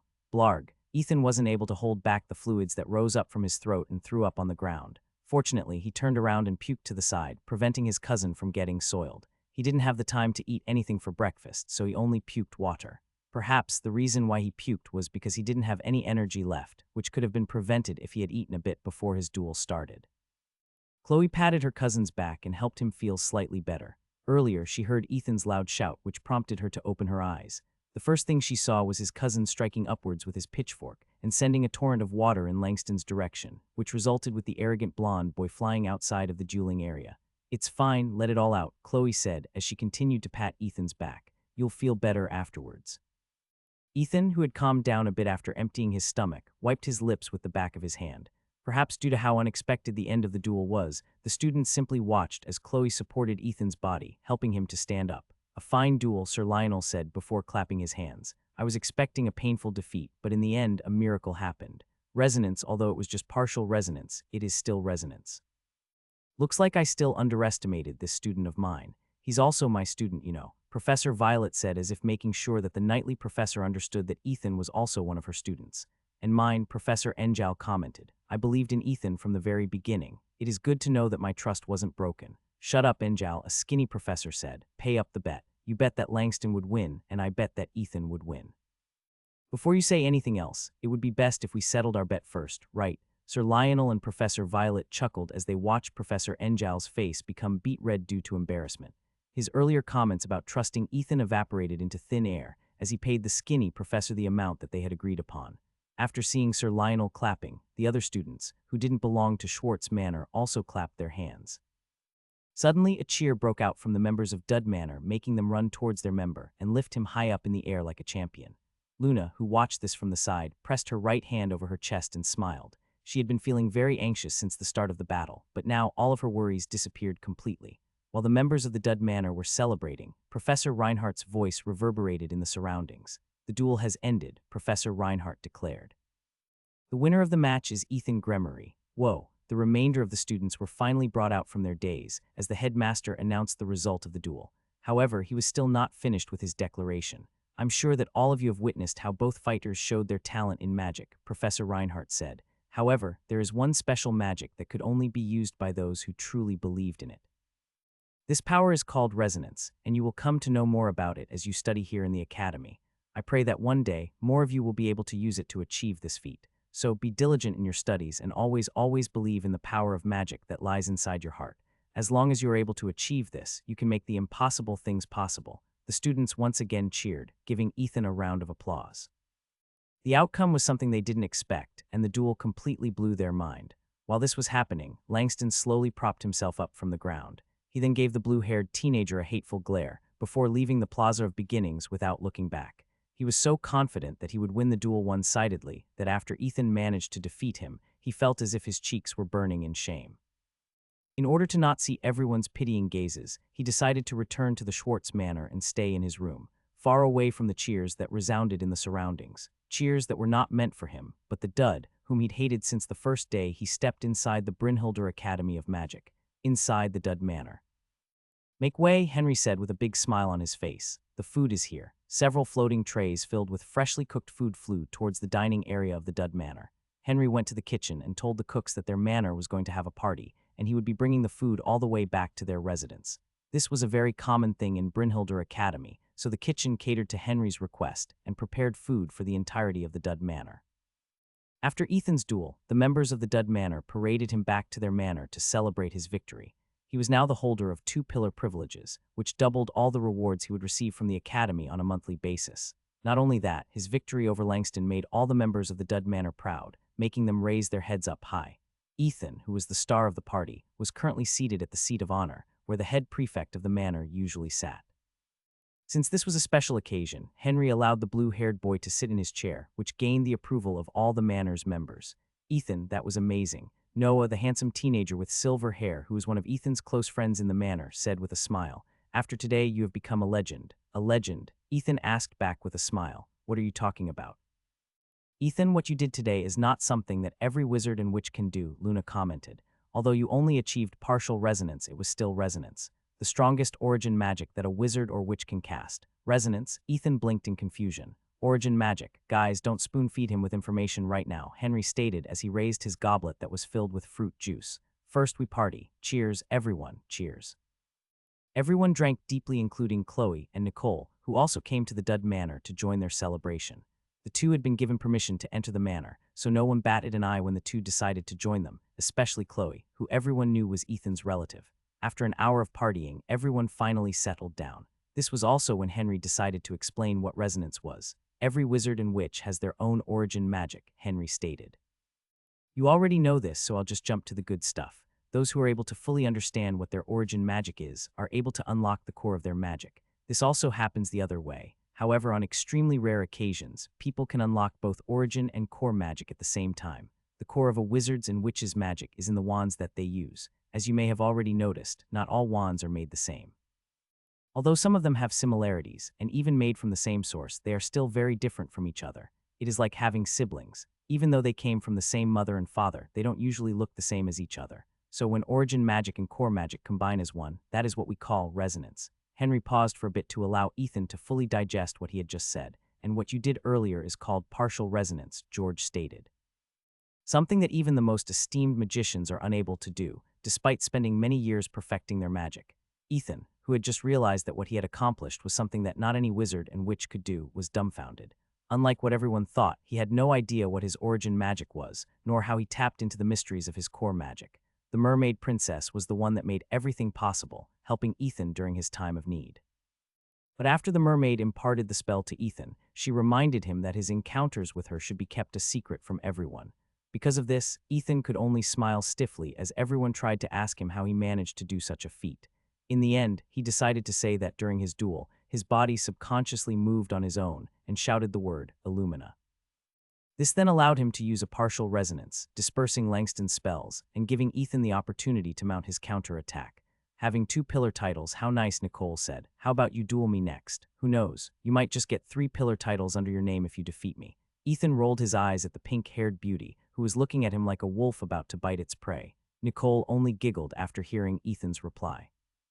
She was only half joking when she made her proposal. Even so, she was really surprised by how the duel turned out in the end, which made Ethan become more interesting in her eyes. While everyone in the Dud Manor was still in high spirits, the current head of the Care family, and Langston's father, Zach Care, opened the letter that had just arrived on his desk. He was in his middle 40s, and yet he still looked like he was only in his early 30s. Similar to his son, Zach was a very handsome man. However, his handsome features became distorted after reading the message that was sent to him. "Incompetent fool," Zach shouted before slamming his hand on top of his desk in anger. "Out of all the people you have to lose against, you lost to a dud." The handsome man clenched his fist tightly as he pounded the top of his desk a second time. Clearly, Langston's defeat didn't sit well with him. "Partial resonance." Zach spat the words as if it was a very disgusting thing to say. "I'm sure that Reinhardt will use this event as a way to completely thwart my proposal to close down the Dud Manor." Zack narrowed his eyes before lifting the letter in his hand, making it ignite in flames. Ethan Gremory, Zack muttered. Let's see how long your luck will last. Zack then left his office in order to meet with some important people in the magic world. Although it was only a matter of time before the news of his son's defeat against a dud traveled across the entirety of Eastshire, he believed that this wouldn't affect his future plans. The high-ranking nobles of Eastshire had long wanted to take control of Brynhildr Academy, and the closure of the Dud Manor was only one of the things that they had in their agenda. As one of the oldest and most popular magic academies in the continent, Brynhildr Academy held a lot of secrets that were only known to its headmaster. Zack's ultimate goal was to become the headmaster of Brynhildr Academy and unlock an ancient magic that was said to be sealed somewhere inside it. According to the information he gathered over the years, only the current headmasters were allowed to study this ancient magic. Zack even believed that because of this, Professor Reinhardt managed to create a perfect resonance, making him the strongest wizard in Eastshire. This was a power that he wanted to possess in order to further his other goals. Although the magic world looked peaceful on the surface, many wizards and witches were doing things in the shadows. They were doing these underhanded things to gain fame, influence, as well as stronger magic that would allow them to step into positions of power, which would make them the true rulers of the magic world and its magical communities. The next day, Ethan found himself the center of everyone's attention. The wizards and witches who didn't take him seriously in the past now looked at him in a different light. To Chloe's frustration, the pretty and beautiful witches of the academy were now openly flirting with her cousin, even winking at him as he walked past them in the hallways. It sure is nice being Mr. Popular, Chloe said with a pout. Well, this is just the outcome of my win against Langston, Ethan replied helplessly. It's not my fault I was born handsome. His last comment earned him a pinch on his waist, which forced him to shut his trap and continue walking. Since it was the weekend, they had no classes. Because of this, Ethan and Chloe decided to head to the library in order to study a bit about the territories surrounding Eastshire in preparation for their upcoming missions. The exhibition matches between the manors has been moved 2 weeks from now, Chloe commented. It seems that something happened at the last minute, so the headmaster and the professors decided to change the date. I almost forgot about that, Ethan replied. I guess I better make preparations as well. Now that he had understood a bit about his origin magic, Ethan knew that he had a difficult decision to make in 2 weeks' time. In order to use magic that would last for a day, he would need to kiss a witch to absorb some of her magical powers. Unfortunately, Luna's moon magic would have long expired by then, so the handsome young man had to look for someone who might help him out with his dilemma. The dreamlike scene of him kissing Luna popped up inside his head, making Ethan's face turn red. After the celebration party, he took the opportunity to talk to Luna in private and apologized for what happened on the island. He also confessed how he was able to use magic, which made the angelic beauty blush until the tips of her ears turned red. When Luna said that it was her first kiss, Ethan felt as if the killing intent of Luna's fans was all directed at him. If they discovered that their precious angel had been kissed by the hateful teenage boy, not even death could save him from their wrath. Due to the nature of what transpired that night, Ethan and Luna both agreed that they would keep whatever happened a secret between the two of them. I don't mind helping you again on the night of the full moon. That was what Luna had said back then, which made Ethan wonder if he had used up all the luck in his lifetime to have such a kind and angelic lady offer her lips to him on the nights of the full moon. Why are you blushing, and what's with that silly grin on your face? Chloe asked with a frown. You're creeping me out. Ethan, who didn't notice that he was blushing and smiling from ear to ear, lightly clapped his face with both hands in order to regain his composure. I was just remembering how I beat Langston. Ethan lied with a smile. Remembering his face after his defeat puts a smile on my face. This time, it was Chloe's turn to smile. For her, Ethan's win was her win, which also put her in a great mood after the duel ended. However, that great mood didn't last for long because she felt that her cousin had become a hot commodity among the witches. This was something that she didn't want to happen, which made her a bit anxious. Ethan, what will you do if a beautiful witch confesses her love to you? Chloe asked as calmly as possible. Will you accept her confession? Well, it's hard to say, Ethan replied while rubbing his chin. If they were as beautiful as Luna and you and Nicole, I might consider it. Just as Chloe was about to retort, they heard a teasing voice from behind them. Oh, so it's fine if I confess to you. The two teenagers turned around and saw the pink-haired beauty Nicole standing right behind them. Well, Ethan looked at Nicole from head to foot then up again before giving a thumbs up. Why not? Chloe, who was standing beside him, didn't react and simply crossed her arms over her chest. She had been with Ethan long enough to know that his cousin was just joking. Ethan also felt that Nicole was somewhat dangerous, despite the friendly attitude that she presented whenever they were together. She was like a snake that was waiting patiently for her prey to come within range before she delivered a poisonous bite that would end their pitiful lives. Are the two of you headed to the library? Nicole asked. Yes, Chloe replied. What a coincidence, I'm also headed there right now, Nicole stated. Let's all go together. Ethan and Chloe glanced at each other. Both knew that Nicole's coincidence was just a bunch of hogwash, but there was nothing they could do about it. Sure, Ethan smiled. Let's go. The young man hadn't even taken a single step when he felt a gaze on his back. Looking behind him, he saw one of the pillars of the first years, looking at him with a smile. Ethan Gremory, I challenge you to a pillar duel, Lily declared. Winner takes all. Ethan blinked once, then twice, as he looked at the cutest among the first years that were currently in Brynhildr Academy.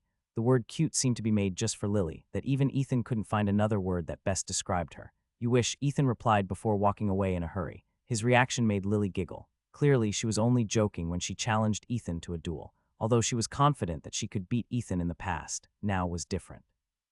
There was just something about him that gave him an air of mystery. A half-resonance was enough of a threat for her to openly challenge the blue-haired boy, who was currently the hot topic of discussion within the entire academy. Nearly a week had passed since Ethan's and Langston's battle. Although the hype of the duel had decreased significantly, many people still talk about it from time to time. Some of them were even comparing Ethan to the legendary Fortis Dud, who built Brynhildr Academy in order to educate the next generation of wizards and witches. Ethan found these talks quite amusing. He didn't think of himself as someone special because it was the mermaid princess, Illumina, that helped him during his great time of need. What he only did was channel all of his magical powers to his wand, in order to allow the mermaid princess to materialize. Since her element was water, she had easily dealt with Langston's flames, allowing Ethan to close the distance. She also imbued the young man's pitchfork with a torrent of water, giving it the power to end the match with a single strike. However, aside from the news and rumors circulating Ethan's identity, he found a pleasant surprise that was shared to him by the angelic beauty, Luna. I can still use moon magic even though it has been a week, Luna said after asking Ethan to talk to her in private. This has never happened before. Since the two of them had already shared an important secret, she decided to tell Ethan about her condition as well, which made Ethan incredibly happy for her. Maybe the moon this month is different from the rest, Ethan asked. You know those once-in-a-blue moon things? Luna firmly shook her head. No, I can only think of one thing. Perhaps this is the side effect of performing the ceremony with you last time. The angelic beauty's face slowly turned crimson after saying her assumption. Ethan didn't get it right away, but after a few seconds had passed, his face also turned beet red after realizing what Luna was trying to say. The angelic beauty lightly cleared her throat in order to change the atmosphere between them and resume their discussion. Although I said that I can still use moon magic, its power is waning now like the many phases of the moon, Luna explained. If my guess is right, this power will only last until tomorrow afternoon. After that, I will have to wait until the next full moon again. Luna then looked at Ethan with a serious expression on her face. In order to better understand if this is a one-time thing or not, I will need your help when that time comes, Luna said. Although she only said when that time comes, that was more than enough to tell Ethan what Luna was trying to tell him. Understood, Ethan replied. I will help you on the night of the next full moon. Luna nodded and thanked the handsome teenager for his time. A moment later, the teenage boy returned to his room with a flushed face. However, along the way, he bumped into Henry, who reminded him that the Clash of Manners would be held in a week's time. They wanted to do this first before the mission hall opened in order to gauge the strength of the elites of each manor, Henry stated. I know that we are duds and our magic is faulty at best, but you mustn't use that as an excuse to not do your best in the upcoming matches. Of course, Sir Henry, Ethan replied. I will do my very best, that is all I ask. Win or lose, you have already made us proud, Ethan. Henry patted Ethan's shoulder before going to his own room to rest. After Ethan returned to his own room, he lay down on the bed and looked up at the ceiling. A week from now, Ethan muttered. Since Luna is about to lose her magic power, kissing her again is not an option. The young man then came to a realization before rubbing his face with both hands. Just what are you thinking, Ethan? Ethan thought. You think you can kiss girls just because you want some magic power. Are you scum? If Grandma knew what I was thinking right now, she'd probably spank me with her flip-flips until my bum turned red. He didn't want to just go randomly kissing girls because he was afraid that it would become a habit. The last thing he wanted to become was someone who treated the ladies around him as mere tools in order for him to use magic. I guess I will just have to train my martial arts a bit more. Ethan sighed internally before taking out his wand and looking at it while lying down on the bed. Illumina, can you hear me? Ethan asked the wand in his hands. After several minutes of silence, the young man sighed for the second time. He understood that the mermaid princess would only be able to talk to him again if he was able to gain sufficient magic power in order to make her appear. Until then, no matter how much he called out to her, the wand would remain unresponsive. Just as Ethan was about to return his wand to his storage ring, the Cheshire cat appeared on top of his chest. The black chubby cat was looking down on him with a devilish smile on its face, which caught Ethan completely by surprise. Ah, Ethan screamed because he had not expected Chessie to make an appearance in front of him when he least expected it. Calm down, brat, Chessie slapped Ethan's face with its paw. The Cheshire cat made sure that its claws weren't extended, so that his slap wouldn't leave scratch marks on the handsome boy's face. Why you? Ethan glared at the chubby cat who had just given him a slap. Are you trying to give me a heart attack? A heart attack? Chessie blinked in confusion. Are you low in potassium? Why don't you eat more bananas? They are the perfect fix for those who have low potassium levels. Ethan was so tempted to grab the chubby black cat and throw it outside the window. However, knowing the bad rumors surrounding Chessie, he just gritted his teeth and asked the chubby cat the question that was on his mind right now. Why are you here? Ethan asked. I was there when you fought with that Langston boy, Chessie replied.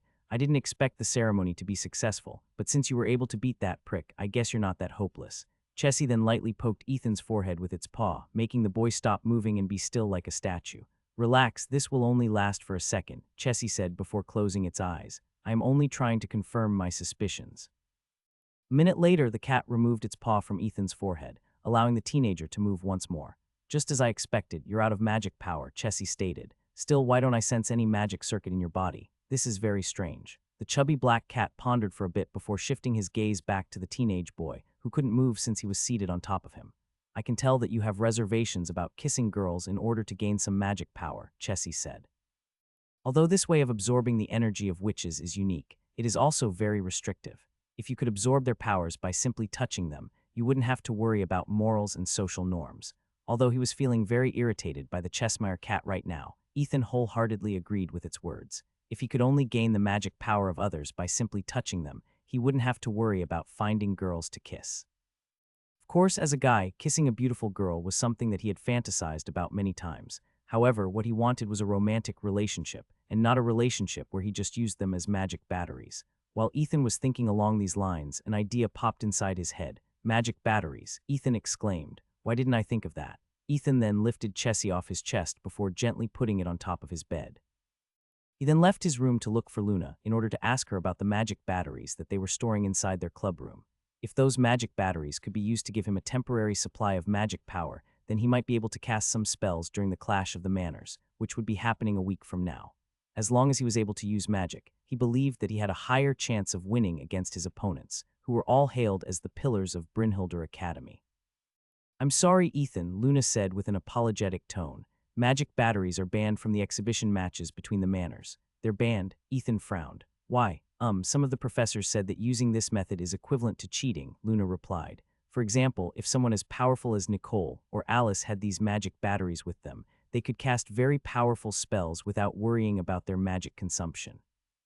The professors, as well as Professor Reinhardt, all unanimously agreed that they should be banned from any kind of duel, as well as matches between the manors. However, they can be used during missions, which is something that the professors all agreed on. Hearing Luna's explanation, the young man understood the logic behind it. They should have at least allowed duds to use them to make the playing field a bit more fair, Ethan whined. Is that too much to ask?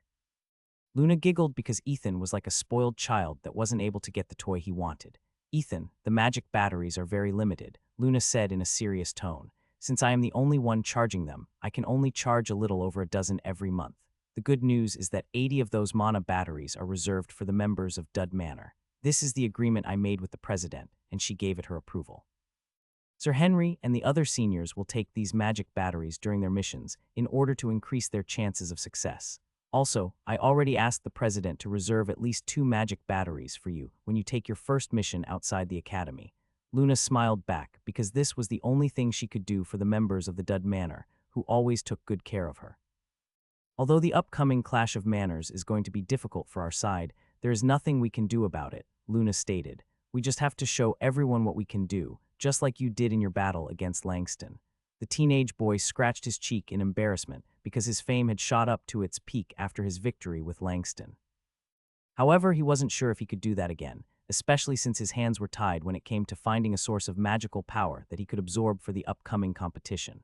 Luna, who had no idea what Ethan was thinking, encouraged him to continue refining his martial arts, which had proven to be effective in his fight against the former pillar of Schwartz Manor. A few minutes later, Ethan returned to his room and was surprised to see that Chessie was still there. The black, chubby cat was laying on the bed as if it owned the place. Oh, you're back. Chessie narrowed its gaze at the blue-haired boy who had a disappointed look on his face. Did you manage to obtain what you needed? Ethan shook his head before sitting at the side of the bed, feeling slightly disappointed. I was about to tell you another method of absorbing magic powers, but you left before I could even explain it to you, Chessie stated before licking its paw. Now, I'm no longer in the mood to help you. Ethan only heard the part about another method of absorbing magic powers and ignored the rest. Do you have another way I can absorb magic powers? Ethan asked. Chessie ignored him and continued to lick his paw as if the handsome teenager was just a room decoration. Chessie, come on, aren't we friends? Ethan coaxed the black chubby cat, who was ignoring him. If you tell me the method for how to absorb magic powers, I will buy you a souvenir when I get back from my mission. The Cheshire cat stopped licking its paw and looked at the blue-haired teenager in a weird manner. Friends? Chessie asked. We're friends. Of course we are. We've been friends since you told Luna about the ceremony that would help awaken my magic power. So friends with benefits. The Cheshire cat chuckled before looking at the handsome teenager with a devilish smile on its feline face. A souvenir is not enough, Chessie said. I want 3 souvenirs. Deal. How would a simple-minded human? The Cheshire cat shook its head helplessly before looking at the teenage boy in front of it. Truth be told, it was already planning to tell Ethan how to find an alternative to absorbing magic power. The reason, he finds this very interesting. The Cheshire cat was a trickster by nature, and it wanted to know if Ethan was capable of doing what it wanted. Since the boy was desperate for magic, it decided to help for the sake of the future favor that Ethan would do for him. I understand that you are feeling anxious about kissing other girls in order to gain their magic power, Chessie stated. But you don't have to force yourself to kiss humans, you know. There are other girls out there that might help you if you know how to make them happy. Ethan blinked once then twice before tilting his head to the side. He didn't understand what Chessie was trying to tell him, which made the Cheshire cat sigh and call him a dumb human. Listen, dumb human, Chessie said.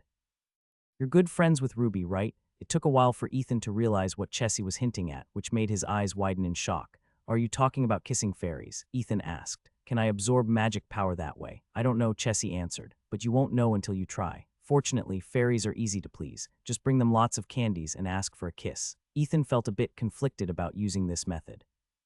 Although Ruby and the other fairies were indeed not humans, but magical creatures, in his eyes they were still girls. How you are annoying. Chessie, who saw Ethan's hesitation, sighed. Well, I already told you another way to possibly replenish your magical powers. Whether you do it or not is up to you. However, I will still get those 3 souvenirs when you do your mission, yes. Yes, Ethan replied. I will buy you your souvenirs. Chessie nodded. Good, now see you around. After bidding Ethan goodbye, the Cheshire cat became invisible and left Ethan's room. It still had many things to do and places to go. The mischievous cat gave Ethan one last glance before leaving the blue-haired teenager behind, who was currently deep in his thoughts. After a night of tossing and turning, Ethan wasn't able to get a wink of sleep, making him feel tired and miserable. The Cheshire cat's words would repeat inside his head over and over again. After having a taste of using magic, the young man was like someone who had tasted the forbidden fruit. He couldn't stop thinking about it. This sucks, Ethan muttered as he propped himself up from the bed in order to get up to have breakfast. Can I really use magic by kissing fairies? At the start, Ethan thought that this was just some bogus idea coming from Chessie, but the more he thought about it, the more feasible it seemed. Fairies were magical creatures that could also use magic. In fact, fey magic was one of the most powerful forms of magic, especially if more than one fairy was working together. Surprisingly, Ethan didn't find the thought of kissing fairies to gain some magic power appalling.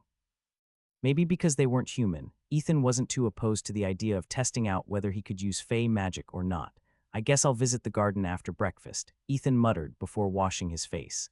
When he was ready, he left his room and went to the dining hall of the academy in order to have breakfast with everyone. 15 minutes later. What happened to you? Chloe asked as she looked at her cousin with an amused look after seeing the dark circles under Ethan's eyes.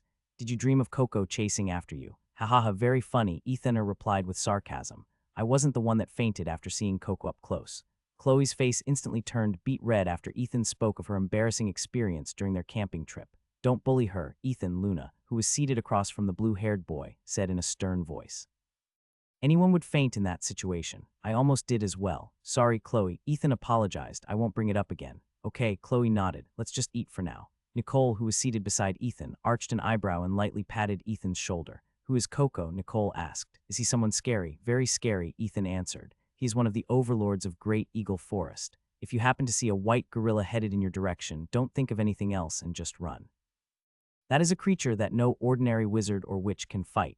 Perhaps only the professors stand a chance against that thing. Oh, quite an interesting creature. Nicole smiled. If there is an opportunity, I'd like to see this Coco up close. You sure or something? Ethan shook his head helplessly because instead of being afraid, it seemed that Nicole had become more excited at the prospect of meeting such a magical creature. Nicole giggled before asking Ethan another question. So do you have plans for today? If you don't, why don't you and I have a sparring match in preparation for the clash of manners?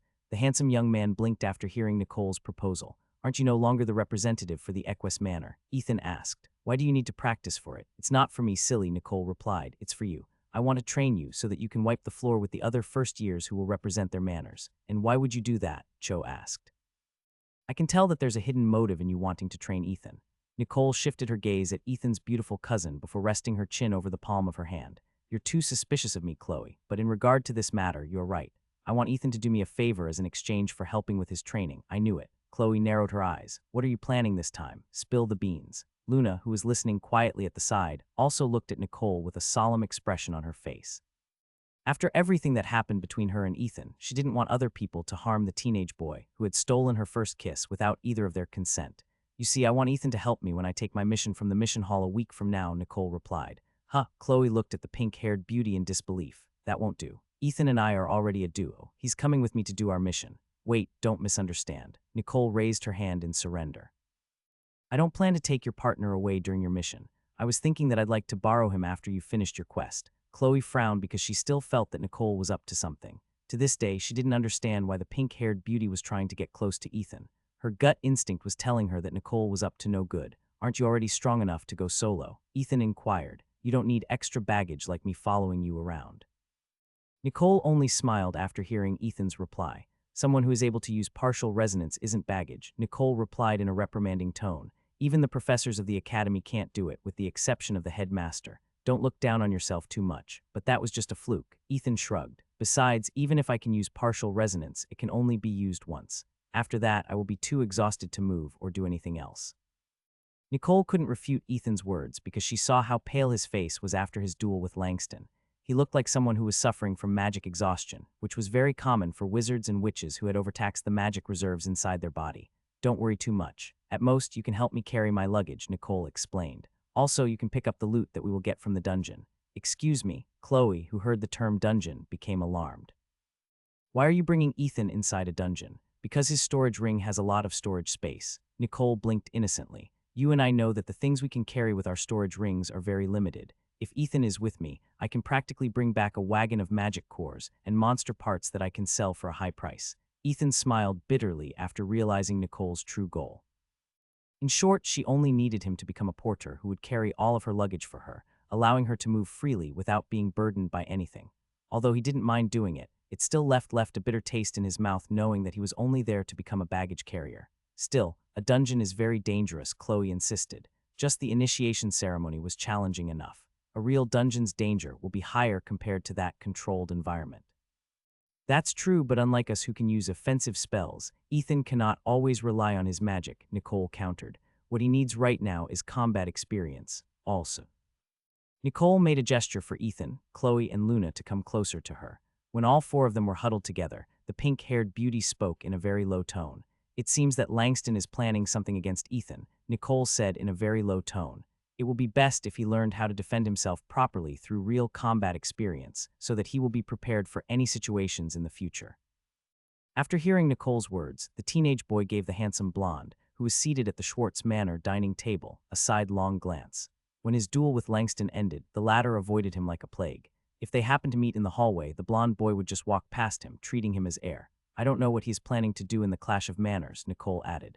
But if my sources are right, he is making preparations to regain his influence in his next match against Ethan. My informant even stated that Langston is practicing a deadly spell that can only be used by those who use dark magic. It seems that he is now taking these official matches seriously. Nicole's words were surprisingly convincing, so Ethan decided to spar with her as preparation for the upcoming clash between the manors of Brynhildr Academy. But before that, he would visit the garden and try his chances of getting a kiss from the fairies there. If he could use magic during the tournament, he would not be as helpless in his next duel with Langston. Ethan also believed that Langston was dead set in beating him, so that he could erase the tarnish on his reputation as one of the ex-pillars of Brynhildr Academy. After breakfast, Ethan decided to go to the Academy's garden in order to find Ruby. He made random excuses so that Chloe and Nicole wouldn't accompany him. The handsome young man did this so that his secret would remain hidden for the time being. Aside from Luna, there was no one else who knew about his unique ability to absorb the magic power from others. The reason why he was looking for Ruby was actually very simple. Among all the fairies in Brynhildr Academy, the playful and mischievous red-headed fairy was the one he was most familiar with. Also, he didn't know how the other fairies would react to his proposal, so it would be best to start with someone he knew first in order to test the waters. Ethan noticed that Chloe and Nicole were secretly tailing him, so he decided to take a detour and head to the Magical Trinket Club in order to shake them off. Fortunately, the two ladies decided to leave him after they realized where he was going. Once he was sure that the two curious girls were no longer tailing him, Ethan immediately headed to the garden in order to continue his plan. Luckily, it didn't take long for him to find the fairy he was looking for. She was currently sleeping in her favorite place in the garden. "Ruby, please wake up," Ethan said softly to the sleeping fairy, who lay at the center of a large rose. "I need your help, Ma." Ruby slowly opened her eyes after she sensed that someone, who wasn't a fairy, was standing right next to her. "Oh, it's you, Ethan. Good morning." Ruby yawned before stretching her arms and legs. After a minute of stretching, she opened her wings and hovered in front of the handsome teenager who usually gave her candies from time to time. "Did you come here to give me candy again?" Ruby asked in an excited tone. "I'll go call my friends. Just wait here for a bit." "Wait, Ruby," Ethan said. "Don't call your friends for the time being. There is something that I want to talk to you about in private." "In private?" Ruby tilted her head. Wait, don't tell me you got me a super delicious candy that I'm not supposed to share with the others." "Oh, Ethan, you really are a good person." The little fairy circled Ethan as if she was looking for the candy that he was planning to give her. "So where is it?" Ruby asked. "I did bring some candies, but before that, I need to ask you for a favor," Ethan replied. "You see, I'm experimenting with a new kind of magic. In order to make it work, I need to." Ruby listened to Ethan's explanation without saying a word. When the teenage boy was finished, the little fairy crossed her arms over her chest and eyed the young man in a mischievous manner. This was the first time that a human had asked her something like this in the academy, and she found it amusing. "A kiss. I guess you are of that age, Ethan," Ruby said with a smile. "I don't mind giving you a kiss, but it's going to cost you. I want 5 bags of candies. My kiss is not cheap, you know." Ethan didn't know if he should laugh or cry at Ruby's bargaining strategy. A bag of candies was only 1 silver coin, or 10 copper coins, so 5 of them only amounted to 5 silver coins, which was only a small price to pay for the experiment he was about to try out. Although the fairy said that her kiss wasn't cheap, for Ethan it was very cheap. "Very well, I'll give you 5 bags of candies," Ethan nodded. "This is what I like about you, Ethan," Ruby said as she patted Ethan's cheeks. "You don't haggle. However, I want to have the candies first before we do the deal. Although I trust you, I don't want to experience a kiss and run. If you do that, I will let everyone in the academy know that you took advantage of me and destroy your reputation." Ethan almost choked on his saliva because his reputation and social life would indeed get destroyed if the red-headed fairy made her threat a reality. "Don't worry, Ruby. I will pay you properly," Ethan stated. "However, I want you to promise me one thing. You will not tell any of the students what we are going to do. This is a special experiment, and I don't want others to find out about this." "Relax, my lips are sealed." Ruby smiled. "Now where are my candies?" Ethan took out 5 bags of candies from his storage ring and placed them on the ground. Ruby's eyes sparkled in delight as she flew towards the bags to check if they were all loaded with candies. "Good, I have checked, and you didn't cheat on me, Ethan," Ruby commented. "Since you did your part of the deal, I will also do mine."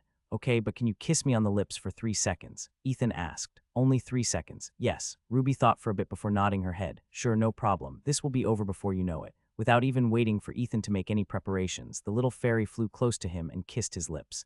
At that moment, a tingling sensation ran through his spine, making Ethan fall into a daze. 3 seconds later, Ruby backed away and looked at the human, who had a weird expression on his face. "Is my kiss so good that you lost your sense of reason?" Ruby asked. "Don't worry, there's more where that came from. Just remember, I don't kiss random people. In fact, you are the first human I've kissed. You should be honored, okay?" Ruby smiled. "If you need more kisses, just look for me. Just make sure you bring the sweets with you." Ethan nodded before walking briskly towards the Dud Manor. His entire body was tingling right now, as fey magic flowed through his damaged magic circuits. Although it wasn't as powerful as Luna's moon magic, the blue-haired boy could tell that he had once again gained the ability to use magic. For the time being, his goal was to return to his room as fast as he could and test the limits of what his newly acquired fey magic could do. As soon as Ethan returned inside his room, he made sure to lock the door first. This is done so that no one would accidentally barge in while he was testing the magic he acquired from the fairy, Ruby. As soon as the blue-haired boy took out his wand, he felt a familiar presence and his environment once again changed to that blue world, where the mermaid princess, Illumina, was waiting for him. "Congratulations on absorbing some magical energy," Illumina said with a smile. Because of this, I am able to communicate with you again. Let's see Fey magic this time, huh? Although not as strong as moon magic, it is still a potent magic. Ethan was surprised when Illumina appeared in front of him once again. The only thing he wanted to do was test his magic, but seeing her again put a smile on his face. Illumina, do you know about Fey magic? Ethan inquired. Of course I know Fey magic, Illumina replied. There are also sea fairies who live in the sea. Although very different from the fairies who live on land, their source of magic is one and the same. Now, let's talk about more important matters before your magic power disappears. The mermaid princess then made a gesture for Ethan to come close to her. Knowing that Illumina wouldn't do anything bad to him, the young man obediently stepped closer and allowed the mermaid princess to press her fingertip to his forehead. A moment later, Ethan felt as if he was being force-fed information regarding Fey magic. This included spells that were exclusive to fairies, which Ethan didn't know about. What you need to learn right now is how to maximize the magic that you've absorbed, Illumina explained. Just like how moon magic specializes in creation, Fey magic is the magic used to play tricks, fly, and cast illusions. If you use any other branch of magic aside from the origin magic you absorb, your magic power will decrease at a rapid rate. However, if you use magic that is compatible with the power you absorb, not only will their efficiency increase, their magic consumption will also decrease. This means that if you cast water magic or fire magic, your mana will run dry after throwing 10 water balls or 10 fireballs. With Fey magic, you can cast Fairy Fire 20 times, maximizing the powers that you have temporarily gained. Do you understand what I am trying to say? Ethan nodded. I understand. So this means that whenever I absorb magic powers, I should only focus on spells that are in that branch of magic, correct? Yes and no, Illumina replied. Although maximizing the effects of your spells is good, there are some spells that can be very useful as well. It really depends on the situation. For example, the spell Amplifico is a very useful spell that boosts your body's overall performance. But this spell is not Fey magic. I'm just telling you that if you plan to use other spells, to make sure that these spells will be helpful to you because the amount of magic you have is very limited. Ethan realized what Illumina was trying to tell him, so he nodded his head to inform her that he understood. Now, let's practice magic, Illumina said with a smile. In this world, the drain on your magic is very little, so you can use this place to train spell casting. Ethan closed his eyes for a brief moment as he recalled the spells that Illumina had imparted to him. After checking them all, he decided to try the spell that interested him the most. Ethan lightly tapped the wand on his chest before chanting a spell. Fairy Fuga. A moment later, a pair of butterfly wings sprouted on his back, which made him feel as if he could fly in the sky. Without wasting another second, the handsome young man jumped high in the air and flapped his wings. I'm flying, Ethan exclaimed as the wings on his back carried him over the sea, circling around Illumina with a big smile on his face. Illumina giggled after seeing Ethan's childlike behavior, but she found this side of him very endearing as well. After a few minutes of flight, Ethan once again tapped his chest and chanted the spell called Duplicity, allowing him to create a clone of himself. When the spell worked, Ethan looked at this double who was doing the same things he was doing. Can I make more than one clone? Ethan thought before lightly tapping his chest to cast the cloning spell for the second time. To this surprise, the spell worked again, creating a second clone that mimicked whatever he was doing. Testing the limits of the spell, he chanted the spell for the third time. However, this time, the spell didn't work. Some spells have limitations on them, Illumina commented after seeing the disappointment in Ethan's face. However, this limitation can be overcome if you have stronger magical powers. But know this, the drain on your magic will be greater the more clones of yourself you make. How about you try casting Fairy Fire next? Ethan nodded and pointed his wand to the sky. Fairy Ignis, a purple fireball shot from the tip of his wand and flew towards the heavens. His two clones also mimicked this move, sending their own illusionary fireballs into the sky. Fairies use illusion magic to fight, Illumina stated, so when you are fighting against them, it is highly possible that they will cast many spells at once, but the majority of them are only an illusion. But this doesn't mean that it makes their attack any less dangerous. Even though they can fire a dozen illusionary fireballs, one of those fireballs is real, which will deal serious damage if it manages to hit its target. After she gave Ethan a few pointers on how to effectively maximize Fey magic, he resumed his training. With each spell that he casted, he started to formulate the strategy that he was going to use against his opponent. He knew that it wasn't going to be easy, but since he had no choice on the matter, the only thing he could do was do his best. There was only a week before the clash of manners would take place, and he intended to do his best to make his manor mates proud of him. 2 days after, Ethan went to the garden to look for Ruby. Oh my, you're here again, Ethan. Ruby looked at the blue-haired boy with sparkling eyes as she flew towards him. Did you like my kiss that much? Have you come here for more? Phew. It seems that you finally understood how irresistible I am, but as much as I'd like to kiss you, it's not going to be free. This time, I want 10 bags of candies. Ethan looked at the little fairy who was looking at him with eyes filled with expectations. I don't mind giving you 10 bags of candies, but why did the price increase? Ethan asked in an amused tone. For him, 10 bags of candies wasn't that much of a big deal, but he was genuinely curious why Lily increased the price for her kiss. I learned this from Professor Enjal, something about supply and demand, Ruby explained. I don't understand much about it, but since my kiss is in demand, the price is also higher. Ethan chuckled after hearing Ruby's explanation. Very well, but I'm not here to ask for a kiss today, Ruby, Ethan replied. I came here to ask another favor from you. Another favor, Ruby arched an eyebrow. Do I still get candies for this favor? Of course, Ethan replied. Let me explain the details first. The handsome young man then explained why he came to the garden, which made the red-haired fairy look at him in a weird manner. You want to ask if any of my friends are interested in exchanging kisses for candies? Ruby asked in a dumbfounded tone. Ethan, I didn't know you're like this. Do you think fairies give kisses so easily? Also, am I not enough? If you want to kiss someone, you can just kiss me, okay? I'll give you 5 bags of candies for each referral that you give me, Ethan said with a flushed face. Truth be told, he also felt like what he was doing was scummy. However, he was really desperate to gain some magic during the tournament, and for that to happen, he would need all the help and magic that he could get. F5 bags of candies for each referral. Ruby's eyes went as wide as saucers after hearing Ethan's offer. I understand. Since you're this persistent, I guess I have no choice but to help. One more thing, Ruby. I want you and your friends to keep this as a secret from the other students, Ethan stated. I know that what I'm doing isn't a good thing, so if possible, I don't want others to know about it. You will have to add more bags of candies to keep our lips shut tight, Ruby replied. If the price is right, then we can keep this a secret for you. 10 bags of candies for each fairy that will keep it as a secret, Ethan replied with a serious expression on his face. Why, you really know how to strike a deal, Ruby stuttered. Very well, I will see what I can do. Without another word, the red-haired fairy flew towards her friends and started to whisper something in their ears. Ethan noticed that the fairies whom Ruby talked to would glance in his direction, making him feel as if his cheeks were burning. A few minutes later, over a dozen fairies flew towards Ethan's direction and looked at him from head to foot.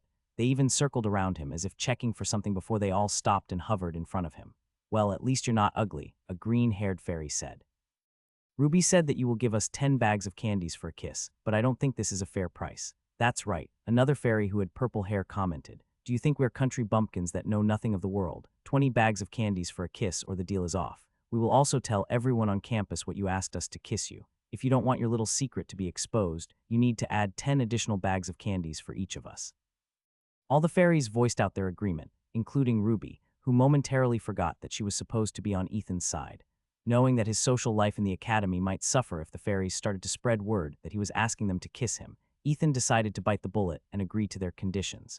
He wouldn't be able to face the other girls in the academy if all of them looked at him as if he was scum, which would certainly cause him to experience trauma for the rest of his life. Understood, I will agree to those conditions, Ethan said, but I will not ask to be kissed today. We will do it this coming Friday. I will also bring you all the candies in advance so you will know how serious I am. None of the fairies said anything at first as they looked at Ethan with a serious expression on their faces. Half a minute later, all of them cheered as if they won the lottery, making them circle around Ethan, showering him with fairy dust. I didn't expect such a kind human to exist, the purple-haired fairy said. Imagine getting 30 bags of candies for a kiss. What a bargain, I know, right? The green-haired fairy commented. I will no longer have to sneak into the kitchen to steal those freshly baked cookies. The last time I went there, the chef made a ruckus and even told the headmaster of what I did. Because of this, a special enchantment was placed on the kitchen, preventing all fairies from entering. What? Such a disaster happened. The purple-haired fairy gasped in shock. Where can we get our cookies now? Relax, everyone, Ruby said and patted her chest as if she got everything under control. Our favorite friend Ethan can give us cookies as well. You will do it right, Ethan. The teenage boy wasn't able to resist the pleading gazes of the sweet, loving fairies and reluctantly nodded his head. As long as he was able to use magic, he was willing to become the sugar daddy of the fairies. Due to his doubled monthly stipend, he didn't mind splurging a bit to let the fairies eat all the sweets they wanted. After all, they would help him charge up his magic during the Clash of the Manners, which would be happening very soon. What are you doing here alone, Chloe? Nicole asked when she saw the young lady with light brown hair reading in the library alone. Where's Ethan? Chloe gave the pink-haired beauty a sidelong glance before returning her attention to the book she was reading. Ethan's been busy with his training, Chloe replied, but I don't know what kind of training it is. He spends most of his time locked up inside his room. Even his manor mates don't see him often aside from breakfast, lunch, and dinner. I see Nicole smiled after hearing the dissatisfaction in Chloe's voice. The Clash of Manners will happen in 2 days' time. He really is doing his best in order to not fail his manners expectations. It's quite unfortunate that their chances of winning are low to begin with. Chloe didn't agree or disagree with Nicole's claims. Although it was really hard for the Dud Manor to win, she secretly supported them in her heart. Everyone in there were good people, and they treated Chloe like one of their own whenever she was with them. It must be nice not needing to make any preparations for the upcoming event, Chloe said without even looking at Nicole, who decided to sit across from her. I know, right? Nicole replied with a smile. Since Alice will be the one participating in the event, I don't need to do anything except simply enjoy the show. Hey, how about the two of us make a bet on which manor is going to win in this tournament? A bet. Chloe raised her head to look at the young lady in front of her. And what are we betting on? Why, Ethan's time, of course, Nicole grinned. If I win, I'm going on a date with him, and you won't get in the way. If you win, you can have a date with him, and I'm not going to get in the way. Chloe shook her head after listening to Nicole's nonsense. Although she wasn't that smart, she knew that Nicole was just teasing her, just to see her reaction. As Ethan's cousin and childhood friend, she could tell that Nicole was interested in the handsome young man. But this interest wasn't that of someone who liked a man in a romantic way. Truth be told, Chloe's protective instincts had always told her to become vigilant of Nicole. She always felt that the pink-haired beauty was planning on doing something bad to Ethan. However, since she had no evidence to back up this assumption, she just raised her guard whenever Nicole was around her and Ethan. Seeing that her plan had been seen through, Nicole simply smiled and opened the book that she decided to read for the day. Running into Chloe was completely unexpected, so she thought that she should at least say hi and see if she could tease her about the blue-haired boy, who everyone was looking forward to seeing in the tournament. 2 days later, the Academy was in a festive mood as the clash between the 5 manors of Brynhildr Academy was about to begin. Schwartz Manor, the place where dark magicians resided in order to train and refine their dark magic. Terra Manor, the place where those who specialized in healing, life, growth, and nature magic were nurtured. Jaeger Manor, the place where those who had the ability to transform, tame, and command magical beasts expanded their knowledge. Equus Manor, the place where combat wizards and witches gathered in order to train their fighting abilities to the fullest.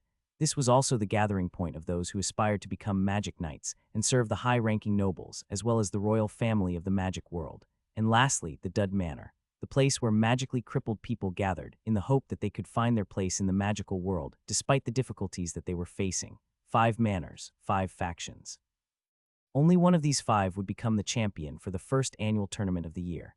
High-ranking magicians and magistratus often visited the academy during this time in order to find good candidates to recruit, poach, nurture, and sponsor, allowing them to pick the future elites that would allow their own factions to grow and prosper. Professor Reinhardt stood at the podium of the Grand Colosseum that was located at the northern edge of the academy. This was where special magical tournaments were held, and this was where the Clash of the Manors was held every year. Welcome one and all to this year's Clash of Manors. Professor Reinhardt's voice boomed across the Colosseum, making the students, professors, as well as their special guests clap their hands in unison. Just like every year, we are going to witness the clash between the top students of each year grade, Professor Reinhardt. Although this tournament is done to create strong ties and rivalries between each manor, I wish that all the participants will do their best and show everyone magic duels that will inspire and amaze them. Also, I wish that everyone will exhibit the spirit of sportsmanship and respect their fellow students in this battle. Sometimes, winning isn't everything. It is the lessons that we learn along the way that would push us to pursue the pinnacle of our magic and become someone who will make their mark in the magical world. Professor Reinhardt then raised his wand high up in the air and summoned a small fireball. As the headmaster of Brynhildr Academy, I officially declare the start of the clash between the manors of the academy. Professor Reinhardt declared, "Let the magic duels begin." With a simple flick of his hand, the fireball flew towards the giant torch in the distance and lit it up, making everyone cheer and applaud. "That's our cue," Henry said as he looked at his team members who would participate in the tournament with him. "Let's show them what the Dud Manor can do." Yes, the head prefect of the Dud Manor walked with pride as they left the contestants' waiting room and headed towards the center of the Colosseum, under the countless gazes of everyone. All of them were wearing black, and the insignia of a silver dragon could be seen at the back of their capes as they fluttered in the breeze. Ethan, Henry, and the other members of the Dud Manor walked wearing their manor's coat of arms. Fortis Dud was the founder of Brynhildr Academy, and his origin magic was the ability to summon an ancient dragon. This dragon had helped him and the other heads of the different manors beat the Demon King and restore peace upon the world. The other participants of the different manors were also wearing their own insignias, showcasing the tradition that had survived for hundreds of years. It was not only a clash of manors, but a clash of pride and wills as well. and only those who had the strength to back it up would emerge as the champions in a battle that would pit the best of each school grade against each other, in a battle for supremacy. Luna, who was watching from the stands, gazed at the handsome young man in the distance who looked quite anxious. Seeing how nervous Ethan was put a smile on her angelic face. Right beside her, an unusual group had come to join her in cheering for the members of Dud Manor. Ruby, as well as the other fairies in the garden, were all hovering beside her, cheering and shouting Ethan's name. This was the first time that the fairies had openly supported a human in the clash of manners, and everyone was surprised by their actions. Luna didn't know how the teenage boy was able to win the mischievous fairies over, so they would come cheer for him. But seeing how enthusiastic they were, she understood that this was probably due to Ethan's charm, which had also wormed its way inside her heart, making her pray for his success in a battle that meant a lot to him. "Everyone please welcome the elites of each manor," Professor Reinhardt shouted, and everyone gave the candidates a round of applause. "So how are you feeling?" Noah asked Ethan with a smile. Feeling nervous, the handsome teenager with short, silver hair was the candidate chosen to represent the Dud Manor in the second-year battle. If today was a full moon, the one who would be fighting would certainly be Luna. Unfortunately, this was not one of those days, so Noah was the one chosen by Henry to fight in her stead. "Very," Ethan replied. "How can I possibly not be nervous at a time like this?" Noah grinned because he could totally understand Ethan's feeling. This was also his first time fighting for the Dud Manor because last year, it was Luna who fought for the first-year division. "There's no pressure, guys," Henry said as he rested his hands over Ethan's and Noah's shoulders. "No one expects us to win anyway, so just do your best and I will handle the rest. You're so cool, head prefect." Noah said in a teasing tone, "If I was a girl, I'd definitely fall for you. Ha ha ha." Henry laughed before glancing at his best friend George, who would be representing the third-year division of Dud Manor. "Ready to fight, old friend? I was born ready," George said with a confident smile on his face. "Who knows, maybe we can surprise everyone this year, eh?" George gave Ethan a wink, which made the blue-haired boy nod his head in understanding. "I will do my best, George," Ethan replied with a solemn tone. "I will not let you down." Everyone in the Dud Manor knew how serious Ethan was with this event because he had trained almost every day for it. Because of this, they also felt that they should do their best in the tournament in order to not let their junior down. "The lineup sure is pretty sweet this year." Noah glanced at the representatives of the other four factions, who were also wearing the coat of arms of their respective manors. Henry nodded. "This year is going to be bloody." All the pillars, with the exception of Nicole, were going to represent the first years in the tournament.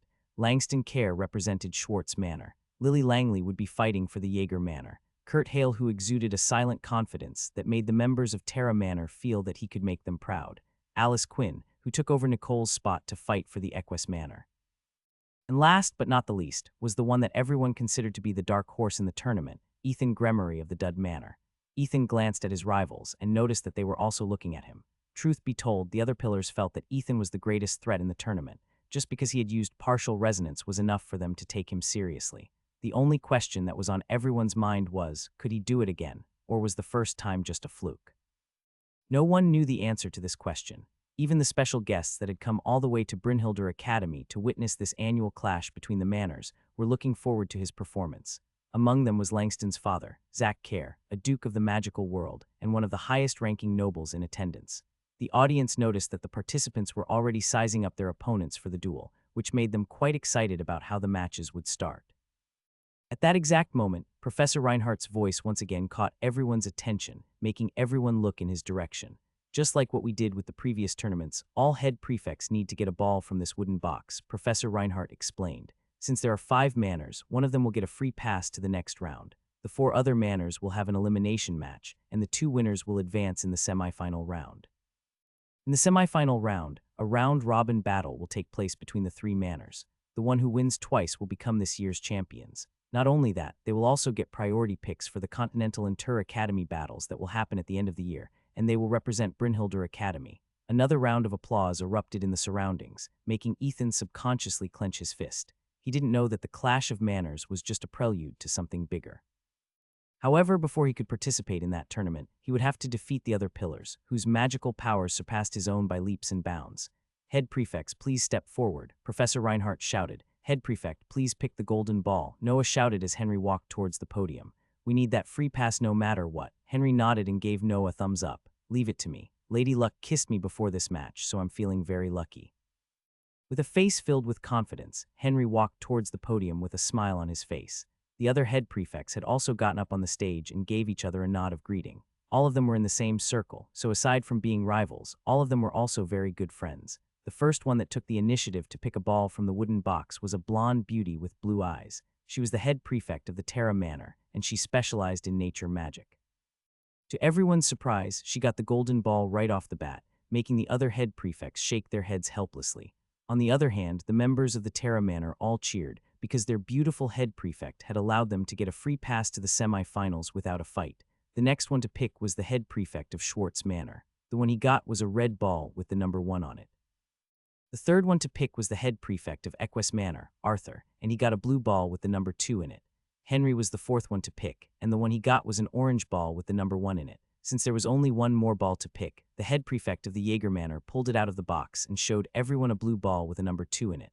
The first match will be between the Schwartz Manor and the Dud Manor, Professor Reinhardt announced. The second match will be between the Equus Manor and Jaeger Manor. As if waiting for that cue, Langston and Ethan stared at each other. The two of them had dueled once, and both thought of each other as an annoyance. Langston looked down on Ethan because he was a dud, and Ethan was annoyed at Langston for involving Chloe in his hate for him. One could even say that among the battles that everyone was looking forward to the most, it was a battle between these two people. One had lost his title as a pillar, and the other became a double pillar holder. Now that they were going to have a rematch, everyone wanted to see if Langston would be able to win against the dud, who had taken his pillar title from him. Langston Kerr and Ethan Gremery, please go up to the arena, the former head of the Magistratus, Professor Barrett, said in a resounding voice. I will be the referee of this match, and I expect a good fight from both contenders. Langston and Ethan gave each other a sidelong glance before walking up to the stage that had been prepared for the two of them. All the first years cheered, but no one knew which of the two they were cheering for. The two teenagers were both handsome in their own rights. One specialized in dark magic and was the son of a high-ranking noble. The other was a dud and miraculously executed a partial resonance. For the ladies, both boys were eye candies, and watching two handsome guys duel was something that most of them were eager to see. I hope you came prepared, you filthy dud, Langston said as he faced the person that defeated him in the past. This time, I will no longer play around with you. Ethan didn't reply to Langston's words and simply held his wand and pitchfork at the ready. Illumina had told him that she would not help him defeat Langston this time.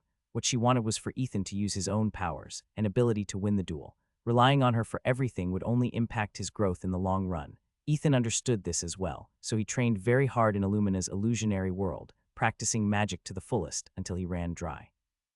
Fortunately, the fairies were there to help him, allowing him to absorb their magical powers. Among the dozen fairies that agreed to help Ethan, he had already kissed 4 of them for his magical training. Today, he kissed 4 more, so that he would gain sufficient magical power to fight one duel. That left only 4 fairies to kiss for the entirety of the Clash of Manners, and Ethan didn't know if he would have enough magical energy to spare until the tournament was over. Professor Barrett looked at the 2 contestants and told them the rules of the tournament. The fight will continue unless one of you surrenders, loses consciousness, or I deem it fit that there is no need to continue the battle, Professor Barrett. Are both of you ready? Ready, Langston replied as his eyes locked on his opponent. Ethan, on the other hand, simply nodded his head, confirming that he was also ready to fight. Professor Barrett then raised his hand, making the audience who had been cheering a while ago stop completely. For a brief moment, a pin-drop silence spread in the Grand Colosseum as everyone waited with bated breath for the match to finally begin. Duel start, Professor Barrett declared. As soon as the order for the start of the duel was announced, the 2 teenagers chanted their first spells to gain an edge over their opponent, Tenebris Fama Anguis, Amplifico. A fiery snake made up of dark flames erupted from the tip of Langston's wand, which immediately darted towards Ethan's direction with its fangs ready to bite. This was the spell that he used when he fought against the Scarlet Witch in his first ever duel in the Academy in order to test her abilities. Ethan, on the other hand, boosted his body's performance, making him feel stronger than ever. Professor Barrett, whom the headmaster of Brynhilder Academy personally chose to become the referee for the match for the first years, narrowed his eyes as he observed the handsome young man who was the talk of the Academy. Just like everyone else, he also thought of Ethan as the dark horse of the first years, and seeing him cast the spell Amplifico as his first spell intrigued him. Facing the fire snake, Ethan took a deep breath before charging towards it. This action made Chloe and Luna feel as if their hearts were about to jump out of their chest due to how reckless Ethan's move was. When he was only a few meters away from the dark flame snake, the young man chanted another spell under his breath, Duplicii. Suddenly 2 Ethans appeared in the arena, which darted at the left and right side of the dark flame snake, catching Langston, who was controlling it by surprise. He had expected that the dud had a few tricks in his sleeves, but this still caught him off guard. Wow, Ruby, who was hovering beside Chloe, gasped in surprise. I didn't know Ethan could use that spell. The other fairies, who had also received candies from Ethan, were surprised because the magic that Ethan used was very familiar to them. It was a magic that fairies used whenever they wanted to confuse their opponents, making them unable to tell which was real and which was not. Interesting. Nicole, who was seated at the stands of the Equus Manor, muttered under her breath. Just like everyone else, she wanted to see what kind of performance Ethan would be showing them today. Her family had told her to pay extra attention to the handsome young man, whom she said held great potential among the first years. Petty tricks. Langston snorted before flicking his wand to conjure another dark flame snake, which then attacked the second Ethan. Since he couldn't tell which was real and which was not, he decided to just attack them both and get it over with. Ethan, who now understood what Langston's strategy was, once again chanted the spell Duplicity, creating 2 additional clones. These 2 clones didn't bat an eye and directly charged at Langston with their pitchforks ready to strike. As if I'd let you, Langston shouted, Magna Ignis Muris. A second later, dark flames rose up from the ground, creating a fiery wall that surrounded Langston, preventing Ethan from directly attacking him. Because he had temporarily lost vision of his opponent, the 2 fiery snakes randomly targeted Ethan's clones, which turned into particles of light after getting hit. Ethan understood that he wouldn't be able to reach Langston due to the wall of flames that was blocking his way. Because of this, he decided to chant another spell that would help him overcome the walls that stood before him. Fairy Fuga. At that moment, the fairies who were watching Ethan's magical duel dropped the candies that they were eating. Oh, Oberon, Ruby muttered as her eyes locked on the teenage boy, who had grown fairy wings on his back, which allowed him to fly over the flames that Langston had conjured to protect himself. Oberon, one of the fairies, repeated Ruby's words in a voice filled with veneration. Oberon, Oberon, Oberon. The other fairies also chanted this name as if they were in a daze. The current Ethan was simply too regal and dazzling in their eyes as he flew high up in the air with his cape fluttering in the breeze. Oberon, the fairy king, who ruled over fairykind, was a person that none of the fairies in Brynhildr Academy had seen in the past. However, all of them knew that he existed, for all fairies shared this belief. Right now, that belief manifested in front of them, making all of their little hearts skip a beat. The king that they had never seen in their lifetime was now right in front of their eyes. This made Ruby and the other fairies subconsciously emit a kind of magical resonance, which flew toward Ethan, coating his body with their fairy magic. Now this is a surprise, Professor Violet commented as she looked at the arena. He's like a completely different person every time he fights. First, partial resonance, now fairy magic. Just what kind of juice is this dud drinking? I want some of that too. Although I taught him a bit about the tactics that fairies use when those little critters fight, I never thought he would apply them in this duel as well. Professor Enjao, who is Ethan's professor in the study of magical beasts, narrowed his eyes. Seriously, is he really a dud? The other professors of the academy were also watching this duel with great surprise and interest. However, the most surprised of them all was none other than Professor Reinhardt, for he knew that Ethan's arrival at the Magic Academy was completely by accident. The black bracelet on Ethan's wrist was something that the headmaster was familiar with. It was a marker that his agents on the Brynhildr Express would give to the Ordinarius who, for some reason, managed to get past the tight security measures that were put in place. All the headmasters of Brynhildr Academy had read the note that Fortis Dud had left behind for those who would hold the highest authority in Brynhildr Academy. Many years from now, there will come a time when an Ordinarius will stumble upon this place by accident. When this happens, make sure to conceal their identity and allow them to stay here in Brynhildr Academy. There is magic in everyone's hearts, so until that student leaves of their own accord, let them see the world through our eyes, and perhaps they too will also believe in magic. Professor Reinhardt and the other previous headmasters of the academy had planted their own people on the Brynhildr Express to prepare for such a day. He just didn't expect that it would be during his era when someone like Ethan would truly appear at his doorstep. The Gremory family is known for exceptional wizards and witches, Professor Reinhardt thought. After the clash of manners is over, I will pay a visit to Ethan's family. Perhaps I will know more about him once I talk to them. The headmaster's gaze was focused on the young man, who was flying all over the arena as he evaded the black fireballs that Langston was firing in his direction.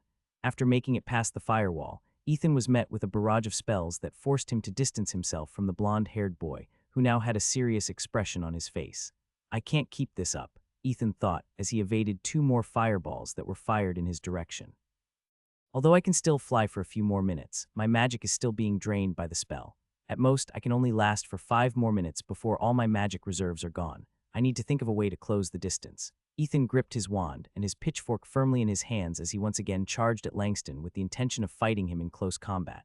However, after regaining his composure, the blond boy no longer took any chances and kept the pressure up. What Ethan didn't know was that Langston was secretly preparing an ultimate spell as he fired fireballs at him. He had already learned from his past mistakes, so he made sure to learn the ability of multicasting. Very few first years could do this, and Langston was one of those few. Due to his high magical power, he was able to achieve this feat without too much effort. The fairies, who were watching the battle, were getting rowdy as they cheered Ethan with all their might. Since the teenage boy had grown fairy wings on his back, all of them began shouting things like, "For the pride of fairies, beat him. If you beat him, I'll kiss you for free. You can't lose now, our dignity is at stake. Do whatever you have to, just don't lose." For some reason, Ethan could hear their words of encouragement, and to a certain extent, he could also feel that his magic power was being replenished a little. However, it was not enough. His magical circuits had been damaged since birth, so even if he was getting some magic from the outside, the fact remained that all of it was leaking because he couldn't store it properly inside his body. Suddenly, Langston did the unexpected, as if predicting where Ethan would fire next, and fired 2 fireballs at once. SHT. Ethan, who was caught completely by surprise, watched as the 2 fireballs, which almost gave him no time to react, approached him at great speeds. Just as Ethan was desperately trying to think of a way on how to overcome his situation, a faint chuckle reached his ears. Suddenly, time seemed to have stopped completely, allowing Ethan to see the fireballs that were only several meters away from his body, frozen in place. For a brief moment, I felt the power of faith that was being given to me by some of my kind suddenly shift to another place. A voice filled with amusement reached Ethan's ears. "Although I don't know who you are, these fairies started to call you Oberon, which greatly amuses me." Suddenly, a male fairy clad in royal clothing, who was at least a meter tall, stood in front of Ethan with a smile. "Young man, right now, you're using the magic of my kind," the male fairy commented. "So if you lose, I will punish you for sullying my name and my race." The young man could tell that even though the male fairy was smiling, there was a deadly glint in his eyes which made him shudder in his heart. "I will now return time to its natural state," the male fairy stated. "Be warned. I will be closely watching you. Don't you dare lose." The male fairy then held up his hand and was about to snap his finger. Ethan took that as a sign that time would return to normal, so he made preparations in advance to dodge the 2 fireballs, which would have hit him if the male fairy didn't stop time at that exact moment. Just as soon as time returned to normal, Ethan shouted and forced himself to fly sideways to avoid the 2 fireballs that Langston had fired to burn his wings. The 2 fireballs went past him, but they still burned a part of his clothes, making him wince in pain. Langston, who thought that he had already managed to corner Ethan, clicked his tongue in annoyance as he prepared to unleash the ultimate spell that he was preparing. The male fairy, who was in the arena, looked at this battle with his arms crossed over his chest. Currently, no one could see him because only those who wielded the power of his kin and those whom he gave permission to view his figure could gaze at him. Seeing that the human was in a pinch, the male fairy smirked before saying something in a volume that reached Ethan's ears. "Your opponent is about to end this battle," the male fairy said, "and even if you pour every bit of your magical power to resist his attack, it will be futile. Fortunately, you are not fighting alone. Right now, those girls are cheering for you. Listen well, human. Fey magic is a magic of nature, so if you can't win using your own power, you must use the power of others in order to win." As if something clicked inside Ethan's head, the blue-haired boy pulled back his arm that was holding the pitchfork in preparation of throwing it. At that exact moment, all the fairies within Brynhildr Academy looked in the direction of the arena. They then subconsciously released their magical powers in that direction because they felt that their kind was in dire need of it. The fairies who were already in the arena, who were subconsciously releasing their magic power earlier, released more of it until half of their magical reserves were drained.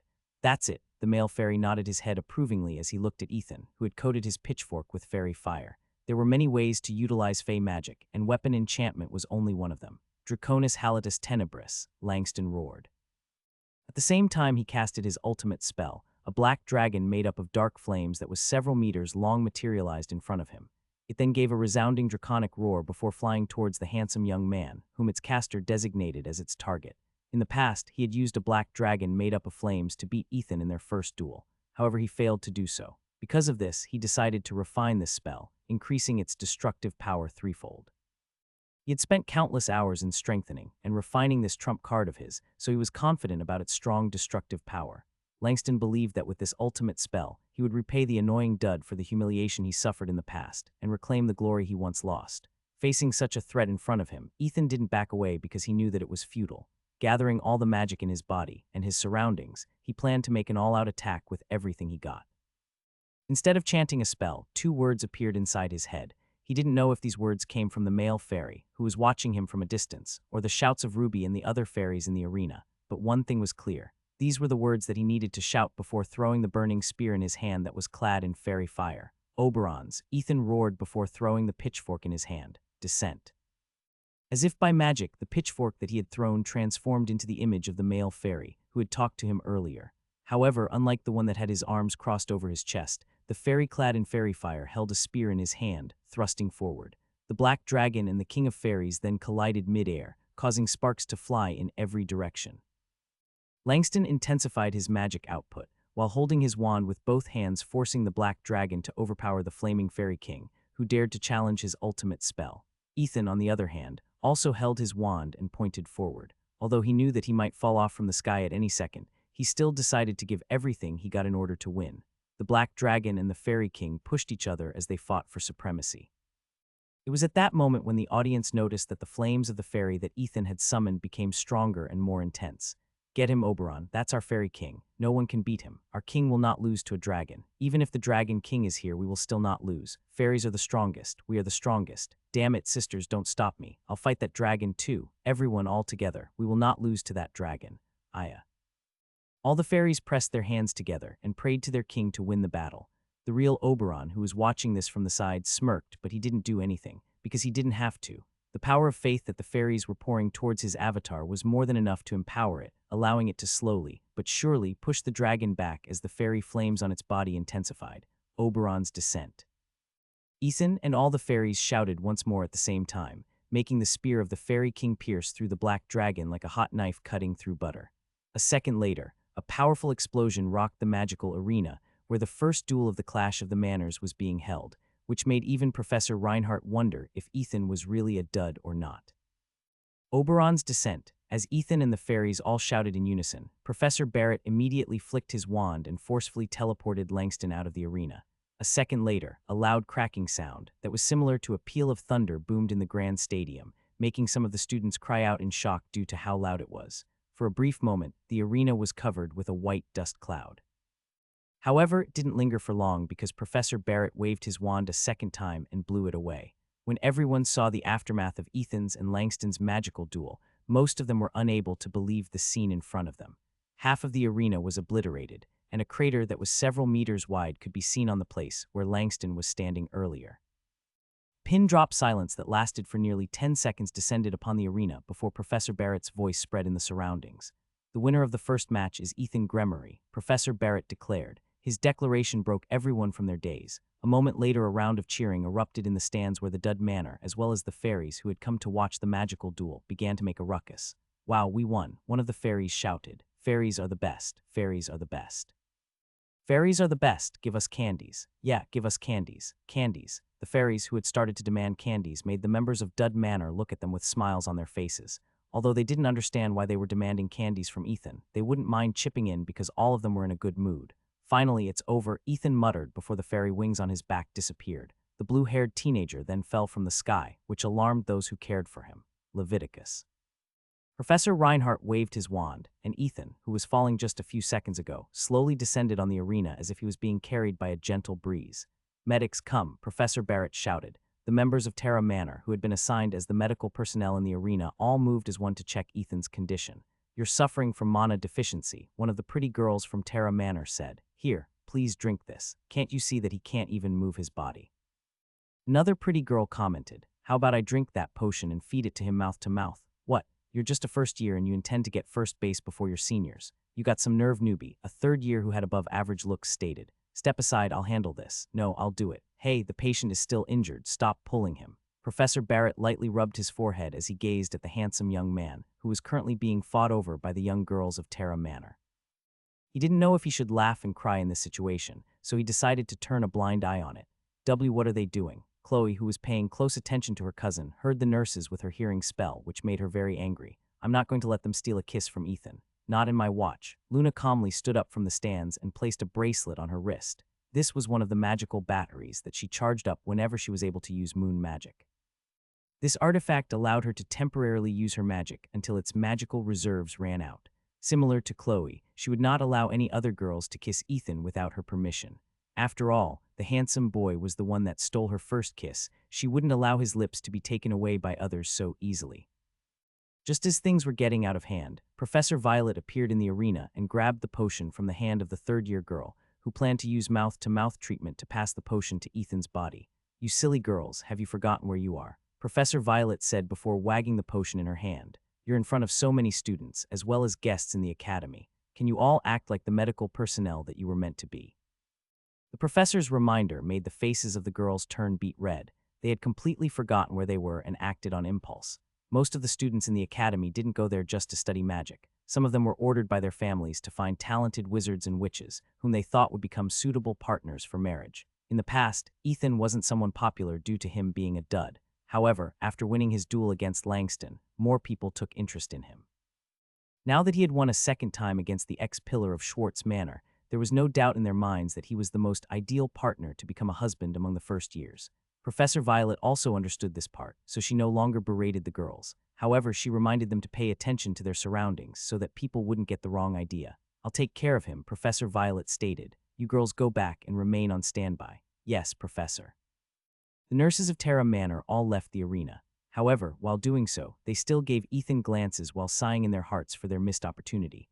"Good grief," Professor Violet muttered before looking down at the unconscious boy beside her feet.